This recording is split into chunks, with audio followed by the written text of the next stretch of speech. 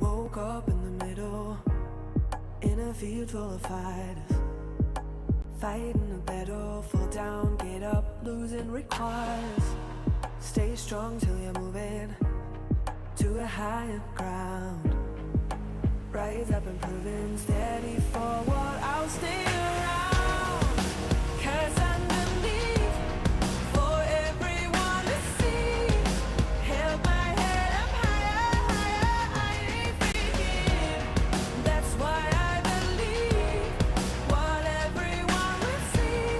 Together we'll be better, never break, we'll make it stronger, stronger, stronger. Together never break, we'll make it stronger, stronger, stronger. Together never break, we'll make it. Put your armor on, setting the game straight, something to hold on, 'cause I count on checkmate. You won't be alone, we'll be standing tall till the day is gone. You find it all the way up. 'Cause underneath, for everyone to see, held my head up higher, higher, I ain't freaking. That's why I believe what everyone will see. Together we'll be better, never break, we'll make it stronger,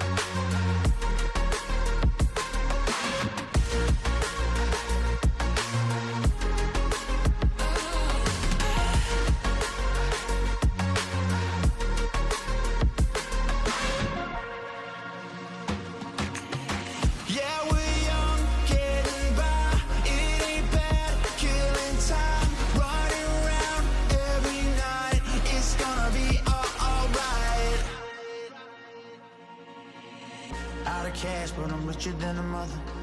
I've been down, but I'm finally out the gutter. Got a crew, yeah, we rock it like no other. Yes, I'm proud of my sisters and my brothers. Strangers now, gonna be the best of friends. Celebrate like the story never ends. Word aside when we're stepping on the scene. Word or not, like we're living in a dream. Oh, so young and free. We got the keys to the whole city. Oh, so young and free. We got a good thing, you and me. Oh, so young and free.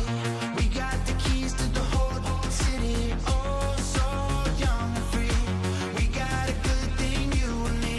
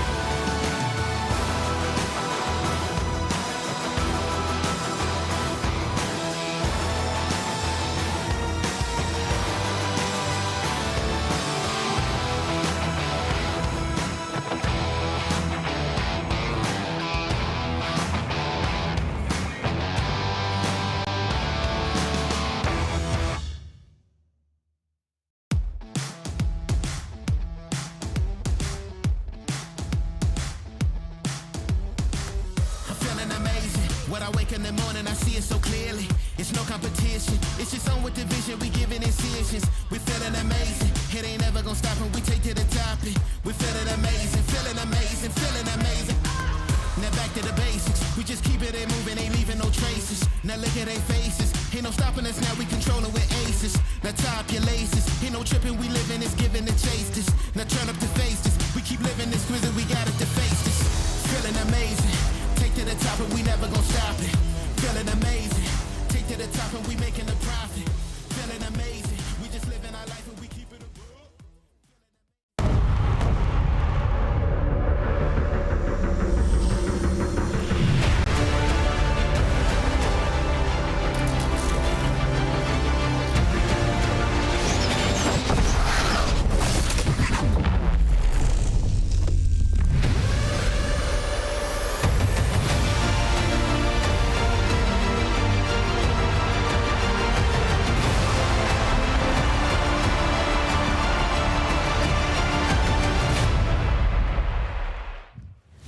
Welcome back, Rocket League fans. You're watching the FIFA E Finals 2024 in Riyadh featuring Rocket League. Yesterday, we went all the way through Group B, all the way through Group A, and we got a ton of results. But today, we're running it back to make sure those results check out. You want to finish at the top of your group if you're hoping to make it to Saturday and then Championship Sunday. And today, don't forget to send your energy to all your favorite teams because the ones at the bottom of the group, well, they're becoming spectators after this. I'm your host, Rachel, aka Seltzer. It's a pleasure to be joining you, especially because I've got my group of geniuses once again on the desk. They're going to be taking us through the action. I've got James Bond, I've got Achieves, I've got Jorby. And gentlemen, we had a heck of a day of Rocket League yesterday. Oh, yeah. I mean, lots of surprises. Take your pick. My favorite was Team Netherlands topping out their group. Didn't see that coming. But also Turkey with some surprise wins. We saw them get that draw with Brazil, which nobody saw coming. No expectations, and they've put up quite a fight. So well played to them, and there's been a lot of excellent Rocket League played. And I'm looking forward to more. Yesterday, you get the appetizer. Today, first course, and then we hit the entree a little later. I mean, it looked like France was just going to run the entire table in round robin yesterday, and then Brazil showed up, was able to take a draw against them, and also Germany drawing against Saudi Arabia. Now, Saudi Arabia draws all day, but Germany, I mean, that was crazy. I wonder if they can do that again. Absolutely. So many storylines coming out of yesterday. So much remains to be written today, but let's check out the standings and see where things currently sit. You called it out earlier, Netherlands. They thought themselves the underdogs, and yet no one is above them now. Another day, though. Let's see how the results pan out, but what can you tell us about yesterday? If someone missed it, that they want to go back, they want to watch, what corner did this turn on in this bracket? Achieves. So what did it turn on? A lot of people expecting Saudi Arabia to have the results that France had yesterday, looking for, dominating group performance. You didn't get that. You got 4 straight draws, and everyone's like, oh no. Is the format playing against them? And then Saudi Arabia says, nope, we've got it figured out now. 3 straight wins to close out the day, cementing a pretty firm position towards the top of the group, but today's another day on the rock. You gotta go out there and go to battle. And England as well, not as much firepower as I was expecting. 2-4-1, I kind of thought they'd have a little more juice to them. Well, to your point, though, the whole day started with England drawing Saudi Arabia. Yeah. They had looked good in that game, so definitely the ebbs and flows for them are interesting. The inconsistency is definitely a worry for England. The draws across the board, so interesting. Also, as we kicked off Group B yesterday, James Bob. Yeah, Group B kind of going as planned. I said it as we were heading into the Group B matches that there was the 3 teams that everyone considered a lock, and it was France, Brazil, and Morocco. And that's the way it's shaped up. And there's really, a battle between 3, 4, and 5 right now for that top 4 spot. I do expect Morocco to make it in, but USA, I lean towards them, but Chile has been hot on their heels, and they have been a lot of fun to watch. Yeah, I started, as soon as Group A was over, I realized, oh no, Chile and Brazil are going to be a lot more dangerous than I gave them credit for, so it's definitely going to be a fight for them. I know Brazil's definitely playing very well and certainly locked up a good position coming into today, but I'm with you. Chile and I'm scared. If I have to play Chile today, I'm not looking Watch out forward for those to it. horns from the bull. Yeah. Honestly, I'm terrified if I have to play Brazil today. You know, after they lost to Turkey, they just went on an absolute tear the whole were way up till they offended. played Morocco. Yeah, I mean, it was insane. I mean, look, it was definitely the most Brazil game that they could have had. But that's the thing is they always like kind of take that personally and they turn it into production, and we saw that yesterday. Well, part of what we have to credit for these incredible games is the format. If you missed it yesterday, if you're tuning in today, or you just want a quick refresher, let's check out the format. First ever FIFA E World Cup featuring Rocket League is a unique chance for players to represent their nation on the biggest stage. Based on past performances and the size of their player base, nations were invited to accept the invite for this inaugural event. The 16 nations which accepted will compete in the competition, with each one choosing their own national team via direct invites or local qualifiers. At the FIFA E World Cup, the 16 teams will be drawn into 2 groups of each 8 nations. A nation will face every other nation of their group in 2 matchups, each consisting of 2 games. The first matchup on day 1 of the event, the second one on day 2. Nations can earn 3 points for a win, 1 point for a draw, and 0 points for a loss. After having competed on 2 group stage days, the top 4 nations from each group will progress to the next round, the knockout stage. If nations are tied on points, direct comparison, followed by goal difference and goals scored, will decide who will make it to the knockout stage. The best placed team in Group A will compete against the 4th best in Group B, the 2nd best in Group A against the 3rd best in Group B, and so on. The knockout stage will consist of quarterfinals, semi-finals, and the final.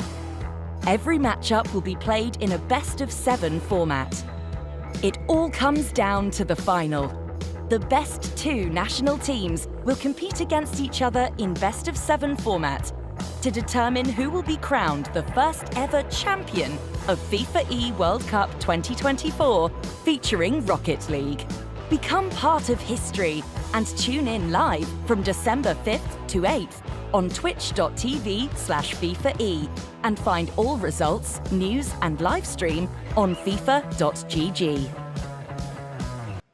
Brand new format for Rocket League competitions. Jorby, how do you feel like it's been working out? Well, I will say this. I was a skeptic of this format, right? Our European talent, they were all about draws. And to me, an American, we hate draws. And I'm like, I don't understand that. But yesterday, sold me completely. Very exciting, quickly going through those games. Best of 2, not something we've ever seen in Rocket League before. This is the first time we've ever tried a format like this. And I think it's delivered so far. Absolutely. Every match, our teams were empowered to bring their best, and to give you a little taste of how good it got, we've got our top 5 plays from yesterday. Let's check them out.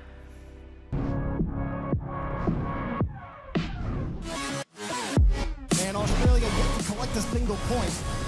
Definitely start needing to grab and Germany are starting to set the tone. Tosh for the first goal. 2 against this Moroccan squad is that defense, that demo, and it's off the post, but the back foot in, steady. And they're not going to get the rebound either. Trevino gets the clear. Yeah, try to continue following this one too. Here comes Floss with the finish.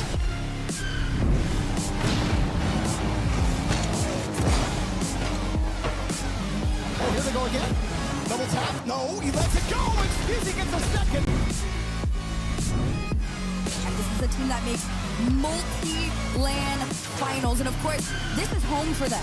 So all the pride in the world rests on their shoulders. And they're going to continue to show why.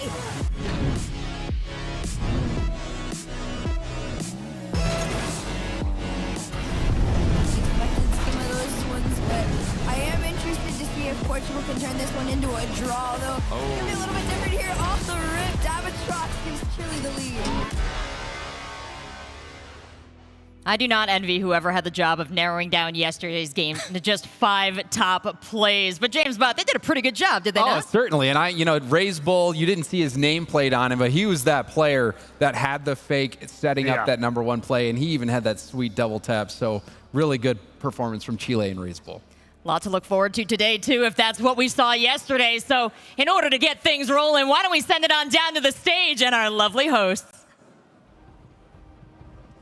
Welcome, welcome, welcome everybody once more to the FIFA E World Cup featuring Rocket League. I am Veracity, one of your stage hosts for this event, but joining me today I have the lovely Milos. Milos, brother, we had some interesting games taking place yesterday. What's your take on them? Honestly, Jasmine, first of all, it's a pleasure to be here with you in Riyadh and get to host some awesome esports, but I was definitely out yelling the babies last night on the flight, 30,000 feet in the air, watching the tournament, and you know what? Those highlights, they really put it all together. If you thought yesterday was exciting, I gotta hand it to you because today is gonna be even better. It's eliminations here for our groups. So let's kick it off first with Team Australia.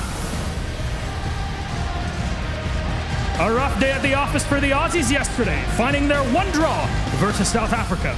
Can they hop out of the bottom four today? That's a question on everybody's minds, but next up we have Team Belgium. Currently third in our Group A standings. They drew against the next team. We're going to take a look at Milos. The real question is, can they do it today? Next up, it's the home host nation, Saudi Arabia. The draw heavy day one did not stop them from heading second place. Will they keep it up and soar into the quarterfinals? For all the doubters out there, it is Team England. They had a roller coaster of emotions and results yesterday, but they managed to walk away with a few victories here and there. Can they give us a repeat performance? Well, they got a tough fight against because it's Team Netherlands. What an opening at the FIFA E World Cup for this squad. They topped Group A, and I have to say, the Dutch flight is definitely filled to the brim with W's. Next up, we have South Africa. These boys need to bring us fire and flair like never before and even have a chance of making a dent in our group standings. It's going to be a rough one for them. On the other side, next team is Germany. The German squad believe in balance. 7-7 kept them neutral in points in day number one. Will they break that also-usual glass ceiling and move into quarters? Milos, our final team from Group A is Spain. They are towing the line of elimination right now, Milos, but the real question is, will they be able to pick it up a notch or two and walk away with some more victories? But I'll tell you what I'm really keen to do. Come on over with me. Because yesterday, England, I mentioned it before, had a bit of a shaky performance. Plenty of draws amongst them. Archie, mate, I'm hoping you're going to give me a little bit more spice for today's games. Come on, talk to me, because yesterday, 4 draws amongst yourself and the boys as well. Why do you think it was you were struggling to keep up some momentum and walk away with more victories? That's the English way. Get a draw. Get a 1 point. That's the English way. All right, but before, you boys were mentioning that it's coming home. Is it still coming home? Of course. It's always coming on. Well, now you boys are known as the E-Lions, representing England, visiting the stadium. There's a lot of pressure on your shoulders. Has it impacted the way you've been performing at all? No. Pleasure as always, Archie, brother. Milos, I'll tell you what have you got for me?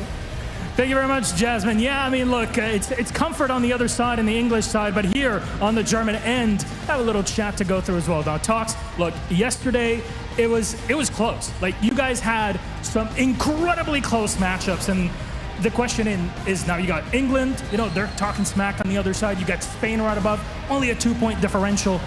What's going to make it happen today? What's the magic for Germany to go into the top 4?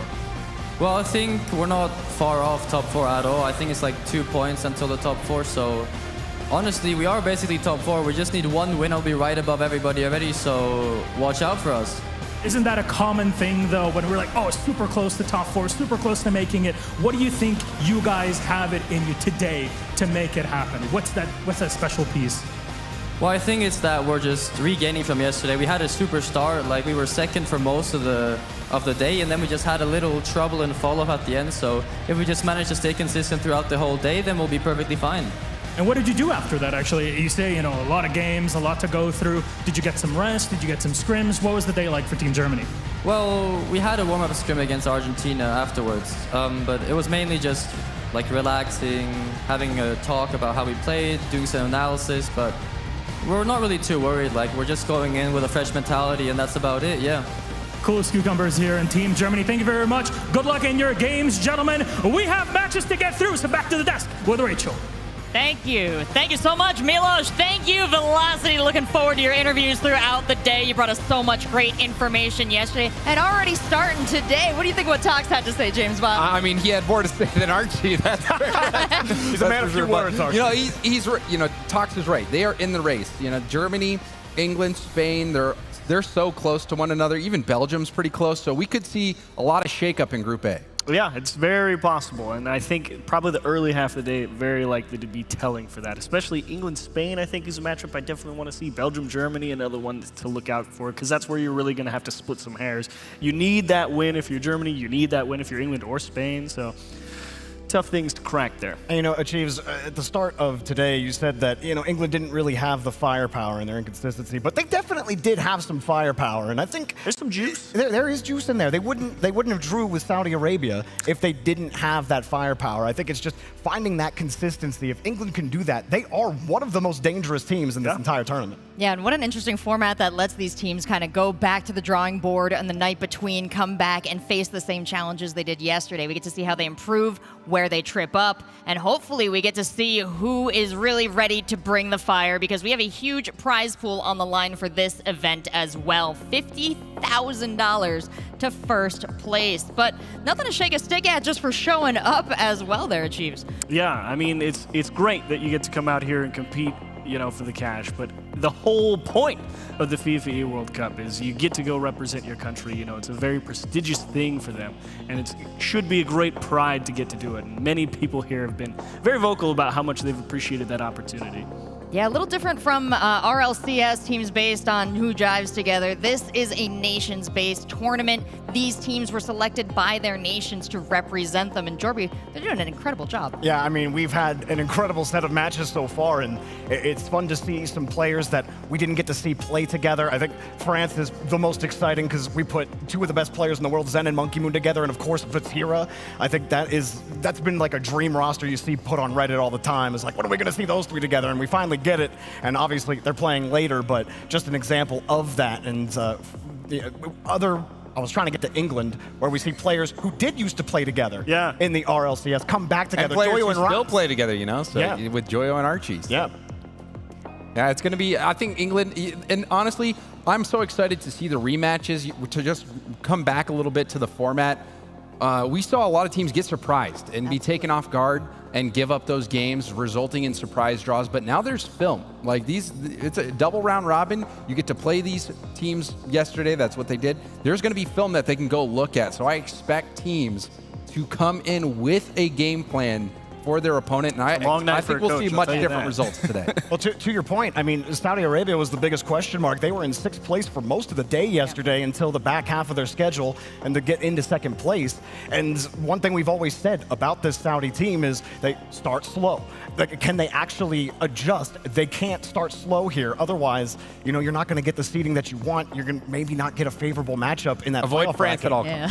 I don't imagine that in the quarters. There's so much that is emerging between these teams over just one full day of gameplay. We have so much to look forward to as the weekend continues. But let's take a look at one of the stories that has already made a huge splash in our tournament. We've got the team Netherlands, who dominated Group A yesterday. Taking a look at the team, the stats across the board here. What's jumping out to you? Well, I mean, just the record, 5-2. This team, 17 points, topping out the group.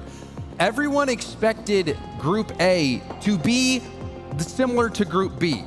With France dominating Group B, people expected that out of Saudi Arabia. And I mean, even if you had to pick the next up team, you might be scratching your head. Maybe you pick Team Spain because you've been watching their recent results, but nobody really would have put Team Netherlands up there to top out the group. So to see them come in, be confident from the very beginning, and especially with Joreuz, who doesn't have the best record for performing under pressure, to be able to come out and get such good results, what a story that was. Well, to compare them to Saudi Arabia is a great call here. A team that came in with a lot of hopes on their shoulders. Wouldn't say they're underperforming, wouldn't say they're overperforming. Achieves. Where would you put it? Yeah, I mean, 4 draws is 4 draws. if you're gonna come out and start slow, at least you're not losing. So you can't hate it, because ultimately the wins are gonna be your big difference maker. And if Saudi Arabia never goes undefeated, they're not gonna get knocked out of the top 4. And one thing I think for Saudi Arabia that's a plus is if you finish first or second in your group, you're going to be playing that third or fourth team. I think finishing top 2 is so critically important. And so they're on track for doing the job that they need to do. What did they need to do? What did they need to go back to the drawing board and work on, in your opinion, Jorby, to come back today and potentially take their group? Where's the Mina aggression? Where's that world-class defender, Roas? Especially early in the day, Roas had the uncharacteristic mistouches on defense, was giving up possession. Jory has punished him multiple times, and that's not what we usually see from this team. They're immaculate on defense. They're aggressive on offense, but they couldn't control the midfield. Teams were getting to them. They were challenging. They were beating Roas there. I mean, we saw Mike Boy beat Roas in the midfield, which is not something I ever would have had on my bingo card. Everyone threw him so many curveballs because everyone's like, we got to go play to win the game. And then as soon as they got an early lead, they're just like, nope, now you have to beat us. And all that aggression and speed and firepower that, Saudi Arabia normally has behind it just kind of ran into a brick ball, ran out of boost, and then just stalled out. I'm back on the other side. So it's like, all right, fine. I guess we're not going to get this done if they don't have to play for a win. Well, so many of these games, of course, come down to individual plays. All our viewers at home on Twitch, across all our streaming platforms and social media, we asked you yesterday, of all the games, of all the teams, who your Axe Player of the Day was. You voted all night long, and it came out overwhelmingly for Zen of Team France. Are you guys surprised? I voted for Zen as well. Good choice. I voted on Twitter. I did vote for Zen. I'll be honest. We didn't get to see every single one of Team France's matches, but they came and they performed. They had one draw throughout the whole day, but 6 wins, 19 points, more points than anyone else. Dominating performance. I think you could have picked Monkey Moon too. You could have picked anyone from France, probably. Yeah, they really were absolutely insane. The only team that did anything to them were Brazil. Yeah, it was an excellent performance from France. They were eating everybody's lunch. Hopefully they didn't sleep too late. Hopefully they finished digestion, because they got a whole nother day to play through today. But now it's time to turn our attention to the Hyundai car and power the Ionic activation. You might have noticed this car in the background of the stream today. We've got it all charged up, because what you need to do to get 1% charge is score 1 goal. So we've added up all the goals from our players yesterday. Let's check out how much we charged that Ionic.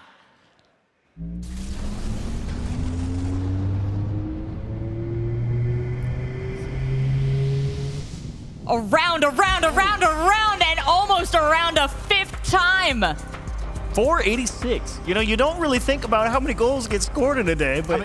226 games yesterday? Yeah, something like that. You do the math. I mean, we saw some goals, like teams putting in like 9 goals in a game. Yeah, we're thinking an average of outliers. 3-4 goals a game would get you around 700 to 800 goals, but that's actually way lower than I would have imagined. Yeah?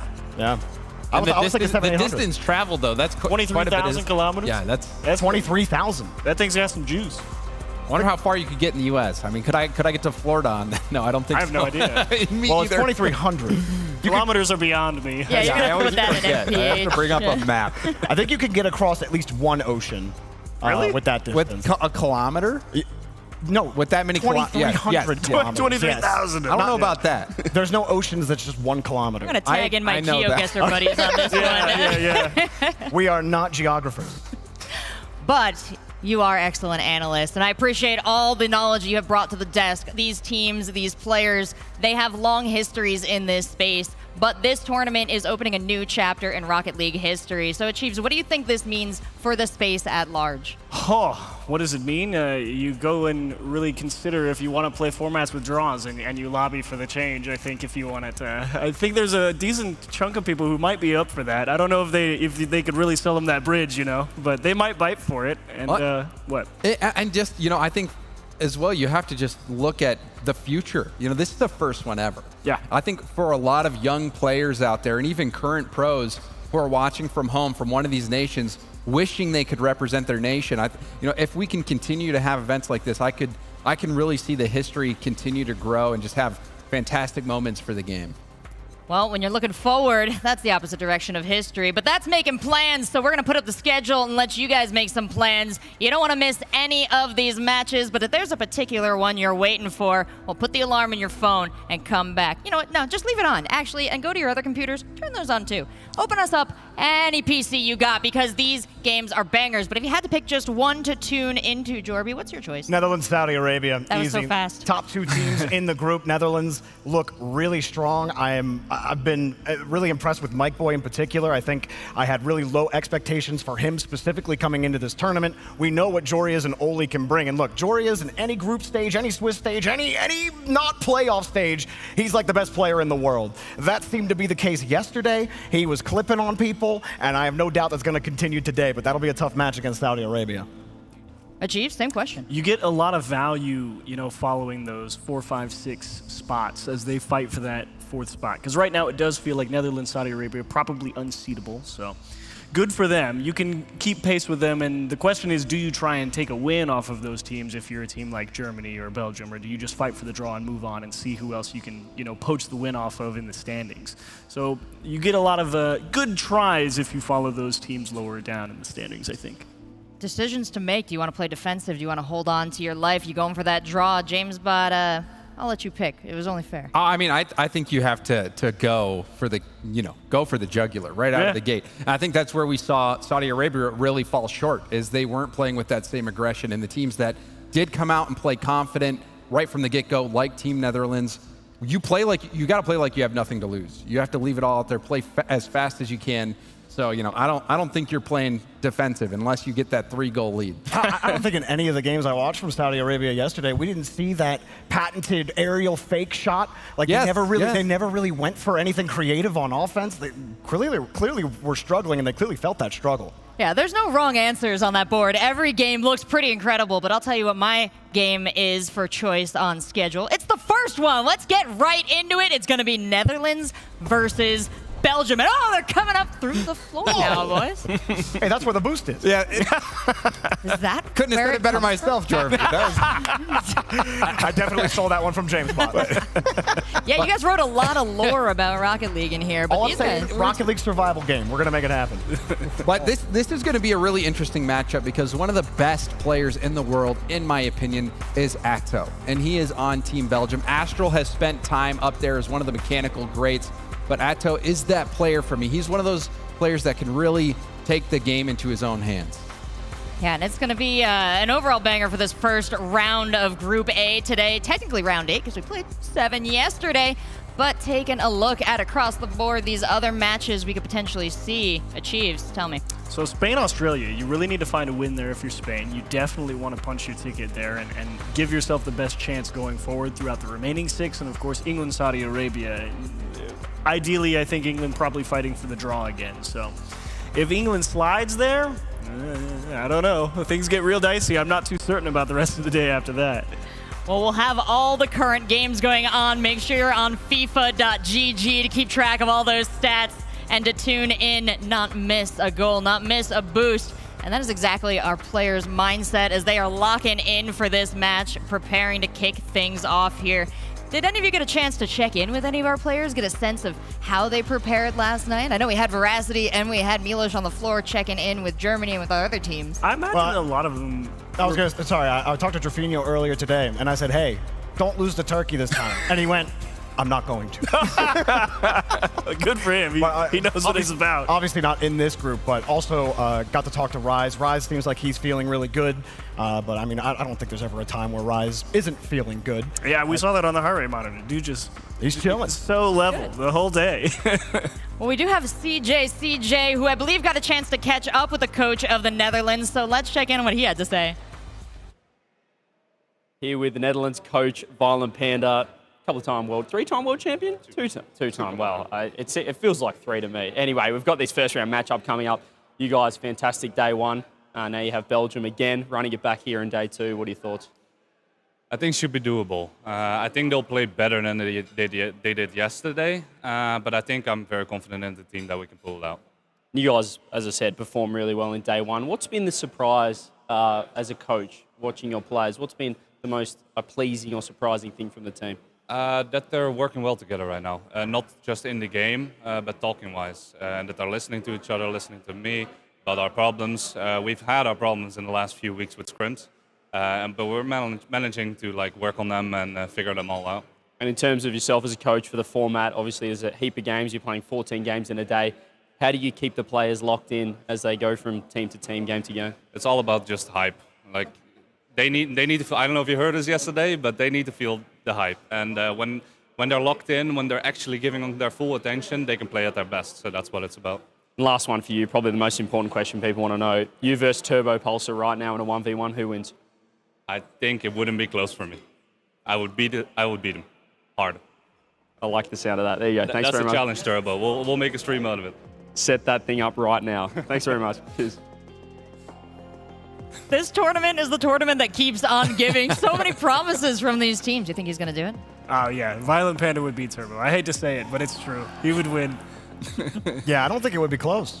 He's been keeping up with it. Yeah, oh, yeah. He's still very his good. Controls, went on the grind. He's still really good. Oh, yeah. Well, and what do you think about what he feels is his responsibility to keep the hype up on Team Netherlands? Has hype been a factor? Your heart rate's pretty chill.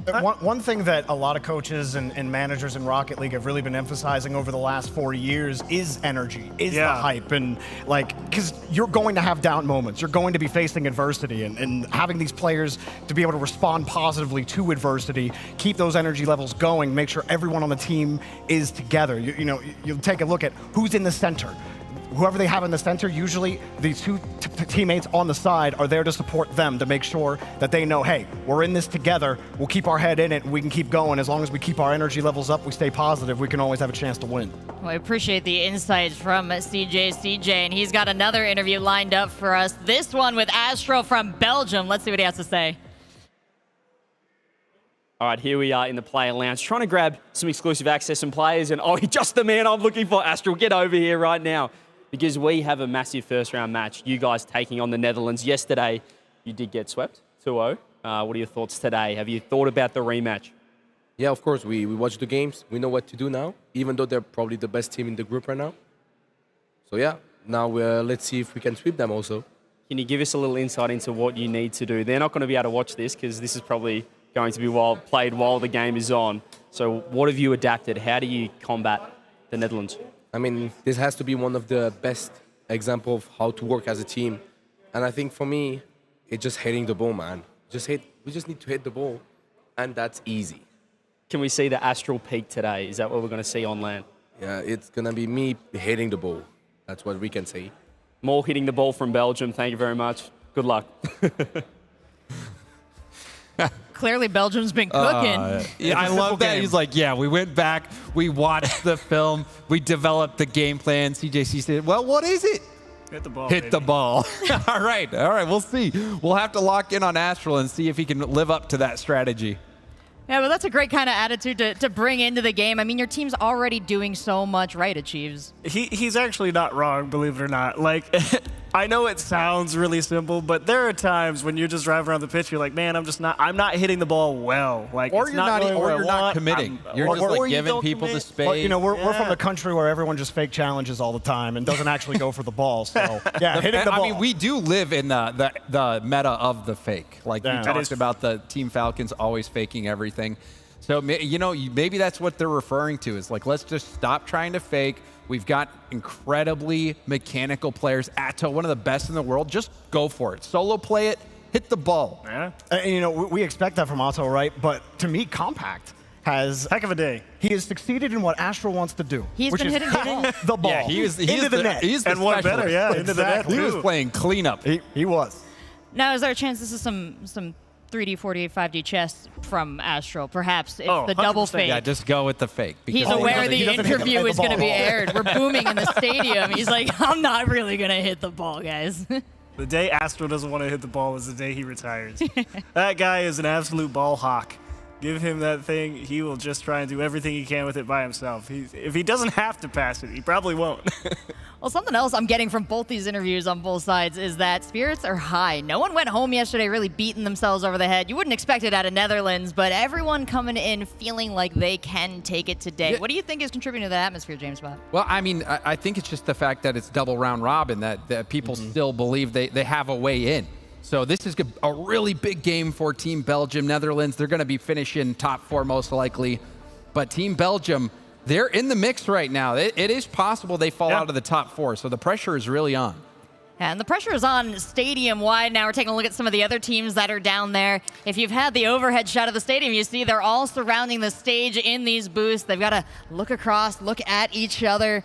And it's been a bit of a different competition environment because of that, Jorby. And I mean, what you were saying earlier about everyone just seeming like the vibes are really solid. And I think that this event being unique, the first time we have a real World Cup with all your countries represented, I think everyone's just happy to be here for that. But they also know today's a long day. It doesn't matter where we are in the standings, we have a chance to make the playoffs.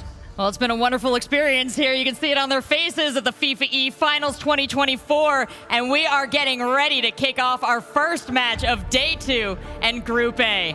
The teams, Netherlands and Belgium. So, if these teams, Spain and Australia, and we're getting right into it. Our casters are down on the floor. The ball is on the field, and it is time to get things started. Let's go, Riyadh. A slight change to the match we were going to bring you. Instead, it will be Spain versus Australia as we see if Australia can turn around. A bit of a shocker, Johnny, on day number 1. Yeah, really disappointing day number 1 for Australia. We thought we'd check in over here and see how their day 2 goes, that they can start off on the right foot. But this is due to Netherlands Belgium match not being ready yet. All the other matches are ready to go. We got 4 matches happening at the same time. So instead of hearing more from James Bott and Jorby, Thieves, we've had enough of those guys. Let's just get into some Spain versus Australia instead. But when Netherlands Belgium does kick off, we'll let you know. I can see Jari is looking at his monitor right now in free play. He's not moving. So is he scoring?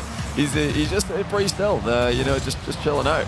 Well, we're going to stay then right here for now as Australia try and turn it all around. They got themselves at least a game yesterday. But we all know, those of us who regularly watch Rocket League, that this Australian roster are capable of so much more for Spain, though. I mean, it was a pretty good day for them. They are well and truly fighting to be in that top 4, currently on the cusp, 1 point ahead of England.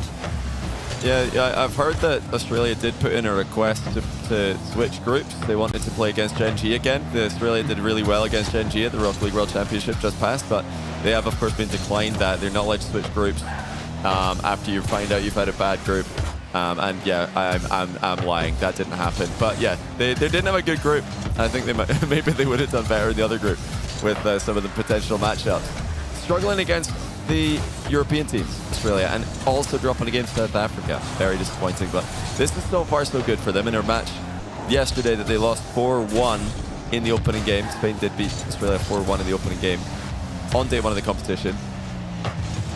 This could be a good start for Spain. Again, it's an opportunity to make it 1-0, saved by Australia. They're hanging on for now. A little bit of solidity will do this Australian team no harm at all. Surviving for a couple of minutes will hopefully put some confidence through their veins as Torsos puts that one to the side. Fever should be able to get the dunk in, and does. He can read this one to the floor, gets the floor pinch. CRR in at the near post, and via a couple of chain dashes, chases down Torsos too. But this is some decent Australian pressure. We didn't see anywhere near enough of this yesterday. And when they did have pressure, did they have that balance, or were they overcommitting? Yeah, I think that really sums it up for me. The main issue that Australia had yesterday is they started off with their usual aggressive offensive style, and it just got them in a bunch of trouble, and that made them doubt their offense. It made them doubt their ability to actually win games. They're defending bravely here. Torsos with a very nice double save there to keep it 0-0 at halftime. Now, if Australia are going to have any success, I do feel like it needs to be relentless offense, but quick recoveries. They need to be back in time to save shots on the counter-attack. They need to be able to help each other out in defense, something they really did have issues with in day 1. As for Spain, their player, in my opinion, with the highest ceiling is Atomic, who is capable of taking it to any team right now. Here comes Stizzy, though, and CRR. It's like they heard me. In the end, it's Atomic, but he hits the post. Doesn't matter too much, though, because Stizzy helps out his teammate. Yeah, eventually they find a way through. Gus is clear, didn't go too far. Atomic it was a good block. Trying to deny the save, actually hit the inside of the post, and it stayed active.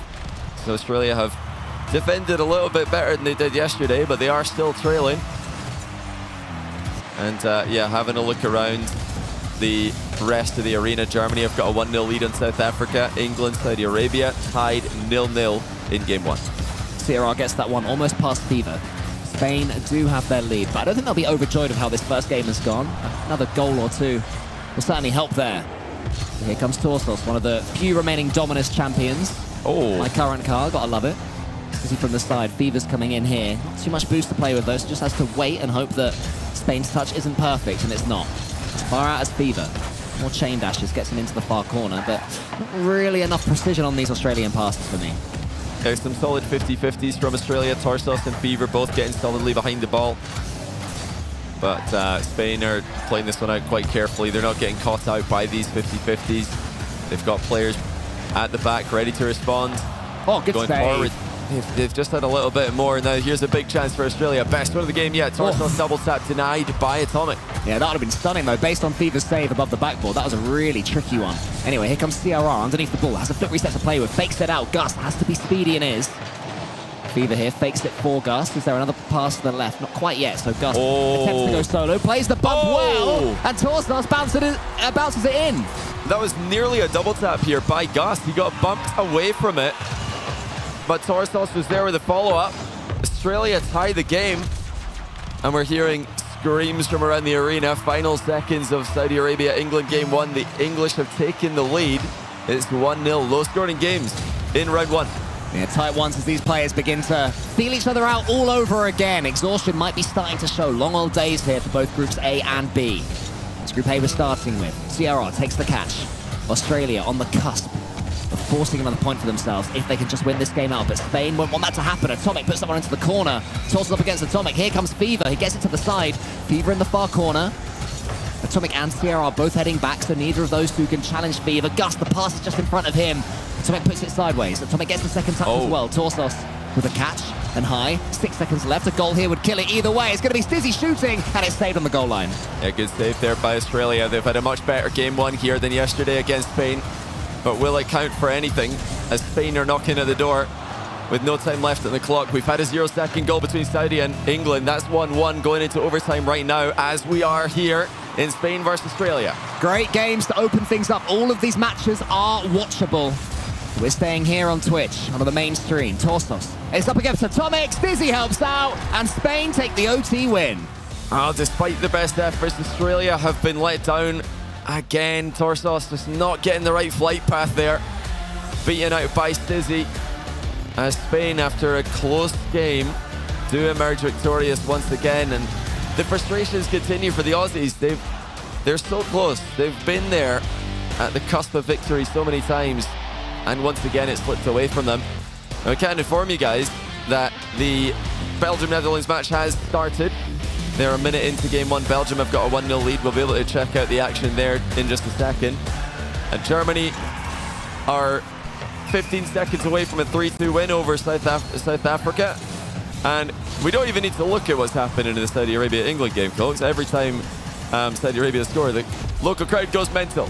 All I care about, Johnny, is Netherlands versus Belgium, in which Astral has just scored a stunner. Talk me through that. I want to see this analysed into the nth degree. Yeah, not a bad goal there by Astral, but yeah, more on Saudi versus England. England losing a 0-second goal and then it wasn't overtime 0 seconds, as well. Actually. It was 11 seconds left. I'll have you know. Zero-ish second goal. Very much zero-ish. Is that going to ruin their entire day? No, because they'll go from zero-ish to hero-ish. So don't even worry. Don't even trip, dog. It's fine. Compact's going to send this one long for Belgium, where we are now applying our focus. I love the fact that there's multiple games. We can just shift. It's like, yeah, let's see what this one's up to. That's what Netherlands and Belgium are doing. This would be a bit of an upset, really, based on yesterday's performance. It would, Netherlands were, I'd say, the best team in the group. Yeah, definitely. I mean, the best team in the group, only France with a better record from day 1. Astral Ceiling pinching that one a little bit wayward, but it's not a bad idea to try and create some more volatility. Astral's always had a knack for being hard to read in land situations especially. I do wonder which teams have done the correct prep. We've seen a couple of the Group B teams already showing up early to do some replay reviews, to maybe get some scrims in before their matches later on today. So the Group A teams that are currently on your screens and are currently playing, they would have had to do their reviews last night, had those discussions late in the day, trying to figure out what went wrong, what went right, how they can improve in day 2. and ultimately make the playoffs. Well, Belgium, I think, are the most improved team. Based on how they started yesterday, there didn't seem to be too much synergy between the three players. In fact, that's what we focused on the most about why Netherlands were beating them, and this was our opening featured match.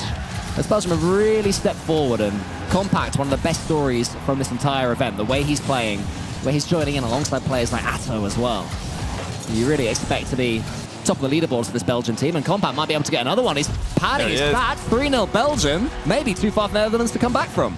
And when we talk about players who have gained the most from this event, Compact has to be in the conversation. Coming into this event, he was a question mark. LAN debut, he's not been, too deep into online EU events either. But now you put him up alongside two players who have had that international success and who have had that online success.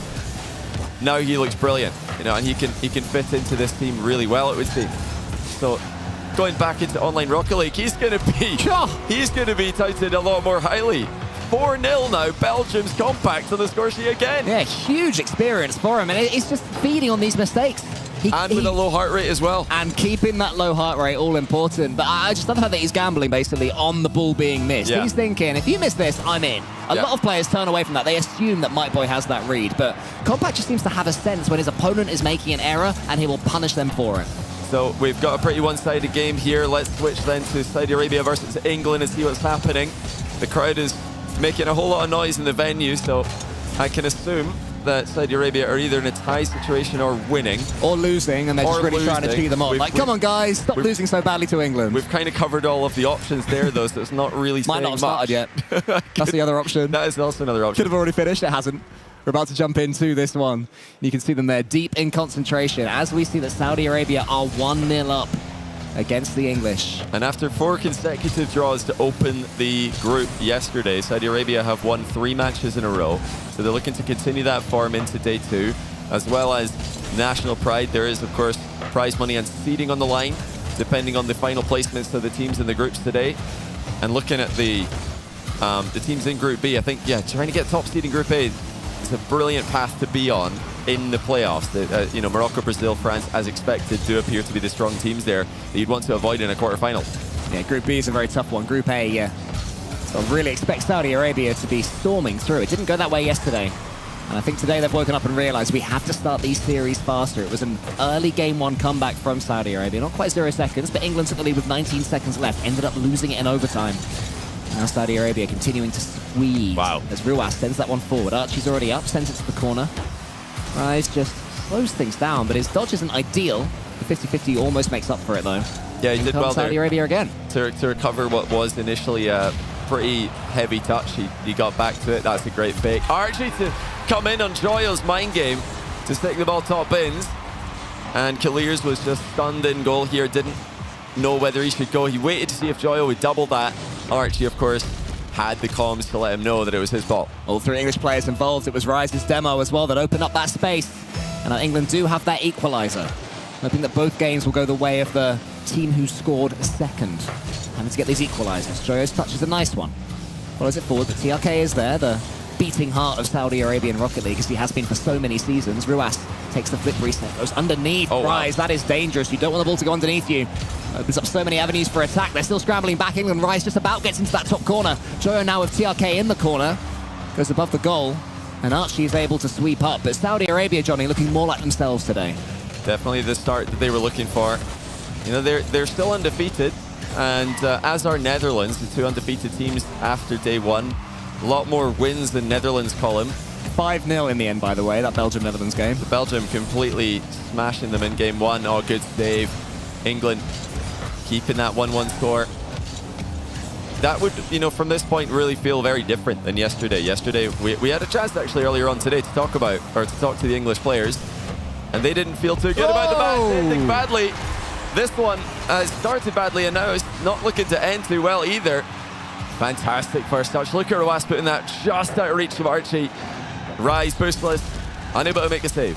Crowd loving it as well, getting behind their boys in Saudi Arabia. The huge double. And Saudi might be about to get another huge victory. And at this stage in the competition, in a group as close as Group A, every victory you can force, massive for your points tally. 3 points for a win, just 1 for a draw. And a really tough situation for England as well. You've got Germany gaining points right now as they're winning their second game in a row against South Africa. Spain looking good against Australia. Belgium looking good against Netherlands. Every result in Group A right now going against England, at least when you compare them to their closest rivals. Netherlands are really only about 5 points away from qualifying to playoffs today. They're extremely close to getting the expected 22-23 is what we think is necessary to make playoffs. They started the day at 17, so they could beat Australia, beat South Africa. They're almost in. Desperate times right now for England. That one goes to the ceiling though. Roas is able to put to the side where TRK was waiting. Rise nips in there ahead of him. The ball is loose. Who's it going to fall to? It's Joy, but the pass is too slow. Two Saudi players read it. It has to be now for England. 10 seconds. At least they have ball control. Rise gets the 50 up against TRK and is able to try and complete the job. Rise into the middle. Archie has a little bit of booster player to go up there. Joyo now sends it long, but TRK should and does kill this one. Ruas doesn't care about the flourish. A huge 3 points for Saudi Arabia. Pain for England. Perfect start to the day, and while this is happening, Netherlands-Belgium is 0-0 in game 2. We're going to get back to that in a moment, though. First, let's hear from Veracity, who's standing by with the winners.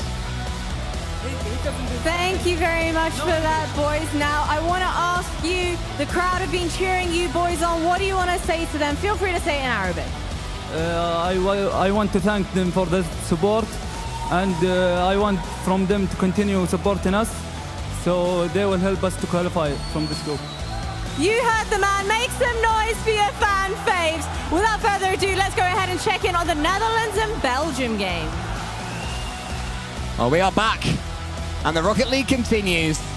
The Rocket League continues here with Netherlands up against Belgium on the cusp of a defeat. Well, not on the cusp. There's still 3.5 minutes left, but you know, looking towards that, they could be going towards their first defeat, the Netherlands. Yeah. And they seemed unbeatable yesterday.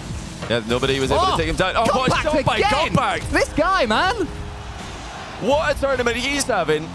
What a massive step up he's having as well. Up immediately for this one. Dusts Mike Boy, but the shot is fantastic. I mean, yes, it's a goal where you expect pros to put that on target, but he absolutely slammed that one in with such confidence. And this is a LAN rookie for a LAN of this level. I'm not sure if he's played smaller LANs in Belgium or in Europe, but to be performing at this level with this level of consistency, I mean, he really is just doing his job so well. When you're in a team with Atto and Astral, you know you don't need to come and be the troublemaker. You just have to be the consistent player and, you know, fill the gaps, which I guess a player like Compact should be able to do quite well. Oof. Well, Atto can score 1 or 2 boomers himself. Almost got that one. Threaded the needle in that occasion. Couldn't quite do it. Oli goes for the little air dribble from the floor. It's saved by Astral. And Compact to the side now, met by Mike Boy. Haven't really heard too much from these Dutch players today. None of them have got particularly involved. That one's going to flash past the post. And he gets himself some boost, sends it into the center. Mike Boy versus Atto. Atto misses it. I don't think that one was intentional, so into the ball will just go high. Atto keeps the attack going. That one was intentional. Leaves it for Astral, and it had to be a huge read there from Oli, I believe it was. You know, CJ spoke to Astral start of the day, and it sounds, you know, pretty simple when Astral's saying, I just need to hit the ball. And clearly they've identified that the problem, or he thinks the problem in day one was that maybe he's trying a bit too much. He's trying to overcomplicate things, and if he just keeps it simple, just simply hits the ball, then they're going to have a lot more success. And even at pro level, that's a good thing to remind yourself at sometimes. And it's amazing to hear Astral say that. You know, a player with such mechanical ability, such a rich history of, you know, clips and amazing goals. Pushing the envelope as well. At the absolute peak of mechanical ability. To show up to a LAN for of this level for the first time in a while and say, you know what, forget all of that, forget my legacy about being the, you know, goal tournament scorer. What a save, by the way, as we're talking about this. He's just wanted to keep it simple and get the win for Belgium. Yeah, having it in your locker without always forcing it can be paramount. Joria shoots, so that one's not quite a pass, not quite a shot. The Netherlands going to have to try again. 1:15 left, Belgium playing it perfectly. They've got their lead. They have their speedy plays. Now they've slowed the game down, just squeezing the life out of it, nipping in there when the time is right. This is Astral playing it simple as you say, Johnny. He doesn't even need the second touch. It falls to a pass to Atto. Is anyone helping Atto out? You can see how deep Belgium are defending. It might backfire, but so far it seems like the smart play. Yeah, once again, it's Belgium with the consistency. It's Belgium threatening it. Astral makes it 3. Netherlands not even remotely close to the team we saw yesterday. This is a far cry from the result we saw yesterday in the opening match. The match order will be the same. The teams are playing each other in the exact same order as they did on day one of the competition. Opening match yesterday, Netherlands comfortably won this one, and now Belgium are completely dominating them. It does go to show, though, for any teams who might have had a tough start either today or a tough few matches yesterday, things can turn around in a heartbeat. You can improve so much in Rocket League, and 3 points that went one way can easily swing right back. Yeah. So for any players watching on who are starting to lose heart, just remember, this is what can happen. Surely not. You are kidding. What a play by Belgium. Asto and Astral with a beautiful team play. I mean, it was almost a team pinch, but they got clean contact on it, so it's not really a pinch, just a point-blank range passing play. And this game's as good as over. It's the last game of the round. Saudi Arabia have beaten England. Australia have dropped 2-0 to Spain. South Africa losing out there to Germany 2-0. And we're going to get a 2-0 here as well in favor of Belgium against Netherlands, who will still lead the group by 1 point over Saudi Arabia. But this is a scary start to the day with a lot of dangerous teams right behind them and closing the gap. Netherlands are going to have to get this one out of their minds immediately. It was a bad couple of games against a team who've come out incredibly strong today. What they cannot afford to do is let it tilt them, knock their confidence, because they were playing with so much of it yesterday. But for Belgium, a statement victory, and one that will do so much to bring confidence through the rest of this event. This is a team who are already inside the top 4 at the start of the day, and now more comfortably inside the top 4. Netherlands have got some work to do, but let's head over to Rusty again, who's standing by with Belgium. Thanks very much for that, guys. Atto, congratulations on the victory, but it has to be said, this is a very different performance that we're seeing. You guys going up against the Netherlands, what did you change between yesterday and today? I mean, we just try to play confident, like we have nothing to lose, and it works, so we keep it up. And for yourself as an individual coming into this, I know there are a lot of people that are expecting a little bit more firepower and fight from you as an individual. Why do you think it might have been that day one was a little bit of a slower start for you? Can you repeat? Why do you think yesterday was a bit of a slower start for you? I don't know, it was the third day of the tournament, like we didn't know to play against them because we don't stream them as much, and yesterday we just learned how they play and we just counter them, so it works, and we're happy. Yeah. Amazing. Well, GG's again. I'm looking forward to the rest of your games. Des, please take it from here. Thank you so much, Veracity. Great interview, great insights. Atto has some interesting stuff to say there, Chiefs. Yeah, he's not wrong. You know, yesterday, got to settle in. We talked about it. Today they said, you know, we just need to play with a little more confidence. Astro said, hit the ball. Dead on the money. That's exactly what they needed. As we take a look around the rest of round 8, I guess. I was about to say round 1, but Spain, Australia, you know, tight matches across the board. And good to see Saudi Arabia bounce back as well, as they definitely took it to England here. Yeah, England, at least in that first game, it seemed like they were going to figure it out again and maybe at least get a draw. But no, Saudi Arabia, they start with a message, which is, it is not going to go like it went yesterday. That's exactly what you want to see from the Saudi Arabians, the favorites of this group, to take it and run away with it. Yeah, we'll see if that momentum carries them into the day. Great momentum into the goals, though, for some of these scores here. Watching the highlights from this first round of matches. Whew. Let's talk about... Can we just talk for a second? I know that this game's up, but I really want to talk about Compact, okay? Yeah. You just see him out there? He was zooming. Dude's a shooter. He was grooving. He got Atto and Astral, and he's like, all right, bro, I'm chilling. Astral's like, we're going to hit the ball. Compact's like, I got you, bro. Come on, man. This is his first international land with a bunch of, like, accoladed pros out here. And he's like, yeah, I've been here, done that. No problem. Dude's a dog. You could have said yesterday was a fluke, but nope. I'm not necessarily convinced of that. He's just a shooter, man. Guy puts it in the back of the net with authority. Good for him. Unbelievable consistency day 1 to day 2. Doing great for his team there. All these teams now, these are the results from our first round today, round 8, because this is a continuation and a run back of yesterday. And we promised shakeups. I'm really glad that we're able to deliver on that. Netherlands undefeated yesterday, only drawn twice. Now they are handed their first loss by Belgium. Didn't realize it was a clean sweep either. Shut out both games. I didn't realize that until I just saw the round results. And oh yeah, they didn't put the. Yeah, that's not a good one. I think it's okay. I mean, Netherlands, they had such a good day yesterday that they really only have to win a couple of matches today to solidify their place in the playoffs. However, you don't want to like peter out like you just sat on a whoopee cushion. You know, you want to be able to have a nice, comfortable chair heading into the playoffs. Well, what I think was incredibly prescient is we put our heart rate monitors on Team Belgium for this match, so I am really excited to see their hearts pumping as they picked up that double dub. And wow, the synergy, guys, that is what matters.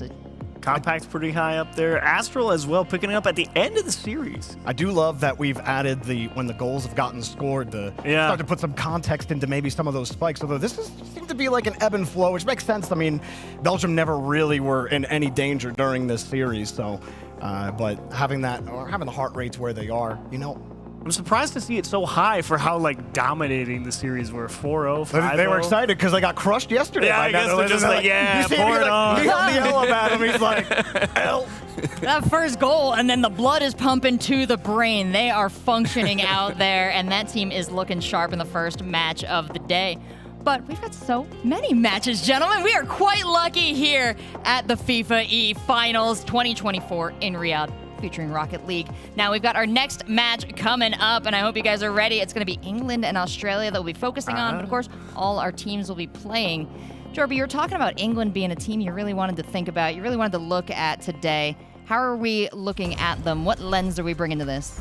You just get something. Get some points. Get some points. Get some points. Solid advice, You're falling Coach. out of the playoffs, boys. You need to do something here. Archie, you're a man of few words, but I need you to be a man of many goals. All right? Joyo, I need you to channel your inner queso. Rise, you're probably doing fine, buddy, but be better. Should I expect a similar kind of coaching from you, Chiefs? That's definitely a Jorby special. That's Jorby only. Mine's a lot more laid back. It's like, all right, guys, it's okay. They're good players too. Good things are going to happen for them. They know what they're doing. They get paid, but so do you. And so that's why you're going to go out and do it better. And that's about it. Yeah, you just watch a Joyo go up. You can catch the ball from any speed. Oh, it's beautiful. It captures your eyes. You can't look away from it. That's the Joyo I need to see. Oh, aggressive dad, chill dad. Not sure what's going to get the teams motivated here, but everyone with another stacked matchup. England, Australia, Belgium, South Africa, Spain, Netherlands, and Germany. Saudi Arabia has got to be my choice for this round to keep an eye on here. How do we think Saudi Arabia is going to stack up against Germany? I think you find a huge comeback win like they did in England. You know, England took a late lead in the first game of that series, and then they tied it up, forced an overtime, ended up winning it. Like, they got the blood pumping early, so you may get the heat here if you're Germany, and I'm not looking forward to it if I'm them. You're going to have your back against the wall, I think, and you've got to have a strong defense if you want to have a chance right now, because they've got started early and they might run hot all day. I mean, listen, I don't know what the Germans put in their broths before they played the games yesterday, but clearly whatever they put on it was working. It gave me a little bit of spice, and that's what I want to see again here against Saudi Arabia. No fear. That when you play with no fear, they have to respond to you. You stop them from being aggressive, you could be the aggressive team.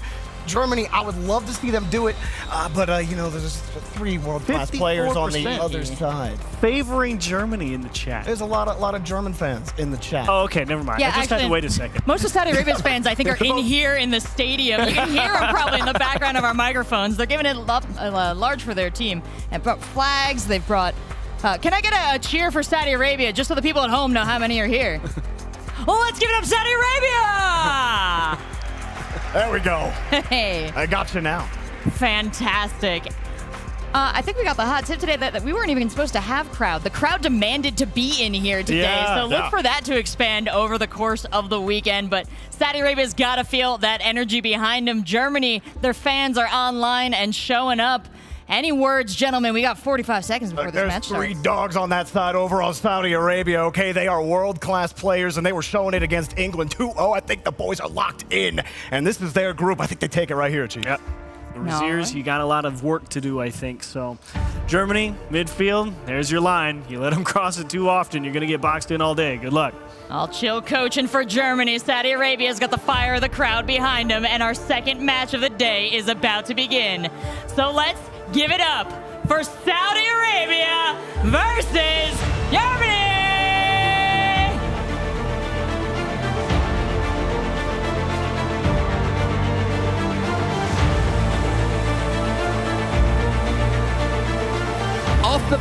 of a huge victory against England. Saudi Arabia coming now against Germany, and if they can keep this going, they are starting to seem like the big, bad, scary Saudi Arabia we all expected. No, sorry, I didn't quite catch that call. Who was it Saudi Arabia just beat? England? England. Oh, it's England. Got it, okay. Yeah, England. Right, good luck to England in the next match Thanks. against Australia. Raziers for Germany with a nice double tap to open the scoring, and that has silenced the crowd right off the bat. Yeah, they were getting going right when it started, and Raziers was like, whoa, sorry. You are not going to storm through us. We are Germany. We are proud Germans, and we are currently just off the cusp of the top 4, and that is not a place where Germany will want to be. Currently 2 points below Spain in 2-0. 4th. And now they're 2-0 up, all the 2s. Just 5 seconds gone since the kickoff, and what a play by Rizix there, diving in on Rawas. Rawas not playing the 50-50 safely. Tox all over it. Now, Germany did tie Saudi Arabia yesterday. They managed to draw against them, which is a great result for them. And I think same again today. If they can get a point, that would be a solid result for them. Their, big matches, the big swing matches, are against teams like England, Spain, Netherlands. Maybe not Netherlands are pretty far away, but Belgium definitely. Saudi Arabia, meanwhile, they're hunting down Netherlands, who have had a slow start to today. They're trying to take that #1 spot. They're going to need to do it from behind in game 1. Also, shout out to Team Germany, who are, as far as I know, the only ones whom all 3 are using their country's decals, and I love them for that. So well done, Tox. Well done, Raziers, and well done, Rizex. Bit weird. The other teams, not going to lie, all these other players, bit weird not to use it. Definitely going to actively call that out. So well played, Germany, for that. Mate, when I'm in charge, players are going to have to. And if they cry about placebo, I will just say, fine then. Yeah, going to go and get another player then who's not going to get placebo wearing your nation's decal. Surely that should make you feel better on the pitch. Exactly. Anyway, here we are though. Raziers will be feeling pretty good on the pitch right now. 2 goals for the good for Germany. Killers is trapped in his corner. This one's wrapping around the pitch. TRK leads that one for Ruas. Smart play from him. Ruas has Raziers in front of him. Goes for the 50-50, and it's a good one as well. Just inching towards German territory. Rizex is bumped by Killers too, so Germany not really able to establish themselves defensively. But so far, Germany are doing okay. They're doing more than okay. They are suppressing Saudi Arabia. And this is a team who are known for their defensive ability, known for their counter-attacking ability, so getting a two-goal lead early, it's a long time to hold on to it. But if there's one team who can't do it, it would be Germany. I'd back them to be able to hold on to this lead. And if Saudi Arabia want to come back here, they're going to need to outplay them. They're not going to get any free goals. Although the half rotation is so difficult to deal with. Rizex wasn't expecting that one. Tox is able to get the ball away at long last, but TRK is there. Suddenly we're seeing Saudi Arabia really put the squeeze on Germany as Killers comes in now. Germany not able to get the ball over the halfway line. TRK goes for the little double there. You scored a double like that on the line, haven't you? That little near-post double. I think his might have been on purpose though, so not entirely like that. Germany, they're looking comfortable in defense. Oh, that last touch by Kaliers took it past the defender though. Saudi are extremely committed here. They're running out of boost in a lot of these attacking turns. Kaliers does pick up the 100 at mid. Into the air dribble. Raziers immediately challenges him, and that's going to be a big part of Germany's success. Is getting an early challenge, even if you do get outplayed. Forcing the ball wide like this is fine. That's a lot better than waiting for a guaranteed challenge, letting Saudi Arabia control the match. Well, Germany won't like the fact that a Saudi Arabian player was able to have so much time on the ball there. They have to continue to defend from the front foot, Germany, because Saudi Arabia are starting to just find their way towards the net. Not happened for them just now. Raziers clears it again. Rizex has to be able to get the second touch, or at least a 50-50, and does. Squeezes it past Saudi Arabia, then past another one. Killers into the center. Tox is coming in. Almost a third for Germany. If one thing Saudi Arabia do sometimes lack, it's the ability to slow down the game. Oh, what a save. Saudi Arabia nearly trailing 3 there. Germany knocking at the door with honestly better looking chances to score than Saudi Arabia have been able to create with a lot longer time in offense. Germany just sitting back, letting Saudi Arabia come at them with their last man. Is extremely disciplined from the Germans. They have started off today perfectly, remember, with the win. So this is just going from strength to strength on day 2. Yeah, I adore this game plan from Germany. They're coming in now. They're starting to build up more attacks. And Rizex is so consistent. This is just brilliant. 3-0 now. Rizex dusting Rawas to the play. And then shooting it underneath Kaliers, who expected a top shelf shot.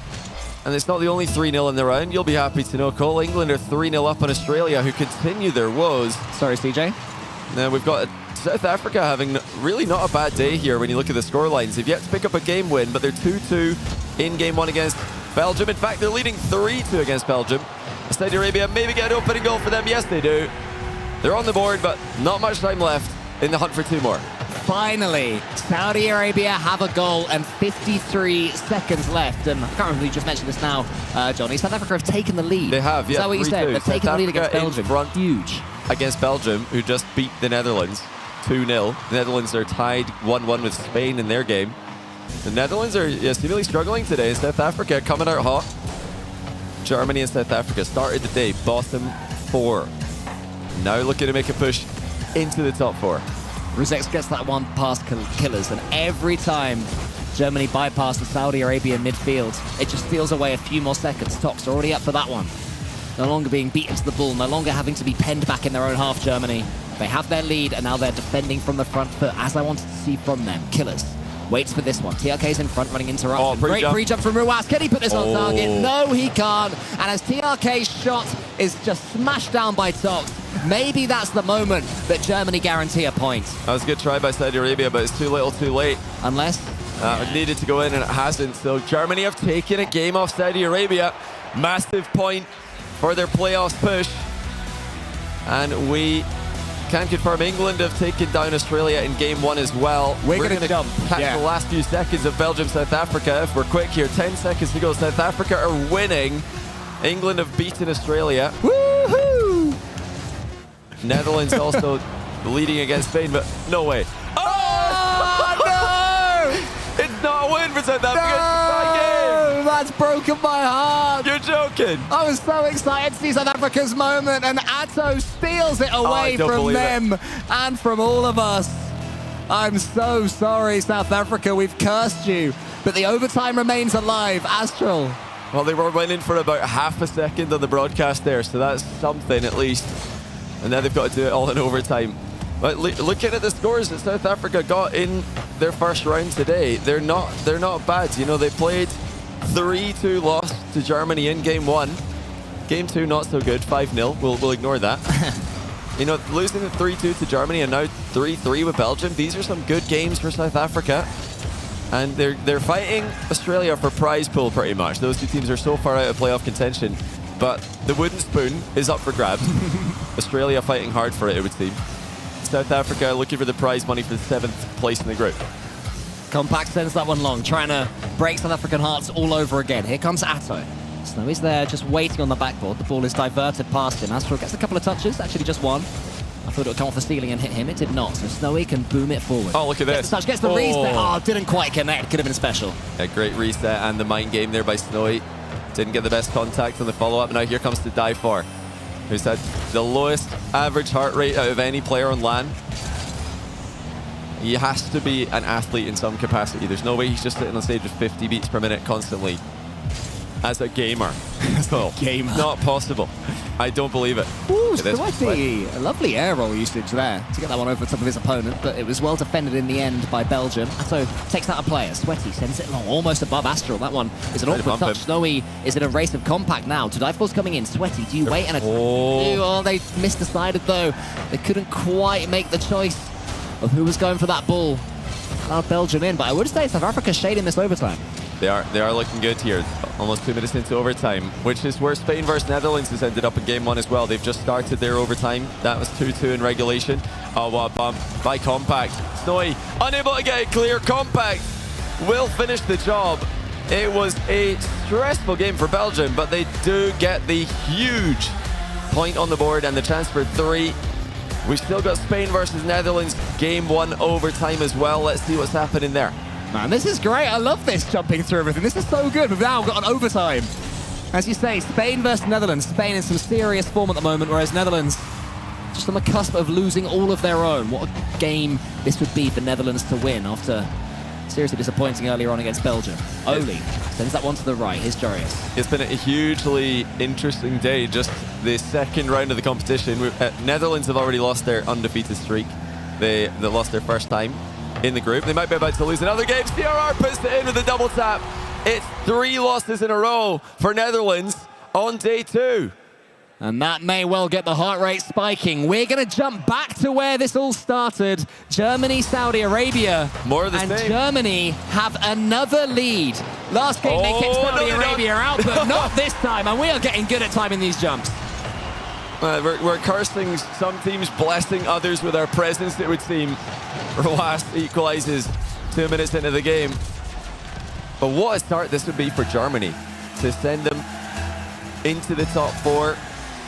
And we thought Netherlands were clear. We thought that they were already through. It's not looking like anyone has clinched it yet. Saudi Arabia could be about to lose their undefeated streak. They've got 4 wins, 4 draws, no losses. The only undefeated team in the group. Germany could give them their first. Razias tries to take out Killers. Tops to the side. Razias is actually taken out by Rizex, so not the cleanest German rotations you'll ever see. Particularly efficient, as you'd expect from the nation. Roas takes his little touch. Tox got him fast, though. Good pace there from Tox. Anyone following up for him? It's just Killers. And Rizex now a few more 50-50s. Saudi Arabia seems to be winning these, and I'd say on the eye test, Saudi Arabia shading it from what we've seen. Yeah, well, it's tough to, have a better looking game when they've scored 3 seconds into us joining the match. But yeah, Germany, since then, have not really created too much going the other way.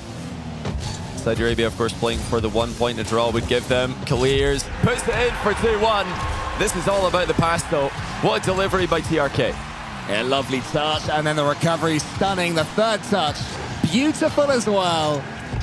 Sewing the needle between German defenders, and Saudi Arabia have a lead for the first time in this mini-series. There's close games all around the group in round 2 of the day, round 9 of the double round robin group stage. We do hope you guys are enjoying the more dynamic approach necessary today to catch up with all the action. There's going to be so many relevant matches today, so many close teams fighting for playoff spots, fighting for top seeds in the groups, and Australia, South Africa seemingly fighting for the wooden spoon as well. But we're going to need to be hopping about between matches to catch it all, and we'll try our best to keep up with all the action as it does come through. TRK sends that one long. Once you get the second touch, can't quite do it this time. And now Tox. Germany for the first time chasing a lead against them in this series. What will that mean? How will that change and affect them? You may have just heard a huge shout behind us. And that's because Netherlands have gone 2-0 up after 28 seconds against Spain. So it seems that Netherlands were starting to get a little bit spooked, in desperate need of a game win. They're going to stay right here, though, as Rizex has control of the ball, has time as well. Tox is below him. Rizex tries to do it all himself, but I think he's just going to push that one sideways. Maybe should have let that one bounce and left the ball after his final hit. Germany will keep the attack going, though. Razias leaves it to TRK. Rizex is coming in. Do Germany have enough? Can they claim a 2-2 draw here? We're into the final minute. Germany, as we've mentioned many times, are so good at protecting a lead, but once they're behind, I think that's a little bit more out of their comfort zone. Attacking into a team who are happy to protect a 1-goal lead like Saudi Arabia no doubt are at this moment. 30 seconds to go. What have Germany got to try and take down Saudi Arabia? It's something no one else has done in this tournament so far. Zias slows it down. Saudi Arabia flash that ball across the goal. Tox builds up a German attack that has to come to fruition right now. Into the center, we've got a pre-flip there from Rizex. He and Razias both charged out. Oh, wow. Oh, but the ball didn't quite fall. It was just too fast. They couldn't get the shot away on target. Killers now can send it long. Saudi Arabia sends another valuable point coming their way. Roas tries to sweep up. As soon as this ball hits the floor, it's game over. It's going to be another draw. Oh, Rizex pops it over, though. Razias another touch. Tox has got nothing. He's picking up pads. He has to until TRK can just send it deep. Tox does do enough to keep it up. This is still danger for Saudi Arabia. Until Saudi Arabia claim their point. Happy days for them. I think they'll take that after game 1. And England have also just beaten Australia 2-0. The pain for Australia continues. England with a little regain there from their poor start to the day. Germany, I think overall will be pretty happy to get a point from this one. Saudi Arabia continue their undefeated streak, but their mission to take top spot from the Netherlands has slowed down for now. Let's go over and hear from them. Veracity is standing by. Thanks very much for that, guys. Tox, commiserations on that match, but all is not lost. You boys kicked it off things today looking pretty darn strong. Do you feel like that gave your momentum a bit of a boost heading into the rest of the day, the rest of your games that you have? Well, I think, to be honest, since we started off so well yesterday, it definitely helped us to like just have a mental reset. Think that just because we ended off bad doesn't mean that we're going to start off bad. So we're just trying to keep the momentum going and follow up from yesterday's start and just end it off on a good note as well. You know what? Good luck, have fun to the rest of you boys for the rest of your games. Let's go ahead and check in with some more games. Spain versus Netherlands. Netherlands 2 goals to the good with a couple of minutes left. A couple of times we've jumped to a series and immediately seen heartbreak for one of these teams. Will it happen this time? There is a chance if Dorian. Almost a hat trick, but we couldn't quite get it at Norcad Netherlands. Yeah, we promise this isn't intentional. We're not timing this when we think a goal is going to happen. But I don't mind it. We do like to see goals. This format's given us a lot of them. Every team pushing hard for wins, not happy to go out with an experimental loss in a series format. This is every game counts. The Netherlands looking to pick up their first game win of the day and put themselves back on top of the group. Saudi Arabia have just tied them for first place, equal, but I think they do have first place outright thanks to goal differential. The Netherlands do need to hold on to this win to go ahead again by 1. I'll tell you what as well, Germany and England will be desperate for Netherlands to keep this lead in this game, because if Spain get 3, we suddenly have daylight between the top 4 and the bottom 4. As it stands, 5 to 6 are pretty close and bunched up to 4. 3 as well. Yeah, Belgium for 15 points. Spain at 14. But Belgium, I think, are about to pick up another 3. Shows how important that 0-second goal against South Africa was as well. Yeah, for Ratto. absolutely massive. I mean, it's enabled them to get more than 1 point. Even if they were to win game number 2, it wouldn't have been worth as much. So really big win there. Now Spain here, not interested in fighting for mid-table spots. They want to make a push to the top of the table, and they're going to need a late comeback to secure the full 3 here. Not looking likely as Netherlands keeping everybody back in defense with not much time left on the clock. Yeah, Mike Boy is going to send that one long. Netherlands more than happy just to slow things down here. Jarius bumps it towards Atomic. Probably won't care too much where this one ends up with 8 seconds left. 9 seconds left, in fact. Netherlands confirm their win in game 2, and they will have to be relatively pleased, Spain, with a point. It's actually a miscommunication earlier, but Belgium are going to be top of the group. Belgium have actually just taken number 1 with a win over South Africa. So what a goal that was that we witnessed earlier on. It actually jumped Belgium from 3rd place to 1st place. Netherlands and Saudi Arabia both drawing has allowed Belgium to leapfrog the 2 of them. So we've got the 3-horse race at the top, then we've got Spain, Germany and England in the middle. It is absolutely insane in Group A. And yeah, the stress there from Oli. They finally got a game win. It starts to get into your head a little bit if you can't get wins, but let's hear from the players one more time for this round. Brassy, who you got? Thanks for that, boys. I'm here with Oli. Talk to me. That game in particular, you boys went from being undefeated to now having a bit of a slower start, a bit more shaky. What do you think the key differences were between yesterday and now today? I think we had to reset a little bit. I think we went a bit too quick with a bit too much confidence, but I think we're back on track. Do you feel like the level of confidence you boys have per game is affected by the opposition that you're facing? Because I know we heard from Brazil yesterday saying, you know what, sometimes we're getting a little bit too arrogant, a little bit too comfortable in the situations and the teams we're facing. Do you feel like that's an element that factors into this too?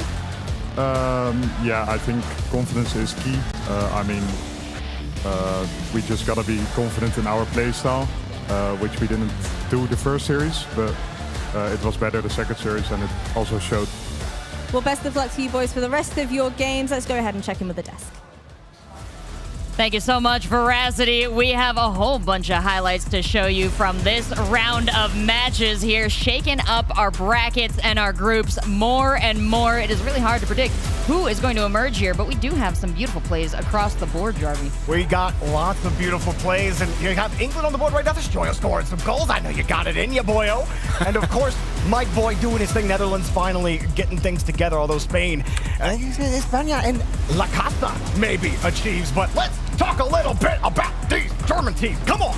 You got Tox in that first game. We thought, no, they're not going to draw against Saudi Arabia again. Surely they won't do it twice. Tox is sitting back. He's drinking his juice. He's sitting on the beach. He's big chilled. He's like, come on, score on me in game 1. You can't score on me. And of course, Saudi Arabia get a game because they're Saudi Arabia. But please, Belgium is also at the top of the group right now. What's going on? It's madness. Pandemonium in Group A early on, and a great job from Saudi Arabia to come back, fight through, and find a win. England able to get a win, much needed against Australia here in this round. Feels a little bit more stable in that mid-ground, so a great position to find themselves early on in the day. Belgium at the top of the group, on a tear early on as well. Good for them. Compact continuing to just score every goal under the sun. And Netherlands and Spain. Spain, a hot start. Netherlands able to rally back there. So slower start like Veracity got them to admit, and that's okay. A little bit of a mental reset. They know what they need. They're about to have a break after this next round as well, so maybe they'll get a chance to find that and come back for the last 4 games of the day. Yeah, put their heads together, discuss some things, maybe a quick look at some VODs there. But you shouted out Compact, individual players across the board really making a name for themselves in this historic first tournament. Round 9, we're looking at the results now, and we just went through them, but my gosh, England's got to be feeling good about that. But that Germany-Saudi Arabia game, what a result. I can't believe the consistency across these 2 days. It held Saudi Arabia out of that #1 spot in the group, and we talked about it on the pre-show. You don't get that #1 spot, you could end up against somebody you don't want to play in the quarterfinals. It's going to be tough. I mean, Germany, though. Big for them. I said they weren't going to do it twice, and then they did it twice. Yeah, good for them. Respect. They were able to do it, and I'm pretty excited to check out. We had our heart rate monitors on Saudi Arabia, and now that we have the goals on the board as well, we can see. Whoa! Everybody's chill. These are resting heart rates. You see that, Seltzer? You see right at the end where that goal scored? That's the, we lost. We lost. Completely deflated. Dang. But only one was able to figure that out. Only RV9 was able to be. Everyone else still had their hopes high. That's where Ross, he's just angry. It's like, how are we losing to Germany? Yeah, Killers is just like, man, come on, brother. It's like slowly waning off. It's like kind of slipping. Killers ramped up. That's what I find ironic after game 1. Right. Like they see they're gonna lose, and he's like, nope. I'm more upset now. Oh, man. Well, the divergence in heart rates does tell a story, as we're trying to read this. And again, we invite you, doctors, nurses, educated who are used to reading cardiograms, tell us what this means. But from our, understanding, the peaks, the troughs, the times they sync up seem to be the times the players are most in sync. They're most feeling the same feelings. To see that divergence in heart rate, I gotta wonder if that speaks to maybe a different focus for some of the players. Well, I will say this, Seltzer, is that I have absolutely no clue what the heart rate means or says. I'm making it up on the spot. If it spikes after a goal, I'm going to assume maybe you're happy. That's if it went probably against good. you, I'm going to assume you're angry. Does that mean that's actually what's happening? Probably not. I don't know. I'm not the expert on that. Yeah, we got to give that info to Veracity. She'll get more value out of it. Yeah, absolutely. Well, we've seen great games. That much I can tell you with certainty. And I do wonder how these players are going to deal with a break, which will be coming up shortly. But we've got one more game to get through beforehand, and we're going to be focusing in on England and Spain for this one. Popping right up out of the boost hole, Chiefs. That's what I wanted to see. I've been waiting for this one because this was where I was thinking, hey, you get to decide who's got a really good chance of securing a good chance. If you find a win here, winning this one, I feel pretty confident about either of their team making top 4 because that's really who you're fighting against. You get a lot of swing value here if you get a win. Well, and does that work the opposite way? If you're not able to clear this opponent, if you're England or if you're Spain, then perhaps the rest of the board is a little too tough as well? I mean, if England don't clear here, they might be in a little bit of trouble. I think they played Australia. They still have to play South Africa, so you expect them to get the 3 points there. But everything else, I mean, it's completely up for grabs. Germany looked good. Belgium looked great. And England, they just, again, the inconsistency. But again, these guys are absolutely world-class players. England could turn it on at any time. What does it take to turn it on, though? Is it coal? Is it oil? Where are we at in the Industrial Revolution? You gotta get the ripcord, just to get it going.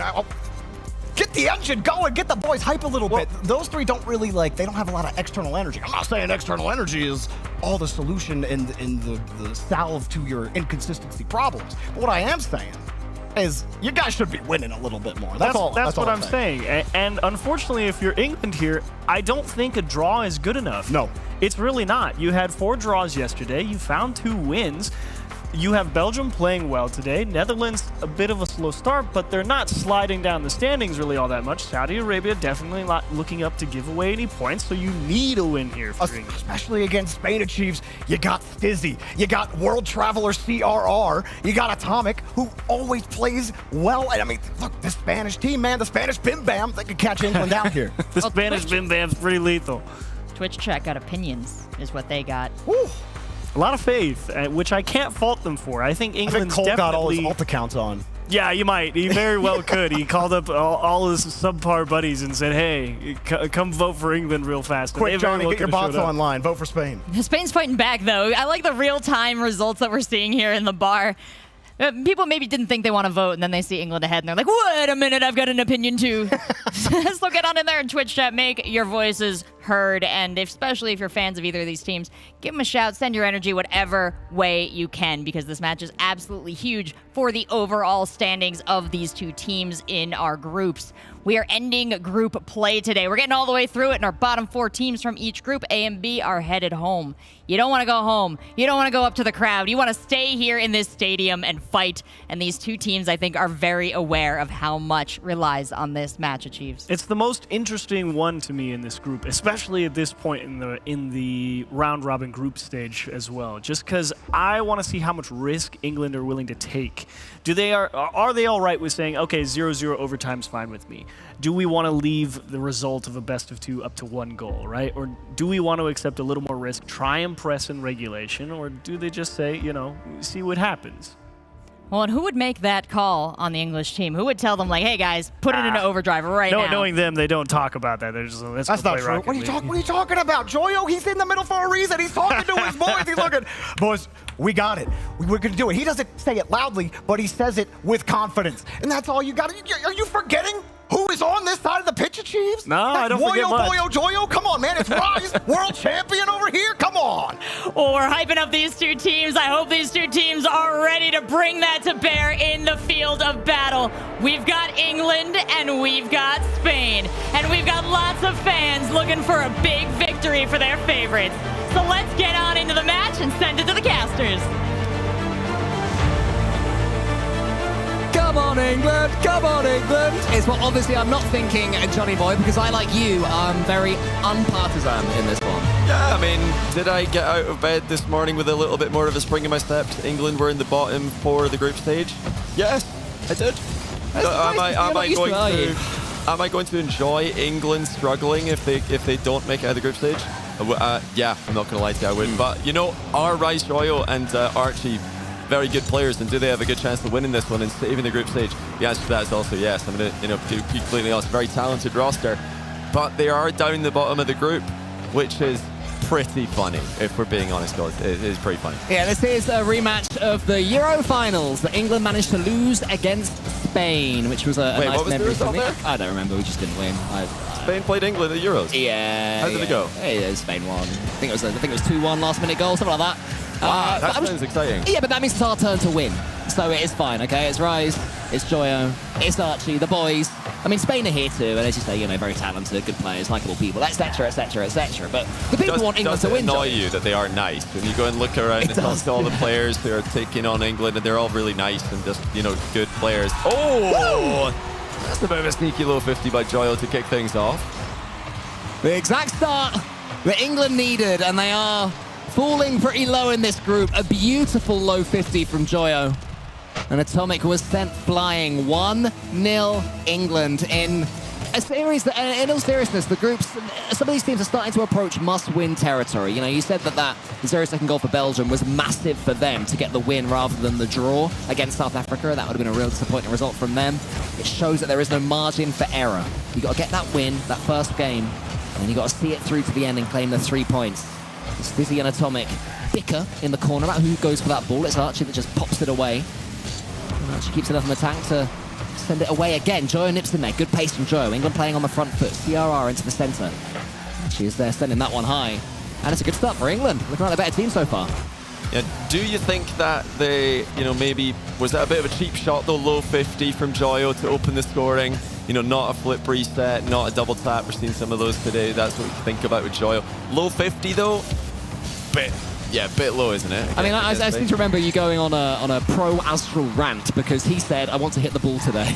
And you were like, oh, it's great that he's playing it simple. Yeah, lots of respect for him. And now suddenly Joyo takes a low 50 and you're all against it. I just don't feel the same applies to England for some reason. I couldn't tell you why. Can't figure on why. Not sure. Historical reasons. What a goal by Stizzy! 1-1, Spain are back in it. That's not what you want to see. The last thing there is CRR. It's decent pace, I guess. Joyo was beaten for the ball and Rise. What a finish, though. I mean, past the keeper, no chance. Just clinical. Yeah. Absolutely clinical by the Spaniards. They always score to Spain against England. And as someone who's from a nation who did beat Spain in the World Cup qualifiers, they've got to maybe get the more rain. What was that? I'd recommend. More rain in Spain. Yeah, more rain. I reckon maybe on the plane. GFH Stormy would have been a better choice for England. Archie, let's be honest, did he even know the ball was coming up here? He's pre-jumped, but was it on purpose? I mean, bumps off the ball, incredibly newbie. Everybody says it, don't they, Johnny? So I don't even know if that goal should count for England, frankly. It's dirty.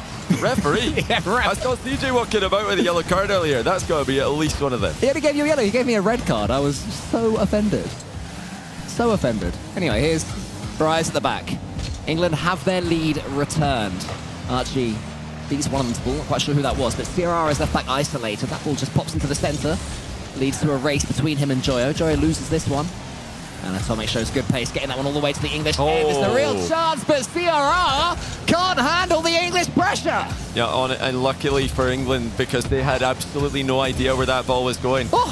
And surely, easy save there for Atomic, and against a pitiful strike out of the English striker.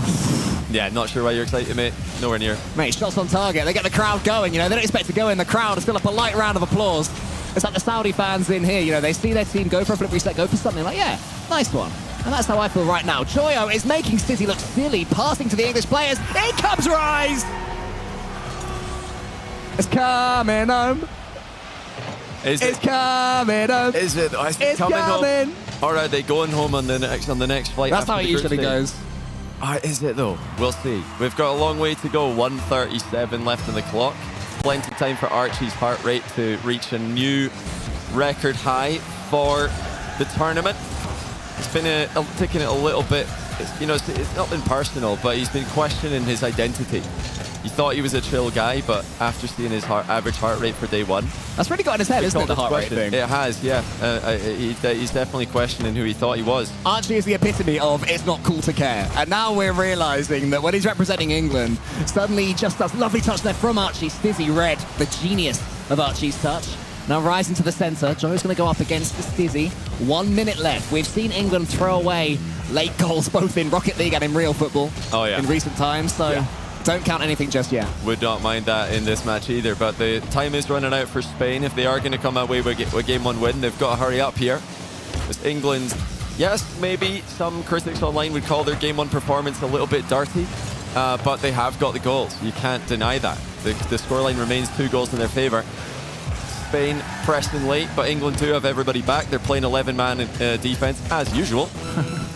And Spain not looking like they're as lively as they were earlier on in the day. Well, they're just being suppressed really by the better, more solid team, more composed. Another demo comes in. They don't like the big challenges, Johnny. They can't hack it, mate. Yeah, rolling around on the floor, these European players. You said it yourself. They can't hack it, but England definitely can. They're getting completely blown off the pitch here with demos. I mean, somebody needs to look into this. It's turning into an absolute procession of English pride right here. But luckily, we don't need to talk about this because we do have other games going on. So yes, England are winning 4-1. Congratulations and all that. But Germany 3-2 over Australia. Netherlands 3-0 over South Africa. And I believe we've got a confirmed result in the Belgium game, Belgium-Saudi Arabia, and the Saudi fans are singing. They seem happy, don't they? I didn't see the score, but I hear the Saudi fans singing, so I think they've probably won that one. What was that about winning? Speaking of winners, any other winners? Yes, I was talking about Saudi Arabia. I think they've just beaten Belgium in game 1.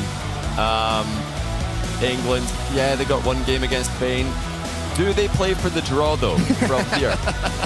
I'll just be like, is it tempting to play for the draw? Do you reckon if they were offered the draw, they'd walk away right now? Take the point. In the words of the wonderful Mick McCarthy, take the point, not even get off the bus. for an away point. Save your energy. You know? We'll take that. Job done. Oh man, Spain got the equaliser. Goal of the match, really, for Spanish me. fans watching were so happy, but it's off the ball play from England. It's ironic that England, the inventors of football, are playing it more like American football, clearing a path for their quarterbacks. Yeah, it's maybe you'd be better at that sport. Maybe you should give it a go. But so far so good for England in game 1, and yeah, not biased or anything, but let's get a little bit more of Spain. Come on! In the second game. Come on! Maybe a little bit more. Do you know what we need?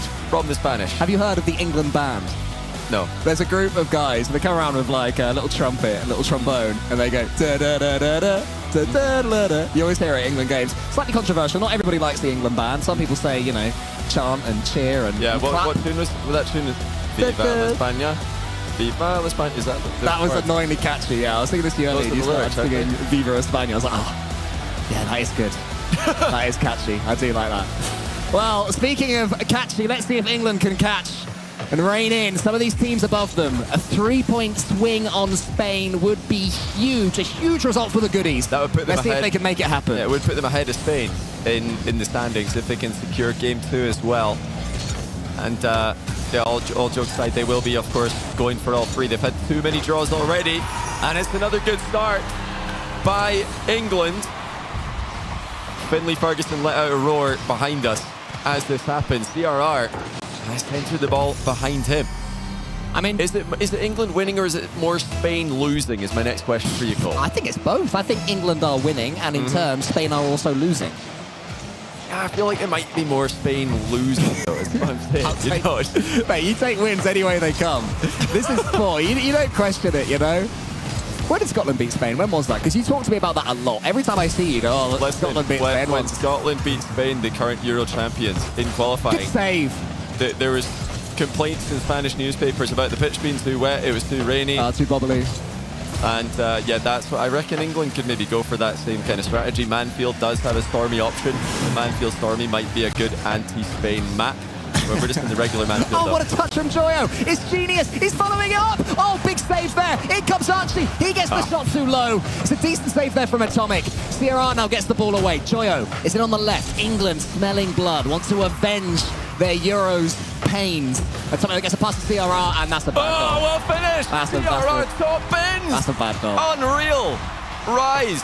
Oh, completely where's that gone? discombobulated. Joyo needs Where's he off to? And CRR spots the opening a mile away. That was like an anti-team play from England. Rise put it in the wrong place, and Joyo kept going for the boost. All right, now we obviously don't want to run with the same script here. It was 1-1 last game. England ran up the score 4-1. Let's see if Spain can get a different outcome here. 5-1. I think the Spanish would take a 5-1 loss at this point after the way game 1 went. A 5-1 win, surely. Yeah, Win I on don't know. I aggregate. mean, you see the heart rate, and Spain's going bum bum bum bum bum. Archie's learned to chill now. He's been like meditating over Oh, listen, I asked him about that, and he said that when he puts on the England jersey, it's a little bit more nerve-wracking than playing at Yeah, no, club level. genuinely, I can see why. I hope that we have one of these again, like a big World Cup. Genuinely, I'd love to see an England-Scotland match at an international event. I also would love to see Kyle Robertson, free Bro. icon. What a deep roster of talent Scotland have got online as well. Next time in, please, get us Kyle Robertson and the boys. That's disgusting! Oh, what a beautiful bump! That's not allowed. Absolutely beautiful. Off the ball play by Atomic. I mean, I hate to call out the admins, but where's the VAR here? That cannot be enabled at this level of Rocket League. Listen, if England are going to play dirty, then Spain are going to fire back as well. England are clean. Beautiful Rocket League from the English so far. England started this. Spanish bullies, man. Yes, Joyo! Come on! 2-2. I don't believe it. It's a really good match of Rocket League. Yes! I don't believe this. What is this? What is I mean, talk us through that kickoff, Johnny. Yeah, talk us through it. Stizzy had no chance. I mean, that kickoff's terrible. It's right over his head. The way I see it, Johnny, is you've ushered in this new era of kickoffs. You made it a big thing. Yeah. That goal is thanks to you. I refuse man. to take any blame for that. That was an abomination. Credit, not blame. That was an abomination. England looked upon the book of Johnny Boy, came up with some strats, and it's got them right back in this one. That was not in there. It's Not in England and Johnny Boy 2, Spain 2. Oh, what an effort there. Joyle somehow saved it. You can't have it, can't have any idea where that was coming from. Spain have just been so creative with their offense in this matchup. lovely fake there from Joyo. Stizzy gets towards Rise. Rise a better touch to the ceiling this time, and Joyo actually had some boost to play with. Actually comes in now, decent 50. One more goal for England, and Spain will really retract into their shells, you feel. Here around the corner. Joyo is already there. Huge defending from Joyo. Following up, it's Archie. That's not rolling in, is it? That's not rolling in, is it? No, it's not. But it could have done. Of course not. Spain easily save another long effort. A hopeful effort from England. And now they look to control the play. Joyo's falling on the ball. Archie pulling up. Great pass to CRR. England are full sending it. What a save by Stizzy. And now the counter-attack commences. Archie off the post. It's back to Stizzy. And another beautiful demolition. I mean, they just have superior physical players on the pitch. I'm on my England knees. are getting bullied. I'm on my knees. There was a genuine chance there from England to sink the Spaniards. Didn't take it. And now suddenly they're staring down the barrel of yet another disappointing point. You have to put teams like this to the sword. If you're a proud Englishman like these three surely are. Rise, he's up. Atomic in front of him, wants to repeat the trick of going behind and then getting a huge goal from the kickoff straight after. Archie nips in there from the side. I'm not sure that was a smart play. Atomic keeps the ball in front of his own net. Joyo is there. 1:15 left, still plenty of time. England still confident, I hope. Just a little addition there. The other sentence there, sneak that one in there. Another excellent save there by Cristiano Ronaldo from Spain there. Cristiano Ronaldo. He's not even Spanish. CRR. Great ball knowledge there, Johnny. Yeah. Oh, nearly there from Archie. Not even close from Archie. Going for bumps again, but CRR dodges out of them. Cristiano Ronaldo is too slippery. CRR surely not. It's beautiful. No. It's beautiful. It's gorgeous. It's such an ugly goal. Look at the ball just perfectly placed in the corner so that it bounces in the middle. That's brilliant placement on the back wall by CRR. And of course he's there with the finish. No nerves. And it's England trailing by 2 as we expected coming into this match. I just can't believe this has happened. I really thought this was the game. I really thought it was coming home. Why do you guys always think that? I honestly, Johnny, I don't know. I think it's because we beat, like, you know, Algeria, and then we get a solid point against Ghana, and we're like, yeah, we can beat Germany in the finals. We can beat Spain, you know? If you can draw with Ghana, you can beat Spain. Yeah, that's what everyone that's the said. difference with the England and Scotland fight. We always think we're going to lose. So we're never disappointed. Oh, this feels like a win for Scotland. Just a few They're the real away. winners, yeah, in the group. Spain stay where they are. England don't quite move up. The real winners, the Scottish. Nature's winners are the Scots. Oh, it's another draw for England. And Spain remain 2 points clear of them in the group. Win 2 games, lads. Instead of winning 1 game, win 2. It seems so easy to me. Like, I'm no coach, but just win both. It is, you know, it is getting a little bit dangerous for the English. They've still got some tough teams to play later on today, and they need wins at some point. Look at them celebrating a point. Look at them. Oh, we did so well. A glorious comeback by Spain. Stealing a point. Who's he waving at? Glorious comeback. Is it you? He's waving at the camera. He's not. I thought he might be waving at the English there. He's waving at the camera. They've got their own crew out here videoing the results. Now let's head over to Veracity. Enough of us. Enough of our bias. Veracity. Give us a trial. Enough of you indeed, Johnny Boy. Joyo, you guys gave us a great game 1. I'm sick and tired of Johnny Boy's slander. He's a non-believer. What do you have to say to Johnny Boy? I mean, he's going to keep hating because he's Scottish, but it's coming home.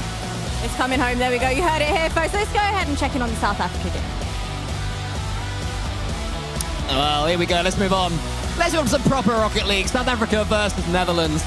Netherlands are on the cusp of getting themselves back to winning ways after playing a draw earlier on. South Africa, though, continuing to compete well, Johnny.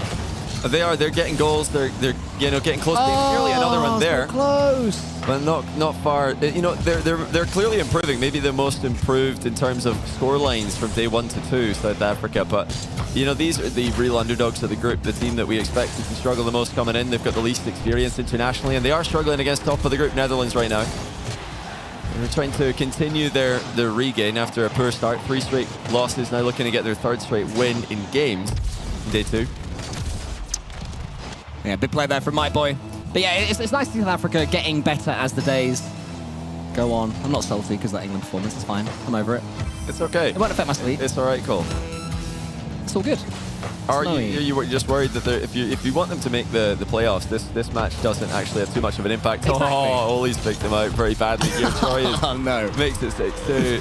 South Africa obviously a bit far away from comeback potential anyway. Yeah.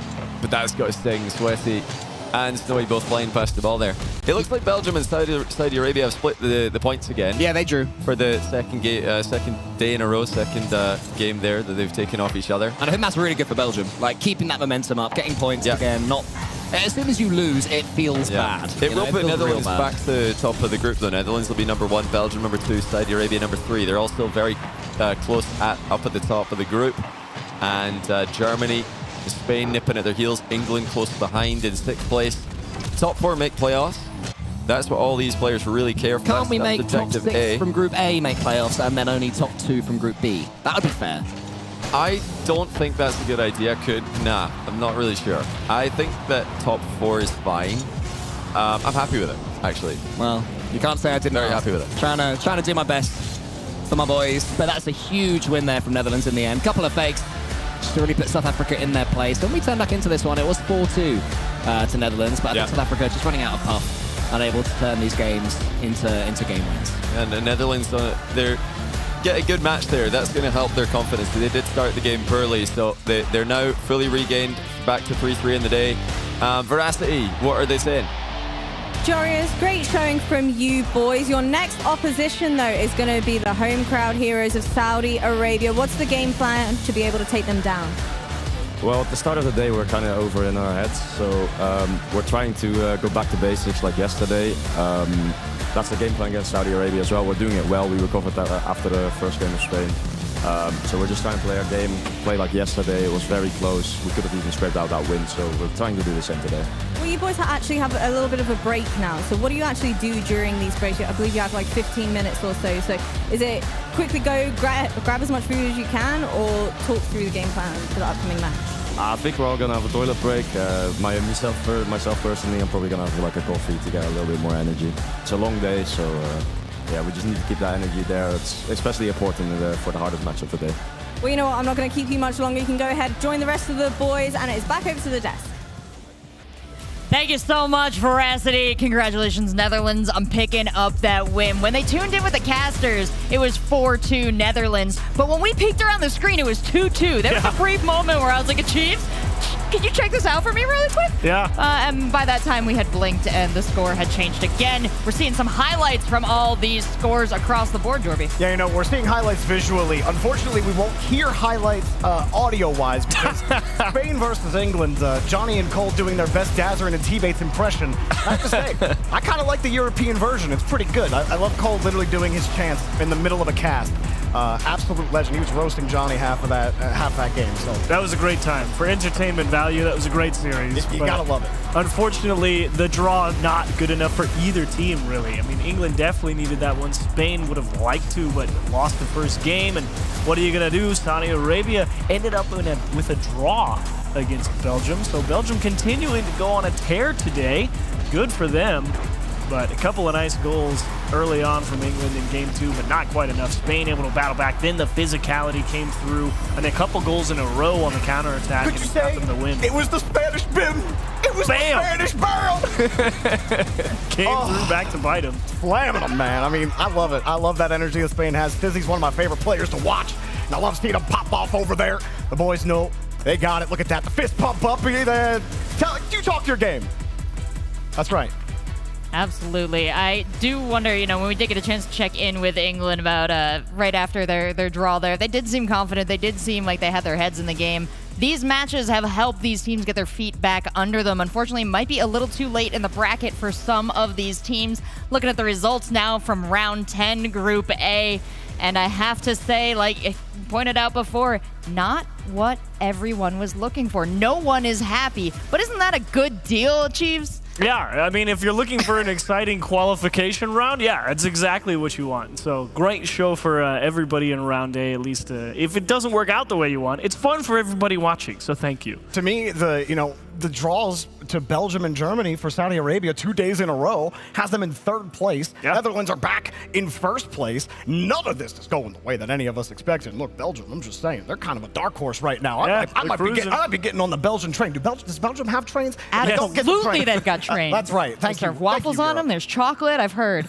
Ooh. Lots of good things about Belgium. They're bringing it to bear here in the tournament. We're taking a look at England and Spain, though, for our main matchup. And we had our heart rate monitors on Spain. I want to see if their hearts were pounding or breaking there with this result. Well, it looks fairly chill. Everyone's a little relaxed through this one, the Chiefs. You know what? That's pretty low key. Low key, no. That's a steady gain right there in the middle. That's a blue chip stock right there at the top. That's right. Atomic's just wired from the start. It's actually pretty impressive that he starts high and he really doesn't go down all that much. He stays up there. Dude's amped up. He likes living on the edge. You're talking about energy all day long, and he's definitely got it from start to finish through that whole one. Yeah, it's amazing that they all had that little bit of a spike on that first goal, and then they're like, oh, yeah, no, we know what goals are. And then they kind of just didn't react to that for the rest of the time. So they've got their heads in the game. I wonder now, with this momentum, we were talking about paths to victory, paths to qualification for the weekend. Spain overall, is this the performance that they need to bring into these next couple games? Is this going to get them there, Chiefs? Is it going to get them in the top 4? A draw there, as I said, it's just not good enough to feel confident. I can't say definitely. If they would have eked out a win, because I guess only England was playing for the win there, but I guess rallying the ship is good. So the next 2 rounds, critical for both teams. Yeah, we'll have to find out how critical. Let's take a look at our standings overall for Group A. They have shifted quite a bit since yesterday, but Netherlands still sitting pretty at the top there, Jorby. And I think for the game that I was talking about, that is the match to watch today, Netherlands versus Saudi Arabia, it's even more important for Saudi Arabia now, sitting in that 3rd seed spot for the playoffs. And Chiefs, you say that split isn't going to be enough for Spain, but look at them sitting in that 4th spot. The Spanish are coming and might be able to make those playoffs. They still got a couple of tough matches coming up. Netherlands, I believe they've gotten Australia and South Africa both out of the way now, so it's only going to get more difficult for them. The rest of these matches are the big ones, and you heard them talk about it. They're going to go drink some coffee, get that energy back up so they're ready to go. Big matches, high-scoring matches, and we have something very important related to every match, every score, every goal across the day today and across yesterday and across the weekend. We're talking about the Hyundai Ioniq. We're charging that up with each goal made. Let's take a look at how many more goals we are pumping into it right now. Look at it go. Juice it. Does it get another? Juice it. Almost all the way around again. That would have been another 100% charge. We almost made it. Yeah, we started at 486, I think, so four and just over 3/4. So I was curious, can you actually get a full charge off of just three rounds? It was pretty close. Well, that's good to know. When you're hanging out, you're playing some Rocket League with your friends, and you plug in your Ioniq. Let's see if it relates to real life. Yeah, now we could get across a slightly bigger ocean. Eventually, we might be able to make it the whole way across the Pacific. Do you know if 2,600 is enough to get across an ocean? It's close. I got to look it up. Yeah. You caught me. I'm sorry. My bad. We're familiar with what oceans are. We're the experts here. But you know what? We're going to go and Google that. We're going to check those facts real quick on Jorby. And I'm not a geographer, all right? You're not, and I wouldn't hold you up to that. Oh, thank God. But we've got a quick break coming up here. We're going to let our teams go, hit the bathroom, as they said, and grab some food. We encourage you to do the same because we have so much more Rocket League coming. Stick around. We'll be right back. Flip over. Nice. He's awkward. Panic up. Go down. I took the corner. Top center. Go block. 9. He misses. Nice. I have. Open. Nice. Vamos! Let's go.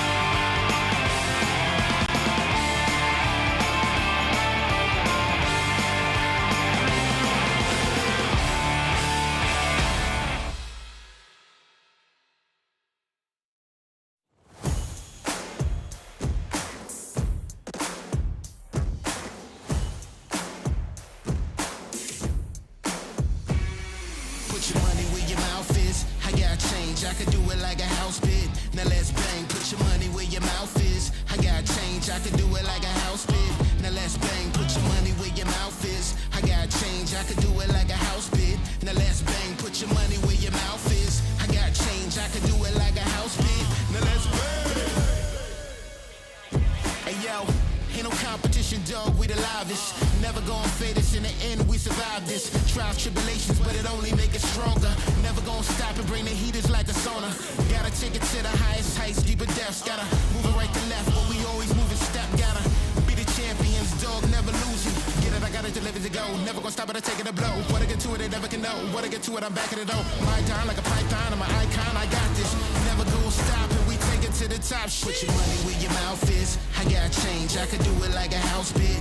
Now let's bang, put your money where your mouth is. I got change, I could do it like a house bid. Now let's bang, put your money where your mouth is. I got change, I could do it like a house bid. Now let's bang, put your money where your mouth is. I got change, I could do it like a house bid.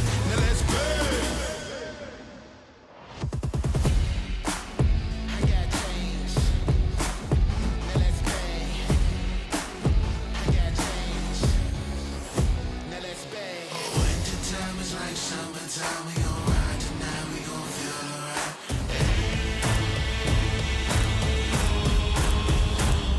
Put your money where your mouth is. I got change, I could do it like a house bid. Now let's bang, put your money where your mouth is. I got change, I could do it like a house bid. Now let's bang, put your money where your mouth is. I got change, I could do it like a house bid. Now let's bang, put your money where your mouth is. I got change, I could do it like a house bid. Now let's bang.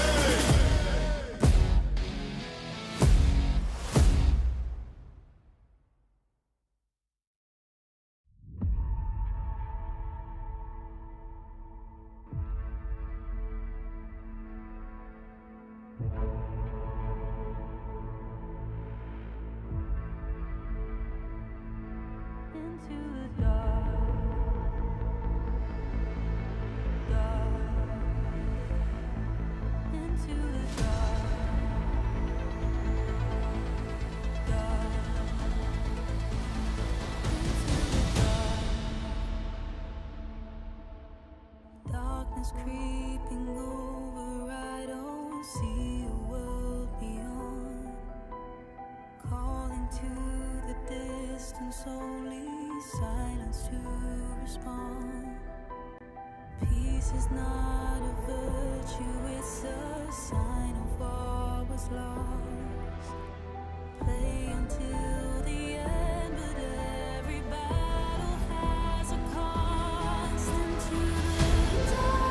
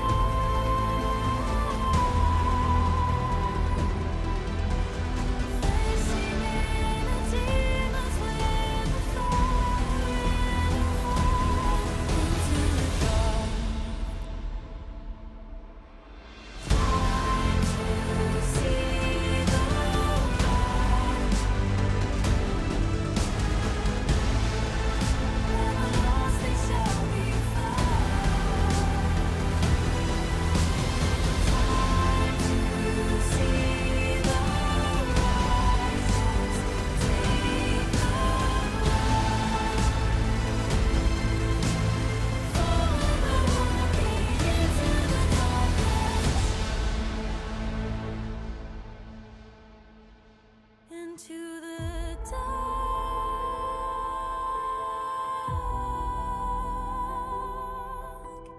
facing inner demons with a fire in your heart. Into the dark.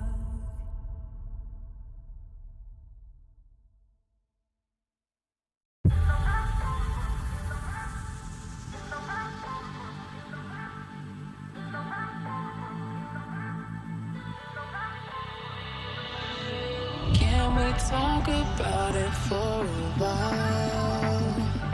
Before we take a chance and do this, before we looking back as foolish. Can we talk about it for a while?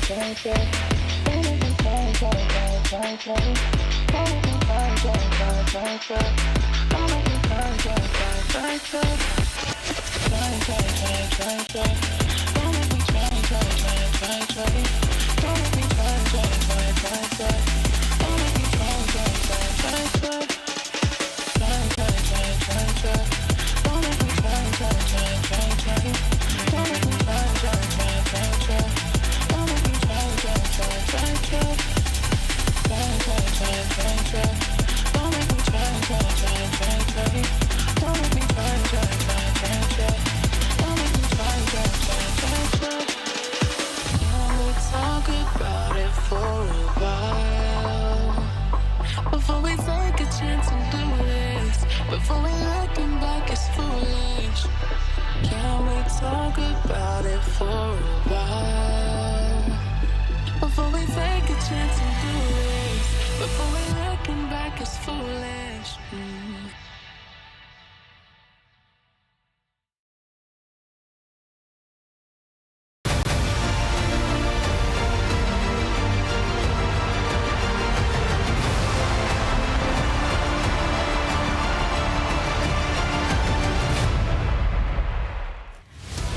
Welcome back to the FIFA E Finals 2024 featuring Rocket League.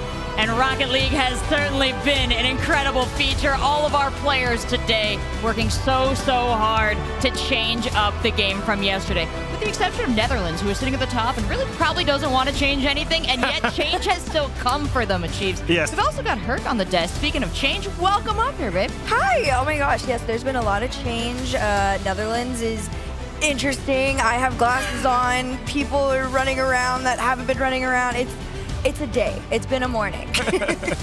Yeah, a lot of stuff going on here at the studio, and it's all been a joy. We have seen some really great games so far, and our players have got to be feeling proud of themselves just for the consistency that they've been able to bring day to day as well, Achieves. We saw some great changes for the positive, and the changes for the negative just seem to be a little bit of math coming into play, a little bit less of anyone failing. Yes, the unfortunate reality is that ultimately you do have to get the points, and yes, the math will have to affect how you guys want to play the game. You hate to say it, but it's true. If you got to play for a result, you got to go for it, even if that's a draw.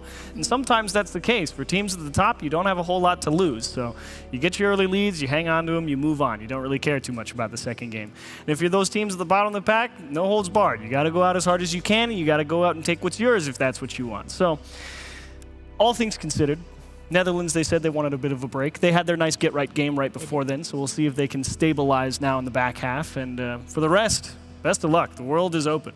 Well, anything that you have noticed, Hercules, it's really stood out to you as you've been watching these games? South Africa? Hello? Hello? They're in I can do whatever I want mode, and they are doing whatever they want, and it is catching people so off guard. There have been moments where, honestly, I wish they would have won and forced the upset in multiple series back there. But towards the end, I think it was the Belgium one, there were so many moments I was like, ooh, please do it to them. They couldn't pull it off. Not quite. Close. They were very close. It makes me very excited for this next round because I think they're going to keep that same energy going forward. Even when they lost, they seemed very happy and excited. So I'm like, oh, they're chilling. They're good. Oh, an incredible team to watch too, especially for that story of their growth over the course of the tournament. If we want to talk about one of the biggest stories of the tournament, it's about to play out in our next match. We've got Netherlands versus Saudi Arabia. We've got the home team looking to pick up a huge win in this group versus the team that is keeping them from it and holding on to that top spot, Achieves. Yeah, great opportunity for Saudi Arabia to take their supposed rightful place at the top of the group, as a win here would give them a pretty good go at qualifying a #1 seed. Definitely what they should be hunting for as well, because at the end of the day, seeding does make a difference. You don't want to play France coming out of the group stage, that's for sure. So Saudi Arabia definitely been on a tear today across the board. So Netherlands, a bit shaky. We'll see how this one comes back after the break. Yeah, this is a very interesting matchup again because of yesterday in particular. Although Saudi Arabia was the team that I did declare at the end was going to come in very, very strong today. They were going to kind of settle in a little bit. The crowd is even louder than they were yesterday. Yeah. So I'm sure they will be feeding into the great energy. Yeah, great energy in here, and especially, as you said, Hercules, directed at Saudi Arabia. They've got so many fans in the building, but we've been asking Twitch chat, we've been checking in across the board with our analysts and everybody who they think is going to win, and support is often coming in from the outside, so we'll see if Netherlands can pick up some of that in this match against them. What else is Netherlands going to have to pick up to hold on to their lead here? Oh, boy. That's a wonderful question to ask. And right now, you're just wondering if Mike Boy can have the same performance that he had yesterday. That's pretty big, because yesterday he was a great defensive force out of the midfield. And if Netherlands is feeling a little bit shaky today, and if they haven't stabilized, you're not necessarily certain if Mike Boy is going to have that same timing, because he may have to be in different spots if his teammates aren't executing. So all you're looking for is a decent floor here out of Netherlands. Keep it within 1 goal, because you can score 1 goal at any time. Doesn't make a difference, but if you start getting ran over, then you've got some real problems. So you're looking to keep things tight. Well, and I talked about asking Twitch chat. Now's a great chance if you're on Twitch to chime in. Netherlands or the Kingdom of Saudi Arabia. A lot of love here for the Netherlands, thinking they're going to stick on top. But that is by no means a decisive vote, and we have no means to determine the outcome of this match until they get it on. Oh my gosh, it keeps swapping too. It went very heavy in favor of the Netherlands. Then we got the 50-50. Now we're back to the 50-50. Everybody is lost. This is how I feel about this match as well. There's moments where I'm like, I feel, you know, based on interviews we've been getting from the Netherlands today, they talked about a lot from Joreuz going back to the basics, especially about what they were doing yesterday, just playing very, very solid.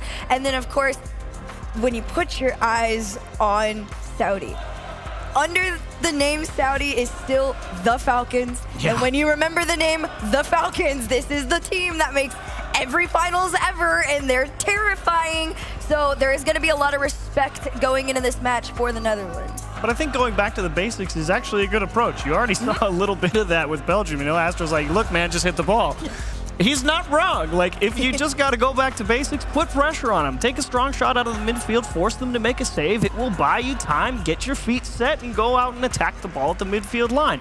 We don't have to get cute here and try and pass it 4 or 5 times. You just want to keep things balanced. I'm noticing a theme. Advice to both teams seems to be hold on to control. Don't try and run away. Don't try and stack points, because that's an easy way to slip your lead and slip away on ball control, slip away on boost control. So these teams are looking to control the field before they do anything else. But Hercules, you got to tell them any other advice there. Maybe stretch. That's helping too. I mean, honestly, yeah, go flex out. Do your thing. I mean, Panda's like looking at him like, yes. What is this? The boos are cold. I didn't expect that. No, but any advice I'd give to both of these teams is just remember who you are at the end of the day. At the end of the day, that's the Falcons. They are the best that Saudi Arabia has to offer. And on the end of the Netherlands, those are 3 of some of the top players in the world currently. Yeah, and they have earned their spot to represent the Netherlands, and they've put on a good show of it so far. So curious to see if they've still got all that attacking power that they had from yesterday, and they're going to need it here if they want to box in a team like the Falcons. Is this a make or break it moment for either team's self-regard? You primed me. You got me. No, it's not make or break, but this is probably one of the most prideful ones. I think if Netherlands were able to take this, this sets the bar for the rest of the day for themselves. This secures them knowing they are back to where they were yesterday. Well, you guys both said it. This is the opportunity where they can truly make a name for themselves. They've had strong opponents, but the narrative is this: Netherlands versus Saudi Arabia. If you're a fan of either team, send them your energy now. They're gonna need it. It's a big matchup. We've also got an incredible set of casters to help take us through it, so you know the hype is gonna be big in here. The stadium is full. My analysts, they're looking sharp. And fans at home, I hope you're ready.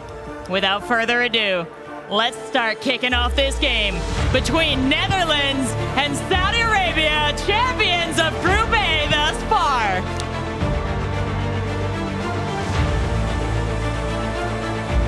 Netherlands stands at the top of Group A, but Team Saudi Arabia, they are gunning for them. Let's get into this match, CJ. Saudi Arabia, the #1 seed, I guess you could say, coming into this one in group number 8. Haven't met that expectation just yet. And this is why Oli off the bat, 9 seconds in for Netherlands. And it was a team play. Jorius down to Mike Boy Monk. Mike Boy launching that up to Oli. Team Netherlands, the team synergy already coming out. Yeah, and they started a little slower in day number 2 as they did yesterday. So we know what it was the Jorius show. Oli popping off as well. Mike Boy filling in the gaps. Today they did get rocked a little bit by Belgium in that first round. They're finding their feet again. They're still in the number 1 spot at the moment in Group A, but we still have 4 games to go. In a great position is Netherlands, at least to make it to the knockout stage. Saudi Arabia currently sitting at 3rd in the group, but they have not lost yet, CJ. Yeah, they're just super consistent. I even speaking to some of the other nations here in Group A, they're actually doubting Netherlands' ability to do this, perhaps when it does get to a best of 5, best of 7 format. I really think they are adopting a bit of a just go, hit the ball strategy, ball chase strategy, but interesting enough, you saw, or you heard from Astral earlier on this morning, that that's what they're going for. Maybe just simplify things a little bit, don't overcomplicate it. Here's Mike Boy, nice redirect, but members of Saudi Arabia back in time. But yeah, Netherlands seem like they really have adjusted to this series of 2 set of 2 format very well. They have. Saudi Arabia, on the other hand, has split quite a few matches. 6 draws so far. Good block from TRK at the midfield. Killers will pick up the ball. Doesn't have much boost. Will flick it into the middle. And TRK is there and receives the pass, scoring the first goal for Saudi Arabia. Yeah, handy to get that equalizer early. Just takes off the pressure a touch. Submitted 30 gone. Nice little infield pass. Nice flick across. TRK does the rest. You get that 1-1 game. No hesitation on that flick. Good job by Saudi Arabia early on to tie things up. Now on the attack once more. Killers. And then pass this off the sidewall. TRK beats Oli to the ball. Killers trying to stay in the play for the shot, but a defender was able to break up the opportunity. Roas, another pass across the middle. Killers is there. Saudi Arabia take the lead. What a set play from Saudi Arabia. Roas off the roof with the reset. Just delays his flip straight across net. 2 in net from the Netherlands. Couldn't get that one out as Killers. Great touch. Back post. Just snuck up behind him.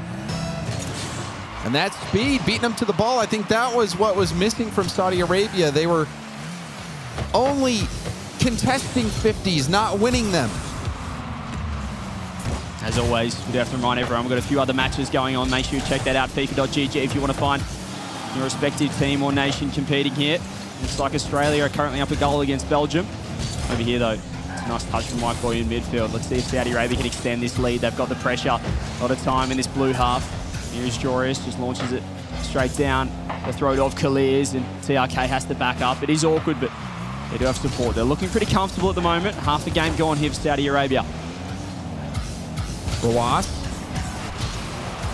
will take over again, pops it up high. Mike Boy first to it, backboard opportunity. It did bounce off the backboard. Still a chance to take a shot, but a little surprising. And now we see another shot. This one goes in. Jorius actually blocked that clear attempt on the goal line. He had no boost. He's fallen off the post.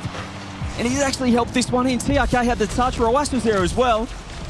Jorius, lucks of fortune for the Netherlands, 2-2. It all started with that missed backboard read defensively for Saudi Arabia, opening up that opportunity for Netherlands, who made the most of it. Just really coming to their own here is another save there from Jorius. Always looking cool, calm, collected on the goal line. I mean, this Netherlands side, led, coached by Violent Panda, really have seemed like they've gelled quicker than other teams, other nations here at the FIFA E-World Cup. Roas Zero boost, loses that 50. Oh, Saudi Arabia in the corner for now. Still 2-2, Netherlands pushing. And surely that two-time World Championship winning experience from Violent Panda going to pay dividends. Violent Panda, still a high-level player as well. I mean, I called him a 3-time in my interview with him. You just assume he's won so many. You assume. I mean, he had a chance. The dynasty, yeah, he's... I mean, just... They did have that undefeated run in going into Season 6 where Squishy was actually able to take him down with Cloud9. There's actually a Squishy Saver title in-game right now that you can claim. Just released 4-3. I mean, Violent Panda, in my opinion, still part of one of the, I'd say the greatest team, the greatest roster in Rocket League history. And now he's coaching his Netherlands lineup, and now they get the lead 3-2. Oli taking the shot. You can see TRK maybe thinking Rawas was going to go for that ball. Rawas started to move upfield. And that slight hesitation and confusion on the defensive end for Saudi Arabia, ends up costing them, CJ. Yeah, just a minute left now. Pressure's on. It's looking as well. England might just be going to overtime against Germany every game. For this English lineup is crucial now, sitting at 6. This is just going to roll just off the post. TRK can deal with it. Another goal could be game over if the Netherlands were able to get this one. Just knowing how important the first game is. The team spoke about the format yesterday, James. It's deflating dropping that first one. Even if you win game 2, you maximise 1 point at the most. For Saudi Arabia, 30 seconds, they have to get going. Saudi Arabia, will they be able to equalize? Final 30. TRK has time on this ball. Opts to take it high. Looks for a hit down to the back corner, but Oli was there and receives it cleanly. Oli going for a 50, happy to melt that time off the clock. 13 seconds now. Roas, 50 by Joris. It's now or never. Saudi Arabia, they want to be able to secure as many points as possible. Joris just keeping that one out. Netherlands just want the ball down here. Going to secure themselves at least 1 point in this series. Rawas can keep it up. One last chance perhaps. It's around Mike Boyd. Killers goes to the fake. Rawas is there. Double block. Netherlands 1-0. We're going to jump on board with Germany versus England, currently in overtime. This is massive as well. Germany sitting in that 4th spot. England sitting in 6th. That is the spot that England wants if they want to make it out of their group. If they lose this game, even if they are to win the next, just securing 1 point, that might not be enough. They need to get every single 2-0 they can possibly get here. So this overtime could decide England's fate here at the FIFA eWorld Cup. And that battle for top 4 is raging. Germany at 16 points. Team England at 14. Archie testing Raziers. Raziers trying to possess it, but loses possession. Rise over to the corner. Team England on the attack for now. Archie to the corner, trying to look for another bump on the backboard. Couldn't find it. I spoke to Rise just after this first set of 3 here as well today, and it's now or never for England. This is where the clutch factor, you talk about the Rise Joyo factor, the Champfield Game 7. They've got to come up clutch here. Rizek tries to get the double 50. Doesn't quite work out, but it really is do or die. They've got 4 games left. They need as many wins as possible. They're in 6th. They're in a rough spot, but they're within touching distance still, as you said, just 2 points away from Germany. Win here. Well, it'll at least get them a point. Joyo opts to go for the mid boost and retreat all the way back. Now we'll move in. Around another. Passes it off to Archie. Archie opted to take the shot, but Rizek was close enough to deny him. Archie still on the ball. Rise now moving in. Rizek picks his pocket. Joyo waiting to see when he can dive into the play. Middle of the field, Braziers pops it all the way to the backboard. A little awkward for Rise. Gets bumped off the ball by Tox, and Joyo will clear it down, but England's starting to run out of boost. Yeah, Germany, great spot right now. Rizek's up, solo play, reset. He's faked one, it's just Archie to beat. Great save.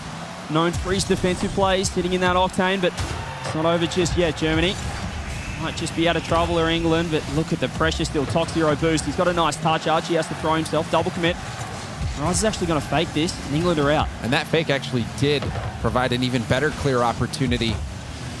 And to have the confidence to fake in that position. Nice. And now Archie finds the gap and wins it for England in overtime. That's just positioning 101 from Archie. Found himself in a great spot. He read the clear. And that is huge for England, at least securing 1 point, potentially 3 if they can win game 2. We're going to jump on board with Belgium up against Australia. And if my eyes are not deceiving me, CJ, I believe Australia won game 1 and has an opportunity to claim a series or a match victory. And Astral's got a different idea.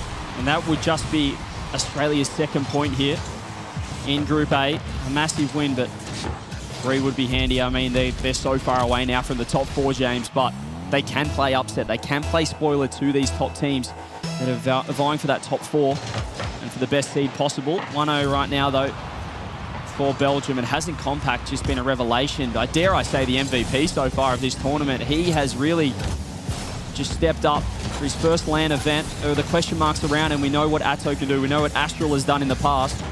But this Wonder Kid is really showing the old boys up.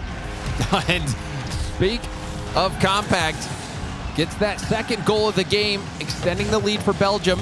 Actually saw Vatira tweet, and he also got the bump from Astral, but Vatira tweeted out, you know, it might be KC Compact in the near future.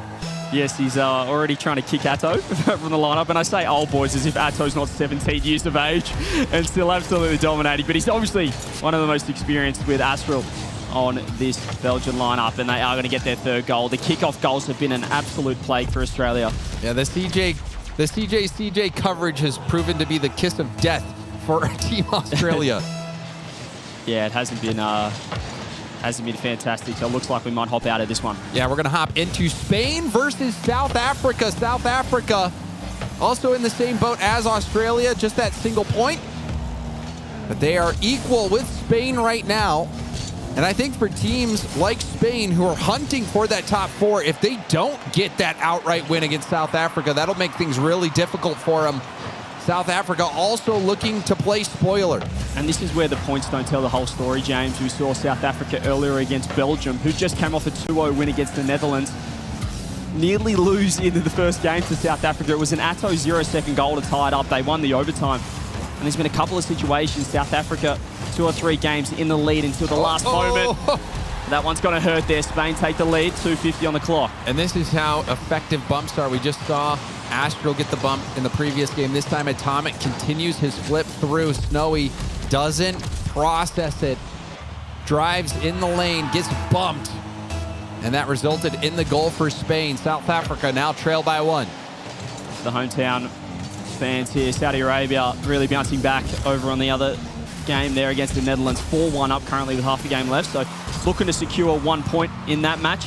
1-1 Germany, England over here. Let's see if South Africa get a goal back, tie this one up. Again, they're really looking to play spoiler. Snowy said it himself when I was chatting to him before this match, James. He doesn't care who he beats. He just wants to cause as many upsets as possible and really shake it up at the top. And also for South Africa, this is a massive opportunity because it's also the Limitless roster that we've seen compete in RLCS as well. So this international experience invaluable, and they continue to improve at a very fast rate. That's what's been really impressive as well. Just their mindset. I think their expectations are never too high, so they're able to keep things in perspective, even when they are, you know, in this case, only 1 point on the board, James. They're still looking to improve. They're adapting. They've spoken about what they want to work on from day 1 to day 2, and we really are seeing the improvements here. Sweaty leading the attack. Snowy. Oh, there's a rebound out to the dive for, but CRR was there. Ended up clearing it out, but we do see some attack coming out from South Africa. It continues here. Snowy into the corner. Atomic tries to take some time. Does dodge the bump attempt and gets a demo going on the other end. CRR, it's an open net thanks to that counterattack.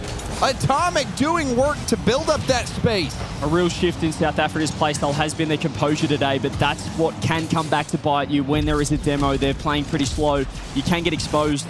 Second and third man there. The one demo comes in. It's what hurt them in that Belgium game as well for that 0-second goal. Snowy getting demoed. It's just happened again. Now it's a 2-goal lead. Spain looking pretty comfortable, trying to lock in those 3 points. Oh, that's a double commit, but Tadaifor does get bumped off the ball, and Sweaty not able to win that race to the ball, losing the challenge. There's another demo at the midfield. CRR taps around one. There's the double, but Tadaifor was playing the double towards net. Was able to prevent any rebound. Final minute. South Africa still trailing. To make up this 2-goal deficit. Sweaty not able to get the second touch. Sweaty and Snowy both stuck in the same spot. Tadaifor all alone. Does buy time with that hit to the sidewall. We'll tap it forward. Double commit from Spain, but no one from South Africa there to march that ball downfield. Just over 30 seconds. Spain might be able to get one more through Atomic off the wall. Follow up. And Atomic is saved. CRR's shot might not have too much of a factor here, though. In fact, they might just get one. Nice save. 20 seconds, though. It is going to be Spain taking the 3 points. It's around the ground. I mean, with Saudi Arabia 6-1 over the other side of things against the Netherlands. Oh, and England just tied it up against Germany. England trying to claim that full 3 points as we see Spain knock in another one. Only 9 seconds left, a 3-goal lead. Spain look to have this one in the bag. Yeah, another, I guess, expected result there for Spain against South Africa. Certainly putting up a fight, though. Just blew out late in that game. That's 3 points for Spain. There's a 7th goal for Saudi Arabia. They're going to secure 1 point against the Netherlands, but all eyes now will have to be on this Germany-England game. A huge potential swing in results based on how this one goes in game 2. And with Spain, they're going to be picking up 3 points here with this win against South Africa. England also racing against Team Spain. Team Germany currently occupying that 4th spot. So this could be huge for Team Spain if England can take Germany down. That would move Spain into the top 4. So we might get maybe a little bit of last 0-second action here. As we said, the 3 points will be secured for Spain. That's going to be massive from them. The other side of things, though, this ball will eventually hit the ground. There's only 50 seconds left in the Germany versus England game at 2-2. We could get another overtime there, James. But all smiles right here for Team Spain as they get the win versus South Africa. South Africa continue to come close, but they are just coming up short. However, we actually have Milos down on the main stage with South Africa. Yes, gentlemen, yes, we're here with Sweaty from South Africa. And look, hard loss, right? There's been quite a few of these after a while, but what do you have as takeaways from these games to kind of pull into later? I mean, each game we're playing, we're improving, we're having fun, the vibes are up, we're happy. We've had some very close games. The scores don't represent how close they are. Yeah, we're very excited to be here. If anything, just watching you has been seeing all of those happy vibes that are between you. This is a lot of teams who've been devastated through it, and it seems like you're just vibing through every game, doing as best as you can. Yeah, no, it makes no sense to get down on yourself. If you have a good vibe, you'll always be playing well. If you have a bad vibe, you're just going to play bad. As simple as that. Simple as that. Now, from this point on, you're kind of playing gatekeepers, right? You got Saudi Arabia, you got England in a couple games down the line, but they're also teetering at the edge of the top 4. You like playing that kind of gatekeeper style, or is it something else for you? Yeah, our job right now is to make everything hard for our opponents, and we're looking forward to the Australian match. That's what we're looking forward to right now. All right, it's been a pleasure to have a little chat with you here, Sweaty. Good luck in the next games. Can't wait to see. Thanks, buddy. We're going to toss it back then to our desk and get on with our day. Well, thank you so much, Milos. What an exciting series of games in this round. We've got some highlights to show you, but I've got to ask you guys, Hercules, Chiefs, what happened? We started out watching Netherlands, Saudi Arabia, a huge important game, but everything else started coming in hot. Oh my gosh, this is like, again, as the day goes on longer, everything is just so unexpected at this point. People are really throwing themselves into, this is the end. This is your last chance. And in a 2-game situation, the pressure is higher than I think anybody's ever felt. Yeah, got a lot of tight ones in this round, that is for sure. Spain, maybe not so much for South Africa, but they definitely ran the table. But England and Germany, thriller all the way through until even down into that second game. A great comeback from England to go and take a win late in that. Spain securing a nice win, a good time to get 3 points, especially right now. So that will definitely give them a healthy push towards the top of the standings. Belgium and Austria, I believe it ended in a draw with Belgium and Australia. So good for them. And that's kind of what we were talking about. The unenviable position of you're out of it, but you're a nasty spoiler and unlucky for Belgium. Yeah, and speaking of how close things were, we tuned in, we caught the end of that first Germany-England match. 3 minutes passed into overtime before Archie managed to score that one for England. The pressure must be unimaginable. Oh my gosh, look at it. I mean, the pressure is unimaginable for every single person who was playing in that round in general, but that one in particular, that OT match, especially just because it was coming down to the wire. It looked like Germany were getting their footing back into it. England, it was a little shaky, but they managed to pull through.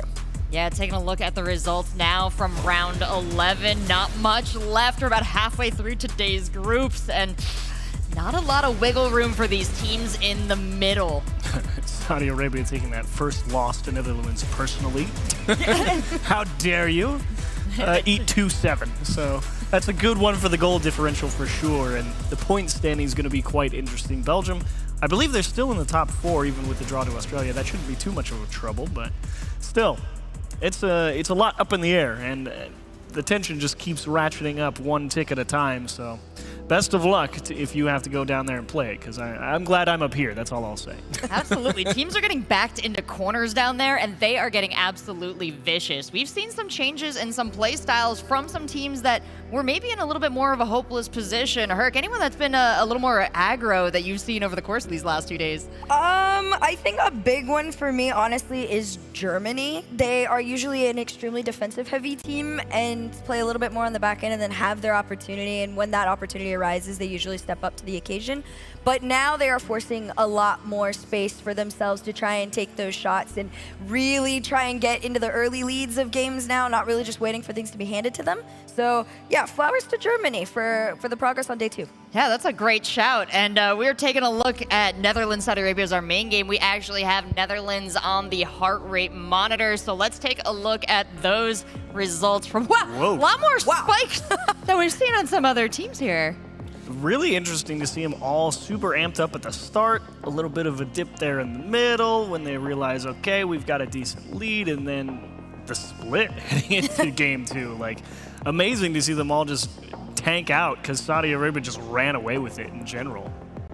Yeah, you can see in game 2 where they started to lose that lead as well, and it just started going bad. They're just, that dip is acceptance. Yeah, good way to put it. I just think there's no reaction to that first goal that we're seeing on the board either. That slipped by almost everyone's attention. It was so quick on the field that, you know, we heard the silence from the Saudi Arabian crowd mostly. That's how we knew the goal had been scored. Well, that is an exciting finish for these teams, but they still got to go on. They've got to still battle through the remainder of the group. I got to wonder about their stamina. I got to wonder about their team cohesion now, Chiefs. Yeah, stamina is big. Like, that's the hardest part about playing top-level Rocket League. It's not so much that you have to go out there and play against the best players in the world. They all know they're capable of that.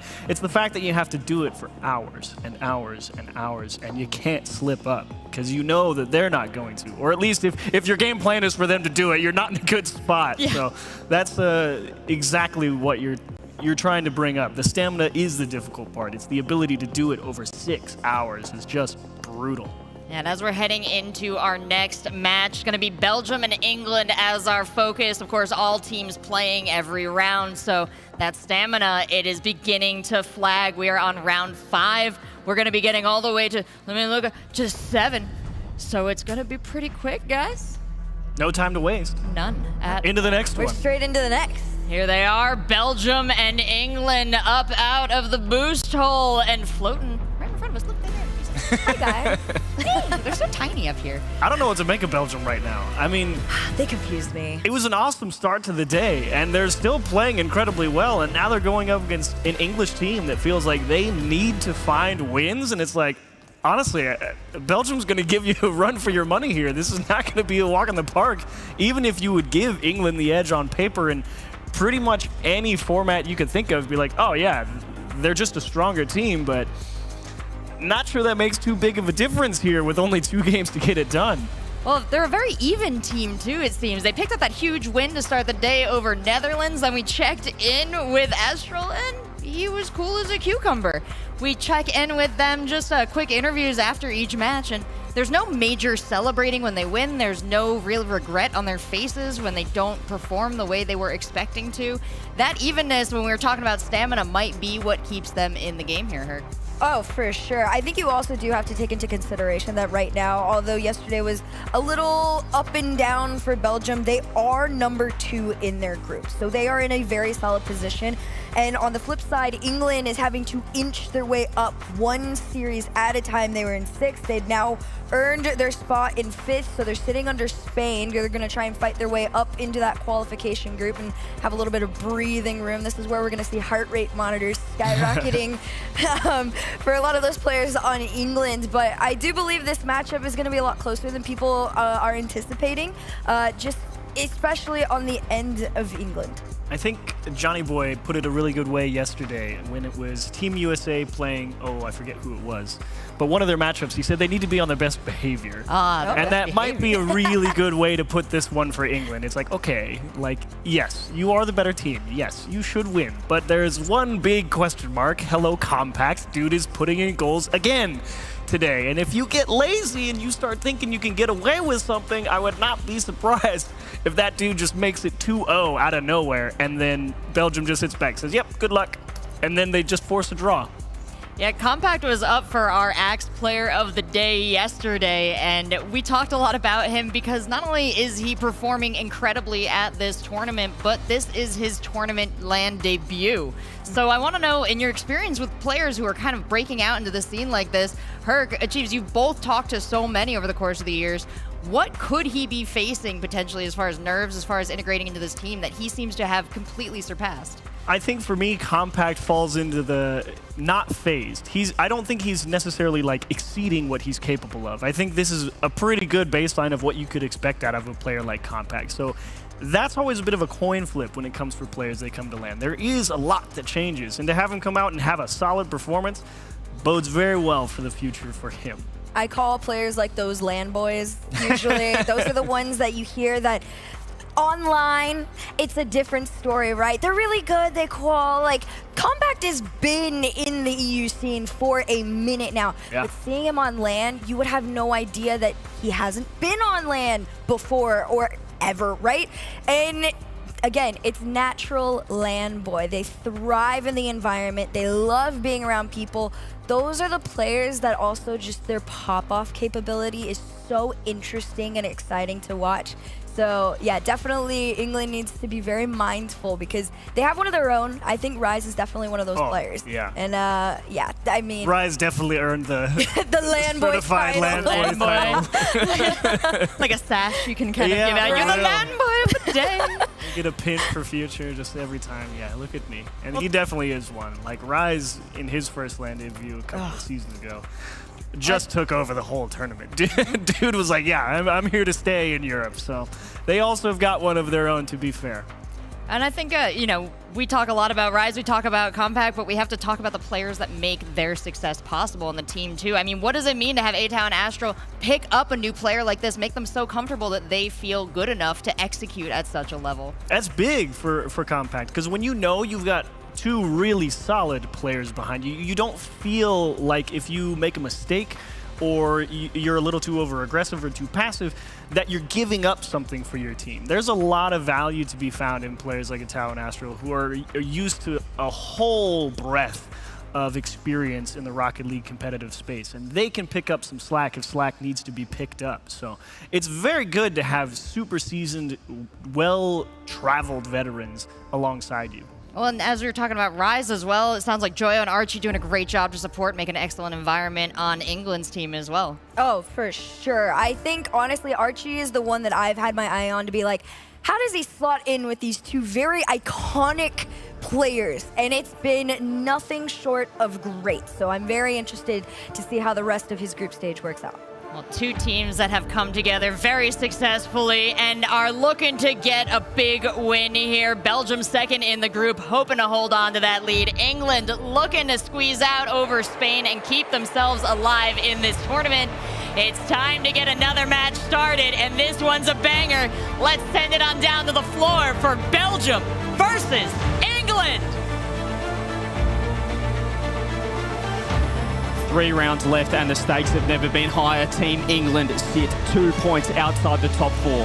They sit 3 points behind Belgium. If they lose this or even draw this, James, I think it could be over for them. It feels like time is running out for Team England. Like you said, they need to get that win. We'll see if they can do it. Archie gonna go for a 50. Compact for Belgium has been brilliant. Will Compact bring that same level of scoring that we've seen from him so far in this tournament? Just looking at the potential matchups for these last few rounds, you'd have to think that Saudi Arabia, they're in the box seat. They've got South Africa right now. It's one of the other 3 matches going on. They've also got Australia in the final round. So you'd like to think that that's a couple of 2-0s for them. They're 6 points secured, whereas England, they do have South Africa in the final game, James, but they have to win right here. They have to start strong, and that's a great start from Archie. Archie sniping the net. Joyo trying to wall dash around there. And you can see the missed touch out in the middle of the field by Atto, it looked like, who was kind of just mid-flip and didn't expect Joyo to hit the ball at him. That whole play catching Belgium by surprise. No one's really safe in Group A. You probably say outside of the Netherlands. They just have that 2-point buffer on second. They're on 22 points. They're 5 points in front of England. And you'd think if they can get one more win, they're pretty much guaranteed top 4. But outside of that, James, this is a 4-nation race, or even a 5-nation race. And we're rounding that final corner, CJ. There's really not much track left for these teams to make up ground.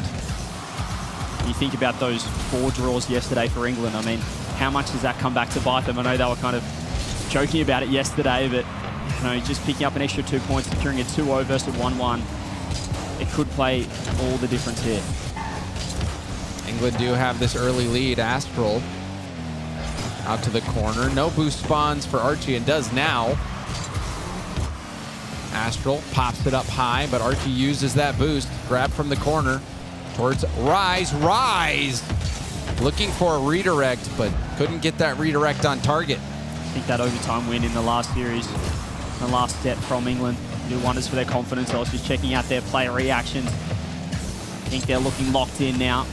We speak about Rise and Joyo's clutch factor. This is the equivalent of a Game 7, these last few sets of 2 here. These last few rounds here in Group A. See if they step up. Good win at the midfield. Rise over Atto. Astral, 0 boost.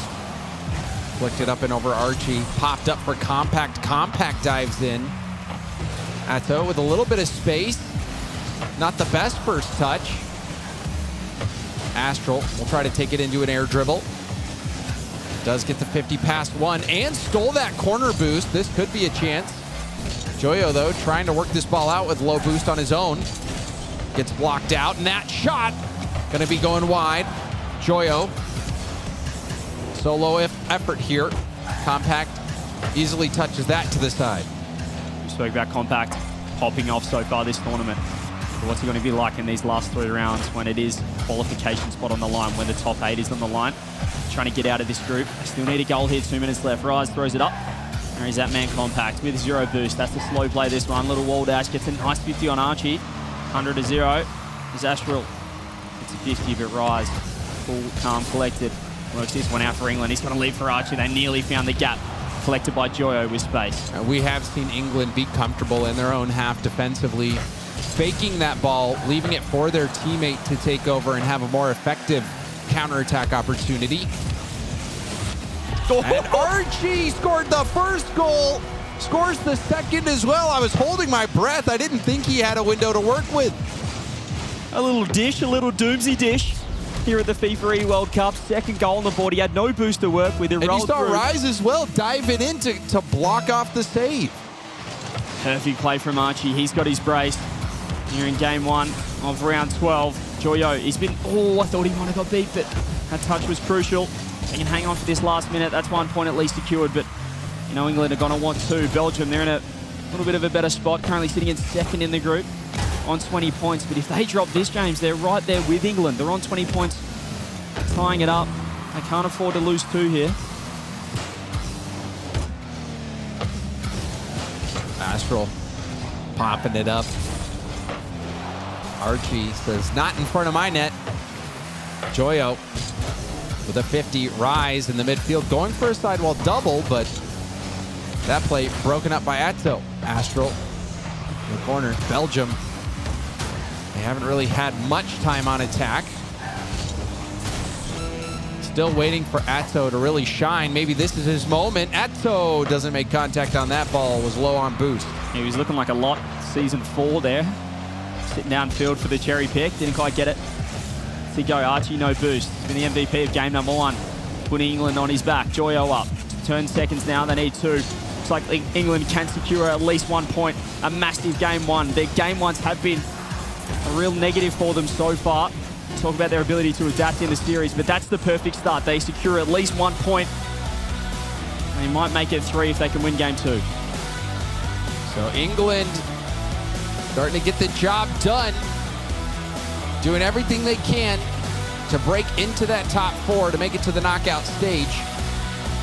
Saudi Arabia, their game 1 also coming to a close here. Currently up 4-1 over South Africa. Spain up 5-0 over Germany. Yeah, I think Saudi Arabia should be able to secure the 3 points there. It's a strong start for them, but as you said, Germany, Spain. If Germany lose this, that could be, and probably will be, James, their tournament lives over. They won't be able to make the top 4 if they drop this one. Even 1 point won't be enough. Yeah, we're getting into that home stretch, CJ, where every single game, every single matchup really matters and is going to make the difference. This double round robin coming to a close.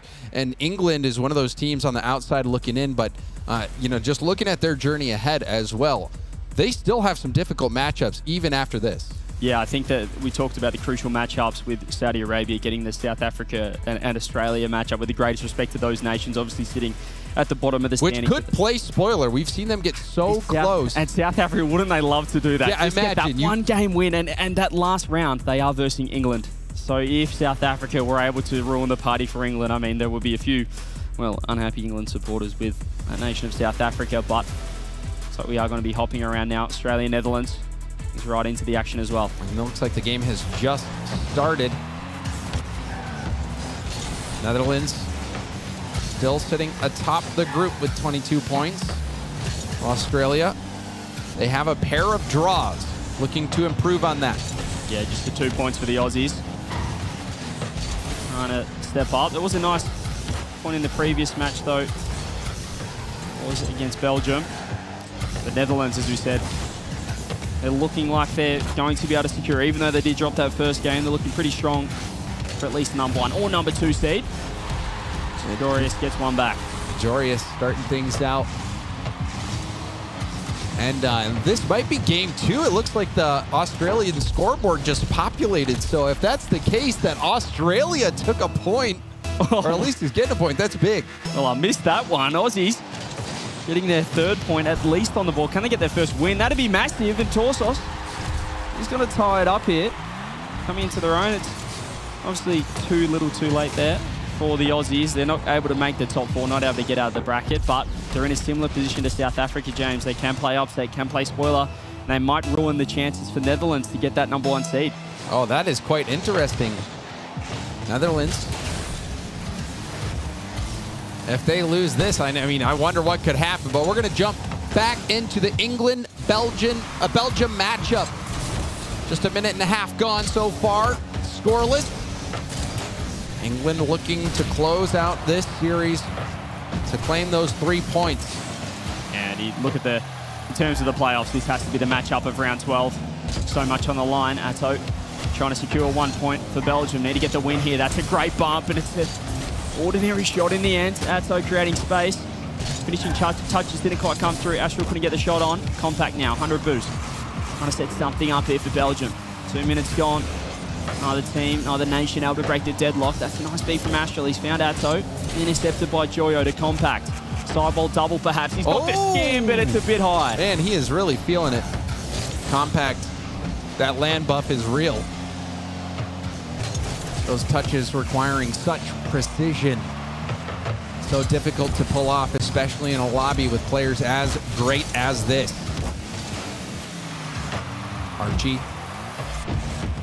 Off the ceiling to the sidewall. Stopped by Atto. Atto trying to get that flip reset pass out to the middle, but it's shut down, however.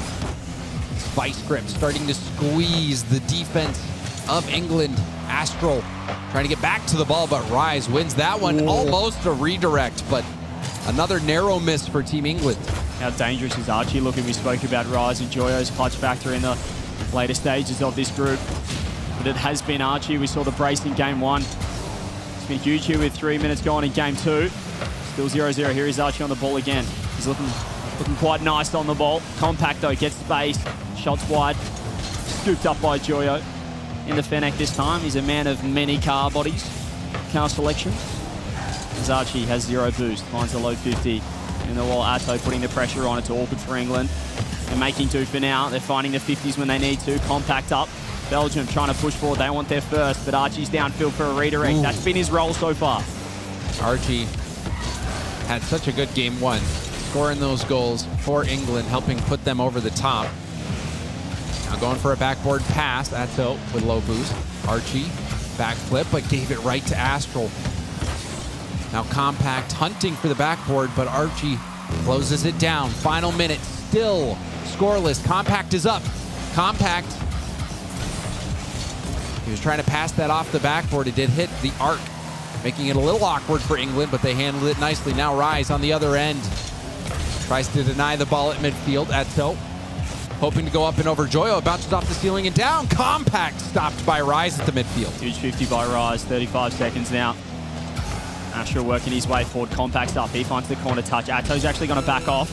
Does get free possession now. He's faked it. He's dodged the Rise bump. He's off the ceiling. Can he get 2? He's got no boost. Archie huge. And maybe the bump if Rise found that. Perhaps it could be a different story. We're heading perhaps towards an overtime here. 15 seconds to England get the last chance at attack. Belgium defending. Joyo, 100 boost. Off the ceiling. Gets the musty flick. Astral with the save. And Rise is a touch awkward. Rise is very awkward. And he might have cost them 3 points. It just goes in. Archie and Rise caught looking, and Astral with a roller from the beyond the midfield line. He was just sitting too high up, James. He had an awkward half flip as well. He was just slow to get behind that one. 5 seconds. They went for a crazy kickoff, England. Has to get this one up. Atto just wants it down. It's going to be a drawn series. It's a 1-point affair. And that is going to hurt England's chances for a top 4. Oh, that is going to make things quite interesting. Like you said, CJ, England in desperate need for those points. Sitting 2 behind Spain and Team Saudi Arabia, who are at 19. And Belgium, they also salvage that series with the last second effort from Astral. And if you are Team England, you really want Germany to tie this game up. It's currently 1-1 in game 2, and there you go. Germany are getting the lead in the second game against Spain. If they're able to tie that 1-1, that will mean Spain can't jump too far ahead of England. And that is the team that, or the nation that England will be wanting to jump into that top 4 over the top of. And with that single point for Belgium, they move to just 1 point behind the Team Netherlands, who are currently going into overtime. We actually have Milosh down with England. Yes, here we are with Team England, who go higher up in the standings. Now, Rise, thank you so much for joining me. Congrats here on kind of getting those extra points. Now, you're getting closer to that top 4. Next up are Netherlands. How do you feel going into that game? We feel confident, you know. That series was a tough one. I think we probably had the most pressure. We had the better chances, but, you know, mistakes cost us. My fault in the end of that game. I pushed up too far expecting, you know, something different, but it's the game. It's what happens in best of 2s. You get punished for mistakes, and that's on me. We're going into the next series still full confidence. You know, that we don't let that bother us. We still got a point. Could have been 3, but, you know, we move on to the next and see what happens. GT, go next, reset, get yourself back into it. But I'll leave you to it then. Get back into game, get yourself some practice. Got Netherlands with England. That'll be later on in South Africa to end your bit. But a game coming up. Germany versus Spain. Back to you. Germany versus Spain, but CJ, some news just hit the headline. Well, this Group A has just been blown wide open. Australia have just 2-0'd the Netherlands, the #1 team of Group A, and now they are right back in the bunch. The Aussies get their first 3 points collected. That is a massive result. Wow. It's an upset. It's not going to do too much for Team Australia, but it's a huge I mean, for them. for the top 4, it's anyone's game now. We'd really penciled that one in as 3 points for the Netherlands, just based on how the Group A's gone so far. And now they're just 1 point in the first place with Belgium in behind in 21-22 to the Netherlands.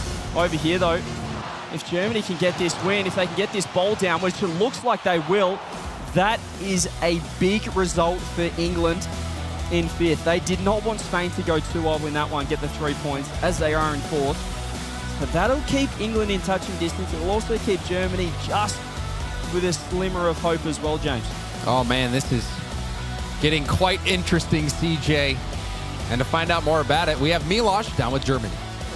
There we go. We got Germany in here with us. Thank you very much for joining us. A big, big W here against Spain. Now, look, you're resetting into this. You're fighting still for the top 4. You got England that are higher on tails. Spain also, it's a big fight around that bottom 4 spot. So how are we looking into it? How are you coming out of this game? Honestly, it's all mentality right now. We have to stay focused the whole time. Every game counts, and it's still not over for us. Absolutely, there's still that big fight. Now, between you and me, if I were to look at your heartbeat throughout this whole game, do you think it's going up and down constantly, or is it more of a steady, cool, very German way? Honestly, it's getting cooler now because there's nothing to lose anymore. It's only one way, and it's up. Backs against the wall, and Germany are looking for that top 4 spot. Thanks so much. Let's send it back to the desk. Thank you so much, Milos. It's been great getting these interviews from the floor, and it's great watching these highlights. So much got shaken up this round of Chiefs. Yeah, it was good to see Joyo in that post-game interview kind of take accountability. He says, hey, that one was on me for how we didn't get the win. It's like, good for you. You understand that, accountability is big here, especially when you need all the points. So good for him taking that one on the chin. The draw, not what he wanted, but at least it wasn't a loss. You're not out of it yet. Yeah, there's a lot of that energy going on for a couple of these teams. You're not out yet, but not the worst situation. However, somebody in a rough situation was Netherlands. Australia 2-0'd them. So huge congratulations to the OCE boys. I mean, it doesn't, like we heard, doesn't affect the top 2 too much, but that is something that's going to kind of have the Netherlands like, what just happened? Really? Nothing worse than dropping the game to the team that's already out. With the spoiler roll coming into full effect right there for Netherlands. Unfortunately, I don't know if it's going to be quite enough to kick him out of top 4 just yet, but a loss stings pretty bad there for sure. Yeah, it stings a little bit to lose right there, but I got to think about how great it feels to be Australia. You're having kind of a rough tournament, but then you pick up one of the biggest wins you possibly could. That's got to be a reminder that you have the skill necessary. You've got the talent on your team. And taking a look at the scoreboard here, we're really seeing a lot of that talent come into play, especially on Saudi Arabia eating South Africa's lunch. Starting hot, continuing hot. That's pretty much the scoreline you would expect for Saudi Arabia versus South Africa, and I don't know if they're necessarily going to need goal differential at this point, but it's good to know that they've definitely found their stride here in the best of 2 format, Herc. Oh, for sure. And those 2 wins actually pushed Saudi Arabia into the number 1 spot. So congratulations to them on that one. That also came due in tandem with the Netherlands loss. So a lot of things working out for the home team. Much better looking results after yesterday as well. So huge congrats to them. Heck yeah, and we had our heart rate monitors on once again. This time, we got a draw from Team England, but we're checking in with Belgium to see how they felt about it. Man, nothing feels better than that first goal, huh? Yeah, nothing feels better than that first goal or that last one, I guess, where you secure the draw out of nowhere. I mean, 6 seconds left on the clock, someone blows an assignment and coverage, and you get to walk through and confirm the win there. So good for you, Belgium. It was a scary series, but you got the job done. You're still in it. Oh, yeah. They're not out yet. I think, where's Belgium? They're number 3 now. So 21 points. Also, spots 1 and 2 are both 22 points. This is coming down to just results now. So what we got? 2 rounds left? Yeah, 2 rounds. So this is coming down to the wire. It's getting close, and we're starting to see where those goal indicators are really going to matter with such a close scoreline. So very, very nice there. And I have to say, really proud of all our teams for really keeping their heads in the game thus far. We've got a big match coming up next, Australia versus South Africa. Both these teams kind of in a tough spot, but let's take a look at the standings and see just how tough it might be. So with the wins that both of them have been able to accumulate, They are sitting at the bottom, but as we just saw in the last round, lots of opportunities to play spoiler for those teams at the top. How do you think this is going to affect things mentally for the teams at Chief? You know, I think it's a big opportunity for South Africa. I mean, they know they're out of it, but they didn't get the win they wanted versus Australia. They still believe that they're better than them, and then second chance around to go improve it. Australia finding their stride a little bit more today, a couple of draws, finding a win even. So good chance for them to take a little bit of what they feel each of them are owed. As for the rest of the standings, you know, like you said, Herc, these last 2 rounds, it's a bloodbath. This is crazy. 22-22, 21-20. Then it drops 2 points where England is going to have to definitely Win get out. a 2-0 win to jump up and hope some things go wrong. Or they win out. Yeah. So it's the pressure's at 10. It is a tough one right there. England's looking at that, knows they have to pick up, not just the rounds. They need those victories. They've been drawing and drawing and drawing. The sketchbook is full. It is time to submit that art homework. It's time to pick it up, but Spain is not going to let them up here. They've already had their head-to-head. Now they have to fight this battle out against each other, against the other teams, and hope that the chips fall in, you know, a useful way. You know, it's so tough to watch the rest of the group move and know that every match has an effect on your standing, and you can only control so much of that achieves. Yeah, I mean, if you're England, the game plan is easy at this point. You're playing to win every single game. It doesn't matter what happens. You have to, which is kind of nice, because if the other teams are going to slip up and give you an opening, great. But you need 6 points, because 3 almost certainly not going to be enough to get it done, because even a couple of draws for the other teams put so much pressure on you to force a win. So you'd rather not just think about it, just see, I want my 6 points, and I'll see what happens. Oh yeah, anytime you get put into a situation where a draw is the best outcome, that's where, like you talked about, everything all of a sudden becomes out of your control. Everything is dependent on how everyone else is doing, and you can't hope that teams like the Netherlands are losing to Australia, right? So you just have to expect, you know, the worst a lot of the time. So like you said, getting a lot of those 3-point wins, winning out, for example, for teams like England, is gonna really have an impact on what the rest of the day could look like. Absolutely. We're talking about the impact of every goal here. Now's a great time to head on over to our Hyundai Ioniq and see how many goals we have got to help charge it up. Let's see how many we can add to our charge already. We were at, what, 596? So 5 charges, about to get 6. We had almost. Do the math. So that's what, about 70% or so? Sounds about right. I love checking in on this round after round 2 because you can really compare how many goals were scored. I really thought Saudi Arabia would have added a lot to the tank, but low-scoring games from the rest of them.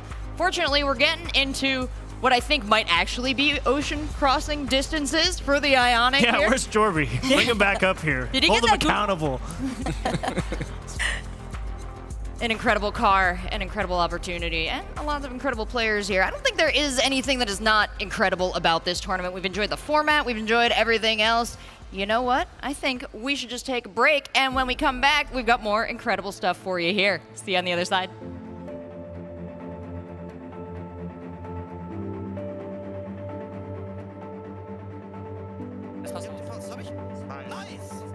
Ich hab euch da. Wir sind sowas von noch drin, wirklich. Ich find's sauber.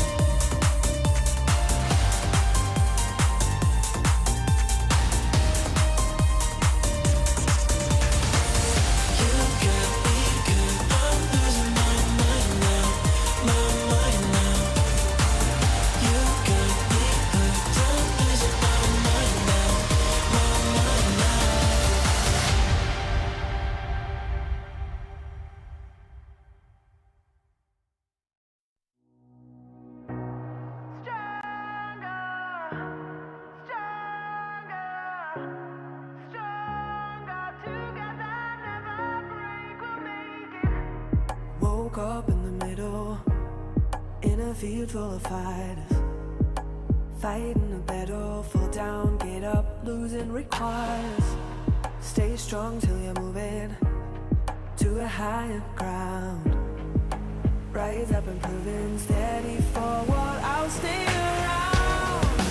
'Cause underneath, for everyone to see, held my head up higher, higher, I ain't faking. That's why I believe what everyone will see.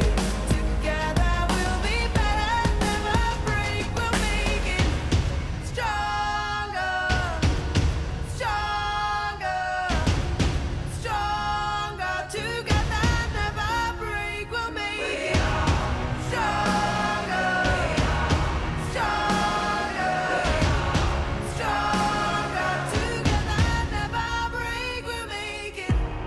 Put your armor on, setting the game straight, something to hold on, 'cause I count on checkmate.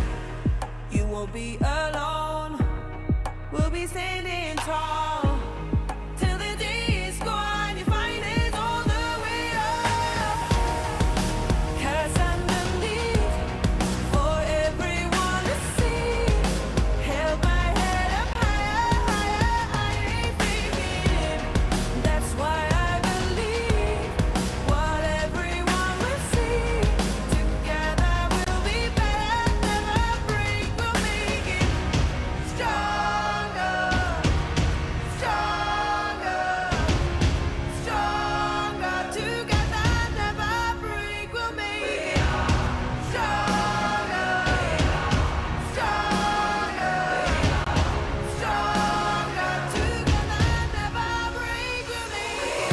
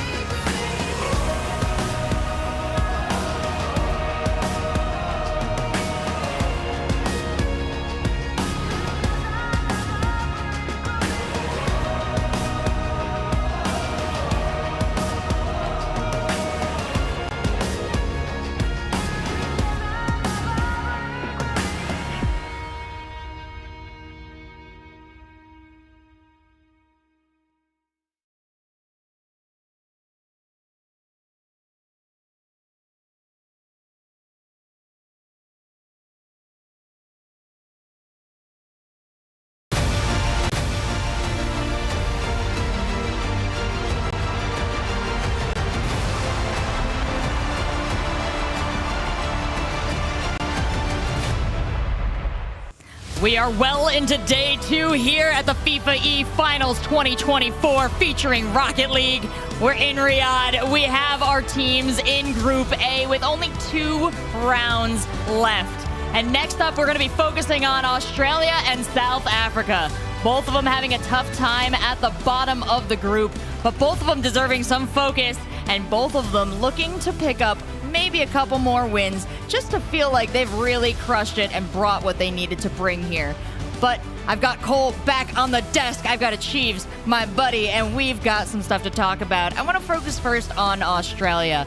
They're a team here who came out. They've been picking up some impressive wins. But Cole, your overall impression of kind of their journey? Yeah, well, I said yesterday that every now and then, Australian players and Australian teams randomly perform on top of the world. And I had a feeling it would be yesterday. It was not, but we've seen that just now. That matchup against Netherlands is the win that they have been craving. They'll be frustrated at Chiefs that they didn't do that a little bit earlier, maybe at the start of yesterday, but now at least they're performing for themselves, showing some pride. Yeah, that upset potential is always there in that Australian team. You got to see a small taste of it. Now you get to see it on primetime here versus South Africa. And it's good to showcase both of these guys. They deserve their time in the spotlight. Australia's worked hard all year round across RLCS. Now you get to put together your own team to represent your nation. Here they are. And South Africa, limitless in the SSA region of RLCS, looking to take a bunch of experience back and continue to be the guiding light for their region. Yeah, pulling back real quick, just take a whole look at Group A in this next round, round 13.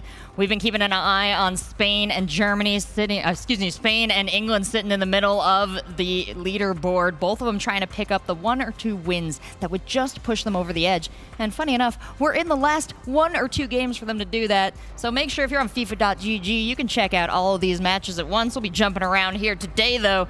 And let's get into our next match coming up. Australia, South Africa. And I want to deep dive on the players before we have to start saying goodbye to any of them. We've got Gus, Torsos, and Fever on Australia.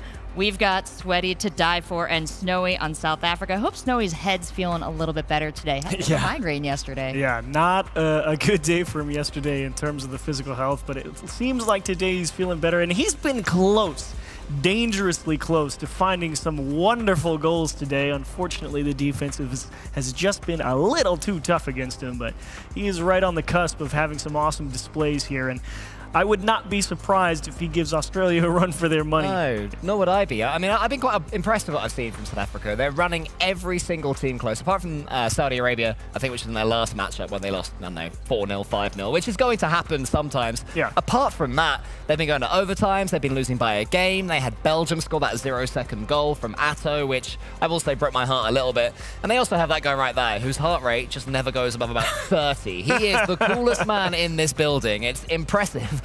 Hopefully healthy as well. The fact that he just seems so unfazed by this all, but South Africa seem to be improving as they go along. Yeah, as you should. And they have for certain. It's definitely been a better day too for them, but of course that's also been the story for Australia. They just come off a big win versus Netherlands, and unfortunately Netherlands at the wrong time, starting to go on a bit of the slip and slide. I mean, you're losing, you're not even taking a point off of an Australia team at the bottom of the table, and the rest of the round's looking dicey, and you take a lot out of a win like that for Australia to say, yep, okay, now we find our stride, and you have a nice couple of good rounds, and you put together a solid placement at the end of the day. Well, coming in off a break, if we can strip away the results up till now and act like Australia and South Africa are facing each other fresh, with what we know about these rosters, how do you feel like Australia would be able to get back into this game? Is this a challenge for them if they're coming in without any of the baggage of the tournament on their shoulders? In a vacuum, Australia has got better players that have done better in RLCS Majors and Worlds and have got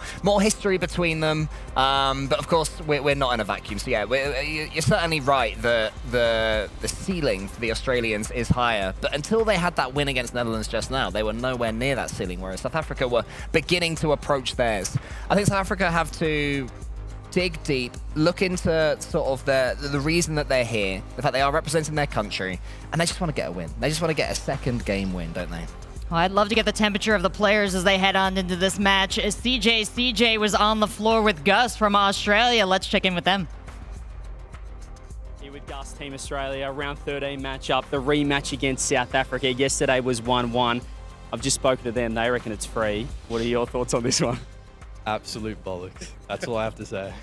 There's nonsense. You think you're going to get the job done. You've just got 3 and a great win against the Netherlands as well. I mean, you must be pretty happy with that one. Yeah, pretty happy. Makes it feel a bit better, but should have done it yesterday, but, you know, classic OC fashion. Yeah, I mean, at least you're finishing strong, so you're thinking a 2-0 here. Oh, yeah, 100%. And how have you enjoyed the experience so far here at the FIFA World Cup? Your first international LAN as well. Mate, it's great. It's a great experience. I started slow, but, you know, as I go on, I feel better, but it's unfortunate it's only 2 days. Couple more rounds left to represent Team Australia. You're going to get out with 2 wins to finish off the tournament? We'll do our best against Saudi, but 100% against South Africa. I'm confident in that. Love that. Well, best of luck to Team Australia. Just as you said, hoping he had picked up these wins yesterday, had this momentum yesterday, because that really could have carried them to a better performance here today. But also a first-time LAN experience for this player. Gotta say, that's pretty impressive what he's been able to bring out, Gus. Yeah, for sure. He started off a little bit slowly, but he's impressed as it's gone along. He got the winner earlier on against Netherlands. It was his, was it overtime or pre-overtime? I think it was in overtime, the winner that he got. There's the real check on. There we go. He's okay. He's back. He's back with us. The heart is pumping. That's a good coaching, though, to literally save his life just before a series. I don't think I've ever seen that one before. Oh, my God. And now he's there with the cool celebration. He's very They cool know. indeed. They're out there to put on a show. Yeah. I love that. Good job, South Africa. That would have been devastating, too, because I would have had to point the finger at CJ, who was just talking to him earlier. He was fine. He was ready for the match. Until and you then, showed up. Until CJ showed up. Well, let's see what he had to say to die for, too. CJ? I'm here with Today for South Africa, a massive match coming up against Australia. 1-1 yesterday in the first round. Talk me through the rematch. How's it going to go? I can't lie, yesterday they got kind of lucky. My teammate Snowy, the hard carry, had a migraine. So, you know, today I think it's going to be a free win. Free win today. I like the sound of that. Now that's your only point so far. You're thinking you're 2-0 in this one to get your first 3 points on the board? Yeah, hopefully we need 3 points somewhere because like this is definitely our best chance. So hopefully 3-0, yeah. I mean 2-0 for the win, 3 points, yeah. So 2-0, couple rounds left. How have you enjoyed this experience so far at the FIFA World Honestly, Cup? I think this is one of my favorite events. Just being able to represent my country, I'm just so excited. So you're pumped to perhaps come back next year and represent again? I already spoke to the FIFA guys. I was like, please have another one next year because I really want to do it again. Awesome. Well, best of luck in the match against Australia. Cheers. You know, we've been guessing at how our players are enjoying this. We've kind of been putting the words in their mouth that they like it, but it's so nice to hear from To Die For how much they're actually enjoying this format, this event, and playing in this stadium. He just seemed overjoyed, didn't he? He was giddy to speak to CJ, to be here, and I fully echo his sentiments. I would love one of these every single year. Yeah. I don't want to wait for 4 years because it's the World Cup. No, every year. This is esports, none of that 4-year rubbish. But I think you really get a sense, Chiefs, from speaking to Today For, what it means for him individually, how impactful this event is, and what it means to represent South Africa. And also how strong his accent is. I've never heard him speak. He had such a strong accent. I love it. Yeah, and he's been kind of that first player from that entire region to really put it on the map and say, yeah, we're something to pay attention to. Oh, yeah. So it's great to see him finally get a chance, put his skill set to the test here on the world stage at a scale like this. And I gotta say, you'd look great in the green and gold, kid. Come back next year. Oh, well, we're asking Twitch chat now who they think will win this, Australia or South Africa. We checked in with each team convinced they're gonna 2-0. And I love that kind of confidence heading into a match. I don't like a team that's timid. They've got nothing to lose here by going all out. And they've got everything to gain. They've got the main showcase for this match. They can really show their skills to the world. Whoa. But it does sound like the world is a little bit on Australia's side for this one, Chiefs. No faith at all? I don't know, man. I mean, South Africa's sticky. It's not just because they haven't found a win yet. Doesn't mean they're not capable, everybody. Australia, yeah, they may have found their stride against Netherlands, but repeatability is also important. You know what you're getting with a team like South Africa. They play together all the time. Gus has clearly started to find how to fit in that rotation if you're finding a win against Netherlands. But 80%, that's bordering disrespectful. What does Twitch know that we don't know? This seemed a little more even from my perspective. Cole, maybe you can weigh in on this one. They're probably basing it off the Dutch result before that Australia had, and that is a real piece of momentum to be coming into this one with. Australia will have that monkey off their backs of getting that first win, and they'll also want to avenge themselves as well. I think they would have been slightly embarrassed, to be honest, to be the only team not to have beaten South Africa yesterday. That's something that they don't want on their back, a region that's constantly trying to fight to be among the top ones in OCE and then Australia. I think that maybe 70-30 would be slightly more fair. 80-20, I'll give them 35. Much. You'd say 35. I'll give You'd them go that high. 35. Nice. I think it's in there. I know it's in there. It's just a matter of how often does it get to come to the table. Because South Africa's peak, while it obviously is not going to be as high as some of the powerhouse teams, there's great moments in that. And in a best of two format, you don't need many great moments. 1 or 2 is enough to get it done. Yeah, you need to front load those great moments. And we talk a lot about Australia, how they might be gaining momentum off that win over Netherlands. We did get some moments of brilliance from South Africa facing Netherlands as well. There was a brief moment they were tied. There was a brief moment actually that South Africa was ahead. I say brief, did not last very long, but they showed it and they can bring it again to this matchup here. So each of you, a word of strength to the teams. What would you like to say to them, Cole? South Africa will be pushing every team as far as they can. They are more than capable of taking the dub here. You said South Africa? They are more than capable. I don't think they will, but they're capable. Oh, I see what you're saying. And I will say aggression.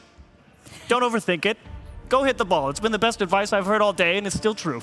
And it'll entertain us too. I hope they do. Let's send it down to Australia versus South Africa in our stadium. This is their opportunity to show their skills to the world. What will they bring for us? Let's find out. Australia versus South Africa. Let's get it underway. South Africa has been scoring a lot of goals today, Hercules. And, it's going to start with a fake kickoff, actually. How about that? South Africa trying to send Australia a little statement. But, I mean, Australia, they just got done upsetting the Netherlands, which had a huge shakeup at the top of the leaderboard here in Group A. And obviously there's a lot of other matches that are happening as teams are vying for their playoff spots. Both of these teams near the bottom of those standings, but Australia got to be feeling good after that win against the Netherlands. Oh, for sure. That is a confidence booster like none other. And also, I mean, why not just let that carry on into this match? South Africa first on the board from none other than Snowy. Came off of a challenge and a clear. And just the last touch there into a wide open net. South Africa having a good day of their own as well. They put up a really strong fight against Belgium. I think that's been their most notable so far. Obviously, you have Spain versus Saudi Arabia going on. Whenever you hear the crowd pop off behind you, that usually means Saudi Arabia has scored. They did just score 4:15 left in that game number 1 against Spain. Spain still trying to stay alive in the playoffs, as well as England. We're currently up against the Netherlands, who lost their first place spot in the group stage. We'll be keeping our eyes on all the matches happening in Belgium, Germany as well. So a lot of matches with playoff implications to die for. They'll move this ball and has to get back, actually gets bumped on the play. A little bit of grouping there in the corner from Australia. South Africa trying to take advantage of that too. The small bits of discombobulation from Australia is something I feel like South Africa would be the quickest to notice here. They're trying to get out of their half. Another big clear into almost another open net. Torsos got lucky that that one was just off the mark there, but second time for Australia to be just far enough for a South African clear to be almost detrimental. Good enough job here from South Africa on defense as well. Australia a little more leeway in the midfield to die for. Not able to get any power on that flick. Just too far on the edge of his hood. And switch back over here. The first 2 minutes of South Africa, Australia. We'll tune back in a little bit, but we are going to switch gears. We do have a lot of games going on. We're getting near the end of our second round robin as we go over to Netherlands and England. England fighting to try to get into the playoffs, stay in the playoffs. All they can seem to do is draw most of the time. It's been a struggle for them. And it is funny to see that kind of storyline kind of materialize itself, Hercules, not just in football, but also in Rocket League. Yeah, they definitely are not going about this the easy way. And Netherlands on the other end of things yesterday had the dream run, and today it has been a little bit less than that, although they are starting to get back into the swing of things, especially, I mean, after, again, that 0-2 loss to Australia.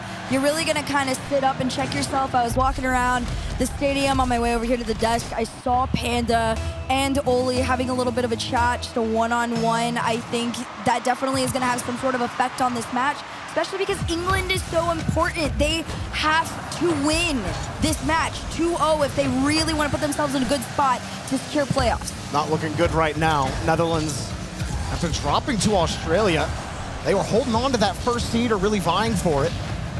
Certainly not out of the woods for them to hold it, but they do need to, a win for them here would be ideal for that scenario, especially since Saudi Arabia right now are taking it to Spain 2-0 in game 1. Yeah. Joria's up high and will prevent England from moving forward. I mean, I look at the Saudi game right now, right? Saudi not stole, rightfully earned, took the Netherlands' #1 seed from them. So now the Netherlands really are in a sit-up situation. You can tell the energy is a lot different than what we saw this morning. The biggest thing I was waiting for, which I feel like we are starting to get, especially with Joreous kind of being that centerpiece right there and being able to take that shot, is they did mention a lot, is falling on the Netherlands, going back to their basics, not trying to be too much, too fancy, just playing a nice, strong, clean game. And it's working out for them as this one rolls on in. Oli, last touch on it, 3-0 to England. Now, this is not what England wanted at all. The last goal was already questionable. This one, oh my. No one really accounting for Oli on that play. Oli had every defender beat. Nobody covering the back end there. They both commit. Or really, one turns up towards the midfield boost and then turns back. So Netherlands taking game 1 most likely here. So let's move back over. We have another 2 teams with playoff implications. Belgium versus Germany. This one a little closer, 2-2 with 1:15 left to go. Belgium have had some really solid games today. They split against Saudi Arabia twice here in this double round robin, and putting a little bit of trouble onto Germany, as Otto couldn't find his way around the corner, and Germany stuff him here. Yeah, this is a really interesting one because the two really notable matches in this particular round are England and Germany's. 18 points to England, 17 to Germany, and number 6 in this group right now. So this is a really big win if Germany could get it. Again, England has been kind of struggling on their end of the field. So Germany, the fact that they are tied currently, 40 seconds left on the clock, this could be big as they head on over into that Belgium half. Brazier is trying to force his way through. Astral with a tiny bit of a clear, but Germany's not backing down just yet as Rizek over the top tries to break on in, but 25 seconds to go. This is a really big power struggle. Nothing for Belgium to do there. They actually get beat on the play. Astral forced get back onto the wall, and still they get those challenges. Free touch on the pass, but Astral didn't have any boost and couldn't get back to that touch. Compact has to buy time for Belgium to get reset here at the end of regulation. He done that for Otto, just off the post. It bounces out towards center, but nobody was there immediately. Astral had to correct his pathing. Ball still in the air. Compact, he's been hot on the goal scoring, but he won't get a chance there. And we do get overtime here in the first game. And you talk about it, England, they do not want Germany to get any kind of points here. Probably the biggest Belgium fans right now, especially after how that first game went for England against the Netherlands. And Otto will get that clear immediately off the kickoff. 13 into this one. Belgium, they have had a really good fight right here, but another one denied. Again, Germany known for being extremely defensive, which will work out in their favor. The bigger thing now is they're doing a great job of forcing a lot more space for themselves to take some shots. As Rizek goes down for a challenge, Tox is the one to get the clear past the midline at least. You can see all of Germany trying to fight their way forward, but two people on one. This shot's on target. That save, incredible, but the reads are still coming through from Belgium. They're not backing down. It's just a constant wave of pressure from them. As this one is sent back again to the backboard. Low boost, but great reads. That midfield boost spawn right as Otto turned onto it. You see the margins thin for Belgium on this push on offense, and slowly they have to give up a little bit of space. Tox will take that space, but won't get much more out of it. Rizek actually pinches it by the defender. Otto has a chance to clear this out, catches on the reset, and gets a demo through on the 50 himself. Belgium take the ball right back. They don't spend a lot of time on defense. 20 boost, and oh, Compact missed on his chain dash attempt and had to get off the ball and get off the wall quickly. Belgium's attack dies quickly. They're a little awkward here in front of the net. That was actually almost a scary moment there for Belgium. They kind of dropped the ball, dropped their eyes a little bit. And Germany all of a sudden get a bit of a possession here. A nice scoop for Belgium to at least stint the attack. And almost a better demo too, and it allows Germany to keep possession. Rizek's under one, try to get past Compact on it, but it's a great takeaway from him. He resets it forward all the way. The pass to Atao is going to be on the sidewall into the hands of Tox. Right now, Germany really just got to continue to make that push over and over. The demos continue to send Germany home. Now the bumps are coming through. Belgium has upped their level of aggression because that's really the only way to get Germany out of their way. Oh, Tox, good recovery there too. You saw it froze Belgium. He couldn't go for that ball. Tox gets bumped a little bit, but he recovers immediately. It's a good reaction. Very well could have been a Belgium opportunity there. Compact gets the clear out again. Actually let that ball go. He didn't have the boost. It could have been a risky jump. Still though, Germany, they're doing the job on defense. Getting the demo as well to get it back into the blue half and keep it here. But where's the idea? Is there's nobody set in the midfield, so Rizek, it was a dump to buy time, and Otto, he's gone for the same thing. The last 5 times he's had the ball, it's straight down the center of the field, flip reset into a bump. He has not found the success with it to give Belgium the edge just yet, but here he is on the ground this time. A little slip to the right, a shot down center. Compact has to leave it, Astral in the air.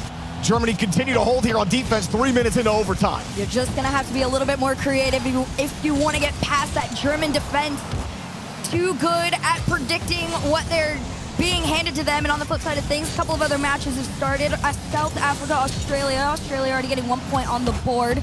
But back over to this OT, it's a shot towards net, low boost, and a crazy clear from Rizek. is a couple moments of breathing room for Germany. Great 50. Raziers to the backboard, leaves it down, takes the shot. Another save comes through. Here comes Rizek. Very low boost for Germany, means Belgium are breaking out of their side. Raziers looking for an outlet for his team on defense. Ball gets stuffed by Tox. Astral can't find a way in, and Belgium are in full retreat. Quick turn from Otto to buy time for everyone else to get reset. Astral sitting in, and now all of a sudden Belgium have the offense, but well, that touch not really going to get much done. If Astral gets that bump, maybe compact. Now you're just slapping the ball to the side, and the ideas on offense aren't there.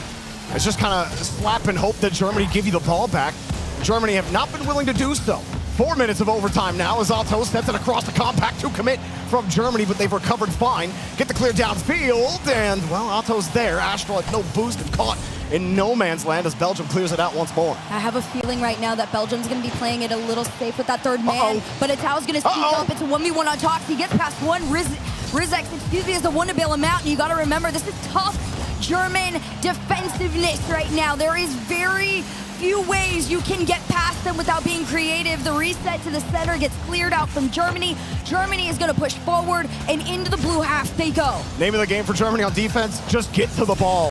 Doesn't matter where that touch goes, as long as we're finding a touch and nobody's getting anything for free, we're fine. And look where we're at. We're at 5 minutes where all the defense is great. Or can you outlast Belgium? A couple of chain dashes for Otto. Here he goes. A little nuts on the mix. Had to push it out. Try to keep possession. He does just that. Astral has to avoid a bump. Touch underneath. Oh! Absolutely ridiculous from Astral. A little bit of everything. You get the breakfast, you get the lunch, you get the dinner on the reset, on the 50, on the dunk. My God, Belgium have the first game. Astral, listen, it's been a while since we've seen you on land, but it's like you never left. What a way to close out that first game, and by the likes of England, it was eyes glued to that board the entire time, a breath of relief for them. But for now, that breath of relief isn't going to end quite yet. Spain against Saudi Arabia. Well, I hope England aren't looking at the board. I hope they're looking at their match. They're back in their game now. At the 5-minute mark, the devs were like, all right, just send him to game. Netherlands, England is tied right now. Oli had just tied it up, but over here, Spain, they're getting rocked a little bit by Saudi Arabia, who are starting to really heat up and find their form late in the second portion of this round robin. As Spain, they were in position to stay in the playoffs, but this back half has been so rough for them. They have not been able to find their form at all. A draw is looking harder and harder here with only 40 seconds left to go. Got to get to the orange, and they got to get it going. CRR forced to drop it down in the pass, too far away from any teammate. They steal it away, but again, Stizzy's got to jump from so far back. Spain are still making it work, though. They're getting the touches. Saudi Arabia, though, in solid position there in the defensive thirds, making it real hard here for Spain. Yeah, this is a really big one for Spain. I mean, you only got 12 seconds left on the clock here. You need almost near a miracle, especially if this one's going in. Saudi Arabia earned themselves another 3 points in the group stage to really just keep themselves in that #1 seed. You can hear the crowd going wild. It's nothing but smiles and fist bumps. And now it gets a little more annoying if you are the Netherlands. Oli did just put in a second goal as they take the lead against England. Now they need 3 points. Let's go ahead and swing in to Netherlands versus England. Like you said, Saudi Arabia getting those 3 points to hold on to that 1 seed. The Netherlands, that loss to Australia really starts to hurt them here, because now you're just trying to keep pace and hope that you can that Saudi Arabia have a draw later down the line, but you need to win this one if you still have hopes for the 1 seed. Yeah, this is a very interesting one for 2 different reasons. Netherlands currently tied in points with Saudi Arabia, especially after the loss to them. So if they were able to get the 2-0, those 3 points keep them in tie with Saudi. Oh my! With Saudi, but England wants the opposite. They're going to tie up the game here 2-2 for a chance to try and push forward into the playoffs. This took so long for anybody to get set. You saw Jory is kind of stuck in the net. You had Oli trying to get onto the wall, but Rise was already passing the ball out over to his teammate, and nobody was there to challenge him. I mean, that was too easy for England, and England need this point. They need it badly. We saw Belgium, they take that first game. England would love if Belgium just take a 2-0 on Germany there. The points are a little close for England. I don't know if it really is going to make too much of a difference for them unless they can start actually getting some wins. They won't get one here, but they need that point. Jorius gets a little chip, but Oli will take over for him. 2 goals, both the goals going to Oli for the Netherlands. Archie letting it go and pop downfield for England. And something to note on the other end of the field, Germany was up 2-0, but Belgium currently just scored 3 goals in 45 seconds across the board between those two teams, but Germany remains in the lead. And over here, England still continues to stay tied with the Netherlands. So both of these teams hoping to get their draws, and then of course the front runners hoping for those 3-point wins. As this one goes around the corner, Rise gonna try and leave this down for a teammate to float. Archie there to finish. And there you have it. England take their lead. You know, when push comes to shove and you got to get down, you got to do the hard work. Rise is the hardest working guy out there. Sets up 2 passing plays for his team to get England in a position to win. Time and again, this guy finds a way to be icy. You got a little bit of time left for England, get a point on the board, but Rise at the center of that action gets the 50 right off the next kickoff. Oli hoping for a pass to give Jorius a little bit of length here. Netherlands want to try to keep pace for that 1 seed. And England trying to fight for their playoff lives. Just over 90 seconds left here. Netherlands trying to crush the dreams. It will be none other than Jorius to be the one to retie the game. It was Mike Boy. It was a challenge from Archie, onto Mike Boy, but Jorius, he noticed the ball was going to bounce down onto the ground, took his opportunity to cheat up, take that shot, finds his way in, and well, back to even playing ground. I mean, Jorius had to hit it at that top shelf. You saw Joyo recover immediately too. And as it's bouncing down like that, it's so easy for that ball to rip a little too hard, a little too high. But Jorius finding the mark there. Nice look for the Netherlands. Archie back again here for England. Push up, you heard Rise talk about it. You know, these best of 2s, your mistakes get emphasized a lot more. They punish you a lot harder. England trying to hold on to what they have right now, as Jorius was expecting a higher bounce there. Slight misread, made it work on the adjustment. We'll get the ball right back as England get bumped out of the way, but the bounce will not be easy for Jorius to handle. No boost on the play. Mike Boy up the challenge.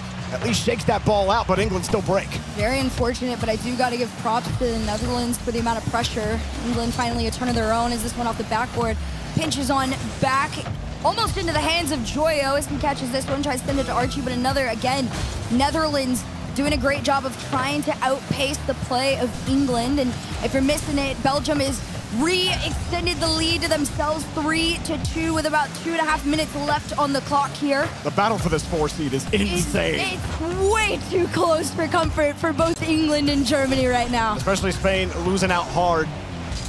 Helps both the cases for Germany and England, but here's England and the Netherlands. England hoping they can, maybe you do something here at 0 seconds.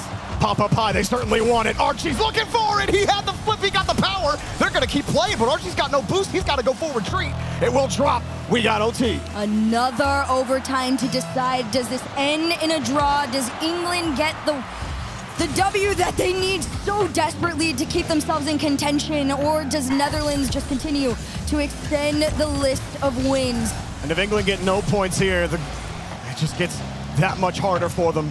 It is a must-win game. Every game is a must-win game from this point on for England. Oli, a little too hard on the kick, can follow up. 50 skirts out. And all Mike Boy can do is protect the retreat. They get bumped out of the way. 2 bumps as a response. Everyone, my God, absolute chaos here. Is this Rocket League or rugby? What's going on? A little bit of both right now. Both players came out of it on no boost, but the pass to Mike Boy to end it all. The 3 points will be handed to the Netherlands, and you can see it, the look on the faces of England. It's just frustration all the way around. Now they watch as Belgium and Germany battle it out in a tie of their own. England obviously is going to be hoping that Germany fall to the hands of Belgium. About a minute left as well. Getting a point now even bigger as England come away with nothing. The Netherlands get to keep pace with Saudi Arabia for that #1 seed, and Group A has been nothing short of entertaining across the board. Compact getting down underneath it. What a tournament he's had in his LAN debut, or at least his international LAN debut. Otto will let this one go for Compact. 80 boost, he wants to go hard, fast, underneath, got the 50 and a bump. They're driving, they're diving. Otto is scoring. Belgium's got the lead. This is exactly what those two front runners wanted, the wins, but I gotta give it to Compact, man. This player has been extremely impactful. That bump moved him out of the way. Now 43 seconds left on the clock for Germany to get themselves back into this. Otherwise, they too fall to the hands of an 0-2 loss. Germany, in pretty much every game we've watched them play, usually been able to put up a solid defense, but they concede 4 to Belgium here. They need every ounce that they can get to stay alive in the playoff race. 20 seconds left, and the going's gotta be now. Otto diving forward. A nice catch as well with the control. Oh, pristine from Otto. Dropped into the bucket for Astral, and we're fishing all day. That is a rough one. I mean, you see Raziers go up. Rizix had no boost. He's placed into an extremely awkward situation. There was no way for him to get up to that ball. Belgium knew it. They find their way on in. They extend that lead to a territory that is near impossible to come back from. Germany has to score here. It's a shot on target, a towel to keep them out. This one from Tox will almost find its way in, but it is too little, too late. Belgium will take down Germany 2-0 and continue the race to forefront into the playoffs. Belgium really solidifying themselves in the top 3 of Group A, and boy, do they look good doing it. What a race we have had. Germany, though, at the bottom of that playoff race, and England couldn't be happier for it, sitting at 18 points, 2 points behind Spain, trying to catch up in it. None of those teams got any points in this round, so they stay right where they are, but our top 3 seems to be solidified. Let's go ahead and talk to Belgium with Veracity. Thanks very much for that. LDC, talk to me. The performance you boys have had today, that was an intense matchup. What were the comms looking like amongst the teams? Was it a bit hectic? They always are. There's no quiet moments. That's the whole point. It's very important to constantly update each other. The boys have done it so well in this series, and we hope to continue it into the next one. Well, the next one is going to be against Spain. You boys went 1-1 against them yesterday. Were there any key mistakes you feel like you made as a team? Is there anything that's really changed for this next matchup? I think it's fully mental. This format is very unforgiving in that part, so we need to make sure that we are fully prepared for the start of that match. And if we do so, I am fully confident and we can take the 2-0. Do you feel like it's been pretty difficult for the boys to adapt with this new format being pretty unforgiving? Not really. I mean, like I said, it's fully mental. So if we succeed in completely resetting every time, then we can start from 0. We can start with full confidence, full speed, full win, and then we take the dubs. You know what, I'm going to need some tips and tricks from you on how to have a mental reset. But while we do that, I'm going to throw it over to the desk. Veracity, you're going to have to pass those on if you pick those up. We could use a mental reset up here, and not to pin this on you, Cole, but how you feeling after those results from this last matchup? Well, we are desperately looking at our phones, trying to figure out what the permutations are going into this final one. But let's have a look at this round first, because Australia, they did the job against South Africa. I think South Africa took the lead in game 1, but once Australia got going, there was nothing to be had. Netherlands and England, objectively, had a very good match. It was a close one. Overtimes in game 2. They ran away with game number 1. Game 2, though, was so darn close to Chiefs. So close, but not enough. Saudi Arabia continuing to do Saudi Arabia. Yeah, they're looking more like themselves, aren't they? Task. Germany-Belgium, also an excellent one. A great game winner here from Astral in overtime in game 1. Absolute stunner. And then we moved to South Africa and Australia, our featured match. That was a pretty good battle, too. You know, I do love the Belgians. I've always said they've got the best chocolate. You know, big fan of that country. So thank you very much, Belgium, for taking down Germany there in a real nail-biter. But yeah, Saudi Arabia looking so strong against Spain, and Spain have been far from pushovers this entire event. Yeah, it's been a tough one for any of these teams, but Achieve, I want to know who stood out to you in this last round? I do say I am a fan of that Astro Ball. That did bring me great joy. So you did pop off. Love that shot, and it's enough to go and find the win as well. And you see the devastation there from Joyo. Tough round, and he knows it. He knew that likely the draw was not going to be enough to keep Destiny in their own hands, but he also got a lot of help, Cole. A lot of his cohorts who were fighting for that 4th spot also losing. Yes, they are. Yeah, big results around round 13. We've got no draws here. Clean wins on every side. Australia, Netherlands, Saudi Arabia, and Belgium picking those up. Cannot wait to see the overall effect on our groups, but for now we have to worry about the effect of the mental of these teams as they're heading into their last round of competition versus each other in Group A. That's going to be the next round coming up. And this is the last chance for everybody to get their heads on straight, to get those sick plays for their reel later on, and to finally make a statement before they head on out for those bottom 4 teams. And lots of work to do for 5 and 6. Lots of potential remain for this last matchup, Cole. Yeah, it's looking pretty good, to be honest, for Spain. The tiebreaker is goal difference, so they are 5 goals to the good as well. So unless they hugely throw against Belgium and then England beat South Africa by a lot of goals, that is what's in England's favour. But they're coming up against South Africa, whose goal difference, no offence to the lads, is -87.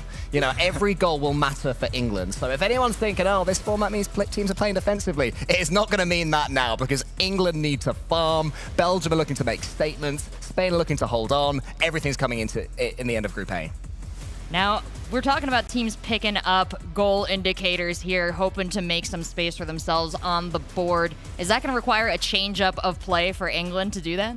Well, their final round matchup is South Africa. So if there's a round where you feel like you're in a great spot to find 3 points and get a bunch of goals, this is definitely the one to go for. As you said, -87 goal differential for South Africa. So not to put too fine a point on it here, but it's very likely you see England pushing for, 6 goals every game if possible. Well, we have to wonder how South Africa is feeling after that last match, if they can summon much fight against them. Let's check out their heart rate monitors, especially to die for. Are you alive, buddy? Ooh. Oh, it's actually higher today, and by a significant margin. Yeah, wow. And now it makes me question if it was just not attached correctly yesterday. Yeah, around his leg or something. And he's like, well, this thing's easy. Well, I'm farming this. That looks much more like where I expected someone's heart rates to be. Oh, I'd love to listen in. We've got comms from the teams as all this was playing out. Let's hear them. I'm out, guys. I'm out. I got it. That's it. I'm all the way, David. Don't die. You have to save it, no. You have to save it. I'm watching energy. I'm in my pocket. I'm in the floor.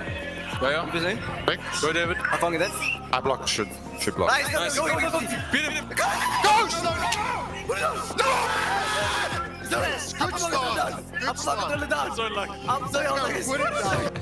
All right, now which spike on our heartbeat monitor was that one? We had a bunch of them there.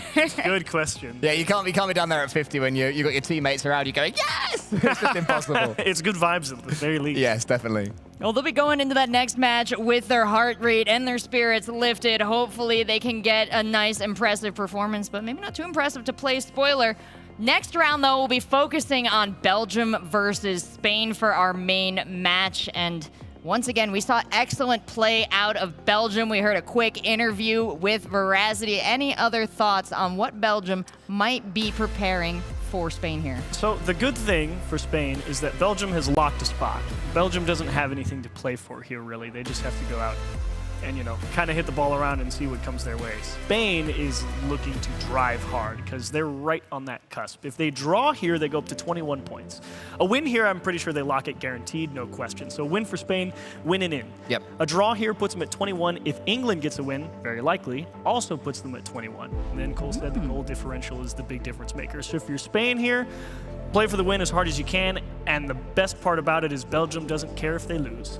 I mean, what I would say, though, is that Belgium are trying to up their seeding as much as they possibly can. If you look at Group B, and there's some scary teams in there, you want to avoid France. You want to avoid Morocco, probably. Exactly. 1 or 2 is a lot nicer than 3rd or 4th. And Spain have earned their right to try and, they can't get into the top 3, but Belgium certainly can get into the top 1. They'll be hoping that Saudi don't perform themselves. So there is something I would wager that Belgium are playing for here. And is that just a matter of winning overall? They need those 3 points, or do they also need to pick up in indicators to put themselves at the top of this group? Yeah, I think the win is required, I'm pretty sure, right? Is this Belgium, sorry? Yeah, it's likely that if Belgium don't win, they won't go top. So Belgium have to get the 2-0 for that. But if they win, Yes. are they guaranteed it? 'Cause No. Saudi No. Arabia can pick up a bunch of goals here. So I'm wondering if Belgium might be forced to play a little bit outside of their usual if they're trying for something special here. Yeah, I think that when these guys are playing, because there are so many permutations, there'll be no part of them where their eyes are glancing over to other scores. If it's only one, I can see England doing that, for example. Even if they'll tell themselves not to, there will be a cheeky glance over to Belgium versus Spain. Spain have done incredibly well to ensure that all of this is in their own hands. They have gone through this gauntlet, putting themselves in fourth, going into the final match, and you have to give them credit for that. Yeah, checking in on Spain here now. 27% is what Twitch chat gives them to win, but reading their faces, knowing what we know about them, what's their self-assessment like at this point, Chiefs? Spain, I think they should be very proud of the performance they've had so far. I mean, a lot of people were questioning what a top 4 could potentially look like. They were kind of one of those, hey, they could do it. It's just a matter of can they do it. And you feel a lot of validation here going into the final round and keeping destiny in your own hands. And honestly, in a pretty safe spot to be. I'm quite confused to see 26%. I know Belgium's playing well today, but yeah, I think it's a lot closer to a coin flip than that would indicate. Well, player to watch on Spain. Give me who I can best keep an eye on to get a temperature for their performance. I always say CRR, but that's not who you keep an eye on to keep an idea of how they're playing. CRR is dead lockdown. He's great, but if you want to figure out what the pace of play is looking like, I think Atomic's probably the guy I want to take a look at. If he's able to drive and push hard on the attack and just let CRR, because CRR is a phenomenal defender. I don't ever want CRR trying to be the first man through. Just let him control the midfield, and you'll be in great shape. So I want to see Atomic go out there. I want to see him press defenses, force people back, and make them respect him. If he doesn't have that respect, if people are kind of just letting him air dribble the ball and they're saying, yeah, come on, bring me the ball, we're not in good shape. So I want to see Atomic have good field vision, get that ball across the pitch, facilitate, get defenders moving. Yeah, dead on. Atomic is a great barometer of how any team he's on is playing, and that's no different with Spain right now. And are they going to be looking to maybe shut down Compact specifically here? I don't think they'll be looking at shutting him down specifically. I think what they'll be looking at is if they're going to lose, not by losing by 2, 3, 4 goals. They need to ensure, even if there are a couple of goals down, 30 seconds left, don't throw it all away, concede the third, because goal difference will be massively impactful for them. How well said, and a lot to look forward to with this matchup here. Players getting locked in. Belgium looking calm. Spain locked in, leaned into those monitors. We have our casters ready. We have our teams ready. And now we are preparing to head into the very final round of Group A. This is the last opportunity for the teams to assert themselves in these groups. We've got... made me He's won the game. Let's send it on into the final round of Group A. It's Belgium versus Spain. Let's go.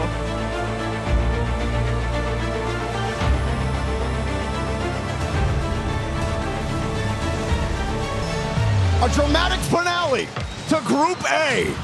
Well, there's a lot to keep track of here as Compact will start it off. Spain, they control their own destiny, but Compact wants to throw a wrench into that as he scores the first goal here for Belgium. And I hate to be that person, but in tandem, England actually just scored their first goal at the same time. So two teams doing two different things right now, but Belgium is in the better spot. If you guys missed it, they need to 2-0 Spain to absolutely secure the dub here. Belgium's already locked. Spain needs to 2-0 to secure the dub here and push their way on through, but Astral's not gonna let that happen. Yeah, 2-0 is gonna look pretty difficult here. Astral just takes a lovely stroll down the sidewalk and then dices Stizzy on the play. Just got a free clear the whole way from his corner down. That is not how Spain want this. And you're talking about it, Hercules. With Spain controlling their own destiny, they 2-0 and they're in. However, if they split, it comes down to the goal differential. They have 5 goals on England. Though it comes down to, can you just stay ahead of that curve? But if Belgium keep winning and they get a lot of these goals, it may look good for England. They might be able to sneak in. There is a chance in like the longest islands that exist on Earth that Germany could make it. But let's be honest, those odds are long. And oh my God, Spain This is not what you want to see if you want to see Spain make the playoffs. Compact has his way, and it's just free goals. Astral get basically a free goal. Compact basically gets a free goal. My jaw is actually on the floor. I'm watching both matches right now, and it's genuinely the exact same storylines happening on both teams that are the front runners, Belgium and England in their respective rights, both 3-0 currently. Spain just trying to catch up, but it hasn't been the best of efforts. This is one of the better ones. CRR reset forward, too committed to make that save, but it's not enough to stop Stizzy. That is an important goal just because of the timing. We talk about 3-0s, how difficult they are to come back from, but when they all happen in the first minute, you can take one back, and there's 3:58 on the clock. This is a ball game Spain can still take. A huge goal from Stizzy just from the timing of it. Yeah, if there's any moment for a shootout to be happening, you do want it to happen in the first few moments of this game, especially because it would give Spain a lot more learning time with Belgium, with how they're going to be playing, because obviously Belgium's coming in full force, but so is CRR. A complete miss from the defense. They tried their hardest, but Astral's touch just fell into the hands of the wrong person. Our nerves getting to Belgium are already in. They're fine. They're chilling. But these goals are just popping in. 4 of these goals have been... They've been awful. All right. There's been no defense. I don't know where the defense is, I'll be honest. I don't know what's happening. I'm also trying to pay attention to how many goals England are scoring. They're 4th, by the way. 4-0 against South Africa, as Spain are roaring back into the game, and then Astral just runs riot all over Spain. Well, you know what, Astral? You had a funky touch on the last play. You cost a goal. You give one back. Props to you, man. Continue to extend that lead and do what you need to do. And speaking of extending leads, England, 3:01 on the clock, 5-0 on South Africa right now. So they are well on track to trying to even out that goal differential against Spain. Should it come down to it, but Belgium, they're trying to hand Spain their first loss. Look, you want to keep track of that goal differential. England started down 5 goals against Spain. They are now, England at 5 goals, right? Spain at 2. You got 2 more goals to at least even up on the goal differential already. England know what's at stake right now, and they're trying to run up that score on the other match. Meanwhile, Belgium, I mean, look, Spain's defense, I don't know what's going on with their defense, but it's not it right now for them. As Compact, oh my God! That's a heady for Compact! An absolute breakout star of the tournament is running all over Spain! How? 4 boosts in the tank. He spotted the ball. He goes for the jump on it, takes it to the sidewall, and in 6-2 in favor of Belgium. England now within 1 goal differential of Spain. If the scoreline holds as it is, Otto rips another ball on target. I think Belgium, I think they want to put Spain in the dirt. This is brutal.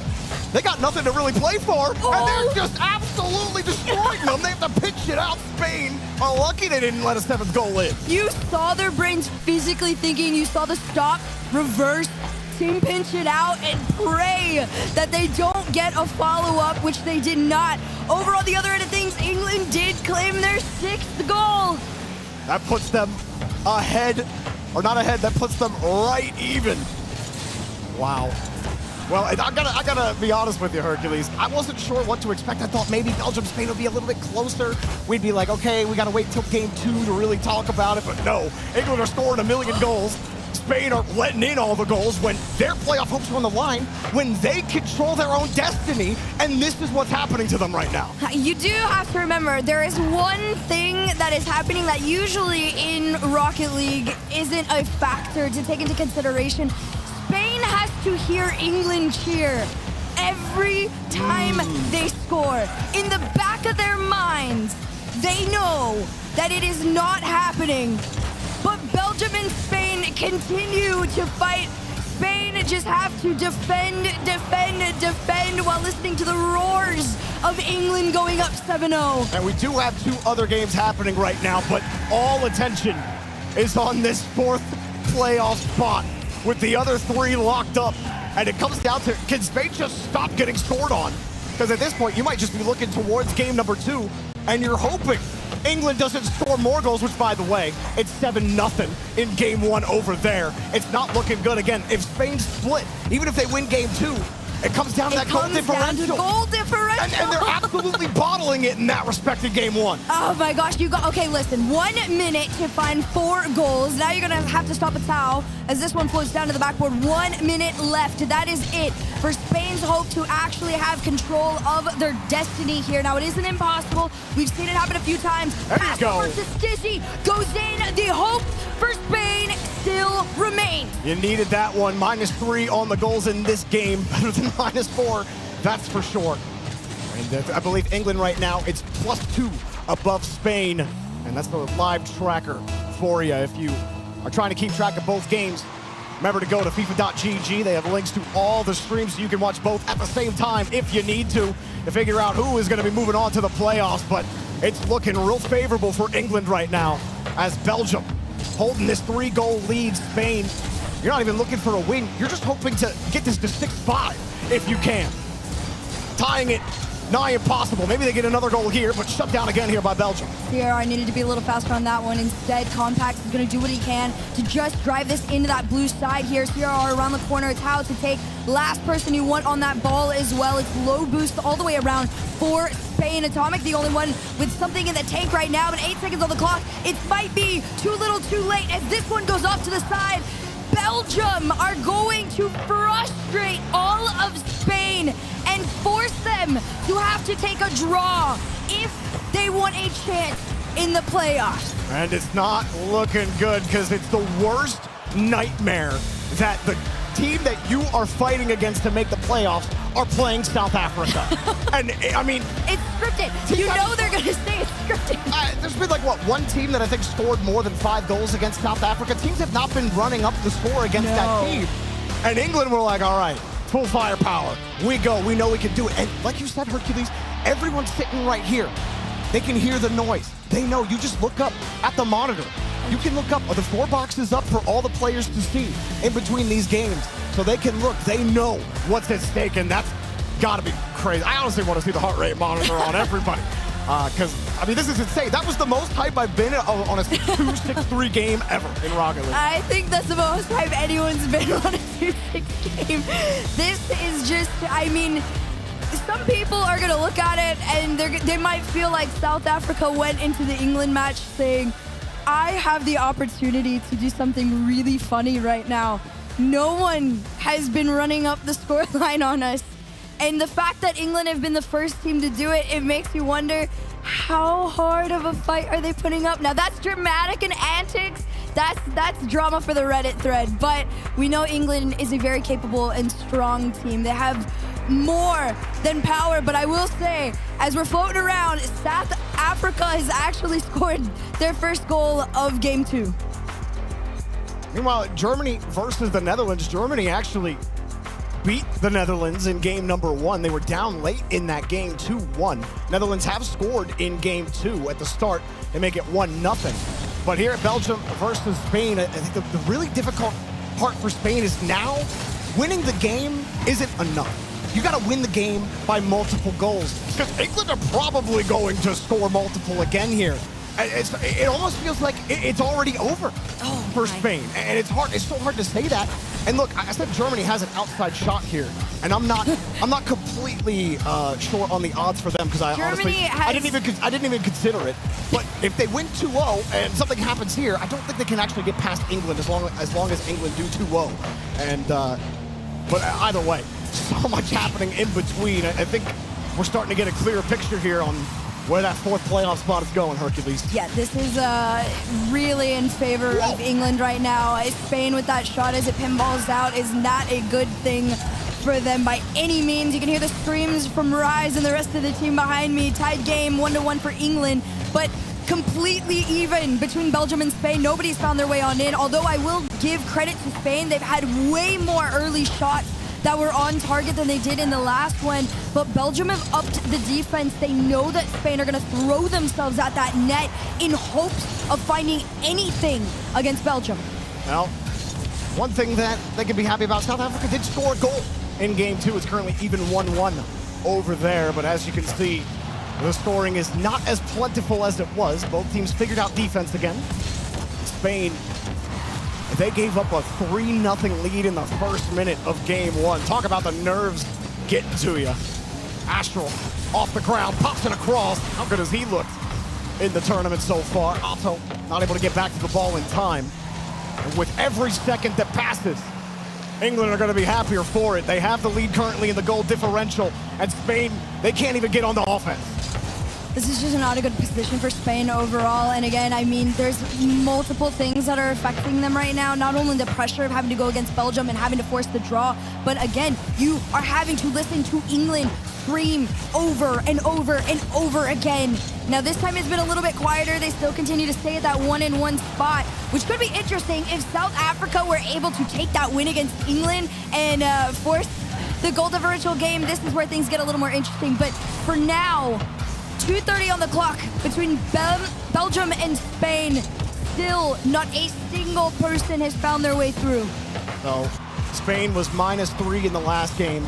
England +7, giving a +4 to England. They're actually down 1 in goal differential. Like, I can do math, I promise. The Spain are actually in an okay spot, especially because South Africa are still tied with England as that game is coming down to the final minute. And we're at the 2-minute mark here in Belgium versus Spain. Oh, England don't actually have control of it just yet. Spain are not out of this by any means. CRR will clear it back out to the opposite side. And coming across, Hercules, you just took a gas because you just saw something crazy happen on the other stream. South Africa have taken the lead over England. No way. Snowy found his way on through from the midfield into an open net. They sneaked their way on in. Now Spain, this is your turn to fight. The double doubles are coming through. Atomic trying to catch it from the backboard. Completely denied off the shot. After almost 10 goals were scored in the last game, we are scoreless. Almost 4 minutes gone in this game with South Africa in the lead against England, who all but assuredly had their playoff spot after game one. But the South Africans are stepping up, and Belgium aren't going to make this easy for Spain. They have control of the ball. We'll take it across. Spain cannot lose. Astral not able to come back down with a compact force back to the wall. I am fully convinced South Africa came into this series and said, let's do something really funny. They are trying their hardest to make the craziest upset on earth right now. But Belgium and Spain still battling it out for that first person to take a lead. Otherwise, they are forced into one of the most intense overtimes of Group A. Otto desperately looking for a clear. He had no boost to get back to that 50, and Astral with a crucial 50 to help Compact get back into position. Otto, he's trying to take control of the lobby himself. He's just pulled up, air dribble, 50 it. Maybe I just absolutely outplay you. Astral across to the side, no bump, but he keeps the ball away from Spain. Coming near the end of regulation. Still 0-0. South Africa near the end of their game. 5 seconds left. They have the lead against England. England! No way they're going to drop a game to South Africa. They draw to South Africa, and we're in overtime with Spain. Absolute cinema here at the end of Group A. Spain have to win this overtime if they want a chance at the playoffs, and they will! From rags to riches, Spain hold on by the skin of their axles. My God! No words. It is just pure Rocket League. This is what the format was for. This was what it was all about. The craziest storylines humanly possible have been made. Let's send this over to Veracity.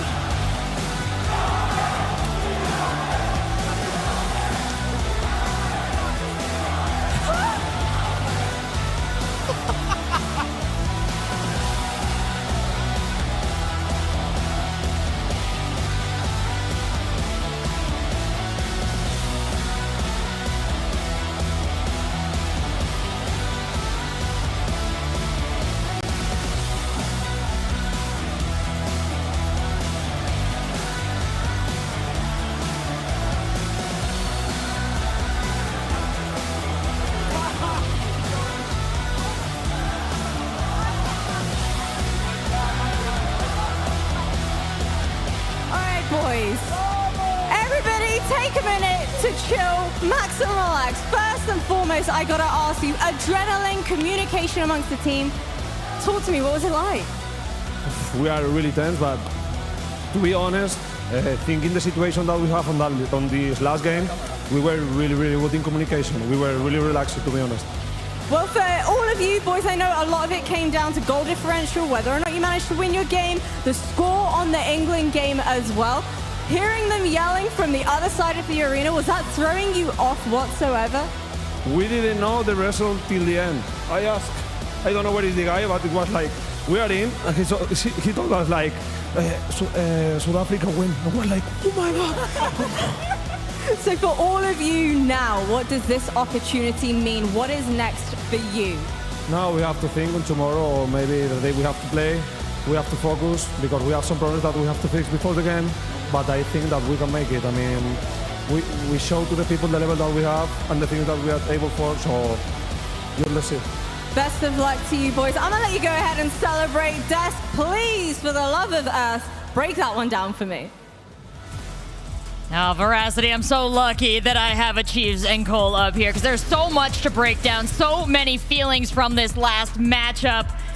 I don't want to pigeonhole you, Cole, but we got a lot to talk about with all of them. So, you know what, Chiefs, start us off.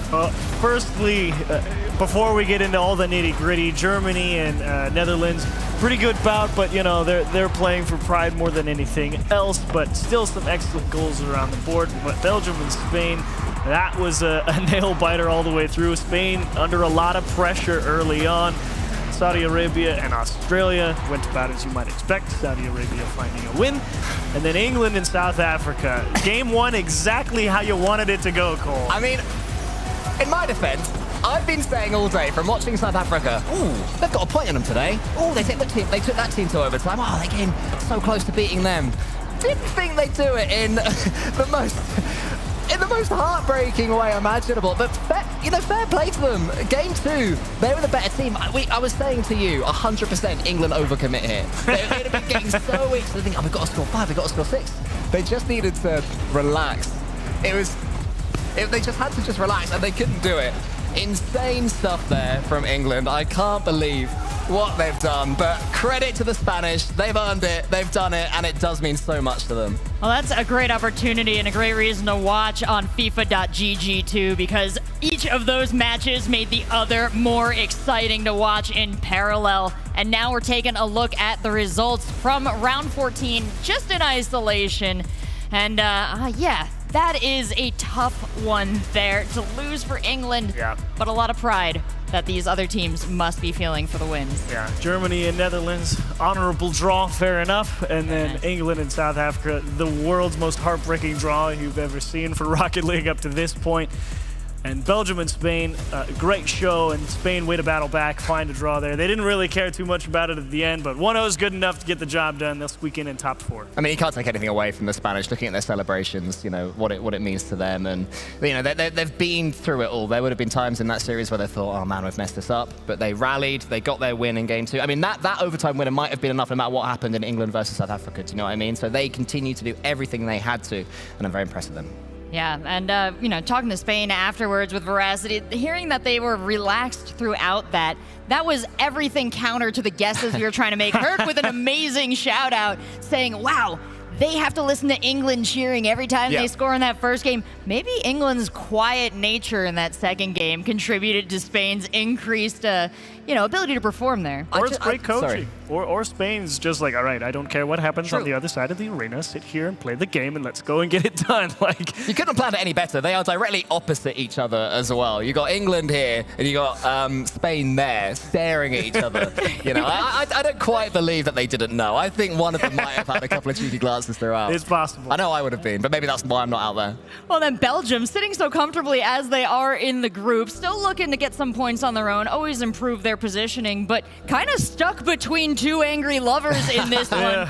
Belgium, in fact, the ones we put our heart rate monitor on, so I want to know how this situation has affected them overall. Yeah, Belgium in an interesting spot here, fighting to move up to the top seed. Couldn't quite get it done versus the Spanish. You can see that heart rate increasing, especially in that final goal right when they got scored on, because they're like, because it was the build-up that whole time trying to say, okay, if we find a win here, we take the top of the group, but not enough to get it done. And eventually, Spain found a way back, forced a draw, and talk about both teams committing to defense as well. Look at all those goals at the early round, and everyone was just like, whatever, man, we're playing car soccer, and then nothing for 2 games, and everyone's heart rate goes up as the tension builds.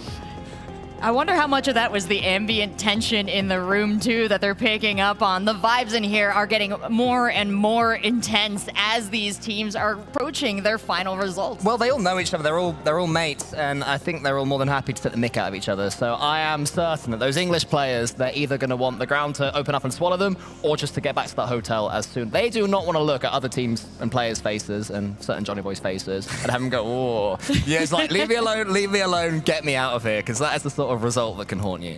Well, speaking of results, let's take a look now at the overall results from Group A. Things have settled, and here are your 4 qualifying teams. Chiefs, your response to this final result. Saudi Arabia, tip of the cap to you. They got there. 4 draws yesterday, a perfect inverse today. 4 wins and 3 draws. Good for you, the only undefeated team out of Group A. You've earned your spot atop the group, and everyone says, oh, okay, yeah, that's what we thought we were going to get. So hats off to them. Netherlands, way to rally. You know, off of a really up and down kind of roller coaster day, holding on to a top 2 seed. Great job. You came into the top, you only slipped 1 on a bit of a roughshod day. Excellent job. Who would have thought as well that South Africa would end up being the kingmakers?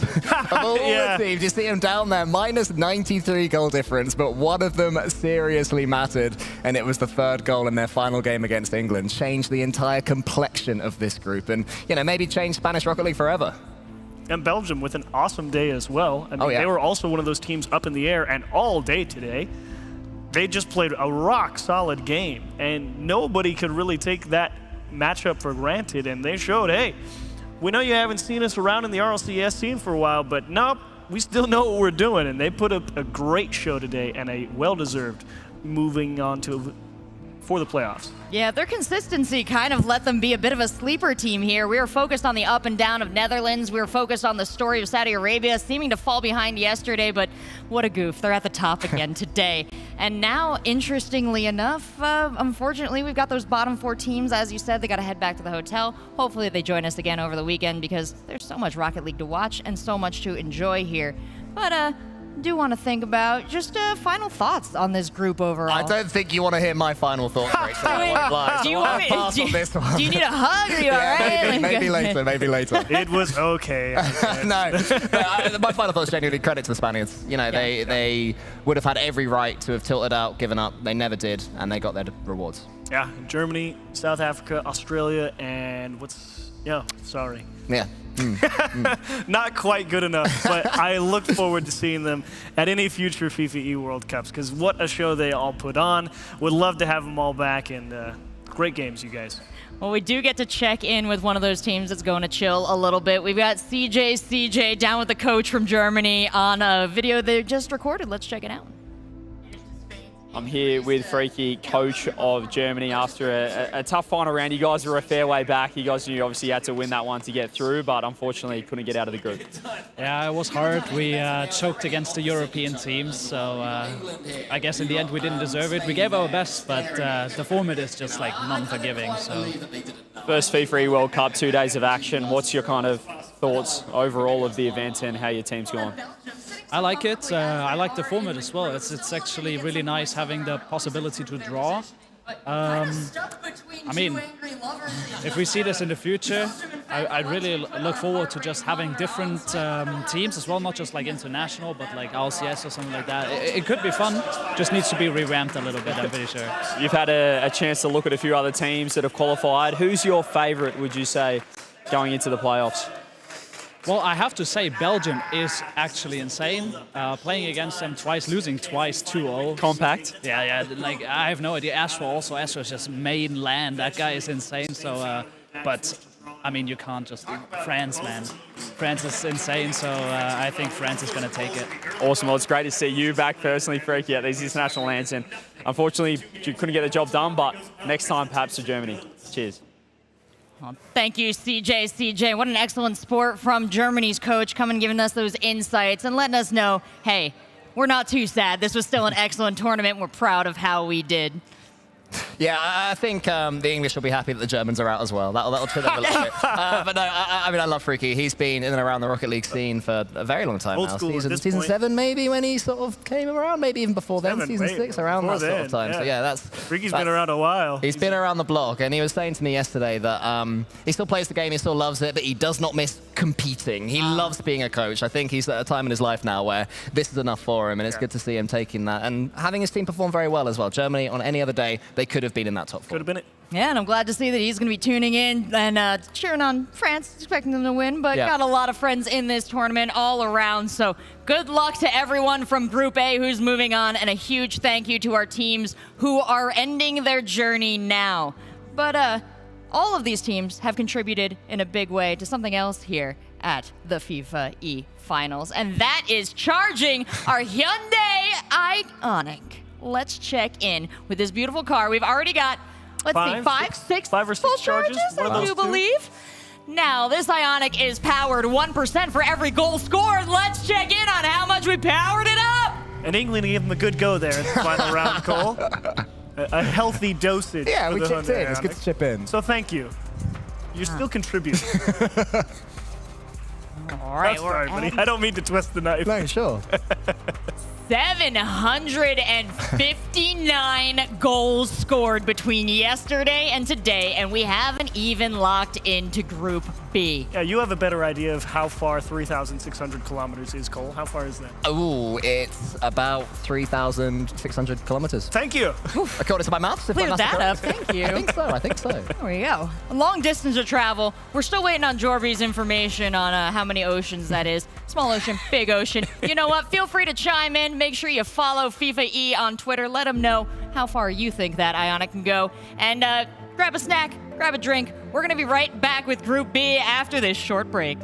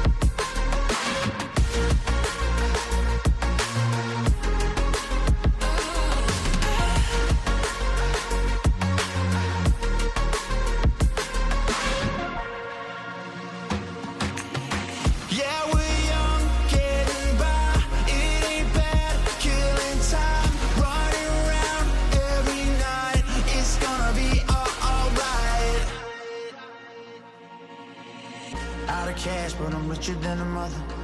I've been down, but I'm finally out the gutter. Got a crew, yeah, we rock it like no other. Yes, I'm proud of my sisters and my brothers. Strangers now gonna be the best of friends. Celebrate like the story never ends. Word aside when we're stepping on the scene. Word or not, like we're living in a dream. Oh, so young and free. We got the keys to the whole city. Oh, so young and free. We got a good thing, you and me. Oh, so young and free. We got the keys to the whole city. Oh, so young and free. We got a good thing, you and me.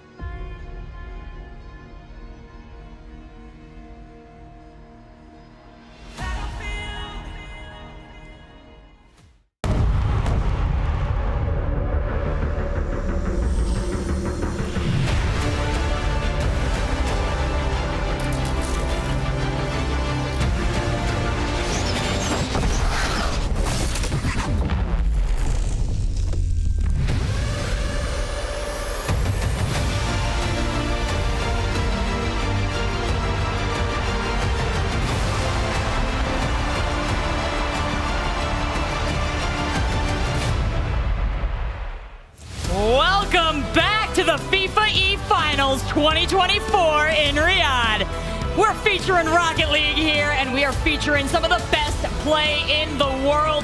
Each team built to represent their nation. We just wrapped up Group A that played out yesterday and today to incredible results. Now we're gonna do the same with Group B. I'm your host, Rachel, aka Seltzer, and joining me on the desk, we've got Johnny Boy, my regular Achieves, and we've got Hercules down at the end. And my friends, we have seen some amazing games so far. But Johnny, I'm gonna let you pop off right now. Anyone else having the best day right now? I feel like my favorite team just won the grand final. Genuinely, I'm so excited. But wow. Yeah, we were what a sad disappointment for England. Yeah. Can we talk more about that? I know we got Group B coming up, but can we dwell on that for just a second? Just a second. Honestly, okay, I'm that's down. Yeah, we can live in it a bit longer. No, go off. I'm glad South Africa did it too, Johnny. How's that? Where's No, Cole? honestly, Cole dodged me. I walked around from the green room to get here, and I think he went the other way just to avoid Just me. the opposite side. He's actively avoiding me. I'm going to get him. I'm going to get him later. Lots of great results, though, Herc. Great call-outs, because we got to mention that they are playing in this stadium where they are face-to-face, to face-to-face, to face-to-face, to face-to-face. Yes. They are down there in a circle looking at each other, and we're finally seeing some effects of that in the gameplay. Yes. Oh my gosh. I was so happy that people noticed that little call out to you, because there's little things like that that I love to talk about that a lot of people think there isn't an effect that comes from the players being across from each other and seeing each other, because you do hear it sometimes. We've heard it in the past where like Brazil will be in front of a team, right? And they're throwing up the yells and they're making fun of them, and there's a tiny effect. But every match is simultaneous. And so the fact that Germany had to listen to England scream 7 times in their face during that match, I do not doubt that that had some sort of effect on them. But then on the flip side of things, I think Spain recognized that England was very quiet during the second match. And it might have given them a little bit of a boost and some hope, especially when they didn't know. They had no idea. When they finished the match, they were all like, oh no, what have we done? I love it. And then they found out, so they're delighted. Drama. No, it's really cool though, and I'm interested to see if it has any effect on the teams this go around. Yeah, absolutely. And let's take a look at Group B. We played through it yesterday. We're running it back today. This is where teams currently sit. No surprise to find France at the top. But Achieves, what are your reactions to the rest of this list? Oh boy, I'm terrified of what Turkey and Portugal are going to do to people after what happened in Group A. I'll tell you that. Argentina is no beans either. Chile, US. Oh gosh, it was such a. You guys are nervous for some reason. What's going on? Why are you all more nervous? It's not nervous. It's just knowing what I'm in for. What could it be? I don't know. I'm feeling a lot of tension on the desk right now. Yeah, I'm feeling great. I'm feeling fantastic. But the Americans have definitely all gotten more tense here. I don't know what you're talking about. I'm ready for USA to lose via draw to Portugal. Don't say it. Putting that energy out, Achieves. Listen, I'm not trying to jinx anything, but USA versus Chile is the last match of the group. Oh, of course. Looking at where they are right now, looking at the drama we've just seen at the end of Group A, I'm liking the drama meter where it's headed for Group B as well. Well, and a big factor between yesterday and today was what those teams focused on, how they reapproached the competition and what they learned from each other. I wonder if that's going to be a factor in this matchup. Have you guys had a chance to talk to any of the players in Group B, get a sense of how their preparation is going? Yeah, we had a couple. America coming in. Yeah, America was here when we were here for like breakfast, and I remember seeing Greg walk by, and I was like, "What are you doing here?" And he literally said, "He was like, we came in early. We wanted to see if we were able to get any of the footage and the tapes from yesterday to study up on everyone." They're watching the replays, and watch the replays, and that's what they did. So they've been here all day, which is really interesting. I saw a couple of other teams do the same thing. So this Group B is very stacked, very interesting. I wonder, was there anyone from Group B who slept in? Take it pretty chill. Like France. Really France are feeling pretty good. Brazil are probably feeling quite good as well. Brazil and France are looking excellent. I mean, I think the number to get to qualify is around about 22, 23 points, so they're all feeling pretty good about themselves up at the top. Yeah, as they should. They've earned it. Absolutely, and so many teams working so hard to keep themselves out of the bottom today. As we took a look at that standing, seeing who's down there, who do you think has the best chance of fighting their way out?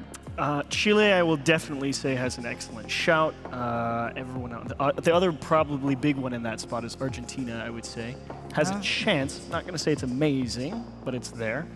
But I think for me, it's Chile. Interesting. Well, there's only one way to truly find out, and that is to head down to the stage to bring out our teams and to let them duke it out in the rest of Group B. So let's send it on down to Veracity and our dear, dear friend Milos. Are we not entertained? Oh my goodness, Milos, there we have it. Group A done and dusted. But now, all of these teams surrounding me, it is now or never for our Group B, folks. At the top of the day, I promised everybody it's going to get even hotter, and Group A definitely delivered. So we'll see if that'll be the same to apply to Group B. So let's kick it off with first, Argentina. The South African squad had a score and a sore day yesterday. Can they catch up and reset for the second day? Favorites coming into this, it is France. Let's find out whether or not they really did have a sleeping, because they are topping their group right now. Synergy in the heart rates and the pitch. Next up, Morocco. As the sun set on day one, Maghreb had collected a huge set of points. Maintaining top 4, though, is today's focus. With a family in the crowd, it is USA! They mention, you know, you win some, you lose some, but that is not an option today with elimination on the line. Absolutely. Next up, it's Turkey. They left the barbecue heat yesterday, and the question is, how fired up are they on elimination day? Well, time will only tell. Next up, we have Chile. With a mixed bag of results amongst them, Milos, the real question is, can they pull out all the stops and rise to the top? Next up, it's Portugal.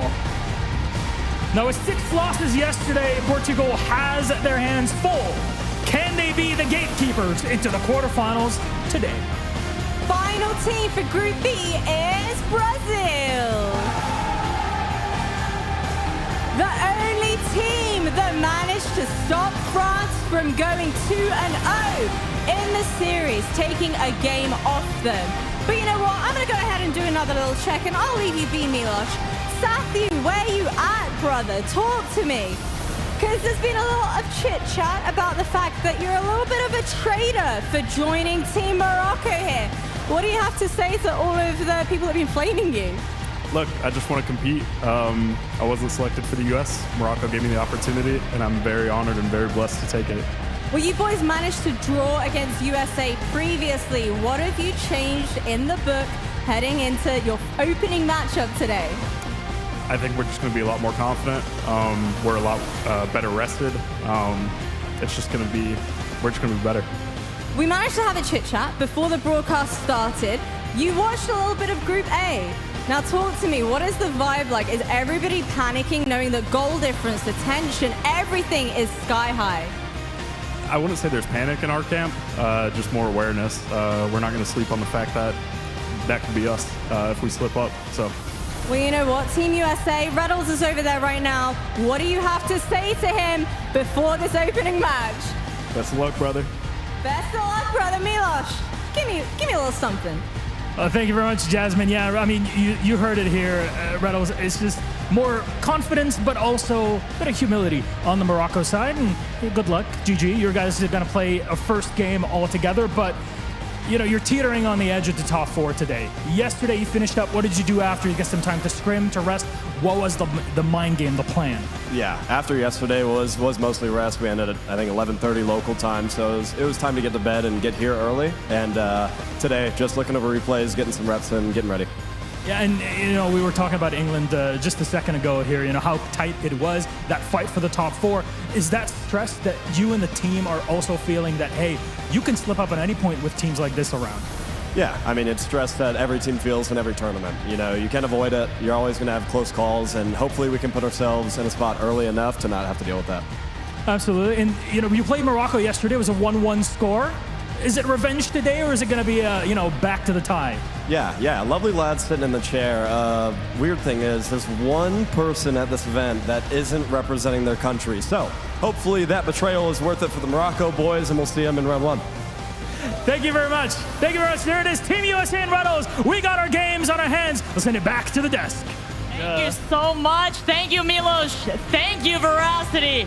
Interesting call out there from Reddles. Yeah. Is that a sleeper agent on Team Morocco? I wasn't sure if he was going to go as directly as Safi as that, but I was pretty direct. So, I mean, I guess it's on. There's no love lost between these two teams. Yeah, and it was a pretty quick shot there, too. But family of Team USA, Reddles' mom and dad out there. Lots of love in the house for Team USA. Lots of love for Morocco, too, though. So we'll see how that bears on our featured match in the next round, in the first round of Group B. But we've got lots of teams playing, and I cannot wait to see how this group shakes itself up over these next 7 games. Well, gentlemen, ladies, we have a lot to get into here. As we prepare for this matchup, Morocco-USA, we had those great interviews, we got a lot of information, but your reaction, Johnny Boy, to how this will actually pan out in the field of battle? I mean, I'm just here for the drama. I hope we get a repeat of Group A here. Scotland didn't qualify, so I'm just hoping that we get as much drama as possible. But USA and their chances. I actually right now I do think USA will make it out of the group. My early prediction there is that they'll get 4th place. They're sitting 4th right now. How many wins do you think they get? How many wins do I think they're going to get? I give them 3. Yeah, I agree with 3. I think 3 is accurate. I think I would say they lose to the 3 teams so above them. So is 3 and 4 draws good enough? Yeah, it should be fine. I don't, because they'll draw Chile, and then I don't think Chile will get a point off Morocco, Brazil, or France today. So I think, but they could. I think USA will be okay. You're trying to send them down the England path, tell them a draw is enough? No, don't do that. You're trying to do that to England's son, America, too? If you watch the tape on my England punditry, I don't think it sounded a lot like that. True. Herc, any thoughts on this matchup? Oh, no. Oh, is it time for the... Oh, yes. Yeah. That's my thoughts on this matchup. Wow. I'm so excited. I've had USA in my top 4 since before the match the event even started. They were my sleeper pick that was going to be sneaking into this one. So, yeah, USA all the way. I think after yesterday, their performance was really good. I think they're very aware that some of those draws should have been wins, actually. So I'm curious if they do turn into wins. Ooh, well, this team, USA, was my top choice from the jump. I'm so hoping that they can pull it out there. Chiefs, I noticed that we handed you, I think, one of these, but I do not see it in your hand. He's got his pick. Remain conflicted. I am not sold yet. It's no hate. I'm proud of where I came from, but hey, man, after Group A, you got 3 wins and 4 draws is good. I'm not convinced that 4 draws is guaranteed by any stretch of the imagination. That's all I'll say.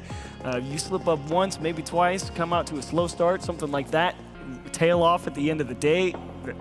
The world is still up for grabs as far as I'm concerned. And before I can say USA are in great shape, I'd like to see what kind of form they're in today. That is absolutely true. We know they woke up early thanks to you guys. You met them in the cafeteria. They've been here. Yep. They've been preparing, but they've traveled far to get here. They've got a bit of the jet lag. They did say they're better rested today, but that does imply that they're calculating that. They're feeling that. They're worried about the body feel and not the game feel. So is that going to stop them from locking in fully? I don't think so, honestly. I think that this team is pretty well locked in. I do want to mention, though, that Morocco and USA are actually sitting side by side. So that's even closer than the Spain-England version, which will be really, really fun. I mean, they're literally going to be making like direct eye contact with each other every time they look over. So, oh, man. But Safiu on Morocco. Yeah, what do you do, Safiu? What are you doing? Come on, man. What do you think that is? He stressed me out because he's really good. What do you think he's holding there? He's got a little sheet printed off. Type of card. He's probably like, are the chairs good enough for my players? Are there pillows left enough? Or is it could be a schedule of who they play in what order. Is it a parking fine? Like, did they mess up? Buggy on the way? Unflattering stick figure that he handed over. Handed that by one of the officials here. It's a Team USA drawing of him being a stick man trader or something. Has he just been informed via letter that he's not allowed to come back after the event? Well, we focused a lot in Group A on the middle of the pack and how much movement we were going to see there. We can take a look at that for Group B as well. It's the most impacted teams who are going to be changing things up, hopefully for the better. That hump right there, 4th to 5th. Chile desperate to get over it. Now, the biggest bonus for Morocco. They're listed on this as, you know, the struggle for the middle. Their goals for is massive. 42 is huge. They got a great goal differential. Now, none of the tiebreakers came down to goal differential in Group A, but it was very much on the table. So if that ever ends up being a situation, they're in great shape. That is very valid there. The goal differential, as you said, did not really come into play, but it so closely did. It would have been a big factor. And now taking a look at Chile and what they've been bringing to the table game-wise, big scores outside of what we've seen already?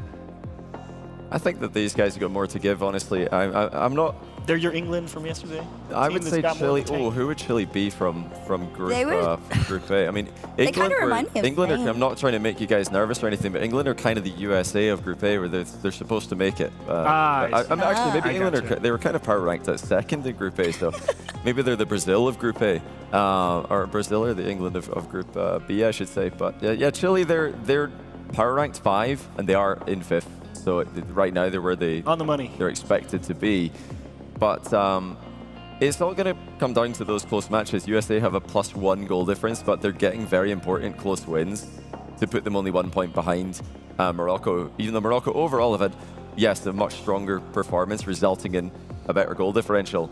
If you win 7-0 and another team wins 1-0, it's still going to be a point. It's still going to be 3 points if you can do that multiple times. And USA have been clutch, which is keeping them close to Morocco. The one thing I'm worried about for USA is if Morocco do show up with the expected form, that gap could open up, and then it really would be pressure on against Chile. Yeah. To fight for that 4th spot. Yeah. Yeah, USA feeling more rested, Morocco also feeling more rested. And we know that's a huge factor for Itachi in particular, coming in kind of at the last minute, able to sit down and play his heart out.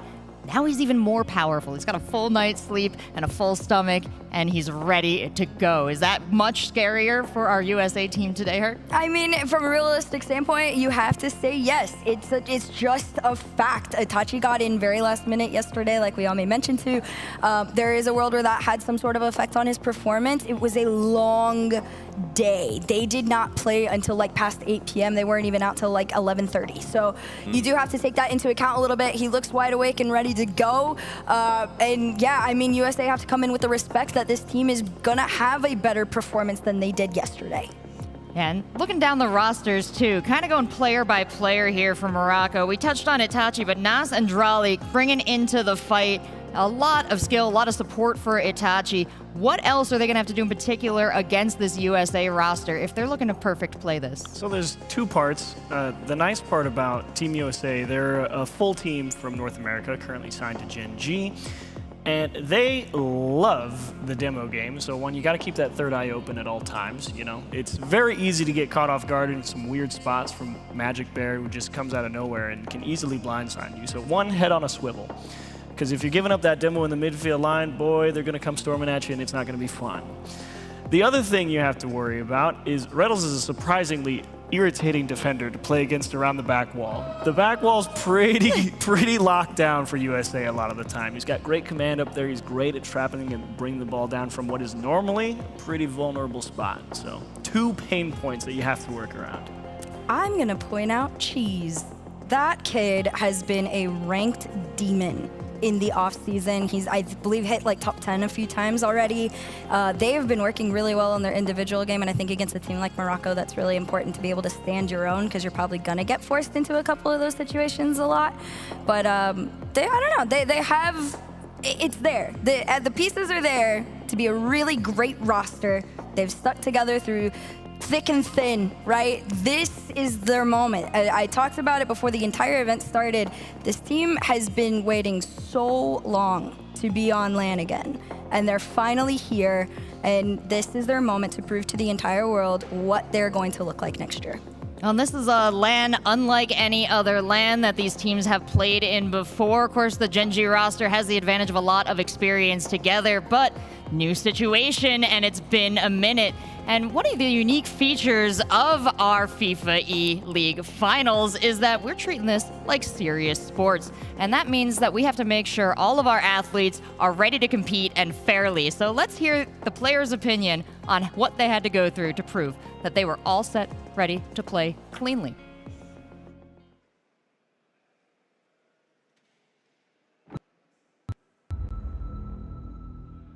Well, I think anti-doping is essential for making sure that there is even playing grounds, that there is no cheating. I don't think in esports it's that big compared to actual sports, because I feel like the mental side is much more difficult to enhance than the actual physical side. I feel like there's much more opportunities physically that you can get when you're doing doping. So I think it's still obviously essential for maintaining a fair sportsmanship. I'd say it's actually probably quite a good thing, anti-doping, because I mean, I know in a few other esports it was a big problem. And maybe there is online in Rocket League potentially, so you know, it kind of evens the playing field if there's some tomfoolery happening in some online tournaments. Anti-doping, I would say, is very relevant, because obviously doping, it means that somebody is trying to get a better performance by using whatever option they're using. Without anti-doping, most people will dope, or they will get better performance than they usually do.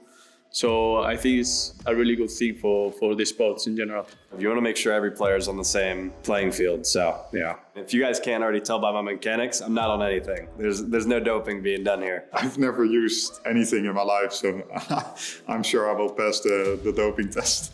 I think to keep the integrity, of the tournament, everyone at the same level, doing the same stuff, and not using something that can give an advantage.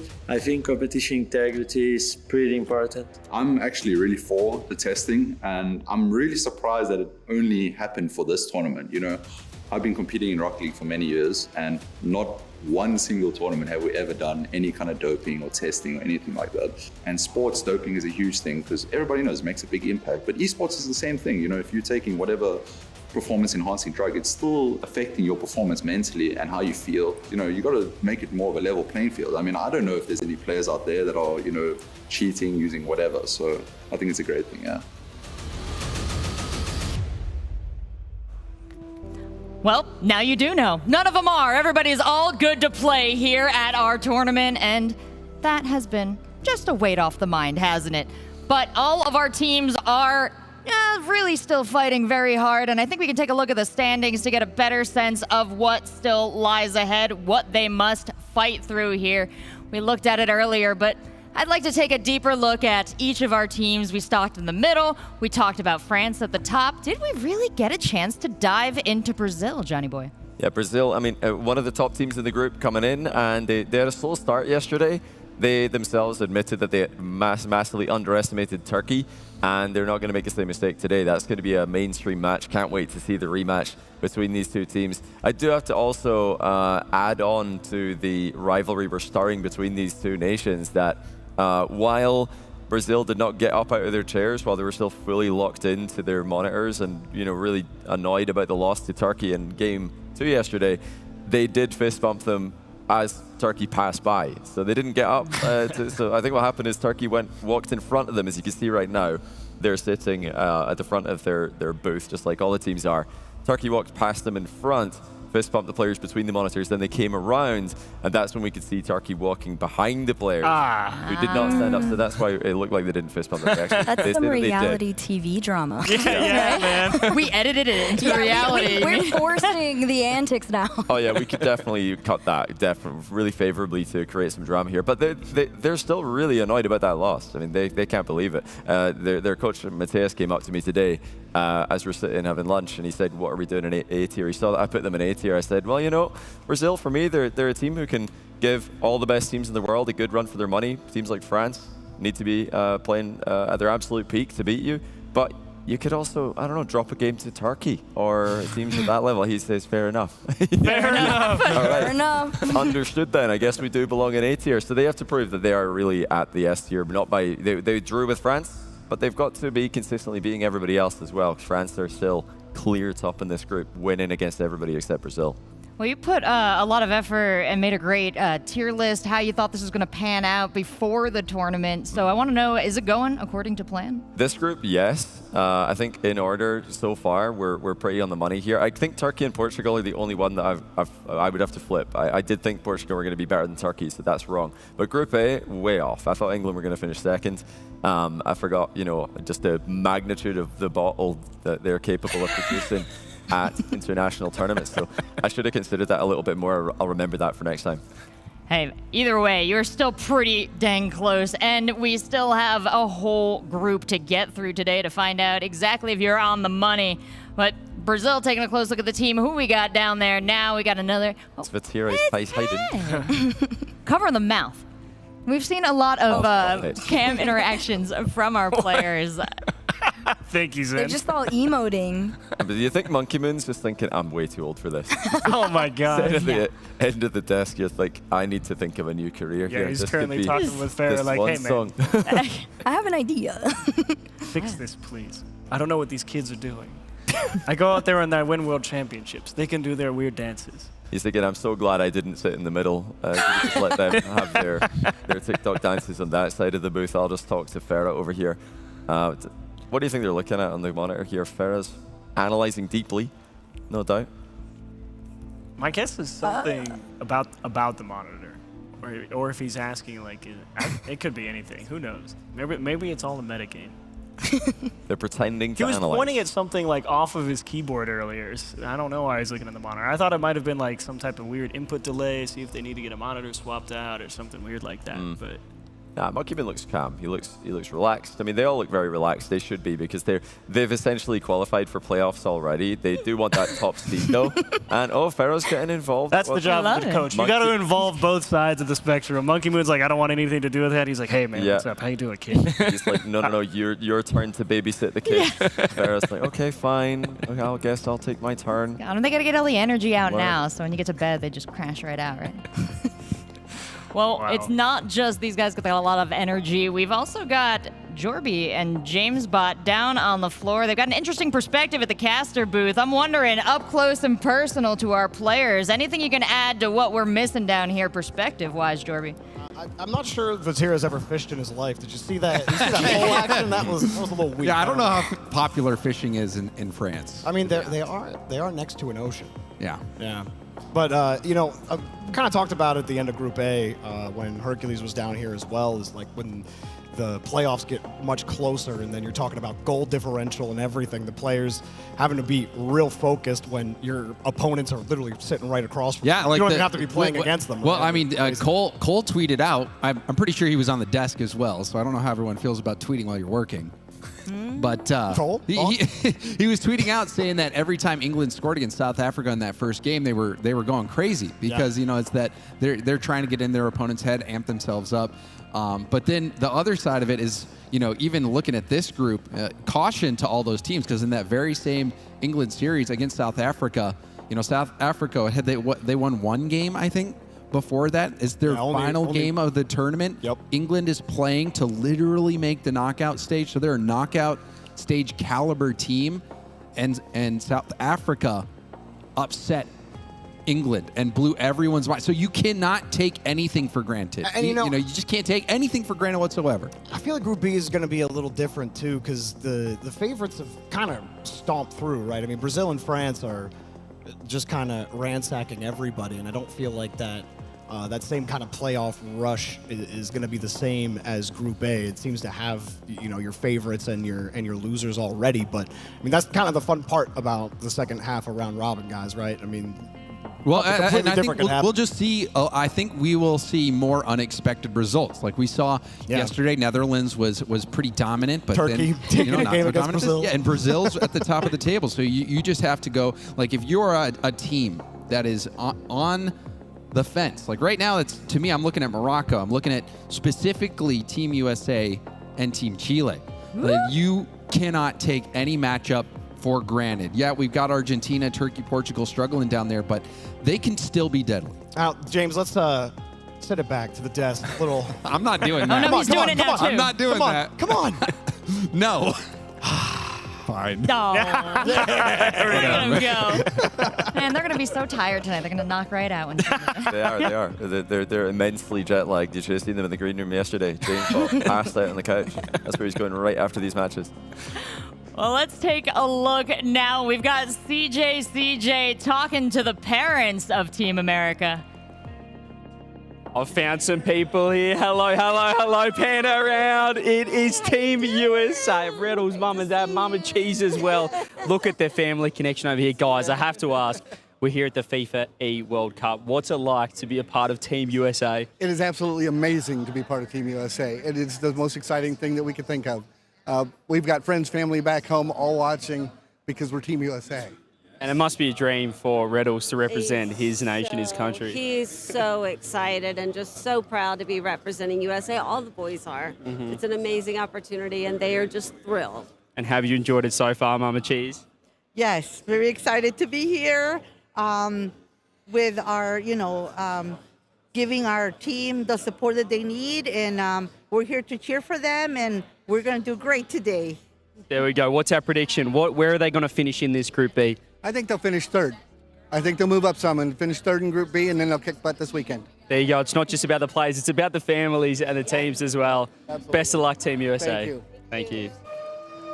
You love to see it. You love the support of your team. And I got to say, that's the flip side of the esports fantasy. What a treat to get to take your parents somewhere like Riyadh, somewhere that you never end up going before. Now you've got wonderful travel experiences. You've got new memories together. And it's all thanks to competitive gaming. It's all thanks to Rocket League. It's all thanks to FIFA E. And this is an incredible opportunity just to be here. I feel like every team does feel that way. But Dad's looking for third and nothing less. So, Reddles, you know what the mission is.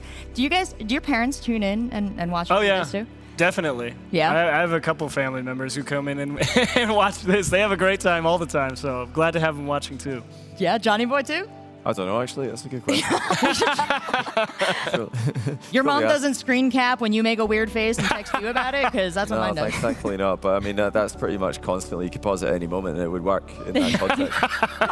They're great. I remember I've seen Reddles' parents in particular so many events now, so it's great to see them all the way to the other side of the world for you guys. It's about as far as you can go from America, well, the West Coast especially, to get all the way here. So, we talked about that a little bit earlier in the competitive aspect. It is great copium for USA. If they're feeling tired, makes sense. They've come a long, long way to get here compared to Morocco, just I think 2 or 3 hour time zones away, so not quite as far, albeit last minute for Itachi. I just realized we have different kit than yesterday. Yeah. Do we bring different kit for every day? I got the scoop on, or this on the USA one? Yeah. Yeah, the scoop is their kits did not come in until yesterday. They were borrowing Mom, Dad, and Mama Cheese's.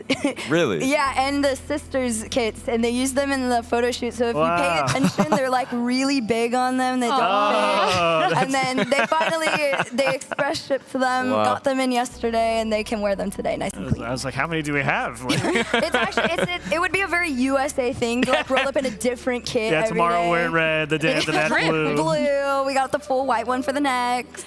Well, not just emotional support from the family, but literal physical team support showing up with the shirts. So gotta shout them out on every level there. All our teams feeling very empowered to do their best in this tournament. I certainly hope.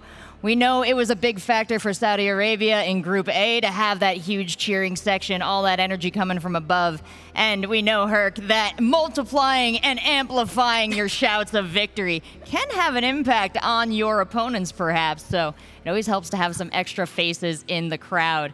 And if you're watching at home, you're wondering why we're still yapping. We got to let these teams get ready. We just did a big changeover. Look at this. Yeah, they get a nice little prepared there. Is this Farah interview lining up? I do want when we get to that later. I think so. I'm curious. I can see just looking over my shoulder. There's a couple of bananas on the Team France bench, and I'm not talking about Farah. He's actually got fruit bananas. I'm wondering who they're for because. Yeah, are they going to just try and throw that them? would be Certainly not Monkey Moon. Did you say throw them? Yeah, we do want to know who's going to eat the bananas. Definitely, that's my question. Well, big questions from Milos. Let's send it down to him on the floor. Yes, we're here to ask some questions. Of course, Team France Hero joining us here from the coaching side of it. So first of all, I mean, you guys had a hell of a day yesterday, right? There's no two ways around it. You demolished the opposition. Did you have some time to rest after? What did you do for the rest of the day? You had some time to kill.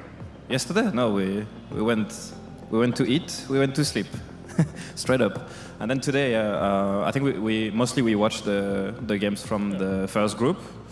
We looked at maybe our opponents for tomorrow, as long as we qualify. And then You're already locked in for tomorrow. That's it. You're in your mind. I mean, realistically, I think we are pretty safe to qualify as long as we get the job done today. So that's going to be the plan. We aim for first seed, so that's the only goal.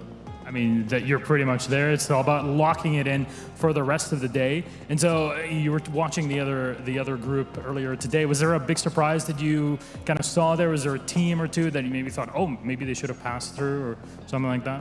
I think it ended up almost as expected. Saudi bounced back from yesterday. And then I think it was pretty close with everyone else. So yeah, not too surprised with the results. Not surprised about the England situation, or? No, I mean, yes, the last game was surprising, but I mean, I think between them and Spain, it was always going to come down to the last game, I think. That's fair enough. Now, I mean, you guys today, you got in some practice, some ready time to warm up. Yeah, we're ready to kill it.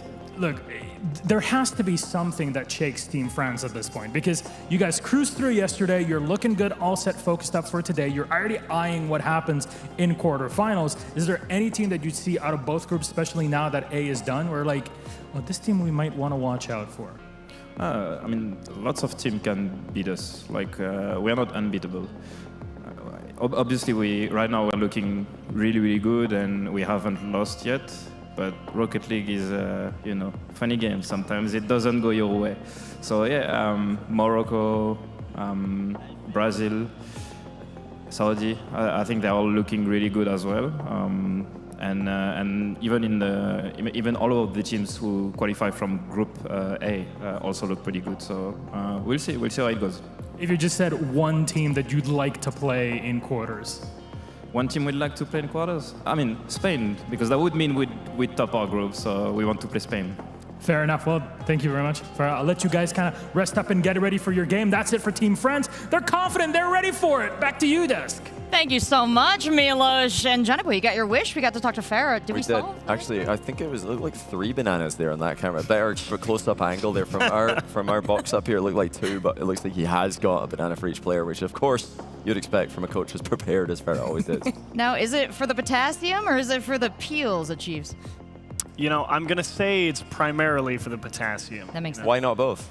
Why not? Yeah, I don't know why not. I don't mean to limit them. I couldn't tell you what's in a banana peel. I'm sure it's good for you for something. Here, banana peel teams, perhaps. Throw underneath Brazil's chairs. Get this sliding around. A bit harder to play Rocket League with banana peel under your chair achieves. That's true. It's not going to be a very comfortable Or flip. Drafinho's keyboard, maybe. That would be really that'll do it for sure. Nothing beats trying to go for a flip reset. There it goes. Hey! But I will say, you're talking about preparedness. Great demonstration. You're talking about preparedness for Farah. I mean, he's saying he feels pretty locked in already for the day, right? Like, do you spend time preparing for your group, or does he say, no, give me the Group A tape, and he just sits there and watches who he thinks is going to qualify out of that?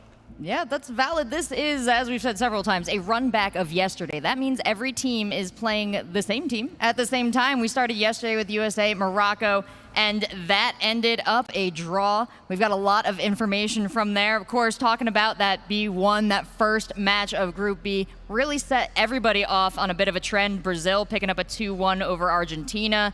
France picking up that 2-0 over Turkey. A 2-1. They're 2-0s. They're 2-0s. These are 2-round events. And of course, Chile picking up 2 over Portugal. So only that draw here with USA, Morocco.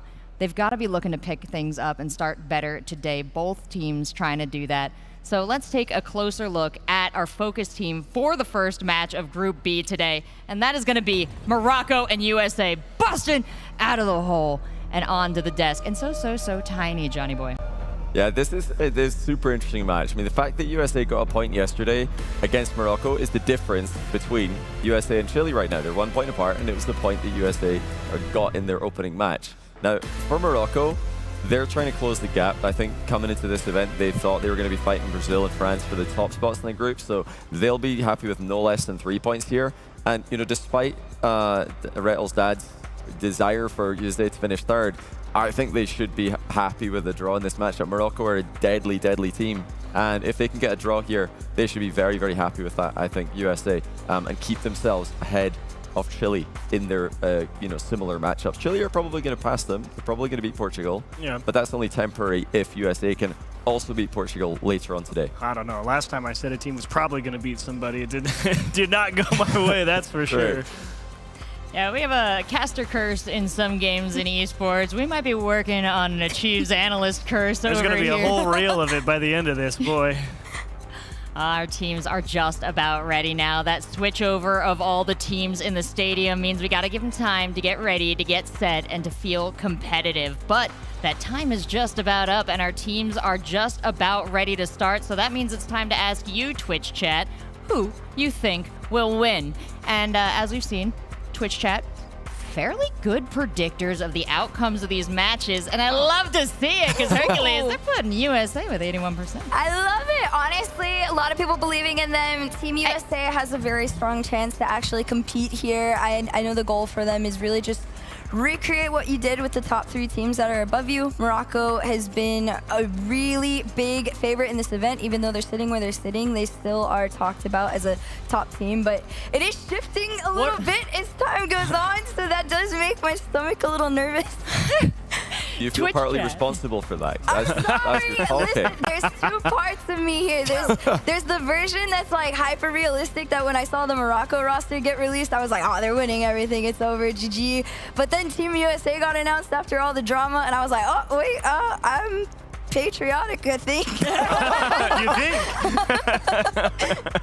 Well, you're going to need to rub some of that patriotism off on Achieves over here. He's a little bit more waffling, kind of exactly like Twitch chat seems to be. USA was winning when you put this up. Stop. Just a skeptic. It's nothing personal. Like, I mean, I think USA can definitely win this match. It's just a matter you have to go out and be willing to try and take it off them. You know you're going to be under a lot of pressure mechanically from pretty much anybody over on that Morocco roster, and you have to stay disciplined. It will require excellent positioning. You can't go and get too greedy. You can't be lazy. You need to be on your game if you want to beat Morocco. So actually, being round 1, pretty good spot if you're going to try and beat them. No one's locked in yet for the day. It's your first round. You could look like anything right now if you're the team. Are they going to play aggressively? Because there's 2 ways you can approach this, and they were no more clearly visible than England versus South Africa in Group A.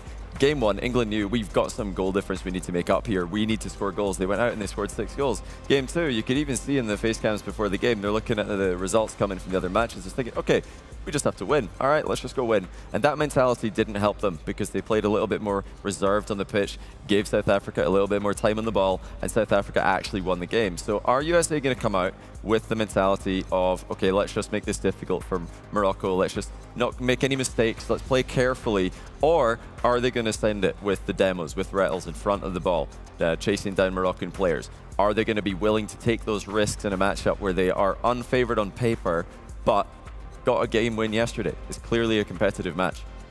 And I'm wondering if there's any trends that we can watch out for, specifically with Morocco. When they start getting ahead, do they become more confident, less confident, more eager, Hercules? Oh, dude, this is one of those snowball teams. They come out the jump like terrifying, and if they know that they can set the bar and stay there, it is very difficult to bring them down from that level once they know that they have a grip on you. So that is something for Team USA to take note of and be aware of. Is, you know, wherever Morocco starts out, you got to be able to match that energy. Yeah, 2 minutes is a good benchmark, I think, to look at this one. Once you're 2 minutes into that game, how much pressure has Morocco been able to generate? If scoring, not necessarily relevant. You want to see how easy it will be for USA to break out of their half and gain possession. It's one thing to clear it. It's another thing to start an attack. So that's what I'm looking to identify. And it's not even about leaving, you know, not giving away open nets for Morocco. It's not leaving one defender back by themselves, because that's the moment the Rettles will turn upfield, start chasing them down, and it might as well be an open net. So for Morocco, they need calculated aggression. For USA, they need to be clinical. So that's really what I'm looking for in this matchup between these 2 teams. If USA are missing chances, I don't like their chances. But if Morocco are leaving isolated defenders, I think USA could definitely get a game win here and get another draw. And diving into the functioning of USA a little bit here, the shot caller, the strat maker, who is choosing these calls? Are they sharing this responsibility? I think it's got to be Rettles. I mean, the most vocal, most experienced on the team, you'd expect him to be making calls. I mean, he will be calling when he's going for demos especially. He'll be heavily letting his team know, I'm not coming back. I'm not defending. Confidence.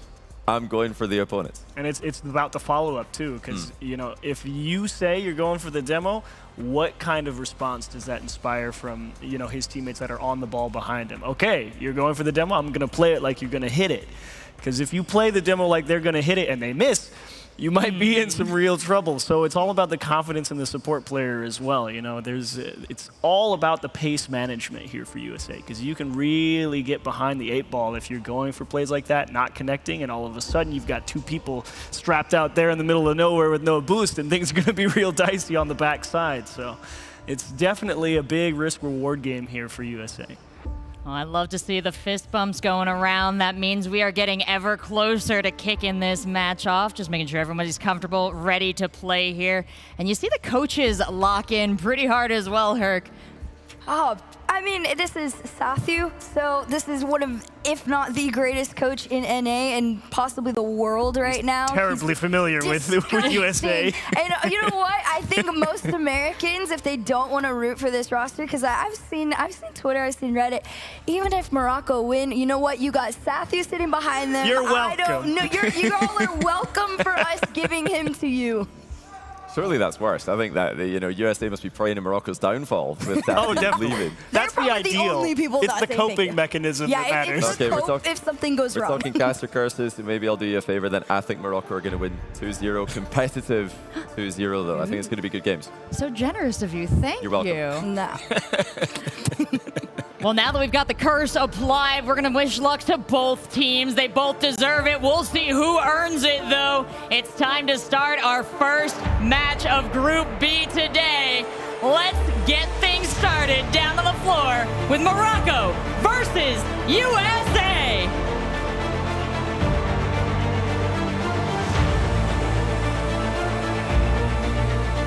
We get started with Group B, Morocco trying to solidify and start strong, and after a really solid performance yesterday in the first stage of round robin, James, USA story's a little bit different, a little bit rougher yesterday. They'd love to get a strong start here. But if you remember, Jorby, they started out with that draw against Morocco. This shot off target. But and as Johnny said, that point being the difference between the USA and Chile for that 4th spot. So USA, they've got it in them. Can they bring it here against Morocco? Chile up against Portugal right now. The expectation is they should win that game. So Tachi will be the first one to strike, though, here on this channel. As it's dropped down, that pass from Nas looked interesting, and then I believe a bump and almost looked like a double commit at first. Easy goal for Morocco. Oh, yeah, that flip reset from Nas. It resulted in so much pressure. Got that pass out to the middle. Itachi gets credit for that goal. Looked like it was going in anyway. But a strong start here for Morocco. Exactly where they want to be. Nas, the first half of the day yesterday, it was quiet, at least when it comes to, the box score. As you know, James, so often, the box score never tells the whole story about a player's impact on the field. Nas has been a really nice slot in for this Morocco team. Yeah, the scoreboard didn't count his flip reset as an assist because Itachi stole the goal. So, you're right. The points, stats, they don't tell the full story. But I think one thing that we do know as a fact is that all 3 players from Morocco are world class. Absolutely. On the other side, it's such a different story for the USA's representatives. They weren't the expected team to be here, but they were given the offer and they accepted it with passion and are happy to be here to represent the USA. But I think people's expectations of them are not very high. Maybe a fringe playoff team, and no doubt this team wants to prove that they absolutely belong in that playoff conversation. See if they can prove it. Trailing by 1. Just about 2 minutes in. Morocco has had almost all of the pressure. A big save there. But that dunk is going to lead right back to a goal. And Nas says, you know what? I'm going to take this goal for myself. Yeah, it will regress back to the mean. You'll get your goal right back. And fitting that it was from Itachi that he takes it from. And I think this is about to expectation, at least for how the desk, Johnny and Achieves specifically favoring Morocco in this matchup. Johnny saying both are going to be competitive. I mean, the USA, though, I don't know if they've really had much going on offense at all. Morocco has really had possession for the entire 2 minutes. I think that has been the case, Jorby. We'll see if Team USA can get something going. Cheese does block that shot, but it's Morocco shooting shot after shot on net. Team USA stuck on defense. Itachi will clear that out to the side where Drawleaf does pick it up. Cheese trying to work with Magic Bear in the corner, but not a lot of boost for either of them. Cheese, I'm kind of looking at him to be that guy. When Retals and Magic Bear initially picked Cheese up, he was kind of supposed to be that secondary or really primary mechanical workhorse alongside Magic Bear. And we've seen flashes of that over the course of the year, but he's never been able to find that consistency. He's got to find that next gear here for the USA. Otherwise, I mean, Morocco, they just have too much.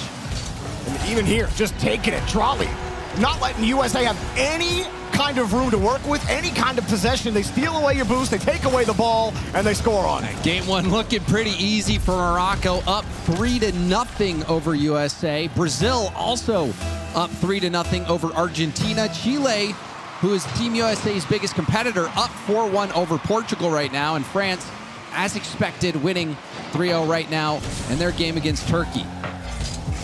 No surprises across the board here so far in Group B. Group A today did start out much the same way. We had a bunch of 2-0s to start round 8 of Group A. Very much following that formula. It seemed a little bit like Group A was the group of chaos, and Group B maybe a little more orderly as to what you'd expect, Jorby. Yeah, I mean, Morocco, you're talking about one of them or being, top 3 team in this group. They're certainly playing like it right now. You are a fan of USA? I mean, you need to see something more here against Morocco. Maybe it's in the next game with 1:20 left, you're down 3. You'd like to see if they can put together a single drive. I mean, they've spent probably 30 seconds in the blue half. They just haven't been over here at all. Reynolds will get a little look, but he doesn't have any boost. And you were thinking he might be able to get a flip reset there potentially, but no flip reset, no bump coming out to help him out and get that space. So we approach this final minute. Reynolds, reset pass over, goes for a bump as well, and that is a lovely play, Jorby. You get an opening. Reynolds tried it the first time. Didn't exactly have the force behind the ball, but he gets great pop on that reset to shovel it out to his teammate, forces the defense to warp around him on the bump to give them the goal. That was a good play from Reynolds. One of the highest percentage scoring plays. You see, fakes very popular, worked very well. That flip reset into the lead blocker play, it is so effective. You need that person who's taking the shot, though, to be accurate, and Cheese doing a great job of shooting it around Reynolds, finding that open spot in net. So Team USA, they're saving one there, trying to claw their way back into this game if possible, but only 30 seconds left to deal with. Reynolds tried for another air dribble bump. The US doing a good job keeping possession now in these final 20. Might be too little too late. They have to work pretty hard to chew through this Moroccan defense. The side wall, though, it's popped up. Magic Bear not going to have any kind of bump or anything. Very stacked here in the corner. Reynolds, Magic, and Cheese have some work to do here. Morocco will at least get a point in this very first game, but the USA looked a lot better in the last minute and a half of that game. They had a little bit more possession, albeit, Morocco kind of let their foot off the gas. Yeah, Team USA started to figure it out a little bit near the end.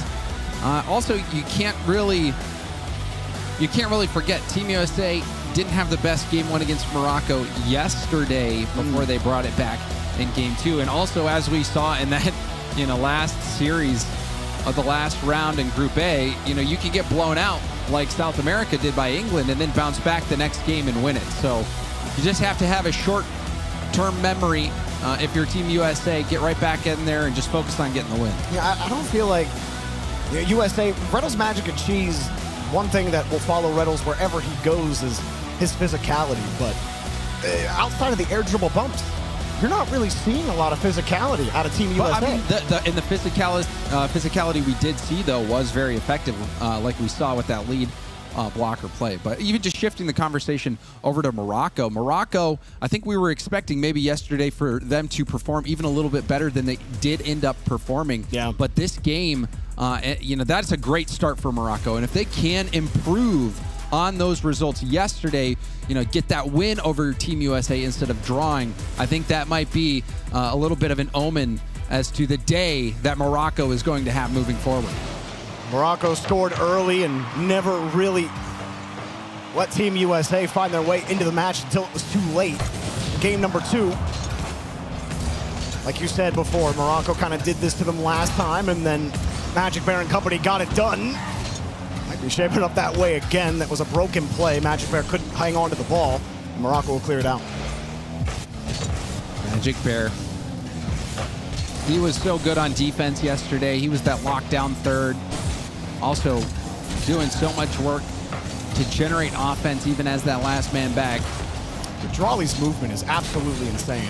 Every time you see him controlling the ball, you know, a lot of players, they'll get that soft touch, boost down into the ground. Drawley is trying to wave dash anytime he gets a chance to. He's wave dashing all over the place like it's Smash Brothers. And his movement's just so clean too. It's like, sure, you can wave dash around, but that doesn't mean you're gonna have that control. You're not gonna have that poise. Drawley's got all of it. He's so fun to watch, just his car movement alone. You gotta be pretty good to be a world champ. That's brutal. And Drawley showing everything he's got. Little bounce up from Nass. Drawley's shot will be off target. Reddles leaves the corner boost and it gets stolen by Drawley. Elsewhere, we have our game 2 starting. Everywhere else, France obviously taking their game against Turkey. Brazil, Argentina still locked 0-0 outside of the first 2 minutes. Brazil took game 1 pretty handily. That South American matchup still continues on. Pre-jump from Drawley, and he's just all over the pitch, man. He's everywhere. Itachi goes down, gets that little pass in field. He sees Drawley. How do you defend it? Drawley was out of boost as well. Just says, you know what, hit me. Hit me on the numbers. It's such a low-risk play, too, because you have your third man back. He'll be able to cover a clear. Cheese isn't in a comfortable spot, so that clear's not going to be powerful down the field. Hey, why not pre-jump it there? Nass. Oh, jeez. That's got to hurt if you're USA. Let's look at this one on the replay again. You see... Oh, he jumps early, tries to defend high. Oh, man, that's a tough one to give up for Team USA.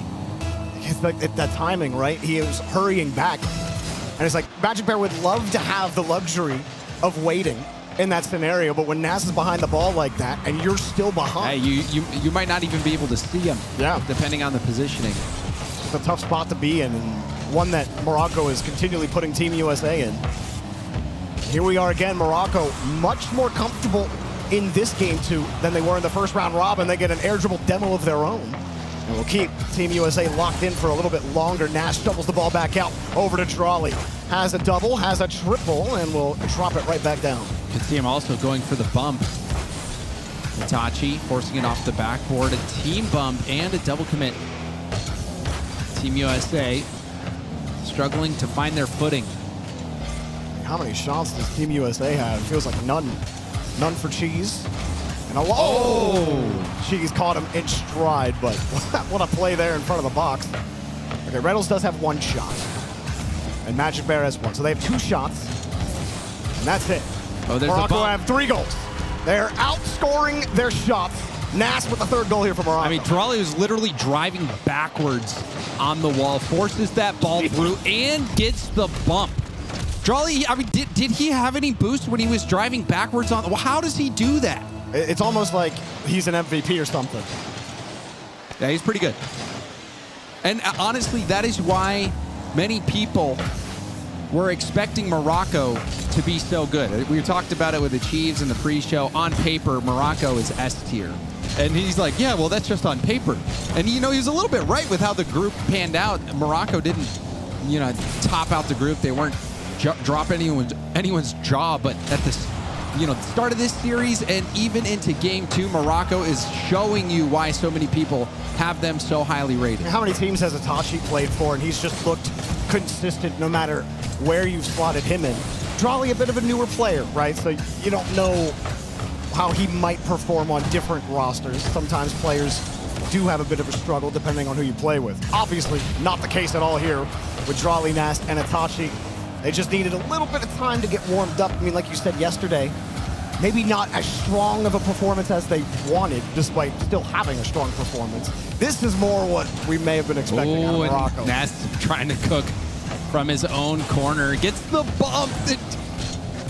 so many brutal bumps coming out from Morocco. And even that one, it feels like, oh, it's not that big of a deal, but it's all those little bumps that prevent Team USA from getting possession, from getting things going.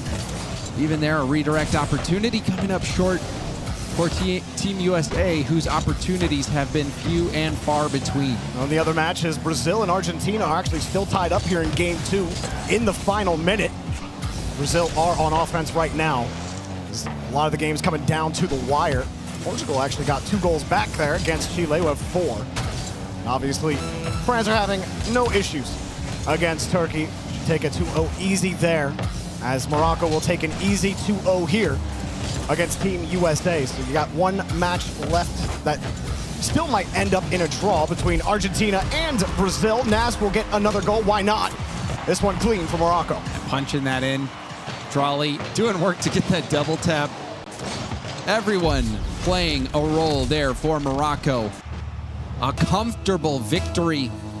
And Team USA, they were able to draw Morocco yesterday, but this time around, Morocco getting the win. Let's move it over to Brazil versus Argentina, which has just started in overtime in game 2. A chance for Argentina to get a big result here with a draw. Remember, Brazil, they're trying to chase France down for that #1 seed. They were the only team to at least force a draw against France. And Brazil, unfortunately, Brazil's highlight yesterday wasn't that. It was losing a game to Turkey and getting a draw against them. It also happened to be the fuel in the fire. Yeah, they went on a tear after that. This is obviously, it's a South American matchup. And, you know, this Brazil squad, known as Furia, outside of this tournament, Argentina would love to take them down. They love to take down the top dogs. There's a lot of respect on this pitch. A lot of history of all 6 of these players. They know each other so well.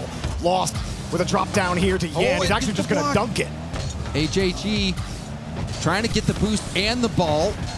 Does get a piece of it, but gave up possession in the meantime, and Lost makes them pay. AJG wanted to get that boost, but maybe just making the play behind the ball was the answer. Brazil getting the full win. Let's take a look at the next series, Jorby. Yeah, we're going over to Chile and Portugal. Still going on here. We're getting close to the end of all of our matches. Just to give you an update on France versus Turkey. It's currently a Brazil, 7-1 for France. Meanwhile, it's 6-2 over here. No Brazil to be found. Brazil just won.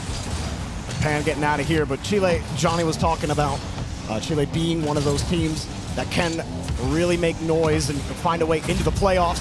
Vadi, pick up another goal here for Portugal. I believe this is probably some of the most goals Portugal scored in a game. And beyond. You love that pass. Also, Rafa's positioning there, kind of throwing the defense off because they're wondering, oh, will he make a play on this ball? No, he just drives right through it. Lets the man behind him take the shot. So even though Portugal's trailing, our first look at him looks pretty good on that play. Davitrox, our famous keyboard-only player here at this tournament, which I can't believe I never knew that before this tournament. There's a couple of them out there, too, across the regions. Truly impressive effort that you can play at this level with just a keyboard. But Chile looking rock solid with Reisbull at the helm. Rafa's got the challenge. Portugal might just have to start diving at this ball if they have hopes of tying it up. Drop down. It's been a smooth sail, if you will, James, in this first round. In the second round robin, Reisbull almost found a nice little double tap. And Reisbull and Davitrox, they had the #1 play.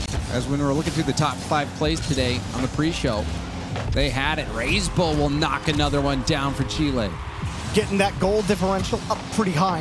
And head-to-head also matters as well. Not that I don't think Chile is too concerned about Portugal being in that discussion, but you still want to make sure you get as many goals as you can. So we see what kind of chaos that can create when we start getting into, you know, round 14, round 15. Can't take anything for granted. You've got to get every single advantage that you can. Dominant performances from all 4 teams in this round. Yep. Really no close games whatsoever. Well, there was the Brazil-Argentina overtime. Yeah, but, I mean, how close was it really? I mean, it was overtime. that might be my inner Brazilian coming It was. I wasn't worried at all. They had it the whole time. Chile aren't worried at all either. A cruising 2-0. They collect another 3 points and pick up an 8th goal for their efforts. An easy round 8. Strong performance from all the winners here in this first round of Group B. And Jorby, I think this might be what was expected, perhaps. Yeah, absolutely expected. I think as we go through the rounds is where we're going to start seeing some of those potential playoff matchups. But let's go ahead and head over to Milos, talk to the players. Yes, gentlemen, I'm here with Grovel from Chile, of course, the coach of the squad. Hell of a game. That's a hell of a score also in Game 2 against Portugal. How are you feeling after this win, now kicking off your second day here in competition? We feel really relaxed. I think yesterday we had to shake off a little bit of the nerves and anxiety from a lot of the team being rookies in a LAN, yeah. But today is the day one of New Team Chile. I mean, a good start for the day, like you said, but I saw you even there at the end kind of calming down the players. Like, guys, I know you pretty much have won, but just keep it together. Let's not let us slip away. Yeah, sure. This format is a marathon, right? So we have to blind our mental to reach the goal line, you know? So that's really the important thing. I think we have a good chance, and you will acknowledge us soon. I'm really hoping to get to see it here. It'll definitely be a great upset to watch, but you know, there's 6 more games. You guys need to get some time to rest and get ready for the rest. Thank you very much, Grovel, for the interview. We'll get it back to the desk. Thank you so much. Thank you, Milos. It's lovely to have these insights. It's so interesting to hear the take from the players, from the coaches, from the teams themselves on this format. But all I know from this desk is we have seen some great matches because of it, Hercules. Oh my gosh, yes. I am so proud of teams like Chile. They had an interesting day yesterday. Really came in, showed up, showed out to try and reprove themselves. That's what they did. And same can be said for teams like Argentina. Yeah, good to see him go out there and battle against a team at the top of the group. Unfortunately, USA Morocco, I hate to say it, 2 minutes on the clock, and we were already losing 2 goals in both games. Definitely a very rough start for Team USA. Turkey and France, though, about as expected. France says, yeah, we're going to take your soul, and that's about that. Well, there's one victory for USA there, though. You referred to them as we. You're in the club, buddy. Welcome. I've always been in the club. I just am a bit more pessimistic. He's very realistic, all right? Some of us do the Copa the Dream Team thing, and then when it works out, we look really cool. Well, I'll tell you who looks really cool. France picking up 8 goals in that game, but also Chile did the same. This is a huge and a high-scoring round for so many teams. Yeah, a lot of goals scored. Thank you to the Hyundai Ioniq. That's going to get a good charge in round 1, that's for sure. But I gotta say, I am especially happy with how Argentina played in that Brazil match, because you weren't sure what they were gonna get out of their first match of the day against a powerhouse like that. Go out there, I know they lost, but you're playing 1-goal games against a strong team in the opponent. That bodes well for the rest of the day. So hate to see the 0, but you feel good about how you started off. Well, there's a couple teams you're worried about in this group that are absolutely going to thrash you if you run up against them. So I feel like Argentina kind of got off light there. Put up some pretty good numbers against a huge opponent like Brazil. Oh, for sure. I mean, when you are Argentina, anybody in that top 4, you have to try and at least draw at the minimum, especially if you're very aware and respectable about that you're more than likely going to be going down 0-2. Getting a draw feels like an actual win.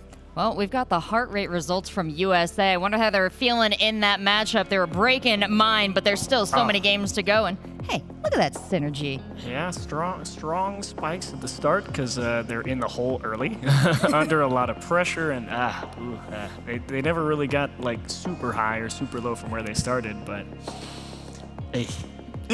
that one felt bad for them, Yeah. that's for sure. You come in all amped up, we've been up all day watching replays, getting set up, and then you just can't get it started. The engine not turning over for them. Yeah, last time they played, it was a draw for the 2 of them. Now Morocco coming out on top, but we're going to do another run back, and that is for the second round of Group B today. That's going to be Brazil and Turkey that we're focusing on. And we talked about how scary Brazil is. But Turkey has really been bringing some fire. Battling, that's the best part about it, because we, as we said yesterday, no idea what we were going to get out of those guys. And Turkey coming in here and making every match they play feel like it's got potential. is awesome to see, and huge shout-outs to Turkey for finding these 3 guys and sending them out here to put on an awesome show. Yeah, speaking of these 3 guys on this Turkey roster, I want to know who I'm going to be keeping a close eye on, and is it JZM? Ooh, probably, honestly. Honestly, my eyes on everybody. Okay, Turkey got the draw against Brazil yesterday. They got some nasty upsets as well against a couple of other top dogs. You can't keep your eye off them right now. They are talk of the town as far as this group is concerned. It is a really fun team to watch as well because they know that they came in as such an underdog.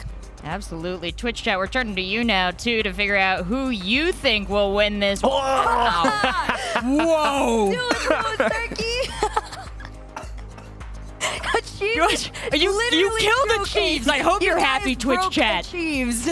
Now I know you're lying, Twitch chat, but boy, do I respect that. Okay, back to reality. I have recovered, but man. One fast-fingered Turkey fan is still turning the tide in there. You love to see it. The passion from the voters, from the fans of Rocket League has been so exciting. Love to see the reception for the tournament as well. Just be careful, for your votes, because you already know Brazil's a little touchy about the draw yesterday. So if they come back today, they're going to try and blow them out of the water. If they look up at that screen and see 88% initially, they're going to be like, what? No, absolutely not. So you're poking the bear a little bit, okay?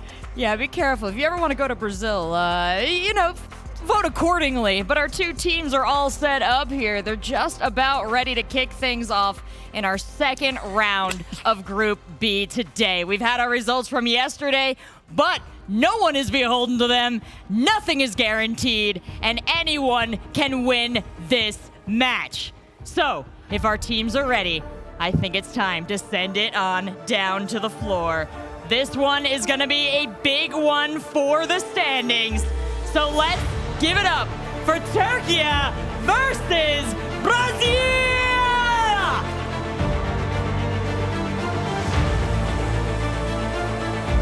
Brazil looking for a little bit of revenge, and probably want to send a message to Turkey here, James. Oh, certainly. This was one that really made everyone's eyebrows raise a little bit yesterday. Turkey getting that single game win, forcing the draw. Brazil, though, they were on fire afterwards, and we'll see if they come out with fire this time. Now, as someone who has watched more Furia games than anybody else in Rocket League, I can tell you I wasn't surprised at all. They end up dropping 1 or 2 like that, and you got to put respect on Turkey's name, especially because they just put a couple shots on right there. JZM to clear right back to his team, and already, I think Turkey know that if they play a little aggressive, they can get Brazil's head here. And they look pretty good on that first push. They still have control. Turkey having some possession early on. Trying to keep Brazil locked down in their own half. Trifino up. Goes for a reset. Oh, it does, just lets the pass drop down. Yan saying, I got it.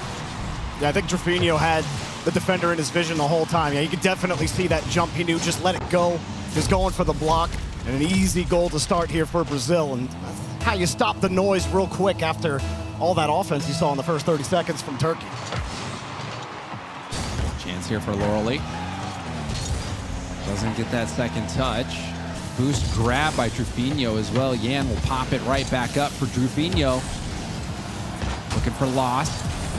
And hoping that that mid boost would spawn. It doesn't. Now it does as he's getting bumped out of the play. A lot of space though, and Turkey, you got that much space. You weren't looking great in the boost department. Got to find a way to bring that down and at least force a 50, but instead kind of panic touch away. They do give themselves a little bit of time, but Yan gets a free touch through the midfield line.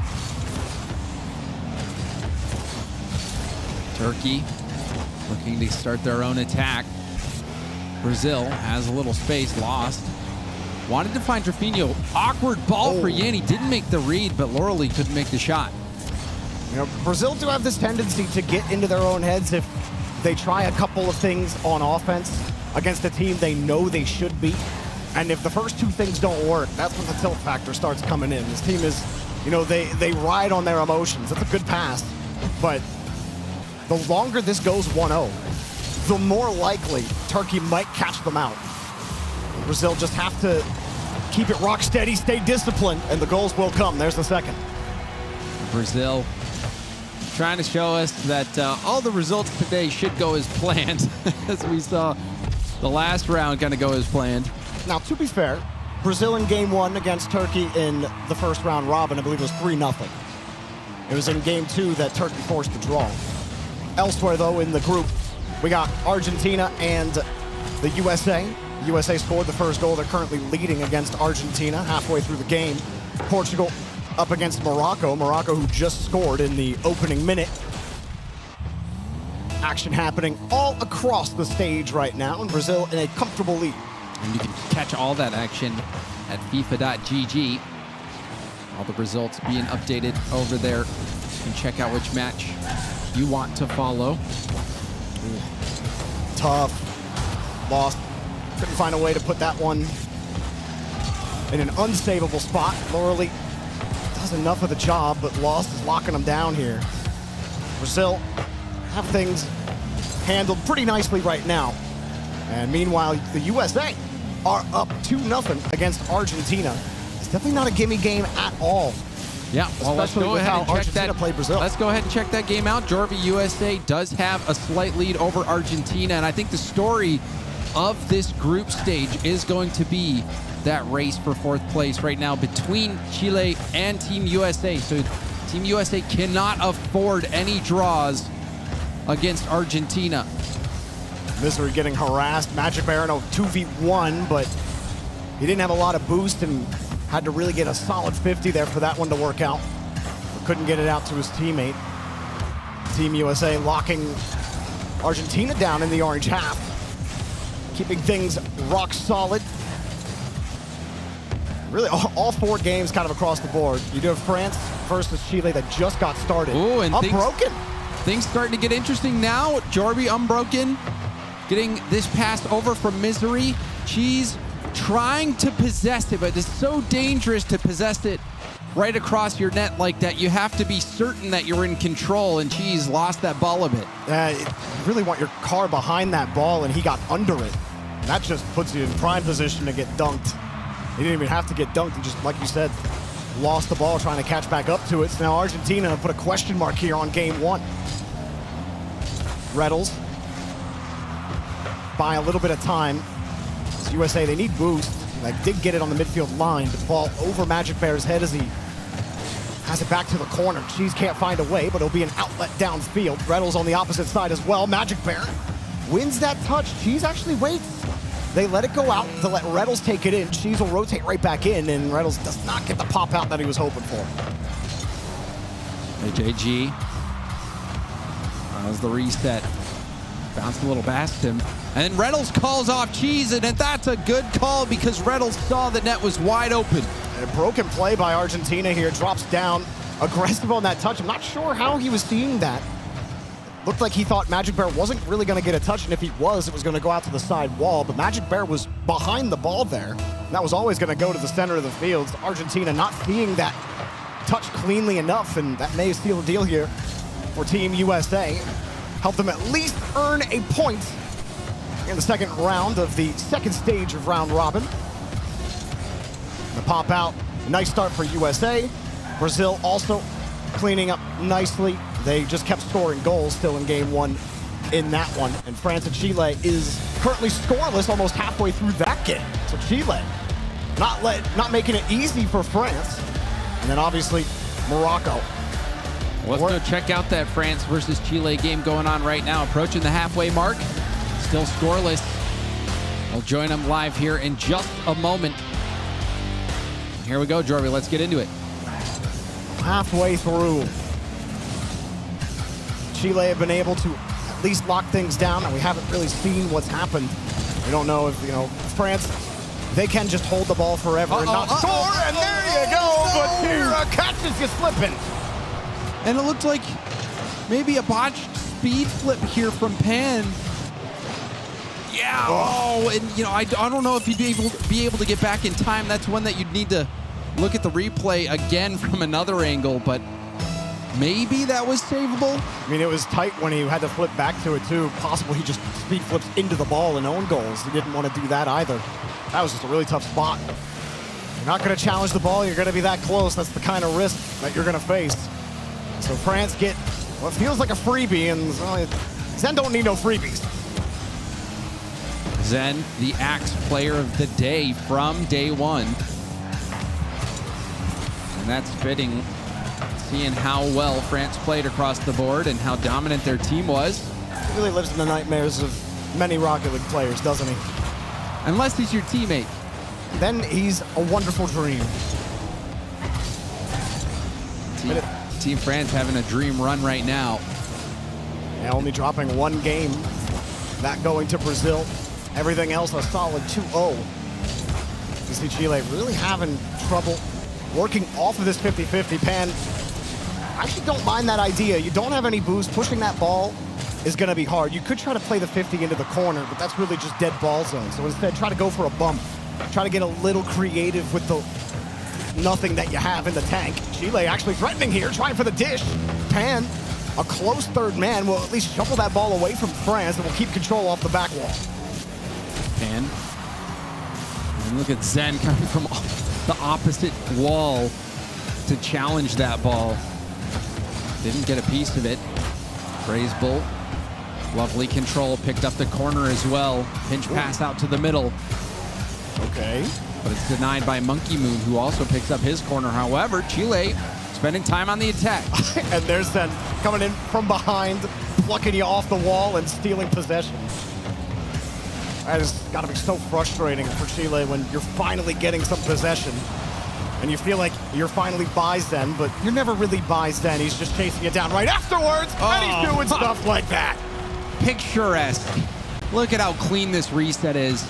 Comes up, gets the reset, gets around the ball. The ball even bounces off the ceiling after the reset, but it still ends up exactly where Zen wants it. It's an average Tuesday morning warm-up goal for Zen. And an average, not an average game win, a standard game win here for France at the end.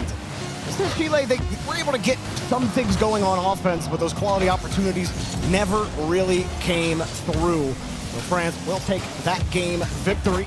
On our other games happening so far, Team USA are currently up 1-0 against Argentina, trying to get 3 points in that series. Brazil are cleaning up on Turkey as well. And then I saw some winks from Vatira at the camera. Feeling pretty confident, calm, composed.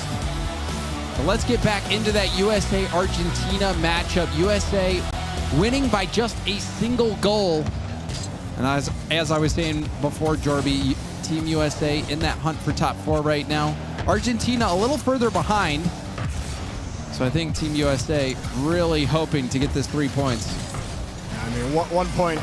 It's kind of like, I feel like Team USA's story is very similar to England's in Group A. You know, you just can't really afford draws at this stage when you're talking about that 4th spot, because that's the only thing you're really in contention for. Argentina down the field, Misery find his way back to unbroken. Now, Argentina have kept this one competitive. Magic Bear popping it up high. Not much more going on, though, for Team USA. Argentina have been able to slot into some of these attempts. USA, decent ball control from Reddles, and gets a bump as well. Gives a free touch. Reddles was going for a bump, though. Magic Bear had to come from too far back and just couldn't get back to it. Backboard. Reddles on top of it. We'll try to get this by Misery, but Misery catches it and is playing the 50. Does end up picking his own teammate out, pitching that ball down. Chance for Misery. Cheese had no boost. Reset 50 by Misery. Oh, AJG, good patience there.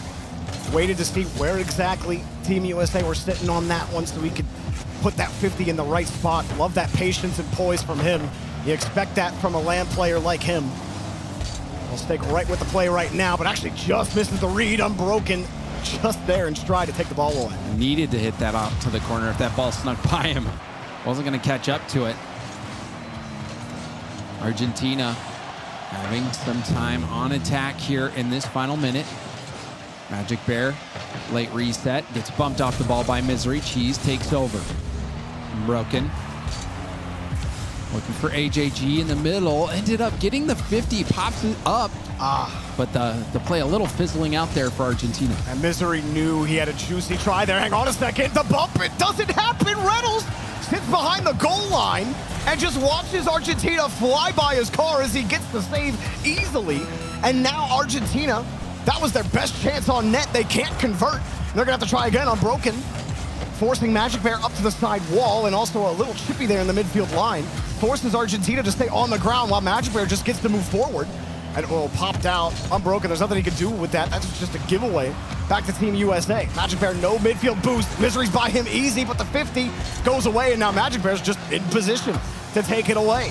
Cheese keeps it away from Argentina for now, and they got to go the distance in the air, and it looks a little risky, but Reynolds is there with the full tank.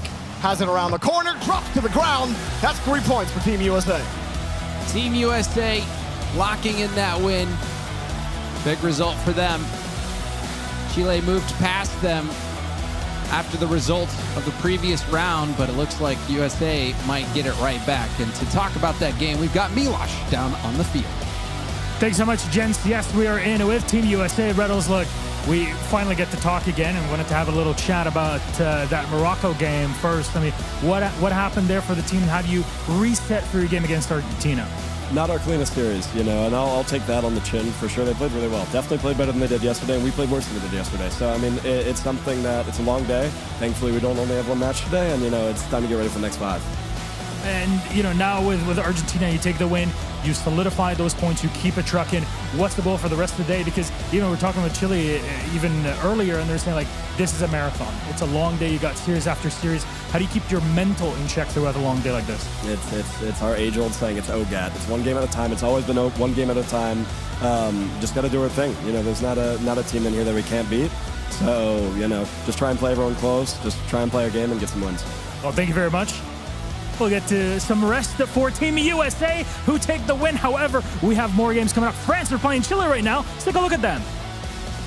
Thank you so much, Milosh. We do have France versus Chile going, and it continues to be a close bout, James. We're about halfway through the game. Chile are down 1 versus France, but this was an even score right up until that 3-minute mark. And a point here for Chile would be quite big. If they lose, then Team USA is going to take back over that spot in the top 4. And to get a draw against France would be massive. This is a team that's been beating pretty much everybody. Brazil drew with them yesterday, but that was the only team that could really have any sort of success. So Chile, an opportunity to have a big moment in their second day of this double round robin group stage. Zen all over this ball. Zen has been in ball chase mode all group stage.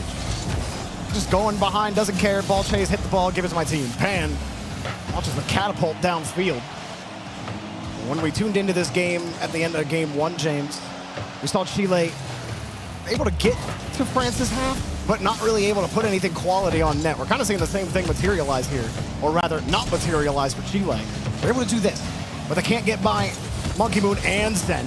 And when you have those two, there's Vatira as well. Razebull gets demoed, and that's really going to make life hard for Chile. I mean, Razebull popped it over the first oncoming defender, but Zen plays the ball instead. Now we see a flip reset shot. It's going to come up just short, but Chile, they're doing well to maintain pressure. Davy Trox doesn't get it, but it rebounds out to Pan, who shoots it right into Vatira, who was already up. Yeah, nice job from Vatira. You don't have to wait for that shot. Low pass. Get there and get there. Monkey Moon drilled it into him. Vatira takes his time, lets Monkey Moon chase down the bait. Vatira, pass over to the side, got the bump, giving Zen time to at least get the challenge. And Chile getting ran over. Vatira, whoa, what a catch. Jeez. And he leaves it for Monkey Moon. And Monkey Moon will score it! This catch from Vatira. Oh my... That was remarkable. I just believed it in the fact that Monkey Moon lands so quickly, pre-flips into it to get the goal. Well, France with 44 seconds left. Looks like they may be taking it against Chile. Let's take a look at Portugal versus Morocco, because look at this. We got a tied game. We just watched Morocco completely shut down Team USA, and here's Portugal near the bottom of the standings. 20 seconds left. We could be going to overtime here and talking about a draw. Morocco did take game 1. But here you see Portugal kind of stuck on their half as they get the clear. Right now, Portugal is at the bottom of Group B. So this would be pretty impressive if they could at least get a draw. It's going to be a free touch, and just planted his flag in the box, trying to get a free shot out, but it did not have the height necessary. It's not over, though. Morocco! Of course, it's Drawley to score a 0-second goal, and Morocco do not draw. They take another 3 points. Insta lead by Portugal. Not happy about that 0-second goal, but Morocco, they continue their start today. They got that revenge against USA. Now coming up clutch at 0 seconds to get the win over Portugal. And Morocco slowly solidifying their spot in the top 4. These first 2 rounds, James, it's been really a tale of the playoff teams, and then maybe Team USA sneak into that 4th spot, maybe. But let's go over and talk over to Milos with the players. Thank you very much, Jens. I'm here with Nas from Team Morocco. 2 wins in a row. A close one against Portugal. You beat USA to kind of get it over the line compared to yesterday. How you feeling now? Feel amazing. Feel really confident in going into the next matches. I mean, look, it seems like there's a lot of energy in your team, a lot of positivity. How are the comms during the game? Is everybody talkative? The comms are really good. We all got good rest the previous night, so yeah, we're ready. Did you spend any time to kind of relax in between this morning? Did you watch just the other games? Were you scrimming in the meantime? How did you get yourselves zoned in for the rest of the day? We got in kind of early, and we just played the game really, and got ready. I mean, now you still have 5 more rounds, a long day to get through still. In your mind, Morocco all the way, you're going to quarters. How do you see it? Yeah, we're making top 8. All right, well, I'm very much looking forward to it. Thank you again, Nas. Congratulations on the 2 wins in a row. Hell of a time here for Morocco. Let's send it back to the desk. Thank you. Thank you so much, Milos. You gotta feel good to be on Team Morocco right now, picking up that same win they did yesterday, that big 2-0 achieves. Yeah, definitely needed that, and it's a solid start to day 2 for Morocco. You love to see that. USA able to right the ship a little bit here versus Argentina, and you heard Reynolds in that interview is like, hey, they played well, we didn't play so well, so they got to be happy with finding a way back there. Yeah, definitely. I think picking up a win there is going to feel good for them. And then, of course, same can be said for Portugal, honestly. I know they were an underdog in it, but they kept that very, very close. And same can be said in the France versus Chile match. It wasn't unexpected that France took the win. It was, however, unexpected for them to have had such a close match. Yeah, really nice job from Chile to take it to a team like France. And that shows that fighting spirit from Chile. They know that they're in the hunt for that 4th spot today and say, hey, we're playing the best team in the group today. Let's go out there and give it our best go. And boy, did they. Tight one all the way through. Not quite enough, though, when you have Tira scoring tight angles from the top corner. And unfortunately, after that, that was all she wrote. Monkey Moon put him down. Seems like they did do some big learning watching Group A play their second day, though, how important these goal indicators are. Every team trying to stack as many goals as they can. Also, I assume, trying to power the Hyundai Ioniq just a little bit further. Very generous of them. Out of courtesy, of course. Results from round 9. These are our standalone last match results. USA, Argentina. That was what we were watching to begin with, and it's USA on top. Glad to see it. Switch up from the first time we played this, though, was a draw between Brazil and Turkey. Brazil cleaned that up quite nicely now. They feel like it's important to them, perhaps, to choose to end with such a decisive 5 with and 7. extreme prejudice. You must right the wrongs from yesterday for Brazil there. And boy, did they put the exclamation point with the 7-0 and say, get out of this lobby, go play another game, because it ain't with us. Whatever you thought from yesterday, erase it. But we did learn some things yesterday that did come into play today. Again, pretty standard, excellent performance from these teams, Hercules. But anything you want to shout out from our big 2-0s? Oh, man. I mean, I still, my eyes were on France. I think it was kind of insane that it was so close, but it does show the fighting spirit from Chile. They really want to push themselves into that top 4. They're still sitting at number 5 right now. Nothing's really changed because they went 0-2 and the U.S. went 2-0. Nothing moved. So it's going to continue to stay a very close race all the way around. They got to be frustrated. They didn't find that draw there. Oh, I know. And I think everybody was also waiting for the Morocco one to potentially be a draw because that would have caused so many upsets for everybody in that 4 and 5 spot. Way to go, Portugal. Thanks. You were close. Let's check in with Turkey's heart rate results from this match against Brazil. Oh my, that is the closest I have seen 3 players and their resting heart rates. Well, not quite resting, competing heart rates. Yeah, they all know what they're getting into, and so it would seem, because we've seen kind of a lot of teams that have tiers. There's 3 different types of people. There's that guy that's usually more low-key, then there's one that's super ramped up, and someone right in the middle. And what is this? That literally was the first thing that I noticed when this graph popped up. So if you guys see around the 20-minute mark, right before that goal gets scored, Loreley just jumps up despite everybody else being very, very calm. He has a moment. I don't know what was going on in that play. There had to have been something that he was anticipating or waiting for because it came, the goal came right after. Pass the ball, pass the ball, pass the ball. Like, pass it to me, I can do it. And his teammates are like, brother, chill. It's not time. I do love those results. It's so interesting to look at. Also very interesting, all the different content pieces CJ has been producing around the venue, and I hear he's got something special for us this time. Righto, we understand there's some games going on here at the FIFA World Cup, but we have more important matters because it is none other than Fever's birthday, Team Australia, and we're going to surprise him right now. Let's do it. Here we go. Happy birthday!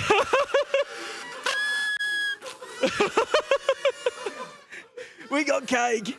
Give him the cake. Give him the cake.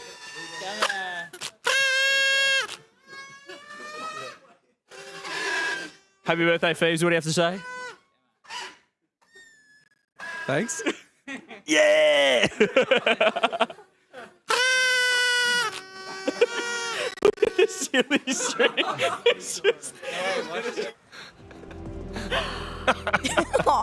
He loves it. Happy birthday. Always good. That was so enthusiastic, man. Those Australia guys always up for a high quality moment in front of a camera, and I gotta say, CJ, wherever you found silly string and what do you call those, party buzzers? I don't know. Yeah, like I don't know. A lot of planning went into pulling that off. I wonder how far out they had to think that one through. Well, we are getting set up for our next match, and consider this my present to you. Perhaps it's your birthday. It's Argentina versus Portugal that we're going to be taking a close look at here. 2 teams with a lot to gain in this group play.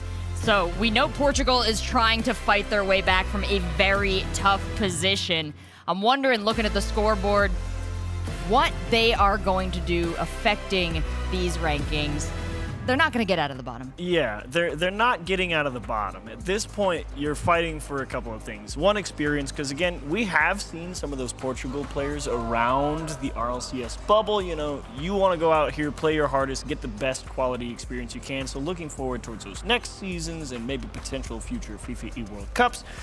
You've got a lot more under your belt to look back on and appreciate and know that you gave it your all and can really appreciate that experience. So the other thing is, Argentina needs to play for a win here because they're already in kind of a tough spot in the group. They're on the lower side, but they're still in the hunt for that 4th spot potentially. So if you don't walk away with 3 points here as Argentina, you're in a bad position. And you already know Portugal is going to play you pretty tough because they're making people work today. So Argentina, you need to find a way to crack these guys. You have to force the issue. You can't afford to not. Yeah, this is a tough one. We're asking you now, Twitch chat, to chime in who you think is going to pull out the victory here. We have some precedent set yesterday. Argentina did pick up those 2 matches against Portugal. They need to do it today. Yesterday was tone setting. Today is life saving. But even Twitch chat split right down the middle. Both these teams have the opportunity to clean up their play. Herc, do you think there's going to be a different result today?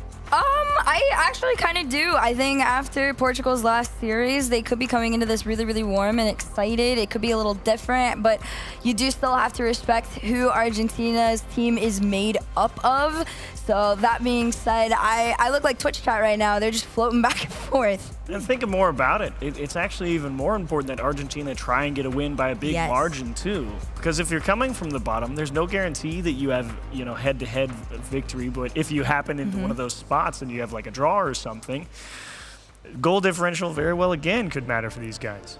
Everything matters in this matchup. Both teams trying to move up the ladder as far as they can, and a potential for Argentina here to improve their shot, make it over that hump, potentially make it to Saturday and Championship Sunday.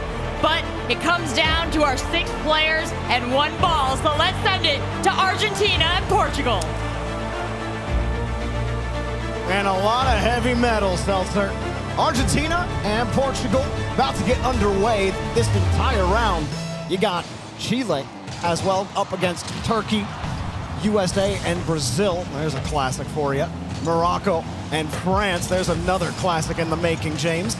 So a lot of matches to look at here, but Argentina on the edge of really getting eliminated from playoff contention. They need to get a clean win here. Well, that's going to be tough because Portugal just scored first.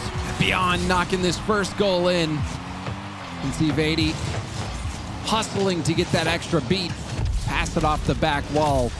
And I think we can expect this round to be highly contested in pretty much every matchup.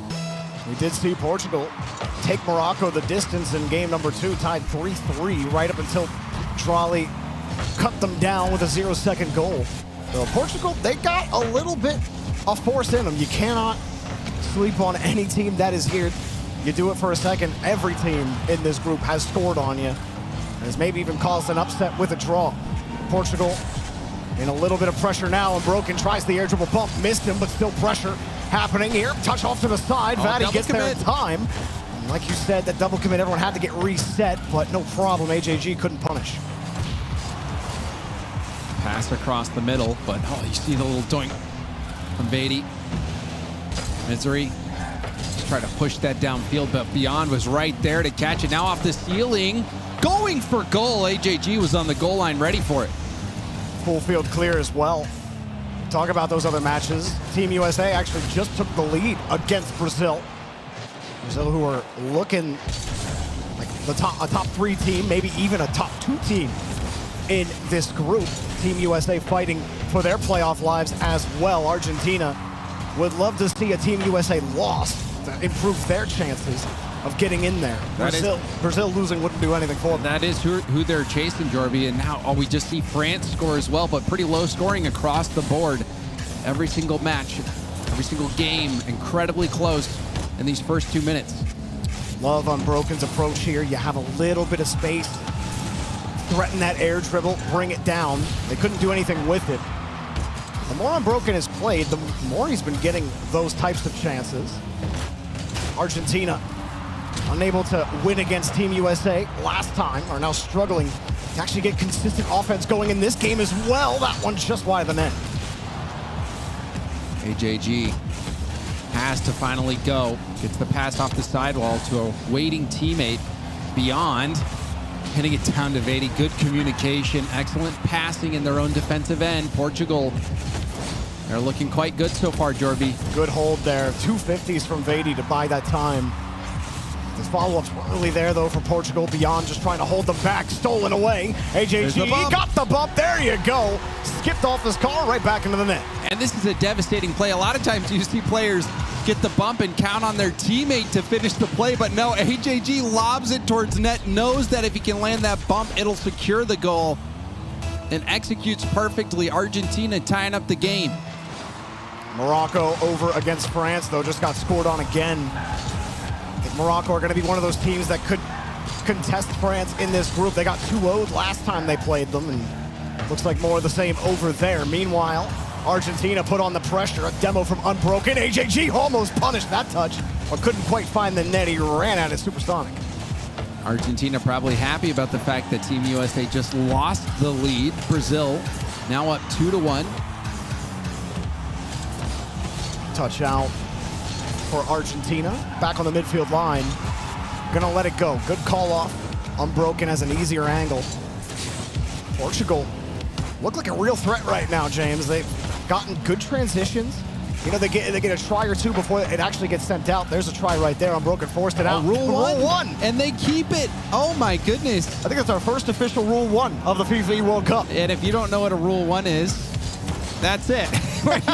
There you go. You're bumper to bumper. Sometimes, you know, rear bumper to rear bumper too. I've seen it all. That's a rare one.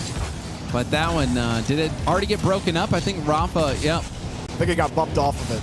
Ooh, Vady! That was a juicy touch. Almost found a way through. About a minute left, and Portugal are putting on the heat. Rafa sits underneath Beyond, but that was almost broken. Beyond does steal that corner boost.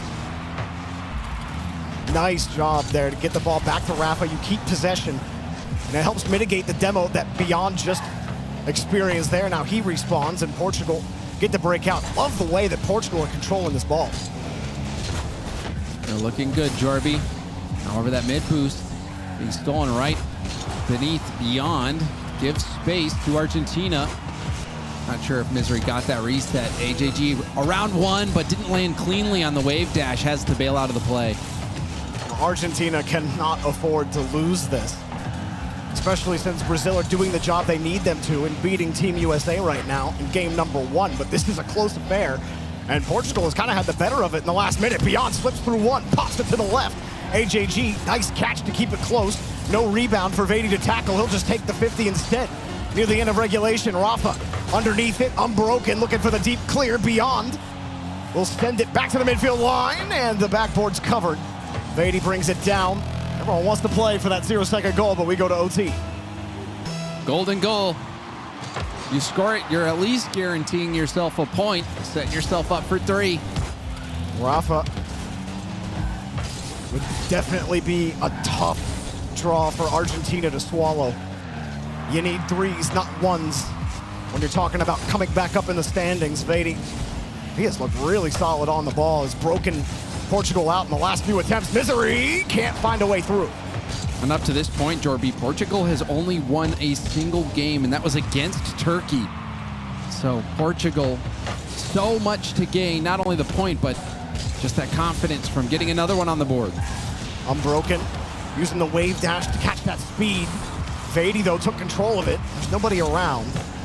Everyone playing off of Argentina's touches. Eventually, Portugal will have to start getting a little more aggressive on offense rather than playing beyond where Argentina are positioned. They got to start positioning a little more aggressively for each other if they want to win this OT. Unbroken gets back to another one, contesting the midfield line. AJG gets a slight bump. Gives space to Misery, who's going to take this straight into the air. Dodges one, gets a bump on the other. Oh, still on his flip. Shots on target, but denied. Wow, Beyond was up early. Might have even pre-jumped to make that save. Whoa. I thought the game was over, Jorby. I thought Vady might have had a breakout play right there, but he got stuffed on the line. I mean, it's not Portugal. This is where they want to be, but you're right. I mean, Argentina, it was a huge chance. But holding on to that flip, was able to make that save, and Portugal stay alive for a little bit longer. AJG past Vady. Rafa beat to that ball. Misery's on target.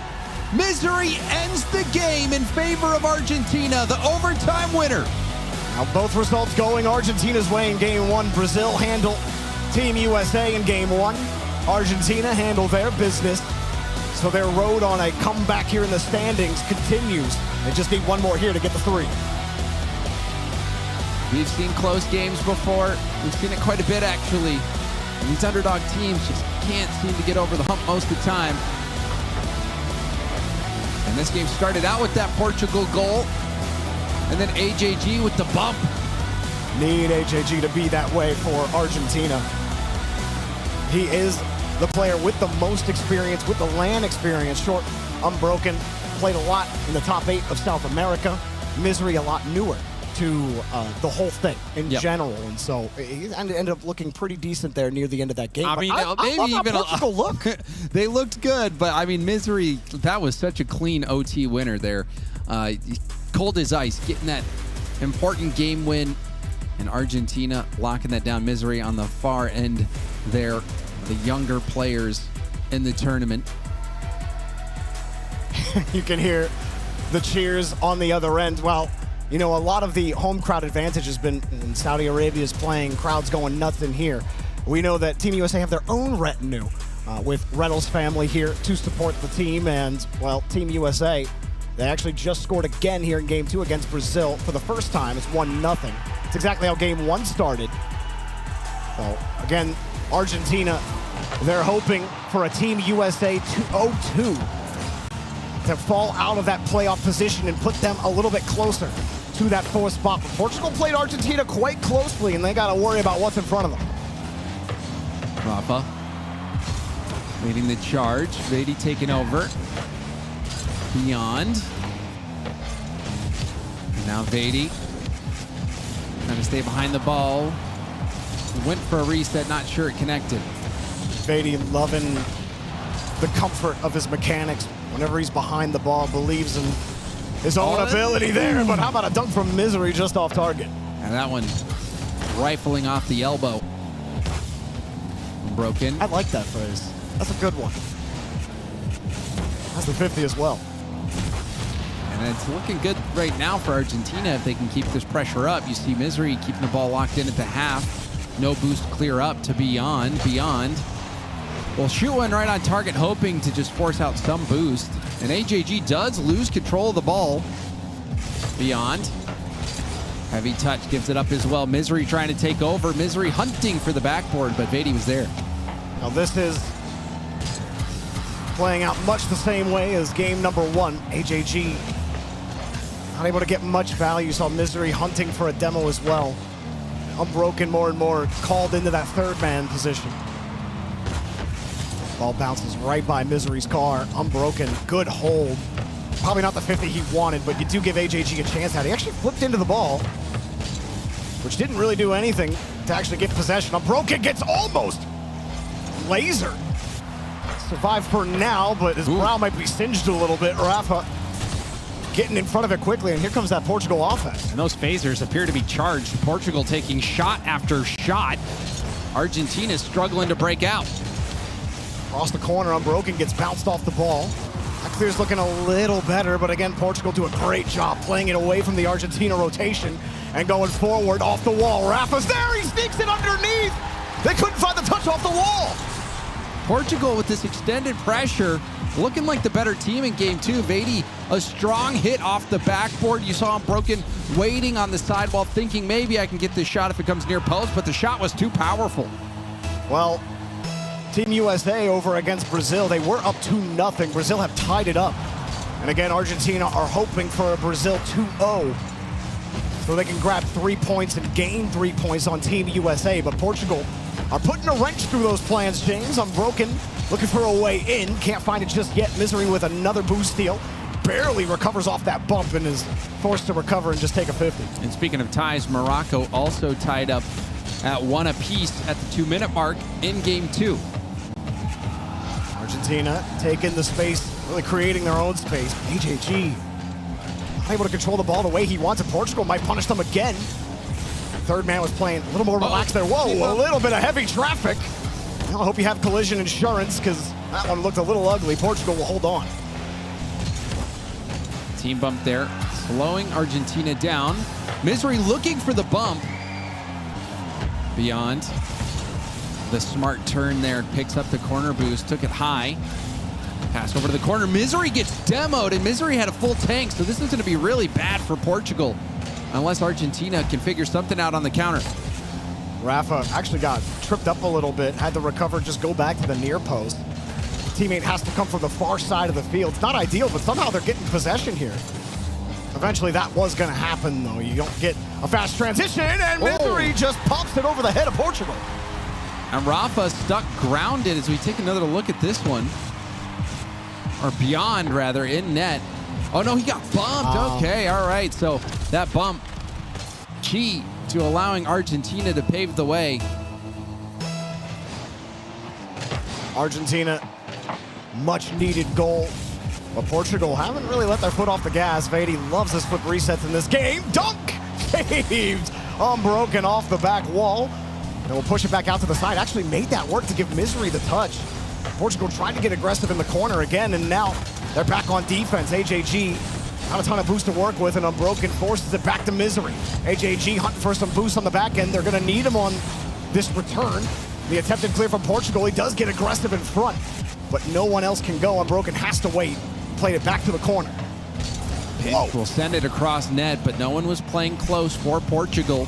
Unbroken fakes around one, tried to get that low 50, but it was a good 50 from beyond to force it downfield. However, the demo comes out, but the backflip challenge from Vady is crucial and gets another challenge. They're trying to buy some time for his teammates to move in. Rafa, only half a tank, and that one goes out to the midfield. Beyond wins around one, but demoed from behind. Still, the attack is going.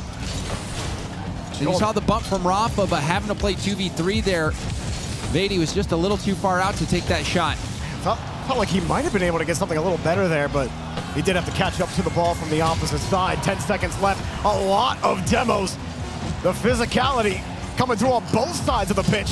Argentina and Portugal locked, but it's Argentina trying to keep their playoff hopes alive. Portugal dumped one there, and we have an overtime. Again, we have an overtime. Misery with a double tap last game, able to end it for a win for Argentina. Now a chance for AJG. Slows it down, tries to go up and over, but it didn't work out.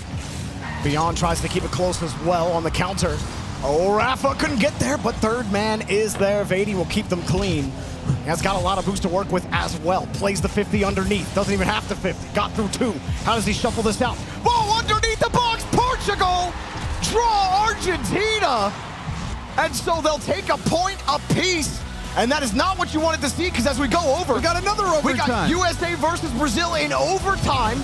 USA, now they have a chance to get the draw and just stay a point apiece with Argentina and try to stay alive, but Brazil score!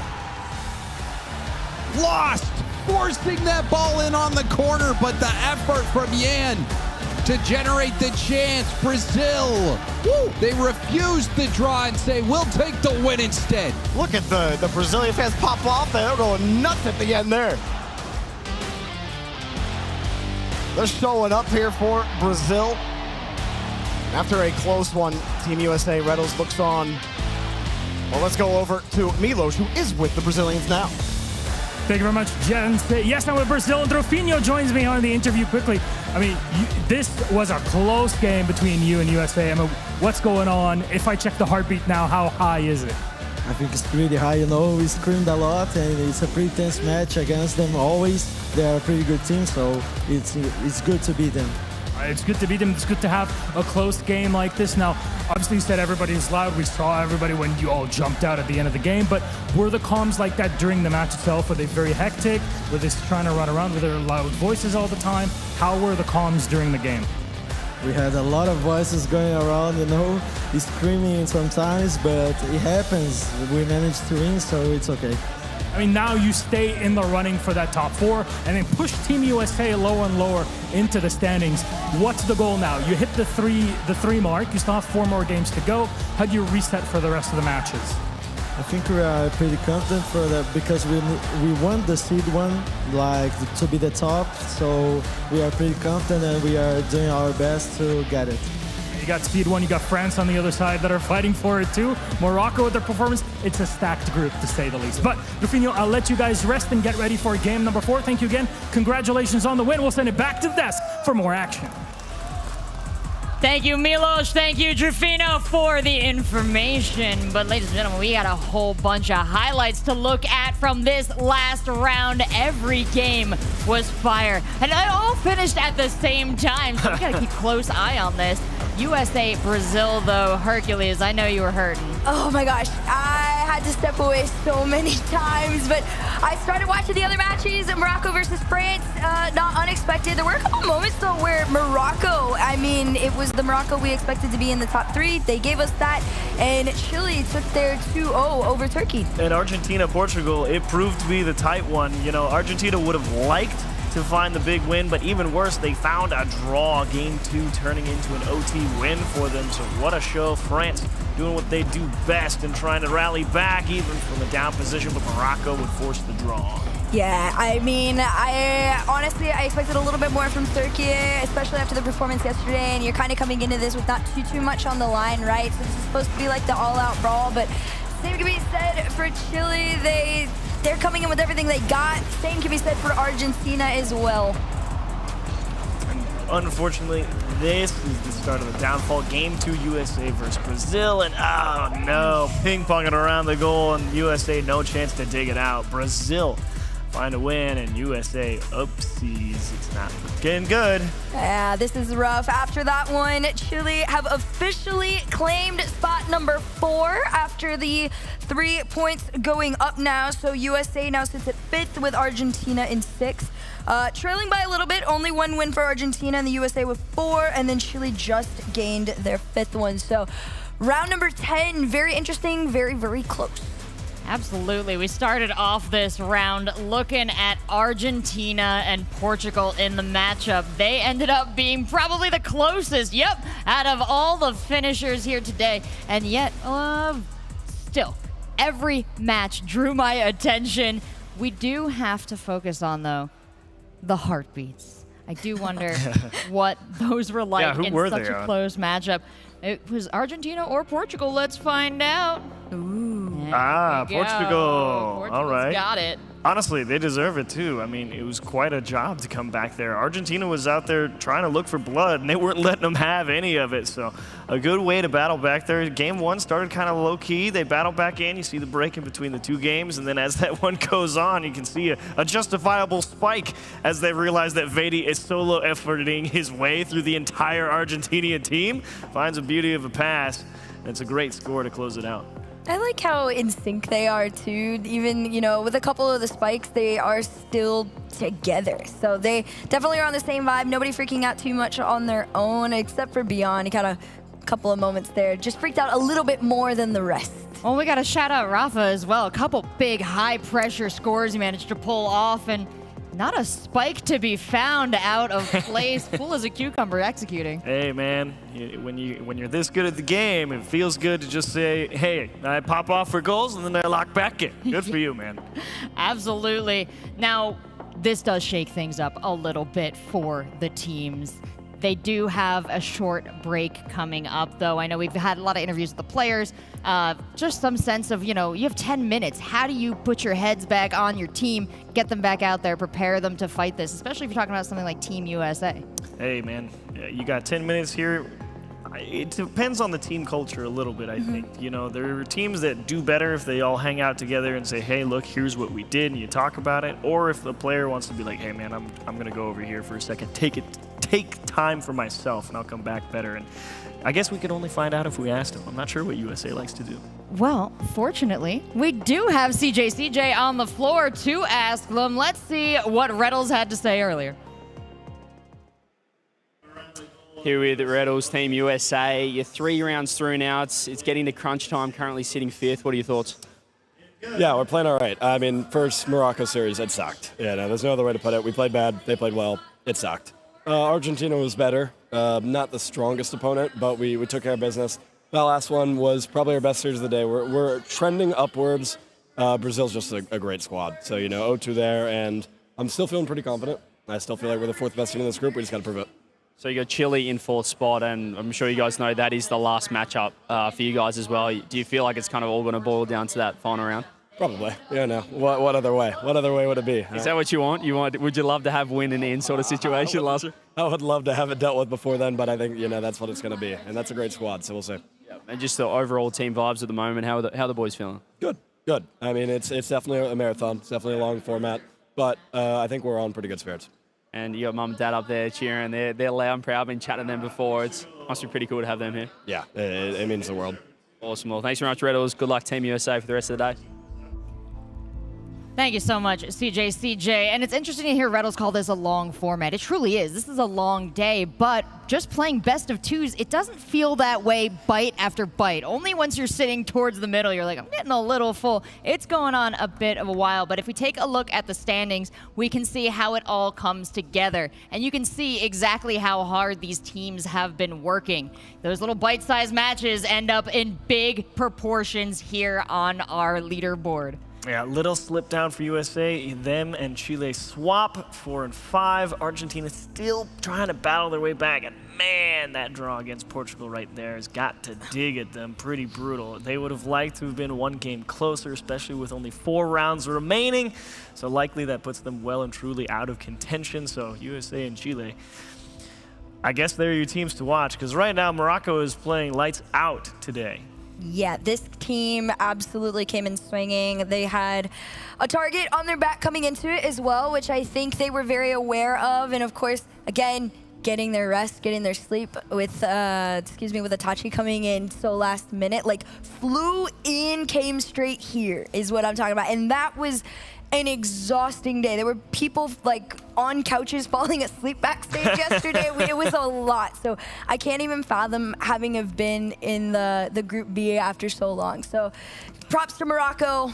Can't wait to see y'all keep going. Yeah, and a special moment here. I want to shout out all the coaches who are keeping their teams together and making sure everybody gets what they need, enabling these incredible performances and these very high-scoring games, which have been absolutely wonderful for our Hyundai Ioniq, who is down on the floor.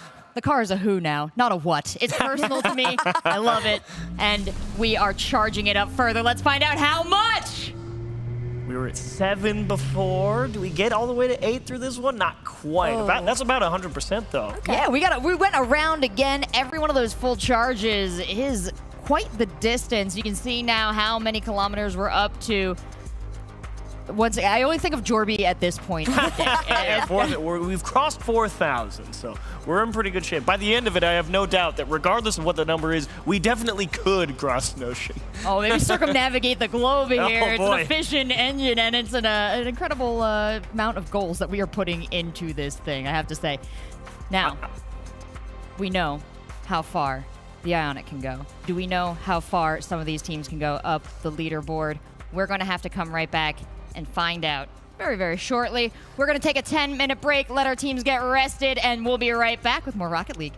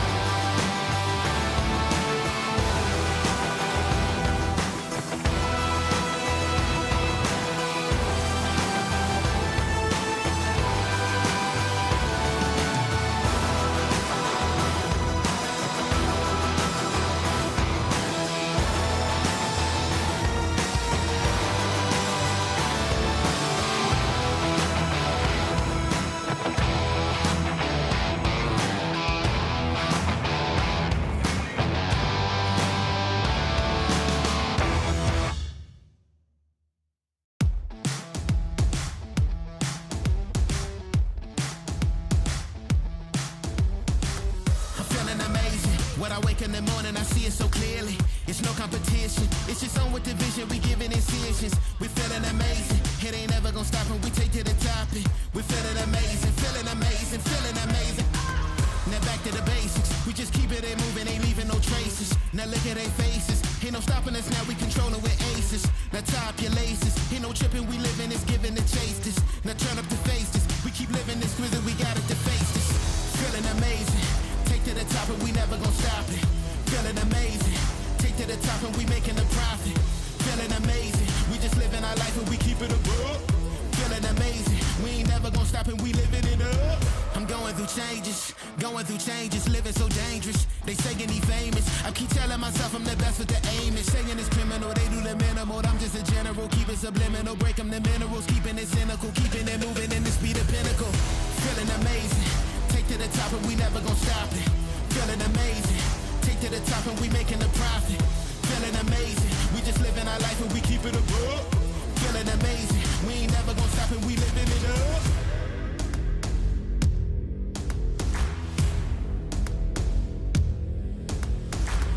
Feeling amazing, raising the temperature, counting your days. Feeling amazing, raising the temperature, counting your days. Feeling amazing, raising the temperature, counting your days. Feeling amazing, raising the temperature, counting your days. Feeling amazing, raising the temperature, counting your days. Feeling amazing, raising the temperature, counting your days. Feeling amazing, take to the top and we never gonna stop it. Feeling amazing, take to the top and we making a profit. Feeling amazing, we just living our life and we keep it above. Feeling amazing, we ain't never gonna stop and we living it up.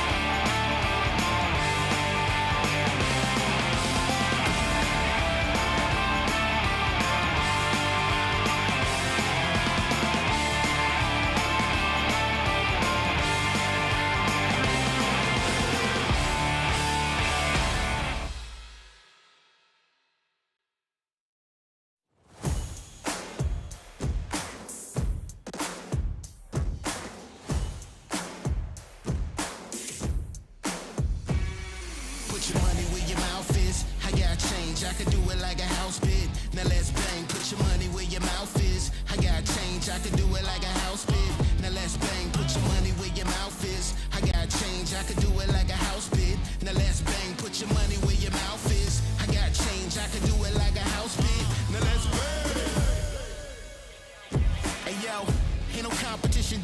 alive this. Never gonna fade us, in the end we survive this. Trials, tribulations, but it only make us stronger. Never gonna stop and bring the heaters like a sauna.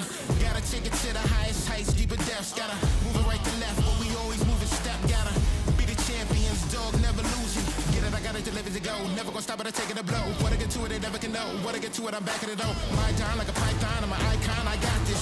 Never gonna stop it, we take it to the top. Put your money where your mouth is. I got change, I could do it like a house bid. Now let's bang, put your money where your mouth is. I got change, I could do it like a house bid.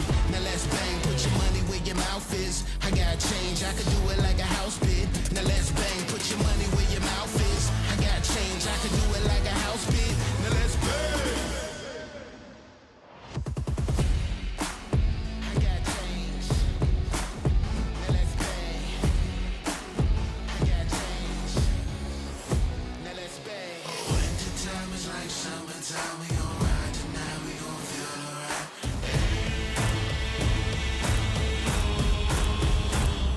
Put your money where your mouth is. I got change, I could do it like a house bid. Now let's bang, put your money where your mouth is. I got change, I could do it like a house bid. Now let's bang, put your money where your mouth is. I got change, I could do it like a house bid. Now let's bang, put your money where your mouth is. I got change, I could do it like a house bid. Now let's bang.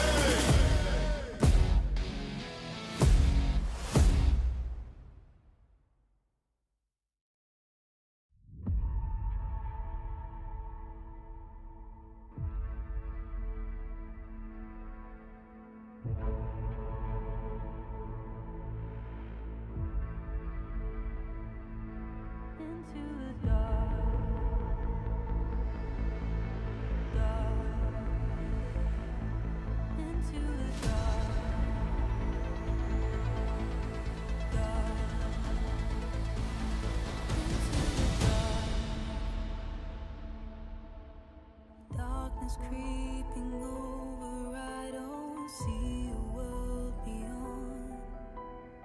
Calling to the distance, only silence to respond. Peace is not a virtue, it's a sign of what was lost. Play until the end, but every battle has a cost. Into the dark,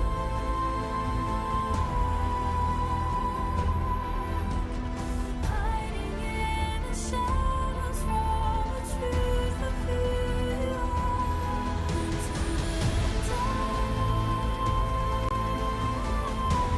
dark, facing inner demons with the fire in your heart. Into the dark.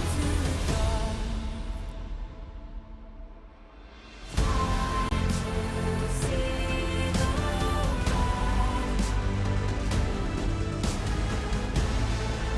When lost, they shall be found.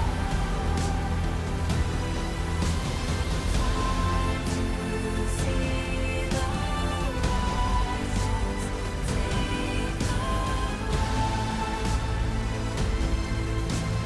Forever walking into the darkness.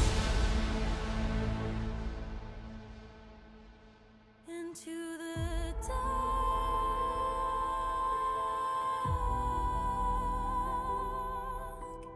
facing inner demons with a fire in your heart. Into the dark.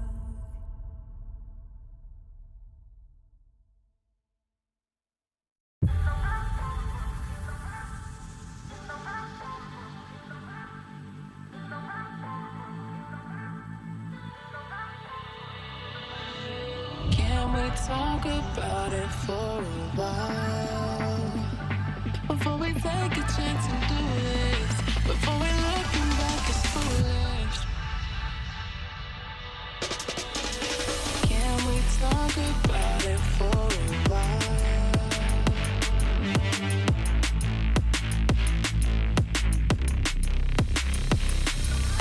Can we talk about it for a while? Before we take a chance and do this. Before we looking back as foolish. Can we talk about it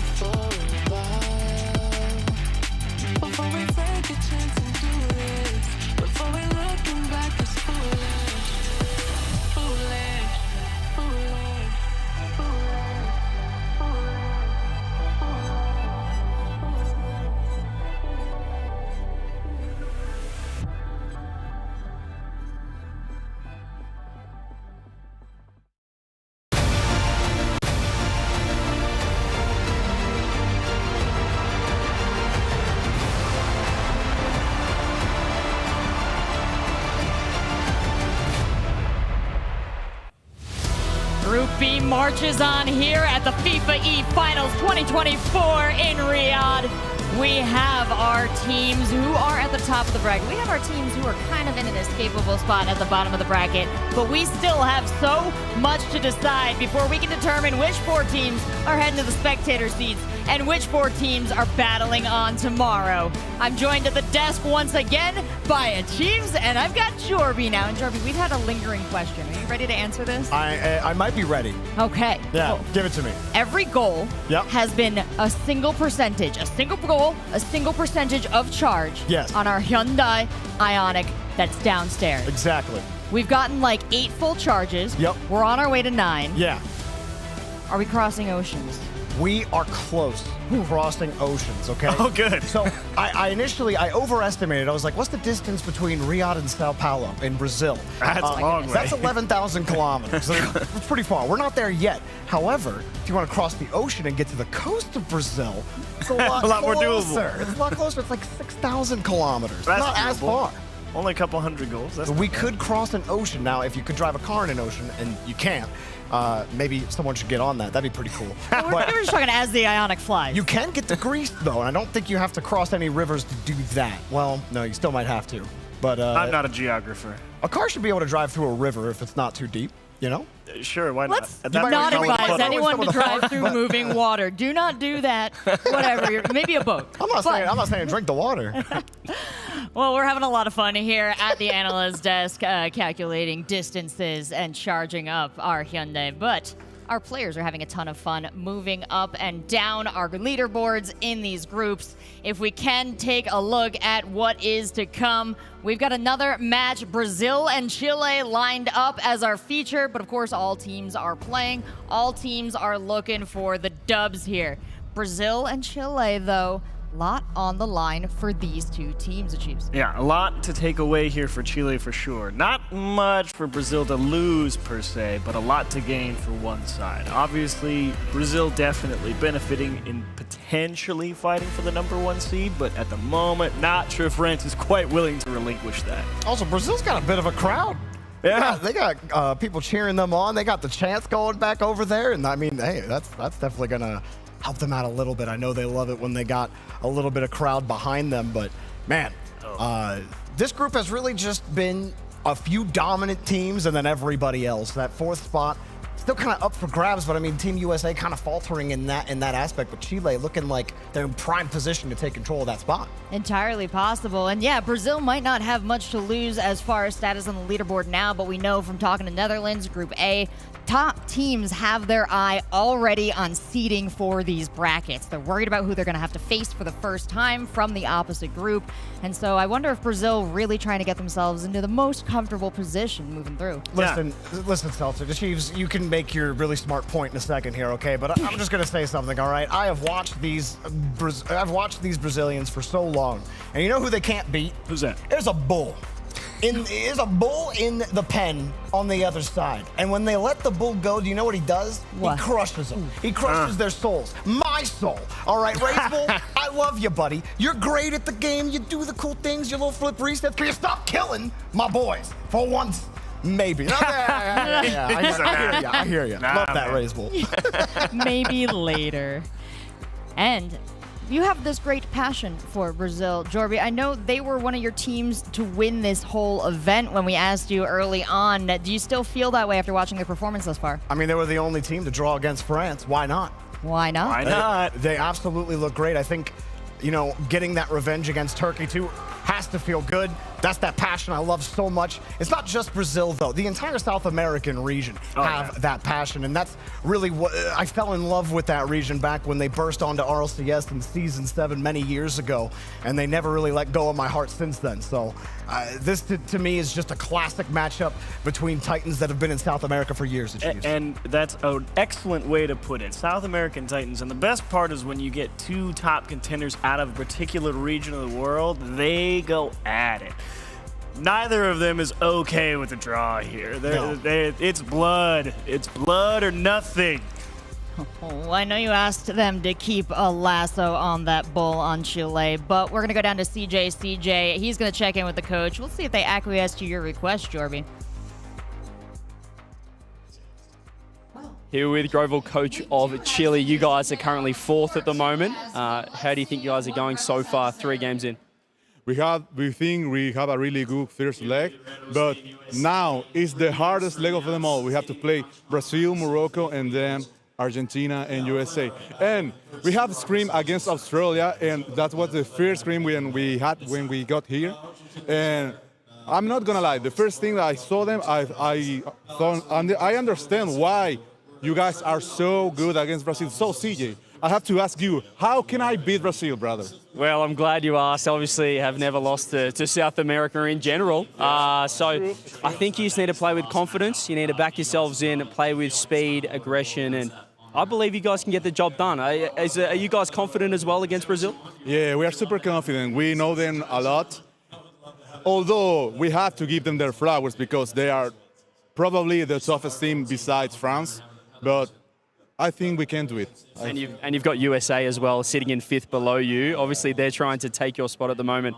Do you feel like it's going to come down to that final match against USA? Yeah, sure. Like we saw from the tournament, every like qualifier, it's going down to the ultimate round. So, but then again, we are so solely focused in just doing our stuff. And when the day is over, we'll see if we make it or not, and then we shake hands and then we go. Awesome. Great vibes from Team Chile. Thank you very much to Grovil.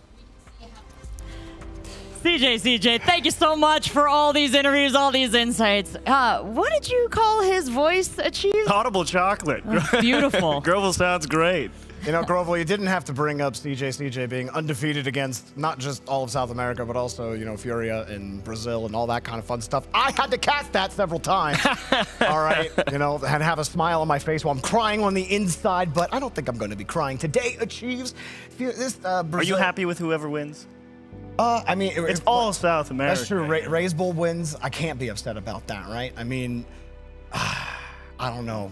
Brazil, I know how much Dagger they want. to your heart. It's tough. It's tough, you know. I'm not going to say my loyalties are split at all. I mean, I am an American rooting for another region here. But, you know, I really like this team. I like how Davitrocas look. I think I love that. Look at the little flag on it. Ooh, okay.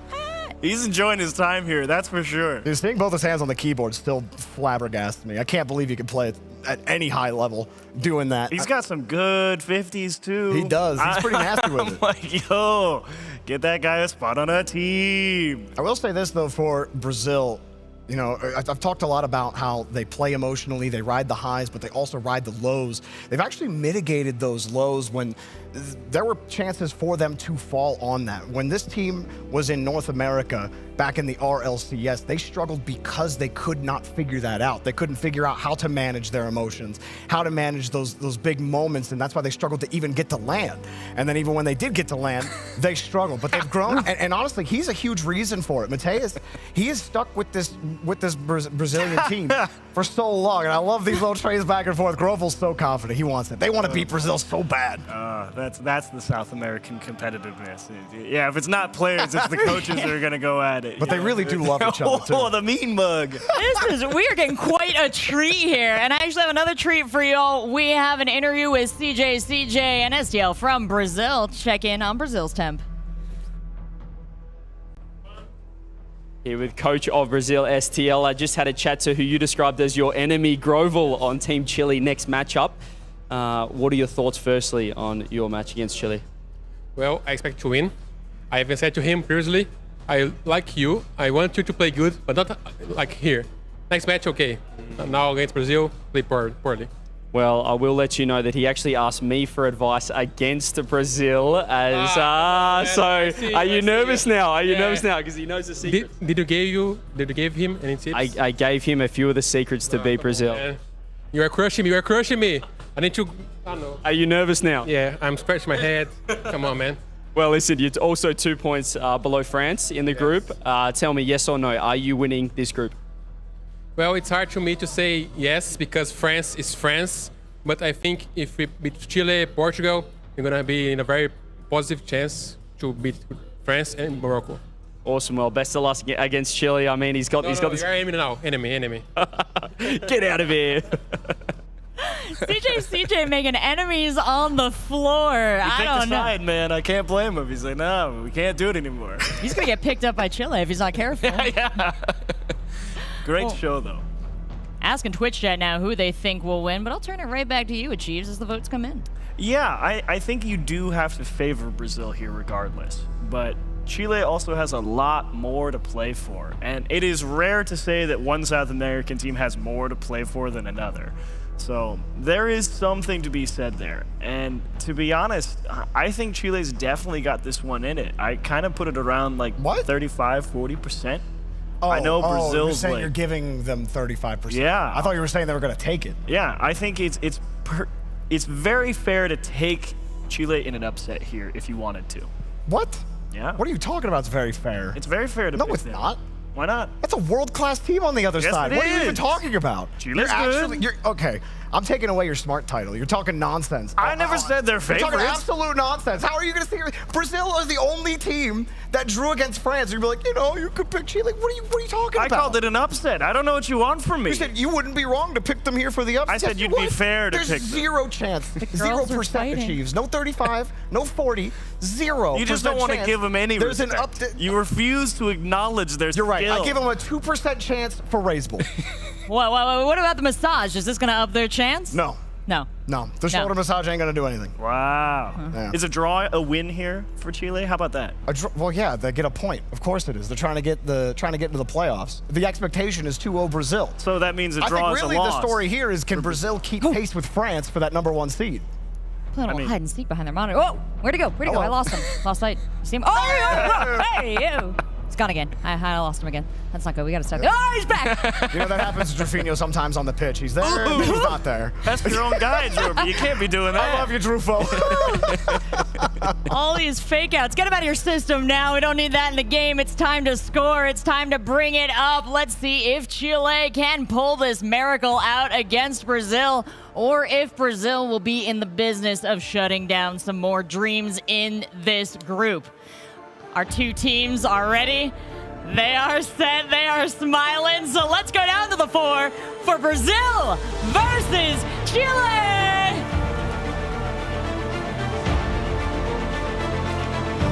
Well, I've given Chile the secret sauce, Johnny, and now they've got 2 games to try and keep themselves in that top 4 with USA biting at their ankles. It was simple. Just aggression. Did I get it? Did I catch it? Confidence, Aggression, confidence. Was there anything I missed?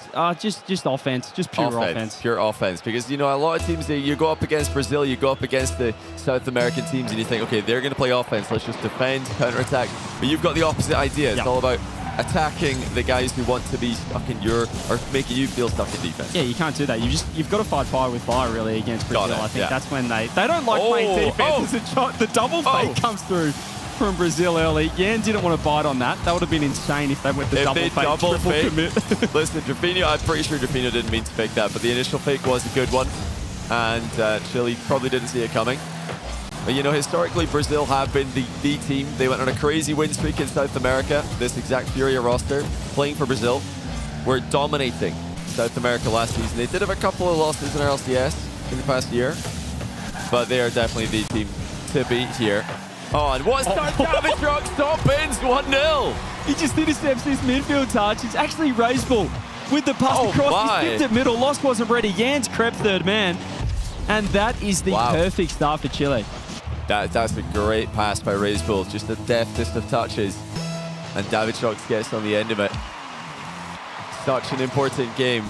And it's not just important for Chile, it's also so important for USA. USA are behind Chile in the standings right now, but they're expected to win against Portugal while this match is happening. And if USA do win that, Chile can tie their points total by drawing with Brazil here. So 1-game win is needed if they want to keep the pressure on USA.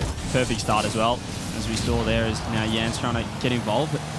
I'm really liking this. We are seeing the aggression from Chile. Even that pass across from Raisbull for that first goal, you saw how close Davichok was creeping up for it. That's the trust you need in game 1. I mean, you only have to ask England how important starting well is in this format. And great start so far. 90 seconds gone for Chile. they're continuing to attack. They're not just sitting back in that one goal lead. They're trying to create more chances. RazeBull all weekend has been brilliant with the mind games. Now Davitrok's getting the mind game started as well. So many demos raining in for Chile. Davitrok's lurking upfield. Redirect off the post. Brazil almost conceded in a second. Still low boost for Jorfinho. You can see Pan, nice little wall dash to get himself up on the ball. And might just drag it across. And Lost had to wedge that off the corner for help. But still, Chile on the attack. RazeBull pushing forward. He's only got 10 boosts, but he's keeping pressure on. And this is not what we expected so far. Just look at the offense from Chile. Well, they definitely took your advice. It's been all aggression as we get into the 3rd minute of the game. Chile are not waiting for Brazil to take the game to them. When they did match up yesterday, Brazil got the win. Both games were close games, but Brazil did win 2 of them. Jan passed 2 players. That's a great trade. RazeBull going to try and take control. Does so brilliantly.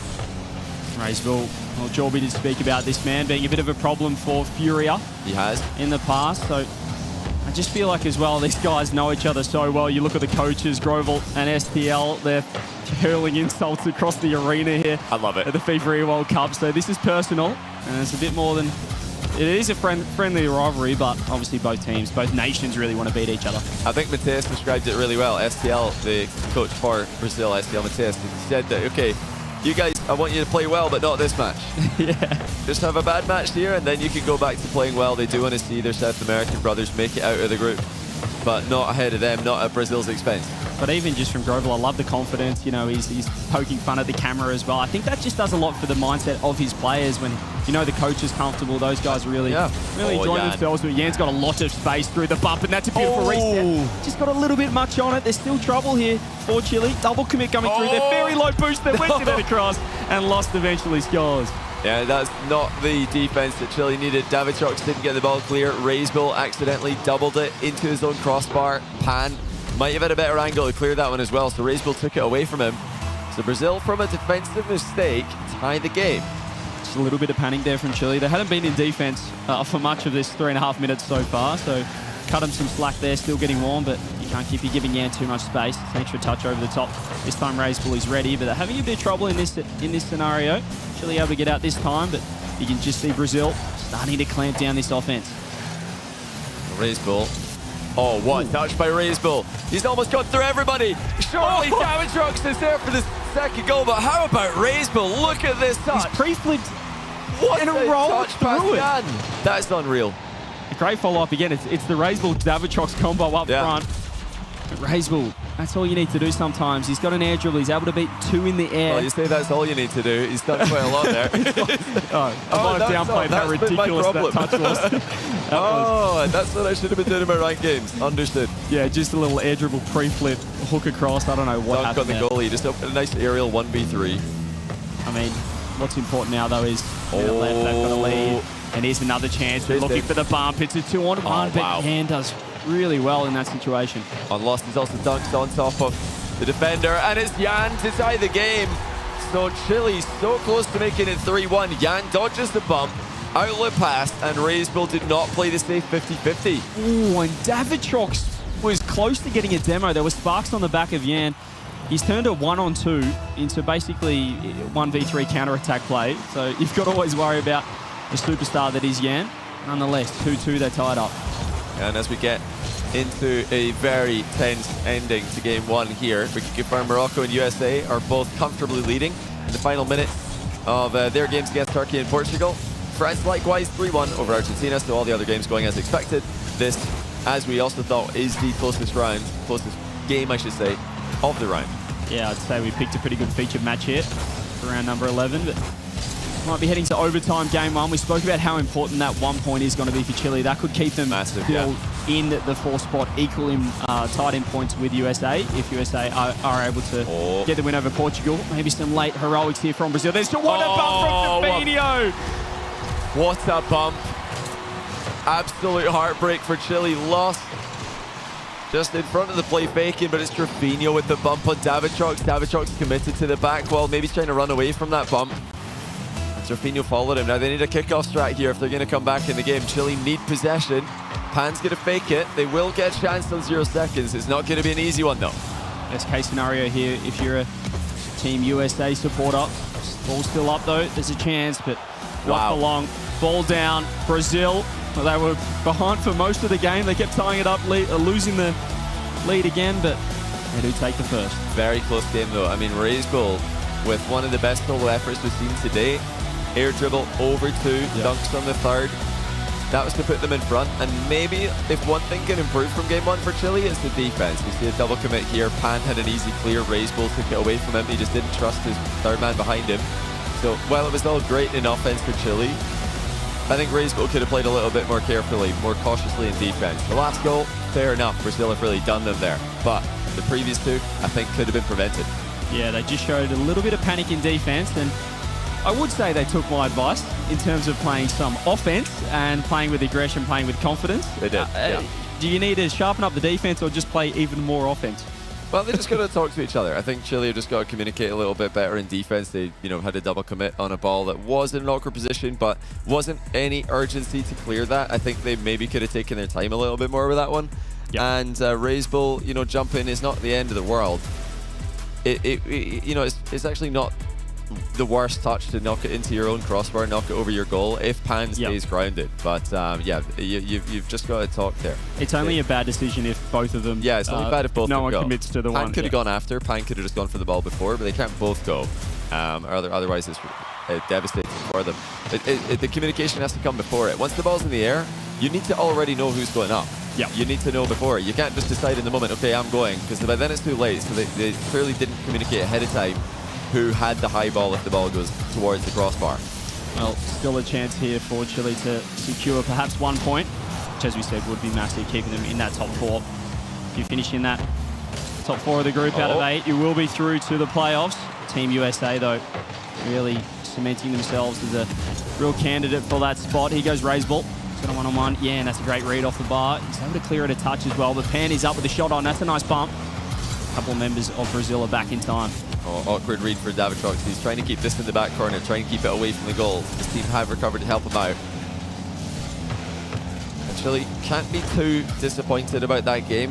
When you do get goals against you due to defensive blunders like that, some teams will react badly. Oh, they made another one here. Yan will make it 1-0, but Chile's defense continues to be an issue. And I was about to say, you can take it 2 ways. You can either let that bother you. You can think, oh, well, we're just not defending very well. Or you can say, guys, if we fix these issues, we're winning this. And it's another mistake for RazeBull there, Johnny. I mean, but the problem is that Davitrox trusted him to get the hit. So that's communication as well. Even if he missed that, if Davitrox was just aware that he wasn't getting the touch, it wouldn't have been a goal. It would have been an opportunity for Brazil. As another double touch, just doesn't find its mark, but Lost plays the cleanup crew. And how quickly can 1 goal turn into 2 when you're playing against Brazil? This is why you cannot make these defensive blunders against a team like Brazil. They're going to get goals every game they play. Majority of games they play, they're going to score. They're going to score regardless of how well you defend. That is the strongest aspect of their game. And yeah, now I'm very worried for Chile in this game. They need to iron out these defensive mistakes, if not to get a game win here, just to have a better chance later on in the day. Oh, speaking of defensive mistakes, where's Brazil's defense? Not even a defense there to make a mistake as they double commit, and 3rd man got demoed. Huge demo in the recovery, leaving the net open for RazeBull. Yeah, Lost got demoed, but he was still far too prepped for that situation. Way up, yeah. 3rd man way up in that offensive half, and he just leaves himself exposed for the demo. So Chile do get 1 back. I was going to say before they scored, if they were going to perhaps win this series, they had to start well, and I was starting to think that game 1 is going to cost them, but they're able to get 1 back. Having said that, there he is again. That man Lost. He's made up for his mistake, 3rd man. Yeah, they are now starting to pile the pressure on. Yan just completely dominates that 50-50. Lost likewise in the follow-up, and they're ahead by 2 again. Much closer on the other games. Portugal, USA currently tied 0-0, although USA are knocking at the door very close to scoring several times. They're tied 0-0 with 2 minutes to go. Same story for Morocco, Turkey until mere seconds ago. Morocco have just taken the lead 1-0. Yeah, you'd expect Morocco to handle business over there. Obviously, France as well, 2-0 up against Argentina. Let's see if Chile find something back. Pan's actually got a bit of space. Nice start on the double, but he's actually hit it wider than the net there. Across the RazeBull. Double commit from Brazil. Their low boost as well, really scrambling on this defense. There's a great chance for Chile. It's another good pass. There's Yan, he's been dusted. Rafinha's got no boost. There's a great fake. There's the shot, but it's still safe. Bottom corner. These are some good plays out of Chile. Brazil are defending really well. The speed of the attack has been impressive for Chile. Can they keep the pressure on? Raisbull trying to turn this one around quickly. Doesn't want to give Brazil any time to run out of defense and grab boost. It looks like Lost and Jan have both found that time to do so, though. Jan now cutting it back into the play. Brazil have really woken up now. This is, you know, if the mind games were working earlier on in the match, if Grovel was inside their heads, that'll be a distant memory at this point. USA have just got their first goal. Game 2 against Portugal as well. Just a minute left on that one. Over here, Drafinho. Nice little bounce dribble. Pans found a pass to Raisbull. He's going to get a beat. No, he doesn't get the heavy enough touch around Jan. Now Pans got to back off. He's got 0 boost. This is big trouble. It's basically a 3-on-1, but Pans scoops up the 100, finds the clear in time. Chile need to get going. They still need to find 2. They've got time on their side, but they need this point. Yeah, they definitely do, especially with USA doing their job against Portugal. Albeit a closer game too. They are 1-0 up. Morocco also 1-0 up. Rettles just made it 2-0 for the USA. So now Chile are bound to be behind USA in the standings. If they can't pick up a point here, they'd be tied in points in the group if they can draw this, but it's not looking likely. Brazil are all over them again. 95 seconds to go for Chile to solve this problem. Yeah, we're just not seeing the offense that we were witnessing in this, I guess, first stages of game 1 of this matchup, but still time. Minute 20, Raisbull doesn't get the touch. It's a nice pop from Jan. There's a whiff though from Pan. That actually might set up a downfield pass. I thought the pass, yeah. Davitrox went Wide for the dribble open. instead. Not sure why. Raisbull 0 boost. He's tried to jump off the corner. He's actually been bumped back into the 100. Now Pan trying to get a 50, but Brazil looking really comfortable just clamping down this attack. I cannot believe that the pass wasn't the option there for Chile. I mean, as an avid whiffer of the ball, I very often land downfield after missing the ball and think, oh great, now my teammate can pass to me, and then they don't because they don't want to pass to me. Yeah. You know, I'm not going to do anything with it. So that I felt that one. That was relatable. But for a team at Chile's level, it should be automatic to just bring the pass into the play there. 40 seconds to go, still trailing by 2. USA are up by 3. Morocco are up by 3. France actually had a close game though. 30 seconds to go, and they're only leading Argentina by 1 as Drafinho adds another to this. It looks like all games are very one-sided except France-Argentina, which we expected to be quite comfortable in for France. Yeah, Argentina, I think 6 at the moment in the standings. Just a touch out of contention for that top 4, but I mean, picking up a draw would be massive against France. Looks like with 10 seconds left, though, they might hold that on. 3-goal lead here for Brazil. The 30 on the clock, and as you said, it felt like a great start for Chile, but it did. They just had to hold on. The defensive mistakes really cost them in this one. Yeah, the communication, the defensive positioning led to panicky positions, and Brazil have made it 5-1 now. They've got what they wanted from this series. Chile too far back now to really think seriously about coming back into the match. And we've got completed scorelines all across the rounds, with all the favorites coming out on top. USA winning against Portugal, France winning against Argentina, and Turkey dropping to Morocco. So, as expected in round 4. Well, I think the advice that I gave Chile did work for at least a minute of the series, but you can just see Brazil have another level over these guys. The quality on this lineup, there's a reason why they're one of the best teams in the world, let alone nations. And they're going to be able to get the job done. They're going to secure the 3 points. Goal difference. Goal difference could be huge. Or Chile if they can get one back, but goal difference. Does Brazil want to let it happen? Lost. Is he going to keep it up? Maybe. Goal difference. Wait, goal difference the other way. Hands up, drops it down.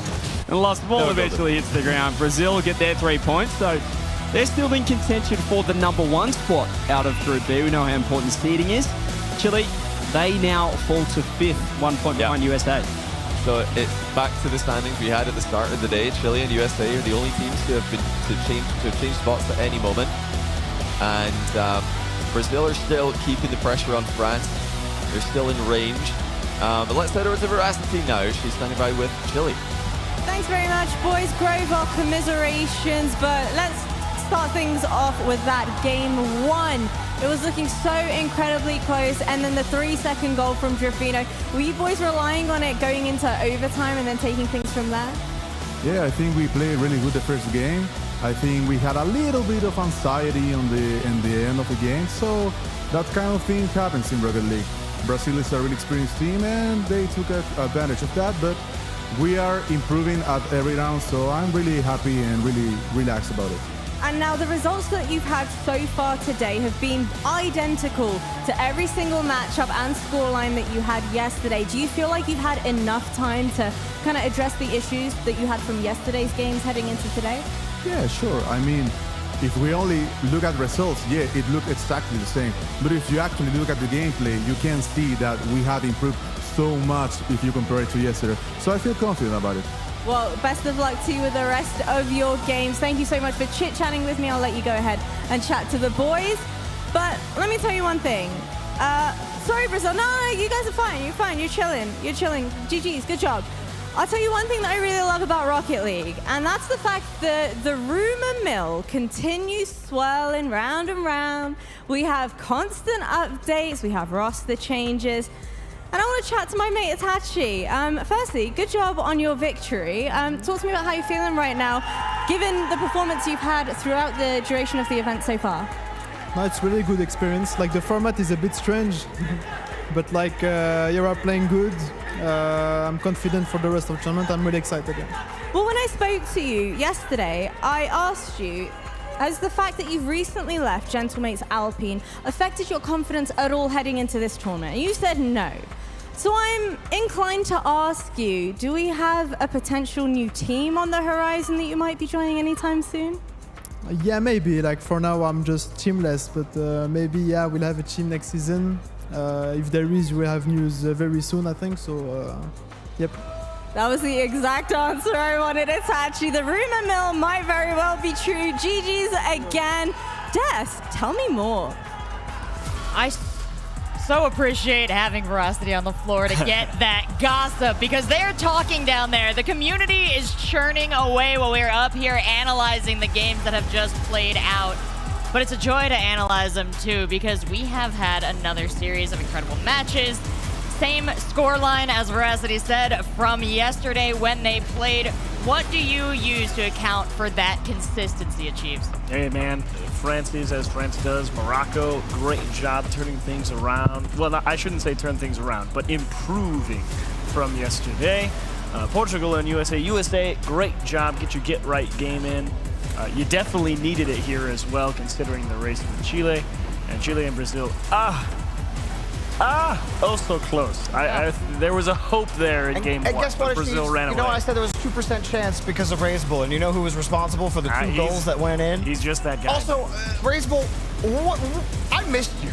Like, he had the two goals that were scored were absolutely ridiculous plays from him. He had a ridiculous pass off the sidewall. Yeah, and then the pre-flip air dribble, which was like, it wasn't a pre-flip into an air dribble, okay? He like one-upped a Daniel move there and pre-flip with the ball and dribble. I was like, I didn't even know you could do that. It's like, dude, can we get you, like, can we see you more often, please? Johnny with the most apt description. Oh, that's what I should be doing. Yeah, how did we not think of that? Yeah.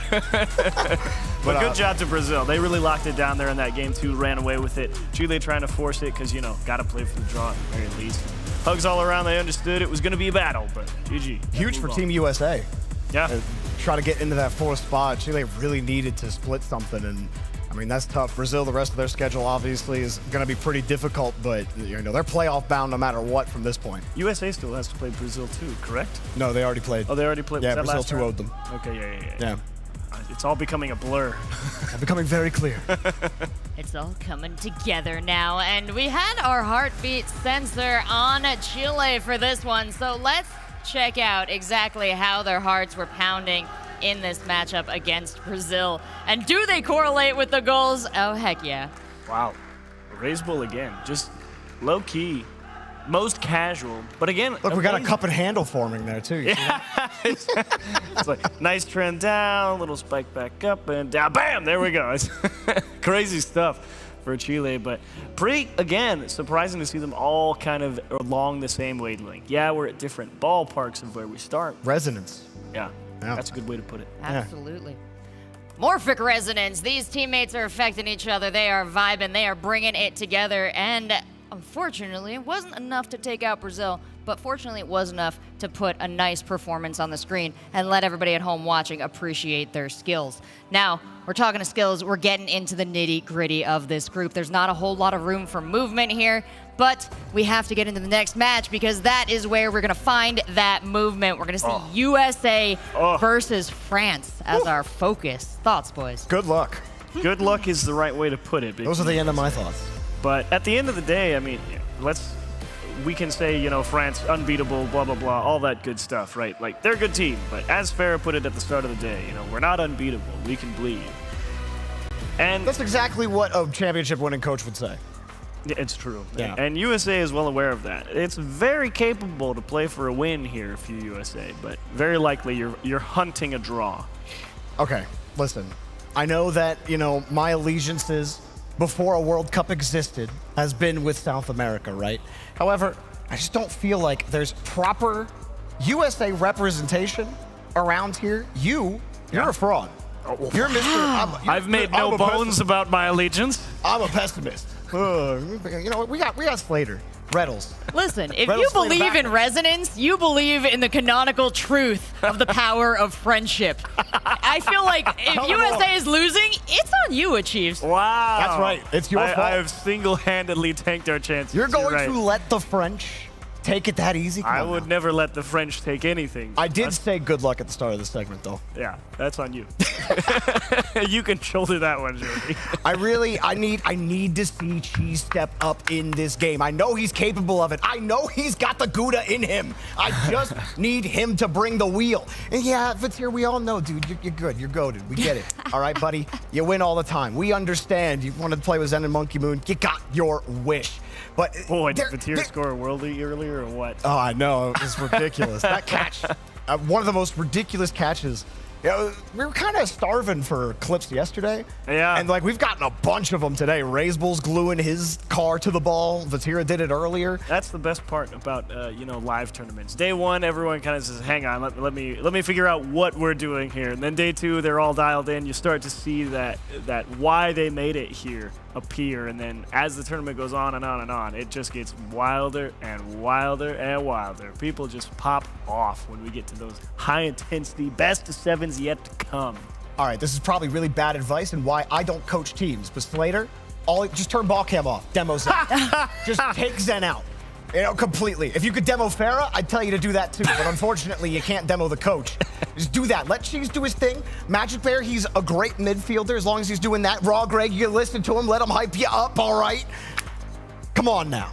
Solid advice. You are the coach's coach. You are the next sphere up from that little. He was going to pick me up eventually. I could feel it. I could feel it. Oh, well, this is a big one for both teams involved. A lot of faith on France here. They've had the strong performance, but even Twitch chat believes in believing, and they are choosing USA by a slim margin. If there was ever an opportunity for USA to make a big splash in this group, if there were one giant to take down, then this one is it. So they've got family, friends in the audience, but so does France. They've got that huge community behind them. Didn't show up in Twitch chat, though, so I'm not sure what that's going to mean. I mean, you make a good point, though, is like everyone's expecting the 2-0 for France here, which means if USA take a point here, that's basically a free point on their journey to the playoffs. So getting a free point here, let's see if they can do it. Let's see if they can do it. Our teams are ready. Our casters are strapped in, and it's time to head on down to the field. We're kicking off a big match here. This is USA versus France. So send your energy and tune in. It's going to be cool.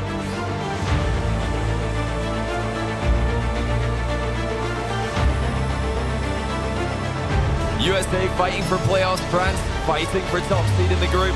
And we kick off with USA double fake kickoff and Cheese. Oh, he had a chance on the end of that one. It was a nice pass by Rettles. They're still going to follow up and nearly get a goal. Oh, it's off the post. Great save at the end of it all. But USA with the strats out the gate, CJ. Oh, nearly the perfect start for the United States of America here. I mean, what a statement this would be. There are no expectations on this lineup against France. We know how good France have looked so far here at the FIFA World Cup. This new USA lineup, I mean, this would be the biggest upset of the tournament, I'd say, so far, and we've had some pretty big upsets.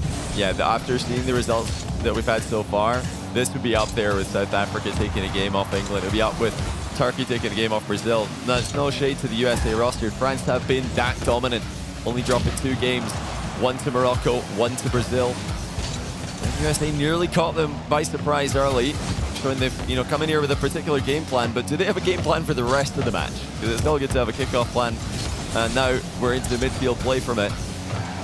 So far, not too bad for USA. They're holding the midfield, holding their own in the midfield. Monkey Moon up for free aerial though, and now it begins. France 1-0. Wasn't too bad, but how quickly it turned. You could just see Reddles faking for Magic Bear, but that's not the touch that he wanted. He had no boost, but really just walked into a dunk. Monkey Moon so quick. That's the midfield game that we know from France. Still though, it was a nice start. That first minute from the USA was promising. Yeah, I think Magic Bear just got a bit careless. You might not have seen Zen coming in for that challenge, but you have to assume somebody's challenging. You're not going to have that much time on the ball against France, especially when you're fighting for the midfield. They're going to be fighting hard and aggressively. And USA will probably have mentally prepared for this. This isn't an unexpected position to be in. I like that they're just going right back to holding up that midfield. They're just trying to fight for the midfield. They're not going all in every attack. You know, Rettles isn't going in front of the ball. For now, they're just playing standard, or at least for them, they're playing standard. We know how aggressive the off-the-ball plays can get for USA. And what an opportunity here for the USA. They're in a decent enough spot now. Obviously, they've reclaimed their spot in the top 4, 1 point in front of Chile, and it feels like a free hit for them here. They're not expected to take this one. They're still going to have other matches today. Obviously, that final round matchup against Chile that could decide everything. What an opportunity if they can get at least 1 point against France. That'll do wonders for their potential qualification. It's France putting the pressure back on them here. Nice interception by Cheese, but Vatira respected it. France always so safe with their positioning behind the ball. Monkey Moon there faking out the play, but not... Oh, Vatira's actually put it into his own crossbar. Does recover really well. That was unnecessarily close, it looked like, for France. Just not saying that they're usually so careful. They play sort of a risky play in defense. Still really liking this play so far from USA. Tira gets space down the other end. There's a flip yet. He's going to go to the low 50s. Really got everyone awkward on USA. Cheese able to play the clean-up crew. A little bit of boost to work with. That's a nice dunk. Tira, though, in the corner with 100. 2 minutes left. See if USA can tie this one up. It's been a pretty solid first game for both sides. Zen with space, and there's the demo coming through. Just might need one more over the top. It's just wide open from the demo, and there's the second. Yeah, it's just clean from France again. Vatira chasing everybody down, and Magic Bear doesn't get anywhere near Zen in the air. Looks like he might have either underestimated Zen's speed or just panicked a little bit after realizing he was getting dusted. 2-0 for France. It was 2-0 in games when these two teams matched up yesterday. I think matters worse for USA. Chile are currently leading Morocco 2-1 with 2 minutes to go in that match. So again, Chile with a chance to maybe tie the USA in points or even go ahead of them if they can get an upset win against Morocco. Yeah, that'd be massive. That might put a little bit more pressure on this game. That's a great fake though from Zen. Nice save, Cheese.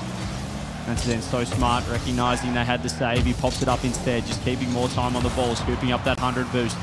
Magic Bear, nice challenge. USA, it's over a minute to try and get a couple of goals back, but France feel like they're really pushing and warming up into this one. A lot of time in the blue half for the French. Yeah, France are looking more and more comfortable as we go here. And unfortunately for USA, they're starting to see ghosts in the pitch. Vatira makes it 3. USA starting to lose control of any kind of comeback potential. Look at the precision on this. He's actually just absolute perfection. I love the height as well on that first touch. And as this is 3-0, we're going to chuck over to the Morocco-Chile game because Chile are 2-1 up with a minute left. And as we spoke about, right there with the USA for qualification. And there it is, Nas, as we tune in. Does get the equaliser. That's huge for the local Moroccan fans in the arena. It's also massive for USA, who need Morocco to win this to keep Chile at bay. Morocco did win this yesterday, quite comfortably in fact, and other comfortable wins around the group. Brazil 6-1 over Portugal at this moment, and Argentina are 3-0 over Turkey. But what is going on? Chile have just scored off the kickoff. It's 3-2 in their favor. Forget about the other games, Johnny. Look at this. It's a double kickoff, and it's gone completely wrong for Morocco. Itachi pushes up. 1 versus 2. He's just won a kickoff against 2 players. David Trox is enormous. That's what we've worked out from that. What a mistake. I mean, Morocco, you think the kickoff strats... It's kind of messy now, the double kickoff, but Yeah. They clearly have seen it before, and they knew how to adjust to get a big time 50-50. But I mean, you know, if you're Morocco, you're the better team. Do you need to adopt kickoff strats to win? Is it risky? You see, in a series format, I'd like seeing that, but you know, 2-2 in a match format like this, where every game counts for direct points on the table, I think that risky kickoff strat does lose its value a little bit when you're the better midfield team on paper, like you said, CJ.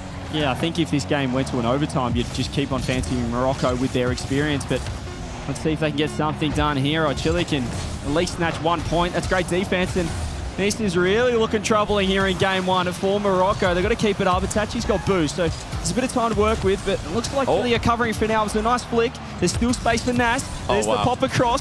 Chile just need the ball down, but it's with Itachi with 0. Can this thing get down? What a game 1.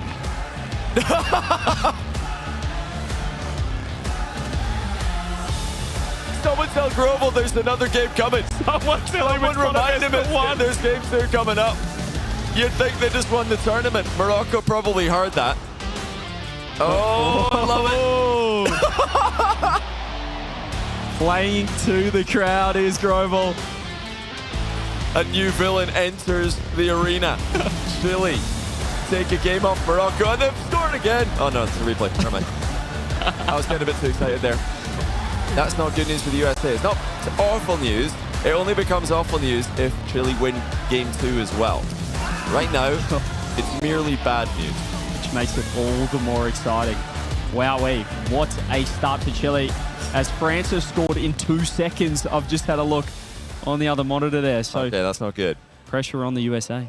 Yeah, USA trying to cheeky kickoff and didn't work out. So France are looking pretty good there. But wow, Chile, what a way to show up here and surprise us with a win against Morocco. But we kind of saw signs against Brazil that this might be possible. They were playing Brazil really well until defensive mistakes cost them a game that they were winning. So like we mentioned, if you just go into the mindset of, guys, let's just communicate. Let's just talk in defense.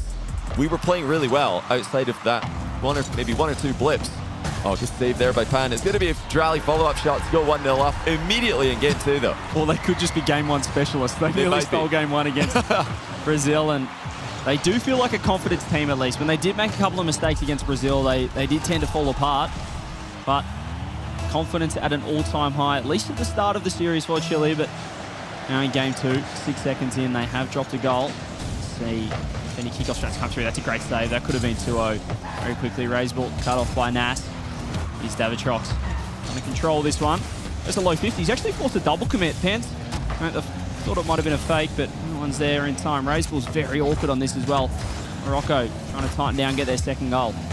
We will jump back to France-USA if there's any signs of life from USA. Right now they are trailing 2-0 inside the first minute though, so France are fully in control of that series.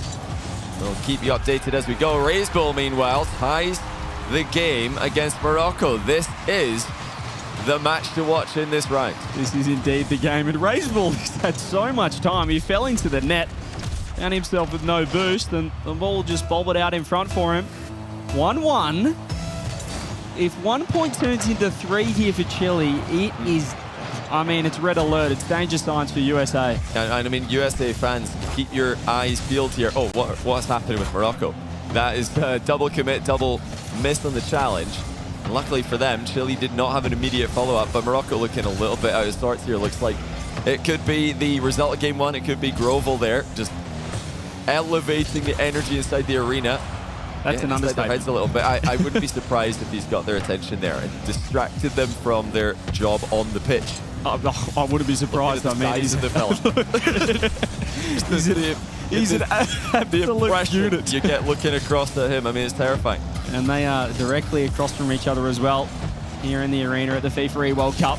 There's more pressure. This has been a lot of time in blue half for Chile. And look at Raised ball with a pop over the top. The pressure is mounting. France with their 3rd goal, 3-0 against USA. So that's looking like a sweep. It's actually 4-0 now. Oh, wow. So all eyes are on this match. Yeah, the goal difference getting a bit out of control against USA as well here. But this Morocco-Chile match right now is looking a lot more influential in terms of USA's destiny than the USA-France match, which is getting completely France favored. So If Chile could win here, they leapfrog USA in the standings, and that would actually allow Chile to progress with a draw against the USA. Right now, it's the other way around. Coming into this match, we thought, okay, USA just need to draw against Chile, last match of the day. Now it would be Chile moving on if they draw. Yeah. They would have a 1-point advantage. Yeah, winning this would send them 2 points clear. 2 point advantage, 2 points actually. clear Yes, at the sorry. moment. If they're able to get the win, obviously they're still going to get this match under wraps. Even if they draw this, that will tie them up in the standings. I mean, that would be big. If you're a USA fan, you want Morocco to win Game 2 here. That would force Chile to be tied with USA in points, which is far favorable to Chile simply being ahead by 2. France have made it 5-0. USA have completely fallen apart here against France. But I mean, France are the top team, so what can you do? If you come into with a game plan of trying to keep the match close and it's gotten out of control early, I mean, that plan just goes out the window, and you don't really have plan B to fall back on when you're up against the quality of France.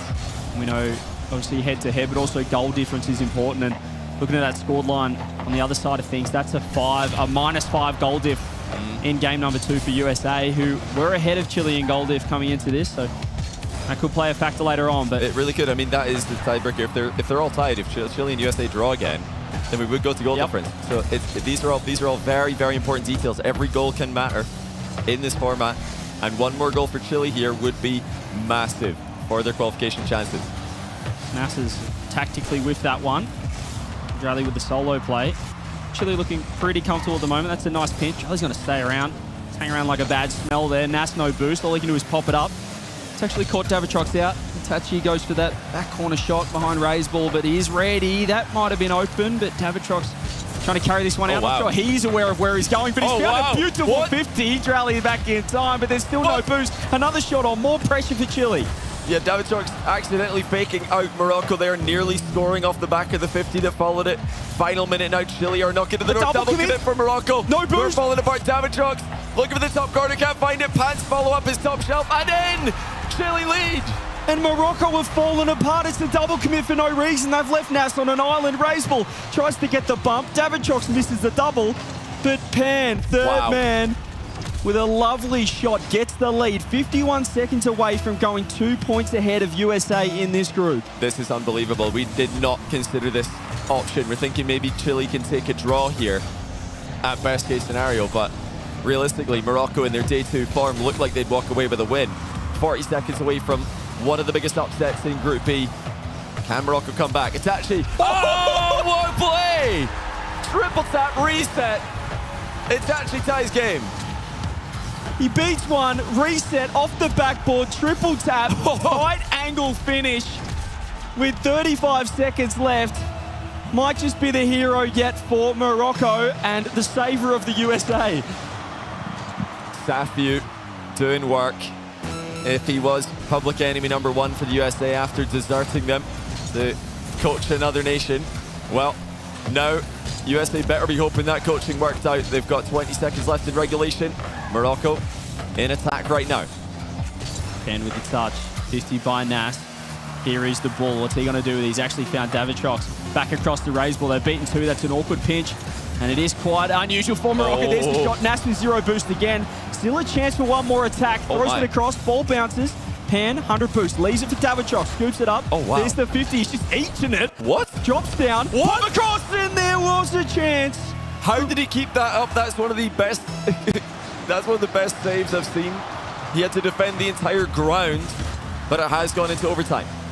OT and massive ramifications for this game. Less so for Morocco. And obviously Chile, well, we saw from Grovel how important it is. Oh, there's a whiff that, well, a tactical fake, as you said. Maybe a double. Oh, this is trouble. Big trouble. Nice save, Chile. Required all 3 in net to get that one out. Davitrox, solo play. Low boost. There's the reset, the bump. They threw everything at it. It's just Raisball back. Nas takes over. Aerial play against Raisball. What is he doing? Challenge. Raisball sends it and actually gets an interception. What is this? The aggression? I'm not sure about it, but it's worked that time for the ball. There goes Davitrox. He's got low boost, takes a nice 50. He's actually found mid boost too. Chile looking locked in this overtime. The touches are not great for Morocco, but it's worked out in the end. There's the pass to Drally. He's popped it up. Pan needs to make the touch. It's another double commit for Chile. The defense questionable, but they work it out. Yeah, they're helping each other out at least now. Nas under boost. Here he comes to the reset. looking for the mind game as well. Just a small bit of contact by the defender, and it looks like it's enough to survive. That's a nice fake from Pan as well. Davitrox up, clearing the ball forward. Nas with boost. They're very low, Chile. They're not finding the touches they want. They're just trying to make it awkward for Morocco to attack with. That's a nice intercept. Raiseball has been demoed for it. Cleared downfield. Pan ready. Throws it across to Davitrox. He has a reset. They're looking messy, but ball, he has to back off. Itachi's going to get the handoff to Nas. Onto the backboard. He's actually going to go to the shot. Raiseball with the save. Huge save by Raiseball. It was a nice 4-star lead by the challenge in front of him now. Raiseball counter-attack reset. Jumps off the ball by mistake, but Davitrox following up with a corner double tap. Fakes that one out as well. Pan has to back off as Itachi sends it long. Raiseball, only man with 100 boost for now. Itachi's going to get a fake. There's a lot of boost for Morocco, but Chile are able to set up this defense pretty well. Look at the solo play for Davitrox. Has a reset with space. Finds the pop over Itachi, but Pan's just going to have to back off for a moment. Dralik on the ball, looking for the 50. That's a good leave there. Raiseball enters the play. He doesn't have any boost, and it does get outplayed by Nas. He's going to try and go all the way himself. Chile have played such good 50-50s at key moments throughout this game. That is still scary. Morocco coming forward. Dralik testing the goalie again, but he was looking to catch the goalie pre-jumping, and it didn't happen. They stayed grounded. And no boost. All the control right now is for Morocco. Dralik with space as the demo comes through. Pan's actually removed Nas from the pitch. That means Raiseball gets space to work with. Off the side, look how quick Pan's up, but Dralik cuts across. Finds a touch. Could be crucial here for Morocco. The clear comes through as well. Yeah, mid-boost grab there by Pan as he left the half. Dralik stolen away the back corner 100 though. Both teams still very much in this one. Raiseball now looking for the 1v2 play. Stop short of getting it. Davitrox stealing bounce double into the middle. It's just end-to-end stuff. Mechanical plays, flying both ways. Look at the demos as well. Dralik removed. Chile working it out through the aggression, through the physical play. That's a great pass, but Itachi read it. It was open if he found the shot, but he has to play the fake. He still has no boost. Chile might have a chance. Nas no boost. Raiseball has to go. Dralik up, doesn't get the 50. But Morocco with control still. Raiseball has got his eyes on the prize, creating chances with a lot of his transitional touches. Davitrox and Pan have got to be ready to read him. Nas looking deadly in the solo plays. Pogo shot to the backboard. Where did that come from? Dralik actually flies over it. Such height on the pogo shot by Nas.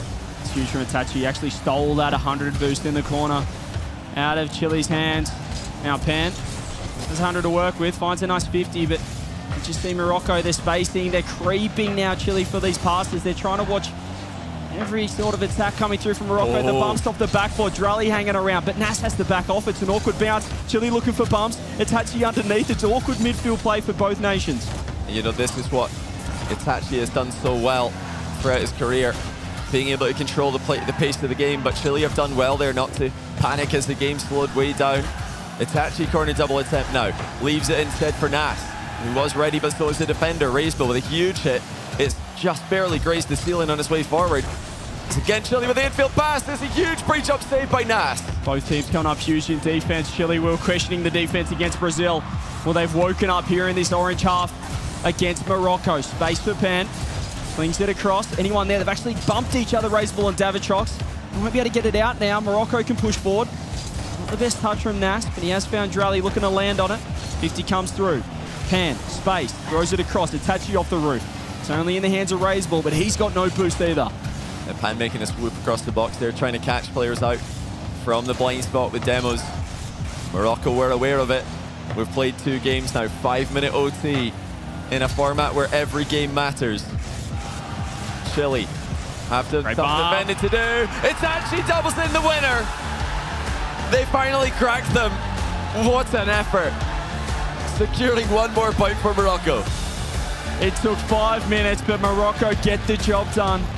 Chile denied the extra 2 points, and we now have Veracity with an interview. I think I found some fans in the crowd. What do we think? Morocco, are we fans? Oh my God, amazing, amazing stuff. But let me tell you right now who I am joined alongside. It is none other than the father of Itachi. Congratulations! Itachi! Tell me, what do you want to say to your son right now? Sorry, I don't hear you. What do you want to say to your son? I love my son. I love Morocco, and I love this game. So, do you love Rocket League? Is that what we're hearing? Sorry? You love Rocket League? You love Rocket League? I love Rocket League. I love it. Thank you. Amazing. Congratulations again. I'm so happy to be here. I'm so happy for the competition, and good luck to Morocco and good luck to that team. Thank you, and sorry for my English. No, your English is perfect. I'm going to let you go ahead and celebrate with your son. Congratulations to Itachi. Morocco, baby.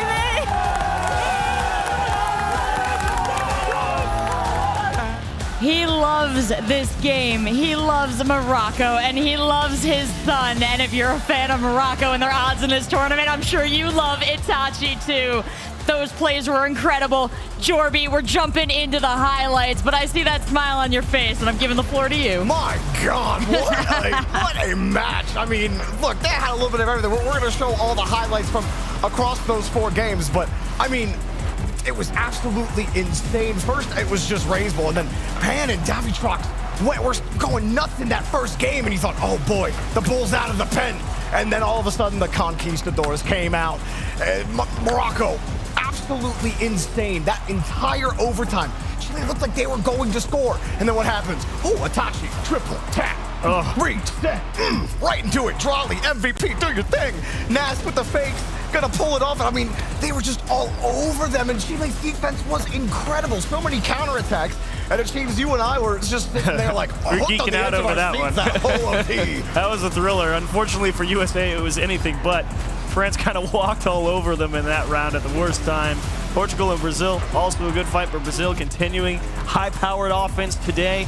And here, this was an absolutely thrilling game, too. I mean, Chile with a late lead, and Morocco finally, after 5 minutes of overtime, get it done. Drolly was able to find a little bit of space, and Morocco's offense, that was the offense that you felt like they had in them, and you were just waiting to see when it came out. You start seeing people go for pogo sticks into the top left corner, and you're like, oh, that's why everyone thought they could win this thing. Give them a little room. I'm sorry, I didn't know Morocco versus Chile was going to be a world-class match. Jeez. I'm sorry I was not familiar with your game, but here we're looking at the results from round 12. And my goodness, this is going to shake things up, but it's also going to keep things kind of the same in the middle. Almost exactly the same for USA and Chile after this matchup. But gentlemen, there's so much more to the story in this leaderboard.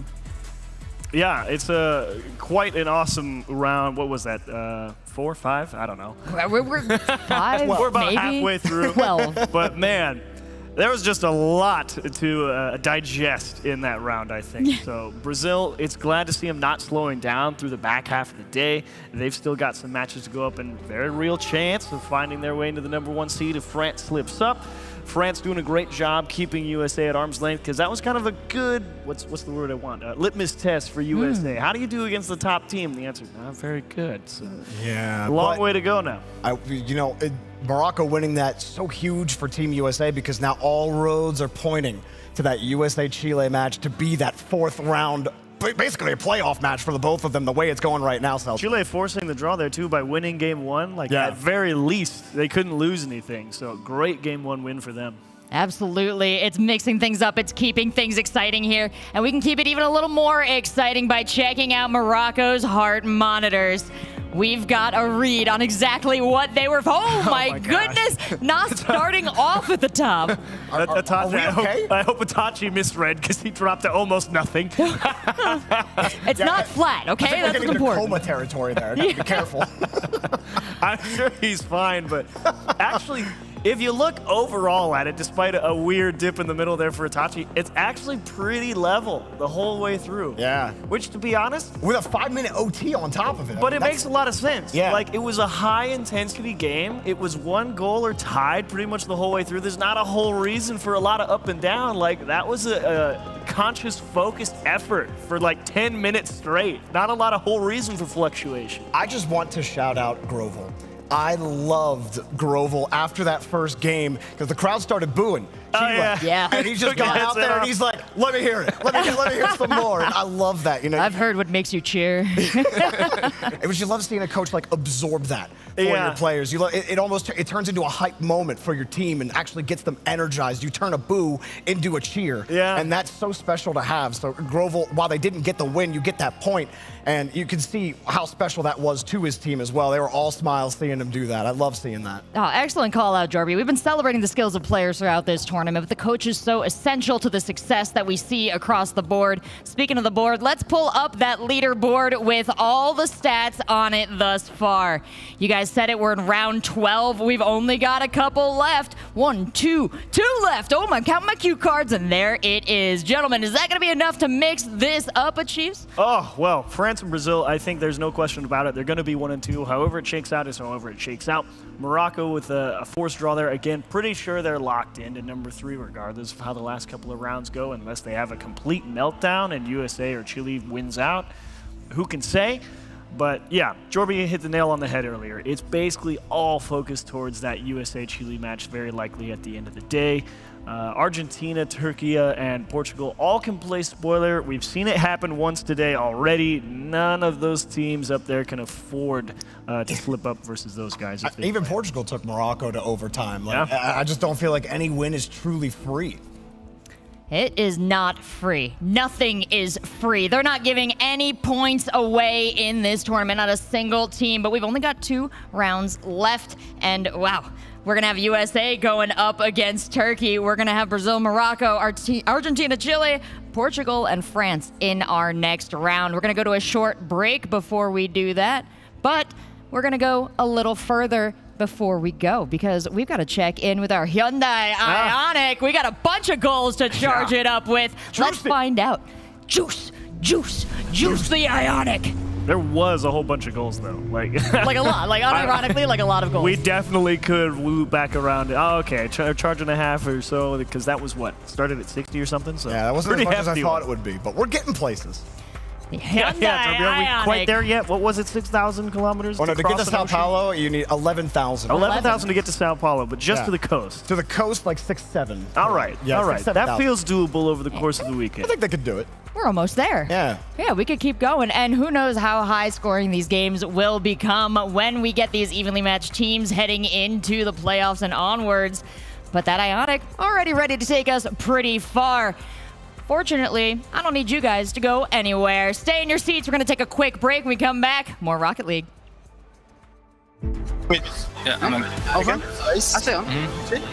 Nice. I can point. I'm waiting. I go by now. Nice, I'm waiting. Nice. Good job. Again.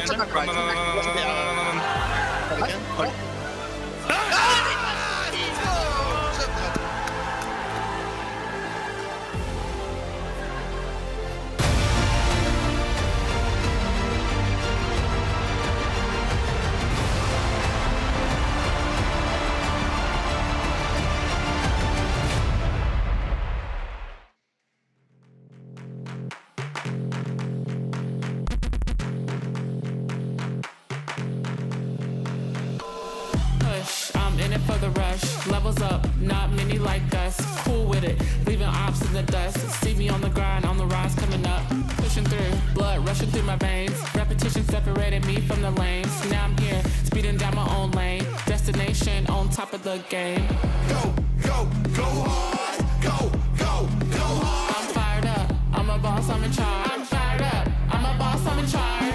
Don't stop. Don't stop. I'm charged up. This to pass another guard. I'm charged up. This to pass another guard. Push, push, push, push. I'm pushing through. Push, push, push, push. Got nothing to lose. Push, push, push. I'm pushing through. Push, push, push. Got nothing to lose. Push, push, push, push, push, push. Unstoppable, can't stop me. Gotta get it in my head, gotta let it show. Gotta turn up the heat, different type of glow. Like the dynamite up, we about to blow. Can't simmer down now, can't fall behind. Push it to the limit, it's our time to grind. Don't fall in line, nah, we don't fall in line. Push it to the limit, I'm solidified.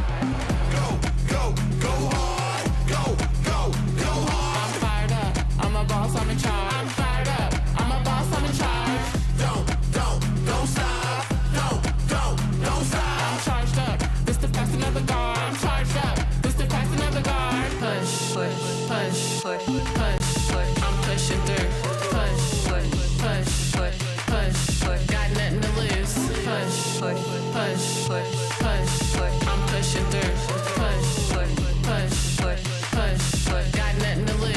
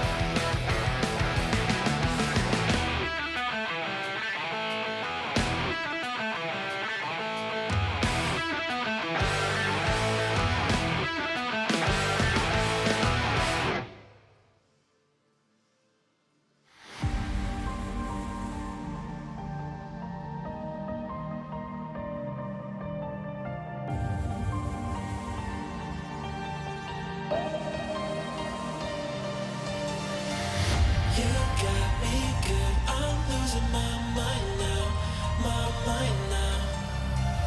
You got me hooked, I'm losing my mind now, my mind now.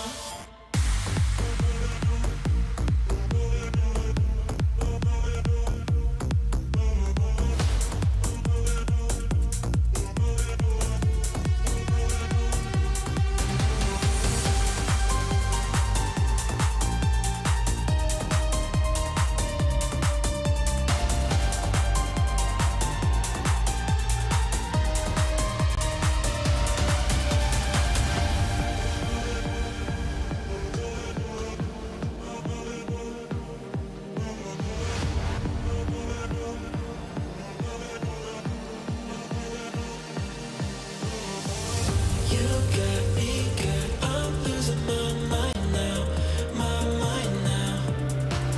You got me hooked, I'm losing my mind now, my mind now.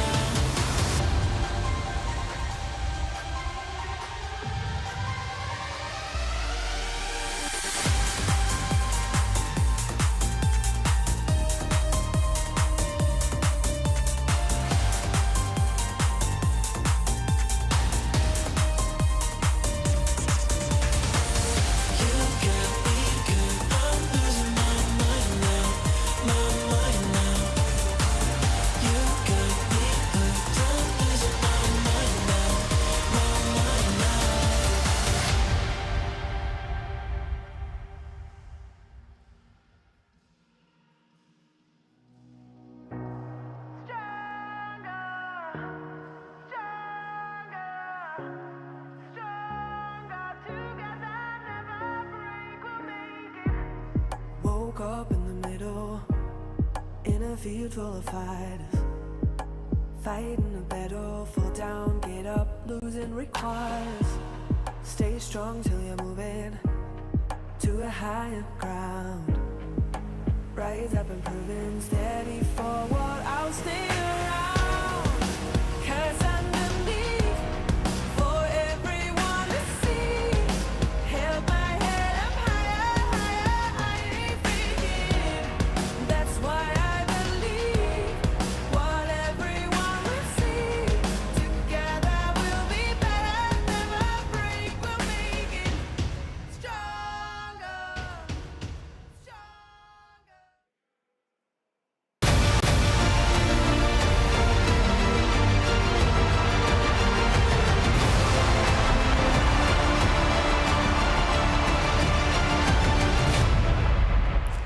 Welcome back to the FIFA E Finals 2024, coming at you from Riyadh. We are down to the last 2 rounds of Group B, and that means once these games are done, 4 teams are heading to the spectator section, and 4 teams are moving on to Saturday, where only 8 will face off. But the teams that are still in it today for Group B, we've got some movement possible in the middle of that grouping. And speaking of movement, we got Jorby off the desk. We got Johnny Boy on the desk. Welcome back. Thank you. And of course, Achieves, you are shackled here, so sorry it's about a that. good spot to be stuck. I wasn't going to mention it, but yeah, he's tied. He can't leave. Was even trying if to he do wants bathroom breaks, Yeah. Johnny. No, we can't be having that. No. Sorry. Ridiculous. We don't want you to miss a dang thing here. I don't want on to miss the anything desk. either. Yeah, like Aerosmith, we're good, we're locked in, and we've got 2 more rounds to cover. The next round, we are going to be focusing on 2 very special teams. It's Brazil versus Morocco in this next one. Popping on up from the boost hole, where I learned from Jorby they mine natural boost, maybe from James Bond. Made from pure James Bond extract, yeah. You're right. I do have to full credit that one to him there. But I got to full credit Brazil for looking so strong in this matchup, and for Morocco for coming back alive today. Johnny Boy, you've seen them from the floor. You've looked at them from up here. Any other angles we're missing on these 2 teams? You know, they looked a bit panicky in that Chile match. Chile were looking really good. I'm a bit worried. Earlier on today, I said I'm confident USA make it, but Chile looked really good, so I don't know what to say anymore about Chile USA. We'll get to that at the end of the day. But for Morocco, they've got some questions to answer because I thought today would be a better day for them with Itachi now being here one night, getting to come in fresh, you would hope, for day 2. But yeah, well, Brazil are keeping the pressure on France at the top of the group. Morocco are very much the clear number 3. It's not the big 3 as much as the big 2, and then Morocco in third, just by themselves. But they are looking better, I will say. I think today they've definitely settled in. The offense definitely starting to come online in that Chile game. Yes, maybe a little, fluttery here and there, but here's your second test. Now that you've gone against the South American side once, now you say, okay, let's step it up a notch. Let's play the other South American team at the top of the bracket. I have a sneaky feeling you may get more of that 1v1 game Morocco is starting to show. I feel like they want to test each other and say, hey, man, you want to try and attack me? Do it. They look really good on offense, Morocco, against Chile. They were really testing Chile. But yeah, it's the defense I'm worried about. I feel like Brazil could score at will if Morocco show up in that game 2 defensive form. Score at will and then potentially gatekeep the rest of the game from them? Or you think Brazil's going to go for the dunks here? Oh, Brazil always score. Yeah. They don't hold back. It doesn't matter what format it is. It doesn't matter what we tell them. They're just going to try and score more goals themselves. If they're ending up second, they're going to win the goal differential. Let me tell you. It's Brazil and Saudi Arabia. They're the 2 teams we expect to can constantly run up the score. It doesn't matter how over the game is. It doesn't matter if goal difference matters. They're going to try and score more anyway. I like that the Artosis principle holds across multiple games. When you're ahead, get more ahead. Get more ahead. It's a strong play. That might have been a day 9. We're old. It's been a minute. But these players, they're young, they're ready, they're awake now. And Itachi, we talked about how tired he was yesterday, and we're talking about how Morocco has stepped up its game consistently throughout yesterday, throughout today. Itachi got rested, but his teammates synced up, and coach is locked in. Brazil, similar situation. It's going to be so interesting to watch these teams go head-to-head here. But what do we know about their history? What do we know about the times they've really pushed each other into unconventional situations, Chiefs? Well, I think for the most part, Brazil has tended to make pretty much any team that they play really force them to beat them. And I think that's probably the healthiest thing you can say about that Brazilian roster. Don't look at me. Eyes on the game. Eyes on me. Eyes on the game. Eyes on us. It's my man with keyboard and mouse brethren. Not a lot of keyboard and mouse players in Rocket League. But Drafinho is one of them, and he might be the best one right now. Might be the best keyboard and mouse player at the moment. It's much harder. Some of us like to challenge ourselves and play with keyboard and mouse. Most players like to take the easy route and just go controller, but players like me and Drafinho, we're keyboard and mouse. I feel like all you keyboard players tend to be pretty smooth off the wall. That is like the one big, I will swear by KBM. It's not pretty me though. I don't swear by that at all. I'm not smooth off the wall. Don't know what you've been seeing. I'm not smooth off the wall at all. Maybe not you. Yeah, Drafinho's definitely very smooth customer in many aspects of the game. Well, I can't wait to see what these 2 teams have to show us. But I also hear that CJ has got something for us as well.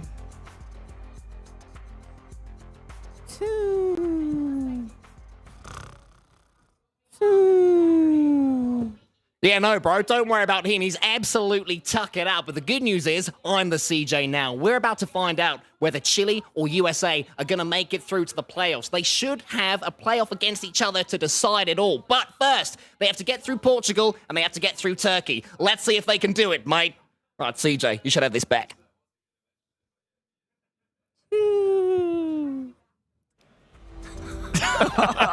He'll never be the wiser. He'll never know that happened. But Cole, you crushed that. Feel free to grab the mic at any time. That was really good. That wasn't half bad. Yeah. I saw a little bit of a smirk there, but he held it together. If that's the first take, well played. Because that was decent from Cole. Very impressive. We see our teams right now. Brazil getting their pre-match ritual on. Hugging, eye contact, talking it through, fists in. Power huddle. Yeah, the power huddle. You feel the power coursing through them. They're completing the circuit there. Later on, when we check out heart rate monitors, you see exactly how much these teams are synced up. But as we prepare, as we get ready to head in, I wonder what Coach is saying. Do you have any insights for us, Johnny Boy? I don't have any insights on Mateus or on Sathu, the coaches for these respective teams, but we'll look at Itachi's to walk in about very different strategies here. Taking his time to get Brazil in a huddle. We got Itachi patrolling the grounds and just taking it all in. It's a good spot to be in, though. And now he says, "Yeah, where are you? Yeah, you ready to go? Okay, yeah, you're ready. Good." It's always a good sign when spirits are high. I like to see smiles on faces. That means nobody's upset about any potential external factors. Twitch, speaking of external factors, that's you guys. Let's see how you're affecting this match. Oh, 50-50. Wow. Cold right down the middle. What do you make of that? I think that Morocco earned a lot of fans with how exciting that Chile-Morocco game was, but they could be in for a rude awakening here. Brazil, it's very possible. You're right, Johnny. They may just shut them down. But at the same in time, form, yeah. But Morocco are very good. I still rate this Morocco team. I'm not, giving up on them yet at all. But yeah. Brazil are the team performing the stronger of the two in the group, and today as well, they look to just have the edge slightly. So I have to lean more on Brazil for this. And Morocco this would be a statement win for them. They could win this one. Even if they do finish third, that would be a really good way to finish the group. It's a good feeling knowing that you can take wins off of teams at the top of the group heading into the knockout stage for sure. But I think it's kind of, you get both sides of the coin here. You either get like the 3-4, 4-5 slugfest, throwing haymakers type of game, or you get the 1-1, 0-1, we're playing OT, it's a tight one and it's tense. That's kind of the two ways I see it going. I don't really see like a 3-1 or just 3-0 unless, it's Brazil. Yeah, any important motives that lie ahead for Morocco as far as just picking up goals? Is that a differentiator for them? I don't think they're close enough to the teams ahead of them or behind them to really be worrying about that. I think their main concern right now will just be staying calm, communicating, because the double commitments they're making at the end of the last game against Chile are worrying to see. And I'm sure Sathi's looking at that, feeling a little bit stressed. That's one of the worst things you can see as a coaching POV. You're looking at your players both jumping. Guys, why? And they're not low double commits. They're going like high into the air double commit. And you're thinking, guys, is he really that stressed though? or is Sathi kind of playing with house money where he's kind of like, this has been awesome? Yeah, maybe he's loving it, thinking, this is good. Europeans and North Africans can panic in the game as well. It's true, now I know. Well, there also exists for both teams an opportunity to make a dominating performance. If you're comfortable at the top of your group, then maybe you want to start putting some fear into the opposing group. You're going to be facing off against them tomorrow and on Championship Sunday if you make it. So it's the time to get some ideas in your head. It's the time to play a little bit on the field, but not time to slip up. And for me, if I'm going to pick a player on Brazil who I think needs to have a pretty good game, believe it or not, I think it's going to be Lost defensively. He tends to be that guy that needs to get things locked down on the backfield, and if we get that haymaker type of slugfest, he's going to be the one picking up a lot of slack back there. So he's the guy I want to keep my eye on. If he's getting that ball away from Morocco, getting out clean on transition, I think Brazil's going to find themselves in some favorable positions. And is there anyone on Morocco that he's particularly concerned about here as capitalizing on that weakness? I don't know if there's any one guy you could choose to pick on. I would say across the board, they're all pretty solid on the solo effort through the air or on the ground. It doesn't make too much of a difference. And that's exactly why everyone saw Morocco was like, oh, yeah, they could do it, because they're all that individual wizard when they've got the space. So I don't know if you could pick a player to be like, them I can beat. You're just going to have to lock in and do the best you got with what you can. Well, and let's talk a little bit about in-game leadership here. We talked about all the players. Everyone has the responsibility to make some call-outs, let their teammates know where they are, but trading off that responsibility of the ultimate eye in the sky, what can you tell me, Johnny Boy, about how these two teams are set up? Well, with Morocco, it's all about Itachi. We're talking about them trying to keep their composure, trying to keep the comms calm and active. That's really what Itachi is known for. It's not just the low heart rate monitor. It's also the fact that he's looked like he's just playing in his bedroom when he's on stage in the highest pressure situations. This guy just exudes confidence and chill. So that's why they've got him in the middle. Yeah, he's got to share it out on either side. Itachi's confidence super important, but both teams got a lot going for them. We're just about ready to get on into the match, so I'm going to send it down to our casters down on the floor, and you can send your energy and your passion to either Morocco or Brazil, because it is time to start this match. Morocco and Brazil have already confirmed their places in that all-important top four, but what a Rocket League treat, Hercules, this is about to be. Oh my gosh, every single matchup is extremely interesting for a number of reasons, but Brazil and Morocco already pretty much locked in. They did their jobs, they did what they have to do, but the rest of these matches they're going to be looking to Brazil and Morocco to see how they play out. Yeah, I feel like this matches like these are starting to become a little teaser for the playoffs going forward. Things get a little bit more normal with quarterfinals and then semi-finals and grand finals, all best of 7. We are still very much in our beautiful best of 2 format up to this point. And last time these two faced, only yesterday, about 24 hours ago, it finished 1-1. It was the famous draw between the two of them. And honestly, it's been a whole different story today. Drali missing that shot, and I'm going to tell you right now, that's the other story. Morocco has looked very odd, not like themselves in the second half of today. Brazil, on the other side of things, has looked incredible, more consistent as time goes on. But first minute gameplay is gonna go scoreless. And for those of you wondering who's going on around the rest of the world, USA is up by 1, and Chile just tied Argentina in the 3rd minute of game number 1. I can tell you from earlier with England that this does get very nerve-wracking very quickly looking around the results. So I'm going to do my best to stay here, as I'm sure Hart's eyes will wander to how Chile and USA are getting on, which, like I say, I totally get. I was a professional myself, so I do not blame you for 1 second. Oh my gosh, no, I'm peeking over. USA did just pick up their 2nd goal of the game in that 3rd minute for themselves, and Brazil and Morocco still, nobody's found anything yet. That was very close. Great save there from Nas. Moss going to keep this one going to the backboard. And I do got to hand it off to Brazil. They have been a challenge for every person that has met them today. As we'd expect, Brazil, one of the top-tier teams here in this entire event. The 3 of them playing together so long now, an entire Rocket League season, which, with the amount these guys normally switch up, is a grandfather age of teammates. As Lost gets blocked there in the center by Jan. Drali's coming forward. I think he goes for the snapshot. He does it, just about hits the post. Nas can put this one away, surely, but it's a big save by Trufinho. Even on no boost, still manages to make it, and they have to work together to get on out of their half, but I think Morocco recognizes they were kind of low on resources there. Still, Morocco manages to hold down on that midline. This one slowly headed back. It's a big demo there. This one opens up a little bit of room for Jafinho as this one goes down into the hands of Lost into the corner. Takes his time, wide shot, but it's better than nothing. This one's going to wrap around. Itachi is there. We saw Itachi score, in my opinion, the goal of the tournament so far, and now he gets one of the saves of the tournament from Jan. Huge block on the goal line to complement that triple tap flip reset that he got in the last round. Nas up against Jan. Huge saves from both teams already. That one's dropping into the center. Drali nudges Jan out the way. These two seem to be incredibly awake. It seems to be Jan versus Itachi to an extent, but it's Jan's teammate, Lost, who shoots. Drali calls off Itachi, goes for the double, but Trufinho's equal to it. And they're still, again, very, very back and forth. Defense has been extremely intense. Level 10 on both ends of the field right now. Drali, little questionable in his last series, but trying to get back in on the action on this one. Itachi was the one that scored that last goal that gave them their win.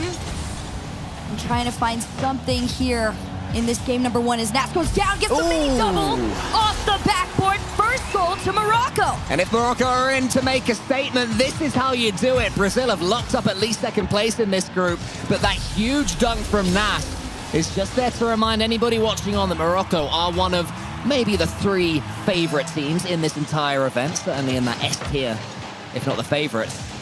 And goals like that, they showcase why. It's not just about the fancy stuff, not just flip resets and double taps. Sometimes a good old dunk can be enough to break the deadlock. 100%. Morocco has the capability to be one of the more clinical teams here, which has really helped set them apart and give them that 3rd spot in this Group B. 1 minute of gameplay, Morocco up by 1. 1 minute of gameplay left in Turkey versus USA, 4-0. And Argentina versus Chile tied with 10 seconds left on the clock. So very intense matchups all across the board. Trufinho puts the one to the center. Brazil trying to make their response now. 50 seconds left, so don't need to rush at this point. They'll certainly be thinking that soon the time will approach. No possibility of letting the first game go in this format. Trufinho nearly gets that touch towards Jan. It's swept up by Morocco. This could be a little bit of danger. I thought Jan would come in for the half rotation there. Instead left it to his teammate. It caused the double commit in the end. And Itachi can slow things down. Morocco, good defending up to this point. 25 left. Here comes Lost, taking his time with this one. A lot of boost to work with. Over 1. Can he get space on it? No. Sent off by Itachi. And Jafinho just tries to slow this one down, but Nas is going to try and work his way around. He does. You can see the rest of the team racing back, but Brazil was just a little bit quicker. Nas can't make connection on the ball. It's low boost, 10 seconds on the clock, and a race towards that Morocco net. An attempted pass down to Lost actually goes back, and they're just gonna try and waste time here, but it's still in regulation. This one's up in the corner. Yan busts forward, resets it up. This one's killed. Morocco takes game 1. They take the game 1. It was not easy. Meanwhile, Chile versus Argentina is in an overtime, a huge overtime for the fates and the stakes of Argentina and USA, who've just won their game 5-0. Herc is drumming the table. The nerves are real. As Razeball shoots, almost scores it. Misery gets it away. Here does come Misery. Wants to get the flip reset, can't quite do it. This could be the moment for Argentina. Saved by Davitrox. Still, the pressure is going. AJG spots some room, tries to pitch it off the ground, but both players stayed on the back line of defense there. And Unbroken just gonna try and keep this there in that blue side. AJG up next. Very powerful shot on target, but Pan with the save. A little bit of low boost here as Davitrox no connect means it falls back into the hands of Chile. It has been all Argentina from what we've seen so far in this overtime. Davitrox gets a clean charge down. Misery goes high. Razeball attempts to speed him up, and he does, but the ball's bouncing awkwardly. Here's Pan to sweep up. Sends it long. Razeball charging in there. Is anyone arriving? It's Davitrox. This could be the moment. It's saved by Misery. Razeball wants another go at it. He flicks it upwards. It's saved yet again by Argentina. Pressure is still on. AJG 30 in the take to keep this one going forward. Argentina wants a little spot. They had pressure on them for a while, but they're trying to break on out. Low boost, but still moving upfield. Unbroken past Razeball. Pan lurking way back in that third there. And they're really just trying to allow themselves to catch this ball and push on forward, and they are here. Razeball up next. Great challenge from Misery. Yeah, Chile have it now. But it's Argentina that send it forwards. AJG towards Pan. Pan with the clearance. Razeball is there. It's a one touch. Follows it up as well. Into the center from him, but intercepted by Unbroken. Bit of even territory now for the two of them. Who's going to be the first to blink? Which team will strike first? Brazil-Morocco is just about restarted over on our feature match, but we'll stick here for the overtime just to see this one play out. As Pan booms it long. Pan round the corner. Misery with the clearance. And it's going to be Chile that can keep things going. Certainly looking the more likely now. And right now, Chile really just trying to play this type of game, but off the backboard. A little bit of space. The double just right in front of the net and into the hands of Chile. And Pan takes his time. Low boost. Unbroken, no connect on that one. That could have been very dangerous for Argentina. And Razeball isn't stopping here. Tries to make a center. Demo opens up the spot. Davitrox for Chile. Chile do their job. Meanwhile, Brazil versus Morocco is 1 minute in. The USA are beating Turkey, or beat Turkey comfortably in game 1. And are now beating them 1-0 in game 2 as well. So this table's starting to make shape. Also, in case anyone's wondering, it's France 9, Portugal 1. So yeah, you guys don't know what you could have guessed. But huge props to them for trying. I will say Portugal getting even 1 goal on there. Some teams haven't even been capable of that. So congratulations to you there. And also an update around the board. USA up 2-0 versus Turkey. They just scored.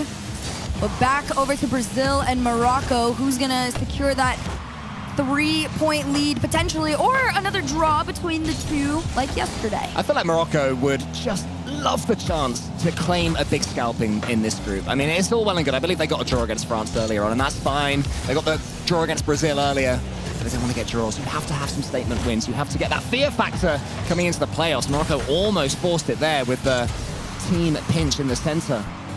A little pass that wide. Nas slows things down. He's got boost over the top, he goes. Lost though, charges him down. Here's Itachi, needs to read this one well. Yan gets the beat of him. Drali up against Lost. That's a chance for Brazil, but they couldn't quite strike in time. This one cuts across the field. Nas trying to find his way towards that net. He does for the most part, but Jafinho a bit quicker to get the pass over to Yan. And you can see it. It's a quick pace of play in comparison to game number 1 between these two. A little bit quicker to this ball on both ends of the field, trying to just be the first one to take control. 2:27 on the clock, though.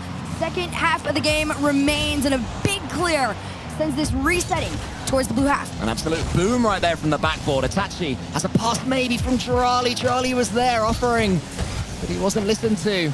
Instead, though, he does get it in the end. Again, Nas couldn't quite read the challenge. It is Nas that ends up sweeping along. Couple of touches into the center. Lost should be able to deal with this one okay, and in fact gets it over the top of Itachi. Now Drali's been beaten. Yan has a chance. He's got no boost though. Still manages to force something, but Nas was there in the way, in the right position, and can get the defense going. Less than 2 minutes. And this is really just a testament, a small taste of what we are going to be getting tomorrow from these two teams in the playoffs. An extremely close matchup right now. Again, still no one has found their way into either net. This one pushes forward. That's a rough miss. Strafinho with the bailout keeps this 1-0. Yeah, well, they'll say it was a fake. They're like, yeah, I told you had it. You knew you were behind me. It's fine. Lovely pass across the center.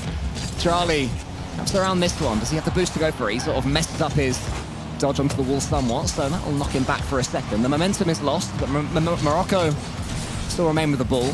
It's Nas to the ceiling, then gets a reset. Nice play from Nas. Player who's been in North America for the entire season. He's seen the world thanks to Rocket League.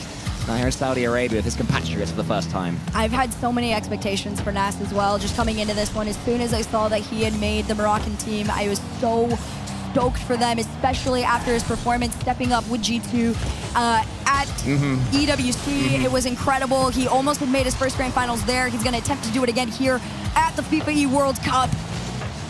And right now, this is just a play for pride a little bit. There is Itachi's the one to score for Morocco. It's always Itachi in those positions. He doesn't have to do anything smart. It's just a quick turn onto the ball. One of the slower players in Rocket League esports, but when he ups the pace, I don't mean that as an insult, I mean that as a compliment, just because he sweeps around the pitch so well and reads it so well. Deceptively fast, perhaps I should say. In moments like that, he can steal so many goals. Might get another one here. The mechanics are amazing as well over the top, but Yang can clear it wide. Not quite enough on there, but 30 seconds left here. Morocco could do it as they head on over for another chance. Strafinho is going to try and stop them in their tracks. Almost does. But Drolly right on back through. Nas, no connection with the ball here. Drolly's going to pick up a nice mid boost. Able to get around Yan. Tries to take control, tries to drop it down. At this point, you're wasting time a little bit. Maybe one last center for the road. But I think for the most part, Morocco's going to try and kill this ball if they can. It might hit the ground here. No, Strafinho's going to keep it up to loss. Maybe they can tie it in regulation. Tachi carries this one upfield. This one hits the ground. Morocco 2-up.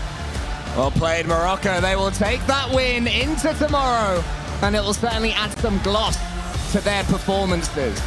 Meanwhile, we're going back, swinging back towards Chile and Argentina. Herc, you're going to have to hold your nerve here. It's Chile 1, Argentina 0. I've been paying attention and keeping my eyes a little on the other side of this field here, and it's been an interesting one. As this one doesn't make its way through, one already has Argentina, for the most part, actually has been pretty boxed into their own half here. Chile, it's just consistent pressure all the way around, one shot after the other. This is one of the better clears, and finally a breakaway for Argentina. But it's Chile again with the ball. Didn't quite get that boost though, did Pan, so Davatrox has to come into effect in defense. He now does have complete control of the ball. Misery, huge pre-jump to the ceiling, does enough from it, gets an important bump. Raise Bull's turn this time. Chile's certainly in the ascendancy. To the backboard that one goes. More decent defending though from Argentina, but as you say, Herc, they just can't keep hold of the ball. They can't keep it in blue territory. Maybe this is the moment for that. No, again. As soon as they get one touch, the Chile player is there, suppressing them at every turn. It just comes down to the fact that right now Chile is so quick with their challenges. By the moment somebody is up, a Chile player is already in their face. They're pre-jumping challenges and attempts at this point, and Argentina really just is kind of throwing their hands up like, okay, what else can we change in this next minute and a half? They're only down by one, so it is still doable, but you gotta get out of your half and get a couple shots on target. Exactly, it's too late for tactical tweaks for Argentina. This has to be all about playing in the moment, taking an opportunity if it comes. This could be a huge demo, but Pan was on it rapidly. Pan follows up as well. Great awareness from him. HAG to the ceiling. Davatrox is there, he knocks it out wide. Misery is beaten the ball by Raiseball. All these challenges go in the way of Chile. They're still a little grouped up. I do see the plan, though, of staying one behind the other right now, trying to trail, but fortunately, this one falls to third man. AJG up next, and this is a shot to the backboard. 1 minute on the clock, and it was a shot on target, but sent off to the side, and less than a minute to go. Chile continues to hold on to their lead. Dangerous times for Argentina. They have to get this one going. Currently have no chance of making the playoffs, but every point they can take off their opponents will feel good, especially these South American rivals. They will not want Chile to have it all their own way. Misery sends it high for Argentina, but there's Davatrox up against Misery again. Another decent challenge from them. And all of these are as good as goals right now for Chile. This isn't though. His HAG has a chance to flick. Raiseball doesn't allow him to. Former teammates, of course. Missouri is up, AJG is as well, but the pass isn't there. They just never is for Argentina. I liked the idea of that one, sending somebody very far forward to cheat up in hopes that you can make that connected pass. You see Missouri attempting it again here. Oh, big Great bump. bump from AJG. 8 seconds on the clock. This one goes to the backboard. It's still attempted. Missouri tried to make the cut, but no connect, and here comes AJG. One last attempt. This one over on the ground. Chile 2-0. And in mid-table here in Group B, it's as you were. Team USA and Team Chile get their victories. And a victory for all viewers, Hug. We can watch France for a minute. Yeah. That'll take the edge off everything. That'll take the stress and the pressure off of everything. Honestly, I got to give it to Portugal. 3-0 right now after what I saw in that first game is a great sign of life. I think, you know, you've got one series left after this if you're Portugal and France, of course. But Portugal, this is it. This is the end. You're showing up and showing out for the last few moments that you can here in the World Cup. I think this is a great way to do it. What I would say, though, is 38 seconds left. I'd love to see a French wonder goal. It could be sent a signature shot. It's a signature own shot. There you go. Bit of a... Just do your thing again. Bit of a remix on the classic Zen finish there. Not quite the same when someone else puts it away for him, but we'll take it. Always nice to see one of those. He's actually so nasty. Rough touch there from Vady, but 4-0 for France. Positions, again, for the most part, fairly locked as France will head into tomorrow as the #1 seed for Group B. It'll be really exciting to see once all these groups and countries start to intertwine. I mean, this French dominance that we've seen, even when you see a team sort of, you know, quote-unquote dominate in an RLCS event or in a tournament, they don't win every game. It's not 3-0, 3-0, 3-0, 3-0. It's 3-1, 3-2, you know, 3-2 Game 5 overtime. And you think, wow, they've won everything. That's incredible. France are winning every single game. They've won 10, now 12 after this, drawn 2. Oh, sorry, they've won 12 games, lost 2 games. Yep. That's just a stunning record, even for a super team. I will be so honest, for France, I expected it. When I saw the Netherlands do that, that was a little different, but this is a little more along the lines of, I think, how everybody expected things to go right now, but very calm, very serious faces from Portugal. I think, you know, at this point, you are just enjoying your time. Yeah, they're getting some good experience, up-and-coming players, as we've seen with Belgium, of course, a compact as well. It's very, very possible to step right up and earn yourself a name here at events like this, at slightly different tournaments like this. But there's no name to be made for France. But there is a huge name right there, and Milos is with Monkey Moon. Thank you very much. At some point, I thought you were talking about me, but you know what? Yeah, we got Monkey Moon here on the side. France victorious, #1 in Group B. Monkey Moon, we're going to have a little chat here because at the start of the day, I was talking to Ferra. It seemed like you guys were chill, and that's exactly what we had in the game. Bien sûr, au début de la journée, j'ai fait une petite interview avec Ferra. Il m'a dit, ouais, ben, ça va, on est relaxé, on go, on praque, ça va. Mais est-ce que c'était vraiment le cas durant les games? Est-ce que les coms, à un moment, c'était un peu plus compliqué ou vous avez juste joué confortablement durant toute la journée? Non, aujourd'hui, je pense qu'on était un peu plus chill qu'hier. Même si aujourd'hui c'est un peu plus compliqué parce que tout le monde joue, ils sont tous un peu meilleurs, mais c'est sûr qu'on est un peu plus chill, surtout maintenant vu qu'on est qualifié, donc on se repose un peu pour demain.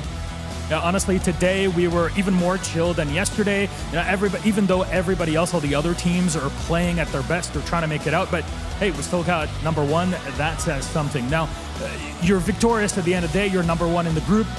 You get to chill until tomorrow. Do you have a focus where there's a team that you want to beat, a team that maybe can take you down? Because Ferra was saying you can be beaten. Who is it in your mind? Qu'est-ce que c'est de ton côté? Comme Ferra avait dit aujourd'hui, est-ce que vous êtes vraiment invincible ou pas? Est-ce qu'il y a une équipe que vous voulez vraiment jouer contre dans les quartiers, ou est-ce qu'il y a juste une équipe que vous voulez jouer? Non, je pense que toutes les équipes favorites peuvent nous battre, que ce soit Maroc, Brésil, bon, c'est à peu près tout.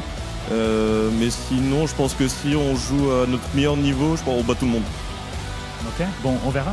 Thank you very much. Monkey Moon, congratulations on the win. Saying at the end, you know what? Best, there's incredible teams here, but Brazil, Morocco, teams like this, they can always beat us, but we just have to get to the pitch itself to figure out. But that was our interview with our friends here from Team France. Let's get back to the desk.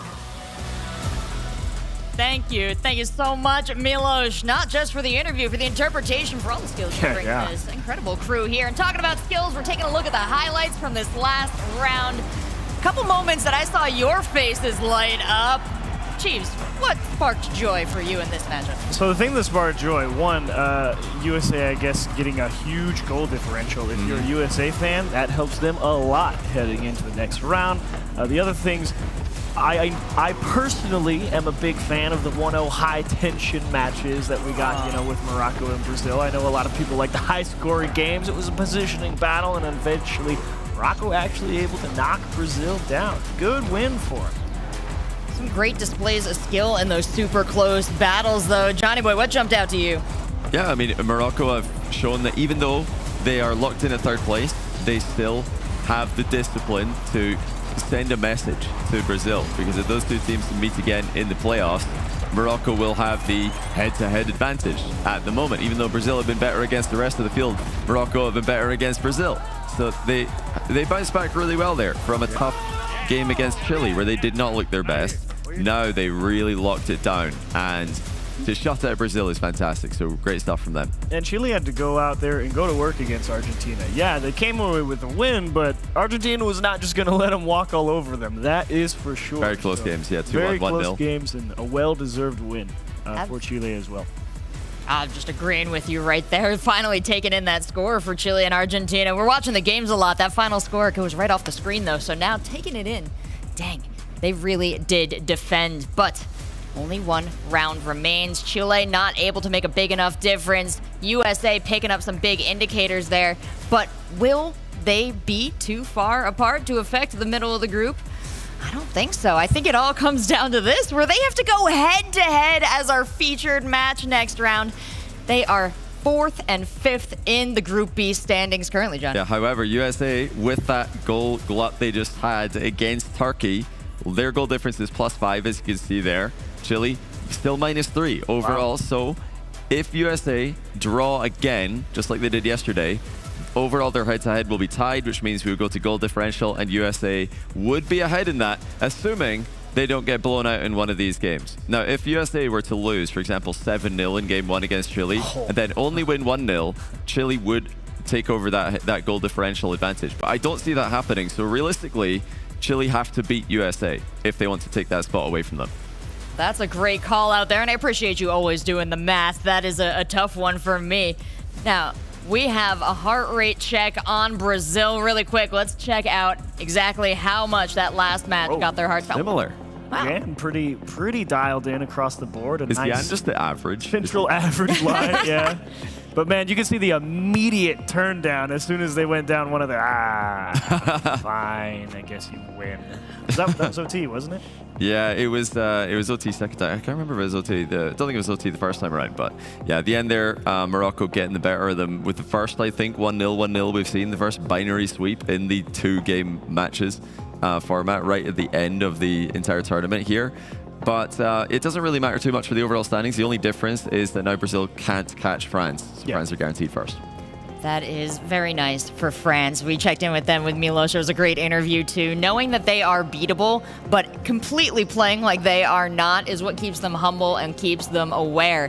Maybe USA or maybe Chile can pick up on that energy, but as you broke down for us, Johnny, so important that someone becomes a victor. You do not want to leave this up even to a draw. That math, so crucial at this hour.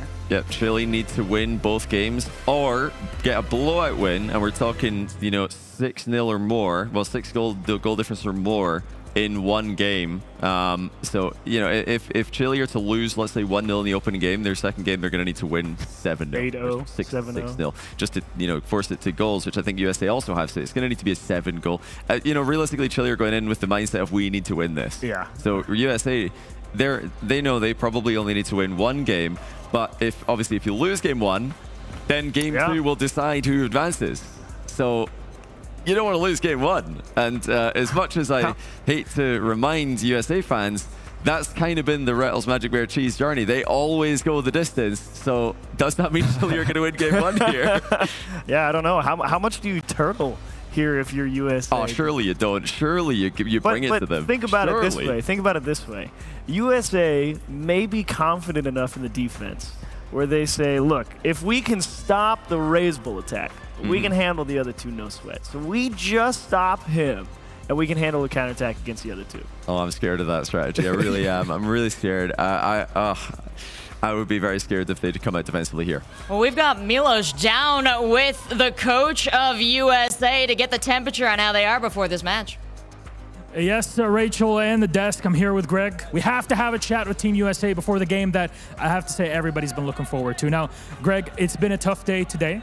How do you keep, as a coach, the players kind of locked in here? Because everybody's hooked up to these heart rate sensors. I think you would have even higher than what it's everybody on bitrate-wise. I would absolutely have a higher heart rate than all my players right now. But the good thing about my guys is that we're used to going round 5, as Johnny Boy said. So the main thing is that it's a new format that we're all learning as we go, but it's always one game at a time. So just keeping them in the mentality of, hey, if you lose, it's next game. It's always just reset the mentality and come back.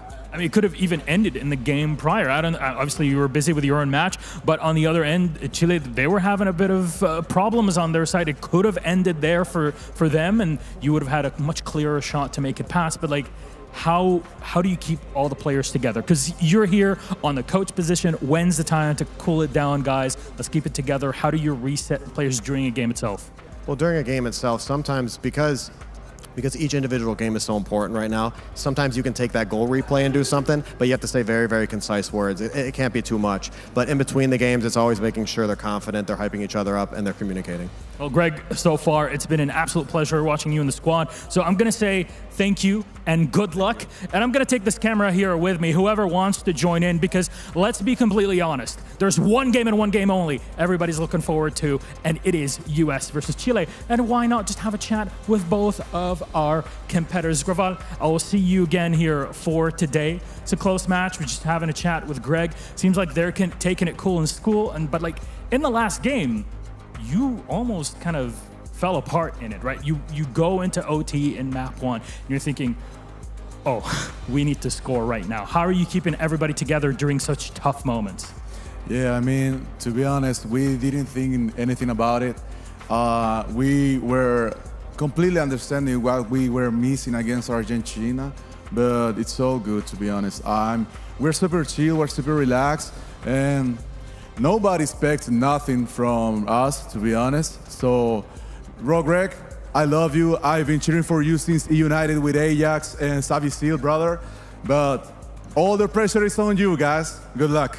There you go. That's it from Chile and US. We got stuff to get to. Let's head into game and send it back to our desk. Oh, Milos, you've got us so hyped up here. I don't feel like we can stand in the way of this match anymore. This is the ultimate match of the day. It's time to get into it. Will the winner be Chile or USA?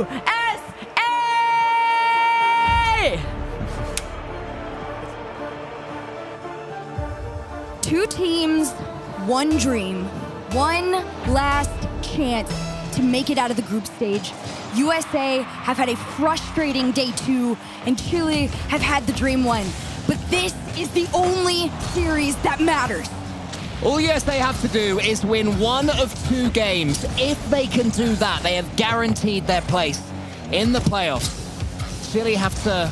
I mean, maybe if they win the first game 5 or 6-0, they can get away with winning 1, but for the most part, they have to win 2, and that is the start the Americans wanted. This is what you want if you're a USA fan. You want to see Chile trying to go up to defend and not being there in time. USA first on the board. This is a huge confidence booster as well, headed into this game number 1. The dream starts. Oh, that one's maybe sneaky underneath all of them. Oh, that's not what you want to do after you take a lead. Nope, not at all. Off the kickoff, Davitrox goes forward and just basically outplays the team. It was just the wrong decision, goes under into a wide open net. And well, as quickly as it started, we're back to where it was. Tied game, even playing ground. Yeah, as you were yet again, the USA coaches are having a laugh about it and fist bumping. I can't quite see the Chileans. See what they're up to. Huge bullet from Davitrox. That one goes back. Pan onto the backboard. Regular South American quarter-finalist is Pan, playing way beyond himself right now. He's ball been to all sorts of majors. And then Davitrox comes so close in his time, he's lost a playoff to be at an RLCS major. That is the level that these guys are stepping up to as Pan gets the double. Incredible play here from Chile, and I do gotta point out, it is very rough defense as well from the US. They made 2 saves on very, very low boost, and that put them in a very awkward situation when Chile was able to sustain the pressure. So Chile now reclaims a lead here in game number 1. And Herc, you've been following USA more closely than I have. You've been saying that defensively they've not been at their best this tournament, so that could be an avenue for Chile. Yes, this is something that needs to be fixed headed into this game number 1. Now, for reference, you guys, yesterday USA and Chile did play each other as last game of the day. They took a draw. So, in theory, that's where you're going to be at again. Cheese is going to try and make a difference for that. Here's Pan set that one off to the side. But yes, USA's defense has not quite been what it was in series past. If there's one way to teach Americans how to love and embrace a draw, it's by going through if they get one. But so far, Chile have their slender lead. That was a great pass towards Davitrox. It could be 3, it must be, but it's just wide. A huge chance for Chile, a let-off for the USA, and Magic Bear flicks it above Raise Ball. And you got to be extremely careful if you're USA too, because even that clear that went out still fell into the hands of Davitrox. And Reynolds is going to try and change things here. Raise Ball, he falls over to Cheese. Davitrox collects.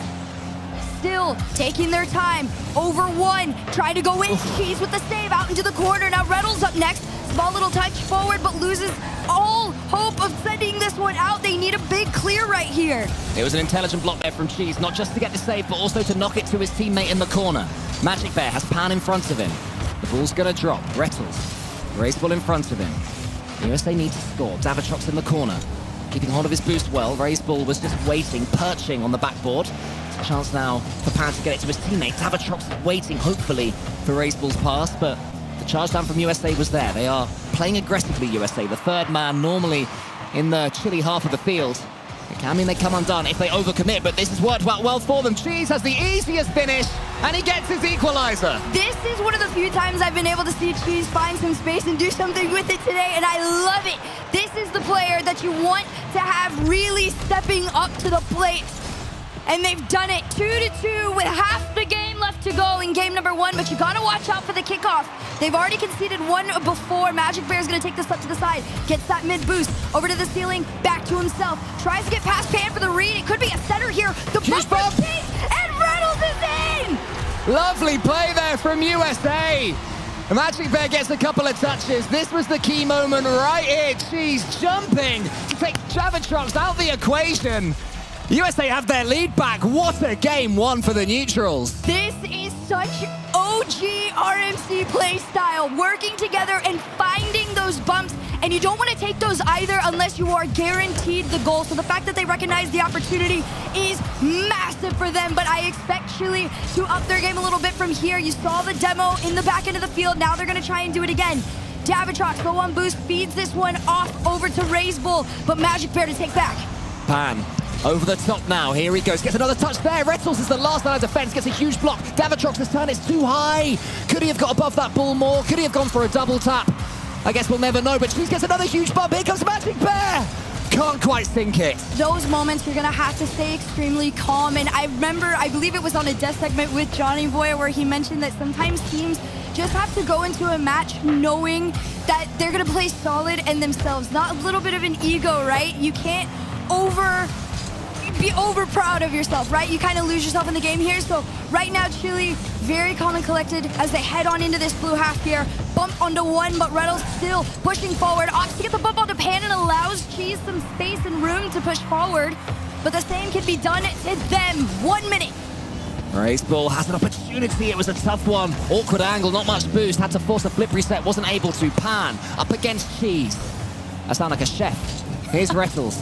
Just waits for that ball. Davitrox is in behind him. Magic Bear has a chance to flick it over the top of Davitrox.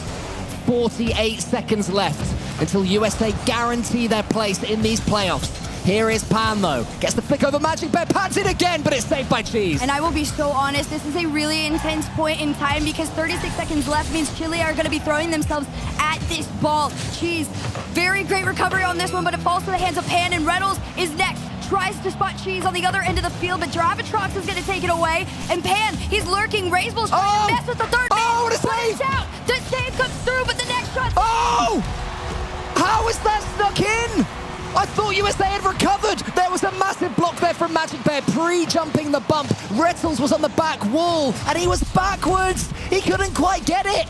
Pan held his nerve and maybe saved his country. 18 seconds and the kickoff goes. Here comes Rettles from the ceiling.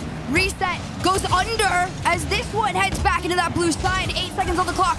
Here we go. This one to the backboard. Cheese, a demo comes through, but nobody to follow. And still the USA try to push forward. Rettles keeps this in play. This one over to the side. Razebull's gonna honor it, but we have overtime. An overtime that Chile have to win. No more second chances. A draw not good enough for them. And they've taken the kickoff well, but it does fall to Rettles. She's with the chance to sink them. Razebull should make this save, and he does. Out wide he goes. Magic Bear is in there next. Razebull doing so much work on the back line right now. Pan is up. It's a slightly awkward touch. Davatrox gets it back to him for the transition. She's against Davatrox. Razebull now. Magic Bear in front of him. No player able to take complete control of this ball. The pressure is about as high as it's been in this entire tournament between two teams. Right now, USA has to play extremely calm and collected, especially on the defensive end, because Chile has been sending one player very, very far back into their half, trying to mess with that third man there. Razebull over one to the backboard, double down, low boost all the way across the board, and Cheese is just going to try and give them a second chance here. This one's wide. USA has to slow down and breathe. They need the clear. This one bounces up. Good win. Cheese makes a beat. That is a great opportunity for them, and he's going to try off the backboard. Razebull makes a clear. Yeah, great clear as well from Razebull. All important tip, and he connects with it perfectly. Too heavy, and that one just bonks back into the Chile goal. Not the sort of one you want to concede at this stage or at any stage. Magic Bear into the center. It's too heavy. Expect to see plenty of that. The players' hands will be shaking. I expect those heart rates later will be through the roof. And if not, then fair play to him. Razebull in the center, pans up but not quite fast enough, and Rettles can take it away. Nice flick over one, no follow-up though. Instead, Rettles tried to lurk around for a demo. Magic Bear wanted to make the pass over to Cheese, but Cheese recognizes he's got to stay a little bit further back on this one. One big clear from Chile could be dangerous. Off the ceiling and down into the hands of Magic Bear. It's a shot near target. Can he get the second one? Yes, but Razebull's touch keeps it going in Chile's favor. Here comes Pan as there's a bump on Cheese. It's almost there. Rettles gets it through one. Chile all back well, defending deep, not rushing anything, taking their time, realizing that a chance for them will come in this overtime. They just have to hold their nerve when it does. Pan tries to continue Davatrox's disruption play, but isn't able to get it past any of them. And this could be the moment. Rettles can get the flip reset. He goes instead for the prod over the top. All important touch again for Chile. Cheese is still trying to hold on. This one bounces down off the ceiling, and Pan makes a clear. And here comes Chile into the USA half. This one bounces away. Rettles, Magic Bear, and Cheese very close and proximity to each other, so you got to be careful in this one. Somebody's going to have to rush back. Razebull, 1v1 on Cheese in the bump. They still manage to stay out. Rettles, no boost. Flick over one. Tries to find his way in, but no bump play to come through. Yeah, huge defending there from Cheese. He had all three bearing down upon him. Somehow survived. Might not survive this one. Cheese, though, comes in again. More heroics. Pan wisely turns away. Lets USA have their attack. Rettles coming in, he's been dunked there by Davatrox. But there's a shot! Oh, it's genius from Davatrox! Chile give themselves the opportunity! This is what they needed. The confidence headed into game number 2. You can see the faces from both teams, but right now USA, they just have to reset their minds. Chile understands that right now they are in an extremely powerful position, but they have to win this next one if they want to see tomorrow. And that play at the end from Davatrox, a man who has never been at an RLCS major. A brand new experience for him to be here and to score a goal like that in one of the key moments in this entire tournament. I am neutral here, and my heart rate is pounding. I apologize to whoever heard me slam the desk like 10 times. I tried. Listen, I can do my best. Honestly, the whole point of this is to make people be partisans, to have national pride. You're a proud American. That's okay by me. I'm a proud Good for American you. today, all right? And I still believe, honestly, I do not think that was a bad game from the USA by any means. I think that is actually the most vulnerable that Chile has looked today. And it does. As if you couldn't script it any better. All come down to the final game, but there may be a little bit of a tech issue there for Chile. They're making sure that everything is lined up perfectly. Hopefully we can go and see another game while they check this out. I promise we will not miss a second of Chile versus USA. I don't care if another game's in an overtime. We're cutting our way back to this one at 0 seconds or at 5 minutes when it begins. But yeah. Whew. Yeah, if you guys are wondering what's going on around the board, Portugal is up 2-1 on Turkey. France is actually down 1 to Brazil. They took the first game, lost, just scored again, so this could be very interesting if France were actually to draw Brazil, especially headed into tomorrow. But for now, the focus on the most important game of the day is here. USA versus Chile. As this one heads forward, Magic Bear with a save off to the side. Arguably the most important game in these 6 players' lives. Money comes and goes, but national pride, that lasts forever. That can't be bought, it can't be sold, it has to be earned. And USA and Chile are trying to earn their fair share right now. Chile unfancied coming into this event, drawn into the group of death. You look at Morocco, you look at Brazil, you look at France, and you think, is there only one spot up for grabs? That's how it's ended up being. USA with their traveling fans, their traveling family are trying to make sure it's theirs. And Chile are taking them every step of the way. Hurt, but lovely touch. That is from Cheese, saved by Raceball. Magic Bear is going to try and keep it going off the side. He will get another touch. Actually lets it float down. I think he heard the demo and said it's just safer at this point to go back. 1 minute into this game, Magic Bear and Rettles are lurking. Now they will recognize that Chile was sending one of their players extremely far upfield, trying to disrupt the line of defense, and it worked a handful of time. Now they're sending 2 people up. As Pan goes up against Magic Bear, this one's sent off just out into the mid. Well played from Pan as well there. The fake challenge was a huge one, and USA was sold on it. Raceball goes high. Cheese, another huge clearance, but whoa, here comes Davitrox. Fearless play again from the Chilean. Magic Bear, I think, is grateful that one fell to him. And he's got the composure and the mechanics to get it all the way back to Chile territory. Here comes Cheese. Into the ceiling. Is Cheese able to wake up? He's a real star player for this USA roster when he is. He really has the potential to make a big difference in these matches. We saw it in game number 1 when he had found his space and his moment, but we need to see it here in game number 2 if the USA want to have a chance to properly 3v3 a Chile team that has had an incredible day. Cheese leaves this one to Rettles. Rettles, it goes from the ceiling and down. Magic Bear up next, takes a shot, it's off, but Cheese the follow! There it is from Team USA. Just as in the last game, they have their lead. It's Magic Bear, slams it down. Raceball somewhat gets in Davitrox's way, but you can forgive him for that. And Cheese was alert and aware after stealing the boost. And USA take back that initiative. Now you got to be extremely careful off the kickoff. This is where you're going to be the most vulnerable until everybody's gotten their boost back. Magic Bear takes the challenge onto Raceball, but Pan right behind. Big Demo could open up a 1v1. It's a center, and it's a save by Raceball. Rettles now up against Raceball. Rettles with the pace. Cleared by Pan. Raceball charging that one down. It's a nice touch there. Good 50-50. Davitrox thought about coming in, wasn't quite able to in time. So it's Pan's turn again. Magic Bear, though, dunks him down. Just keeps that ball slammed in Chile territory. That's where USA wants to see it. Bit of boomable emerges. I think that USA will be happier about that than Chile. Chile wanted to force the issue, and it's a freebie. It's just an unfortunate backline of defense. You see Magic Bear go out into the corner and doesn't expect it to fall straight to Pan. Nobody realized that he was going to be right there and have a wide open shot. Tied game at the halfway point of game number 2. Into kickoff we go. This one falls forward, and Cheese is going to be the one to make the attempted clear and follow. He does, but Pan stops in his tracks. Here comes Raceball and Rettles. This one falls down. Davitrox now up against Magic Bear. That one's going to bounce awkwardly for Team USA. No one can really go for it. There's no momentum to be had when the ball is placed that far in the corner. Raceball up against Rettles. Raceball showing his pace once again, but here's a chance for Cheese. Leaves it instead for Magic Bear. Pan is on it.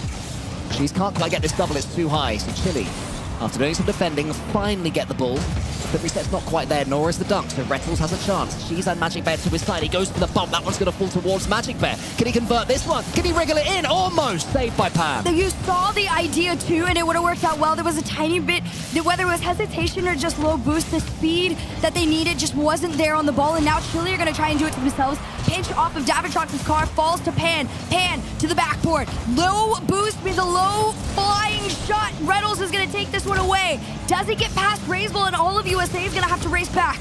Oh man, that one's going around the corner. Raceball wants to get the doink, but he's rushed at it. And now here comes Cheese. Rettles gets the pre-flip touch. It was a smart idea from Rettles. He had no boost, but still conjured something up. He keeps his attack going for his team. Silver gold territory approaches. At the end of this tournament, the end of 14 best of 2 sets, it's all coming down to the last.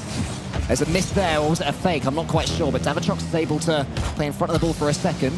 Davitrox now well behind it. Magic Bear gets the flip reset, gets a charge down, but Pan knocks it out wide. And here comes Rettles up next. Going to try and take a 50 of his own in the corner here, but it's no boost, so he calls himself off of it. 47 seconds left on the clock. Magic Bear going to try and slow things down a little bit. It is low boost for a few players all the way around the field right now, but this one pushes forward. It's going to be a floater in front of the net. Surely not. Cheese tries to make the touch. He's got the save. It's off the crossbar. USA stay alive. Somehow Cheese again, his instincts were correct. The fear of getting in his teammates' way must have been there. But he didn't listen to the scared voice. He just attacked the ball and he was correct. Now Pan on the backboard. He goes long. Chile missed their biggest chance to take this, to remain in the tournament. Davitrox, clean touch. Still have the composure to Chile. USA are trying to punish them for that, though, keeping them pressed back. Raceball with a long clear. Rettles backflips. Here comes Davitrox. Puts it on target. Magic Bear's back. Should be safe. 4 seconds on the clock here. One more shot is going to make the clear. They're going to need to hit this on the ground. Great touch from Rettles to keep this one in their favor. One to the center, but nobody's there. It's still in regulation. Cheese goes around the corner. This one down. Overtime for the playoff. You have got to be kidding me that this takes us all the way to a final overtime. And it's Cheese trying to do it for Team USA. Pan can't quite get that one. Raceball gets the touch, but is then knocked off the ball, so Magic Bear has a clean touch on it. Charge down again. Davitrox in his corner. Pan behind him. Chile are all back, but none of them have big control of the ball. Cheese just sends it forward. Could he have done more? You just have to stay calm and collected in these points, and in particular, Cheese, I want to see him chill. Magic Bear calls himself off this one. It floats down back into the hands of Chile, and Rettles recognizes it. Thankfully, this boost spawns. Raceball goes for the bump. The recovery is there, though, just in case the shot, but Magic Bear and Cheese working together. To the backboard they go, but low boost means no one is there. Magic Bear's facing the wrong direction, but gets a stunning touch there past his opponent. Now Davitrox is left all alone. Raceball tries to help him out and does beautiful cleanup work, so good attack, good defense. You need more than good right now, though. You need brilliant. Raceball almost is. He steals the 100. Bad of a chance. It's going in, but Cheese saves. Cheese bails out USA, but the demos come through. Magic Bear's left alone. It's awkward, but it still goes. A minute on the clock. USA make the clear, and Chile race home. USA, say hello to your latest heroes. How on earth have they sent that ball away from their net? Pan, one more chance, can't get the bump. And finally, USA can breathe just for a second. She sends it long, then he's taken out the game. Raceball up against Rettles. Raceball, huge charge down. Raceball then wants to put it into the center and can't do it. Pan is up. Is the flip reset on? He tries to wriggle around and force it, but Rettles says none of that. A really great bailout there from Cheese, but you're going to need more of these big clears right now. Chile has been able to hold them down and in their own half. This is one of the better moments, but still, again, you have to race back. Rettles leaves this one down into the hands of Raceball, but Cheese to keep it pushing forward. It's another big clear from Davitrox, but nobody from Chile in a position to follow up. Magic Bear takes his time, but no boost. I mean, Chile makes the rush forward. The shot comes in, but Rettles with the save. And here comes Davitrox now, keeping the attack going for Chile. They are now the ones who are making all the plays. Raceball should be able to win this one. Magic Bear was threatened to be bumped. He just had to hit reverse a couple of times, a quick three-point turn, and he was back in the play. Cheese, massive win there. Pan and Raceball, bit of a double commit, but it's a good one because Pan comes away with the ball cleanly, pre-flips onto it, and then a bump on Magic Bear is going to make it slightly tougher for him to get back with any pace at all. Rettles past one. Great save from Raceball. They're taking their time. Cheese makes a great challenge for himself as well and makes another one to keep this in their field of view, but this is headed towards an open net. Magic Bear races back in time to make the save. USA has to keep this so much closer than they are right now. Yeah, USA's third man is out so wide and so deep a couple of times. You think there's no one there, and just in the nick of time, somebody comes back. Raceball, this is an awkward one for him. Tough angle. Now Davitrox has the same problem. Can he get through it just as well? Just about. Pan beats Magic Bear. Nearly. Magic Bear got an all-important chunk of the ball. Pan with the redirect attempt. She's backed him to not get it. It's everybody on low boost and a couple of mistakes coming out here defensively and offensively. It was a big miss there, but Davitrox is going to try and make up for it. Cheese up next, trying to make it clear. The bump on Magic Bear actually helps them out as this one around the corner. It's a center to Rettles, but he's wide. The next follow-up comes from Magic Bear, and he tries to push forward, but it stays in the corner. Chile's touches force USA racing home, and the cheese clear comes through. Davitrox has a chance to clear this one. Raise ball, this could be the moment. He's up against Magic Bear. Huge, yet again from Magic Bear. Fearless from him. Cheese takes over into the corner, wants to get this one above Pan. Not able to once more. Davitrox's turn, he just goes for the quick shot. Magic Bear keeps his composure. Perfect first touch, monster flick as well. Now Pan gets that one towards the ramp. Rettles with a chance to slow it down for a second. There's a demo! It's a save! How on earth did he block that? They're still going. Magic Bear around the corner to try and keep this one in. It's back, pinched into their half gear. It's a shot, it's wide, the follow is in! Raise ball! Soaks up the applause! Chile has the biggest moment in their Rocket League history! Only one of them has ever made an RLCS land. That does not matter. They were not favored. That does not matter. All that matters for Chile is that they have done it and finally they can relax. USA pushed them all the way, Herc. It's agony for the Americans. But for the South Americans, what a tale. It was an insane series from Chile. This is some of the best Rocket League that they have played, and you can see it even from their friends, from the Brazilians coming over. Hugs and love all the way around, nothing but smiles as they both get to compete in an international World Cup. These South American players, they historically have played on North American servers. They have done everything they can to push their region. Finally, it leads to this moment. Yet again, another statement that South America are up there with the very best that the world of Rocket League has to offer. North American players and coaches have their heads on their hands. There's nothing that can be done now. They will be back. The USA will be back. These players, they stepped up when others did not. They deserve the country's thanks and pride. We are here with an interview with Milos after that incredible series. I don't even know what to say at this point. It's such an emotional moment here that you can all see. And I'm just going to have to cut you off for a second then, Grovel.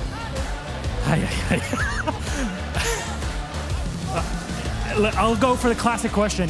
How do you feel? I'm relaxed. It feels like the tournament is over. It's like the grand final that we just got to play. But this is just the group stage that's done now.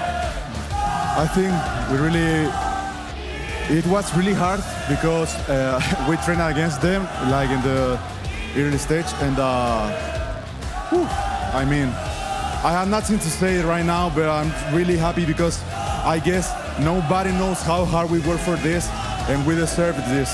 I told you at the beginning of this day that you will acknowledge us, and you will have to acknowledge us. Hey, everybody loves an underdog story, and just to kind of hammer it in, before you went to overtime on that second part of the series, you were 5 goals down. So it would have been done if you had not won that second minute, taken it to overtime and taken the W there. So it was close the whole time throughout that whole series. Now, we have to look into the future, right? It was great seeing all the players around, all the South American players together and kind of hugging and cheering it out. But what happens from now on? Now you remove the weights, you're Goku, right? The weights are off, you're set and ready to go. What does the next step look like for Team Chile? Well, first of all, I have no idea who we play against, but we know that in the top 8, we have like la creme de la creme, right? And I mean, we're just really happy with this result, but we're gonna try to go the furthest possible. And we know like we have some crazy teams like France, Morocco, Brazil, the Netherlands, especially Saudi. This land is really special when it becomes to Rocket League, right? So, dude, I have no words. I'm so happy. I'll leave it to one thing. We don't know who you're going to be playing just yet, but if you had to choose as Grovan, who would you pick to play?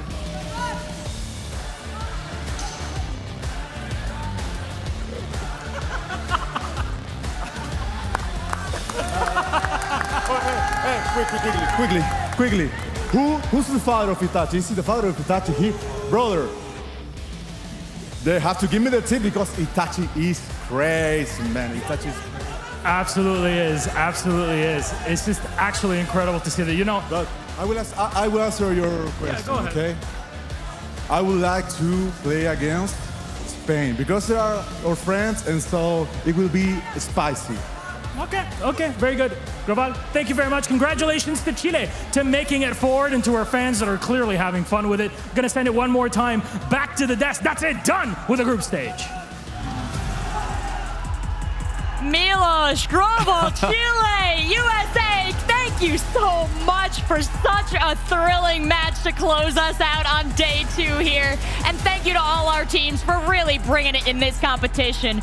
Group B has shown us some of the greatest games. And as we get into the highlights, I'm gonna hand it back over to Johnny Boy and to Achieves to break down some of the greatest moments in these games. Oh, well, France and Brazil, I mean, if you wanted to watch that, I wouldn't blame you. It's the top 2 seeds, but the story was all in the other rounds, but well played to everyone else. Argentina and Morocco, pretty decent battle, but, you know, Morocco's just playing there again, looking to solidify, find their form, and that's what they did against Argentina. Yeah, it was all about USA Chile. Let's be honest. I mean, Turkey-Portugal is also a great match, though. These guys played toe-to-toe yesterday. Portugal actually getting more points than the end of the day. These guys were still fighting for the seed in 7th, 8th. But oh my goodness, I mean, Davitrox. What a goal to send them into the game of all games. Just truly an unbelievable finish by Davitrox. But somehow he was one-upped by Pan in defense, which I don't know how he got the save at the end of the second game through the smoke. But yeah, so many highlights to choose from. Going into this round of Chiefs, just thinking, what highlights should I sneak in at the end of the day? There were a lot to pick from, and spoiled for choice. It really was. And way to go from Brazil finding the draw there. But here it was, game 2 versus USA versus Chile. This one was a thriller through and through. Back and forth the whole way. It was tight, contested, and ultimately it came down to who handles the pressure. And honestly, I gotta say, Groval, stone cold move at the start. Pressure's on you. And honestly, Chile's the one that handled it quite well. It looked like USA getting a little bit rattled and devastation for them. I mean, around the rest of the group, Morocco finished off strong with the 2 wins over Argentina. So they've got momentum going into the playoffs. France and Brazil split the difference again, so they've drawn both times they've played. We could see that matchup again. And Portugal actually clinched 7th, so that is a prize money difference with a win over Turkey. The rivalry, the stories of those 2 teams is great to watch throughout the weekend.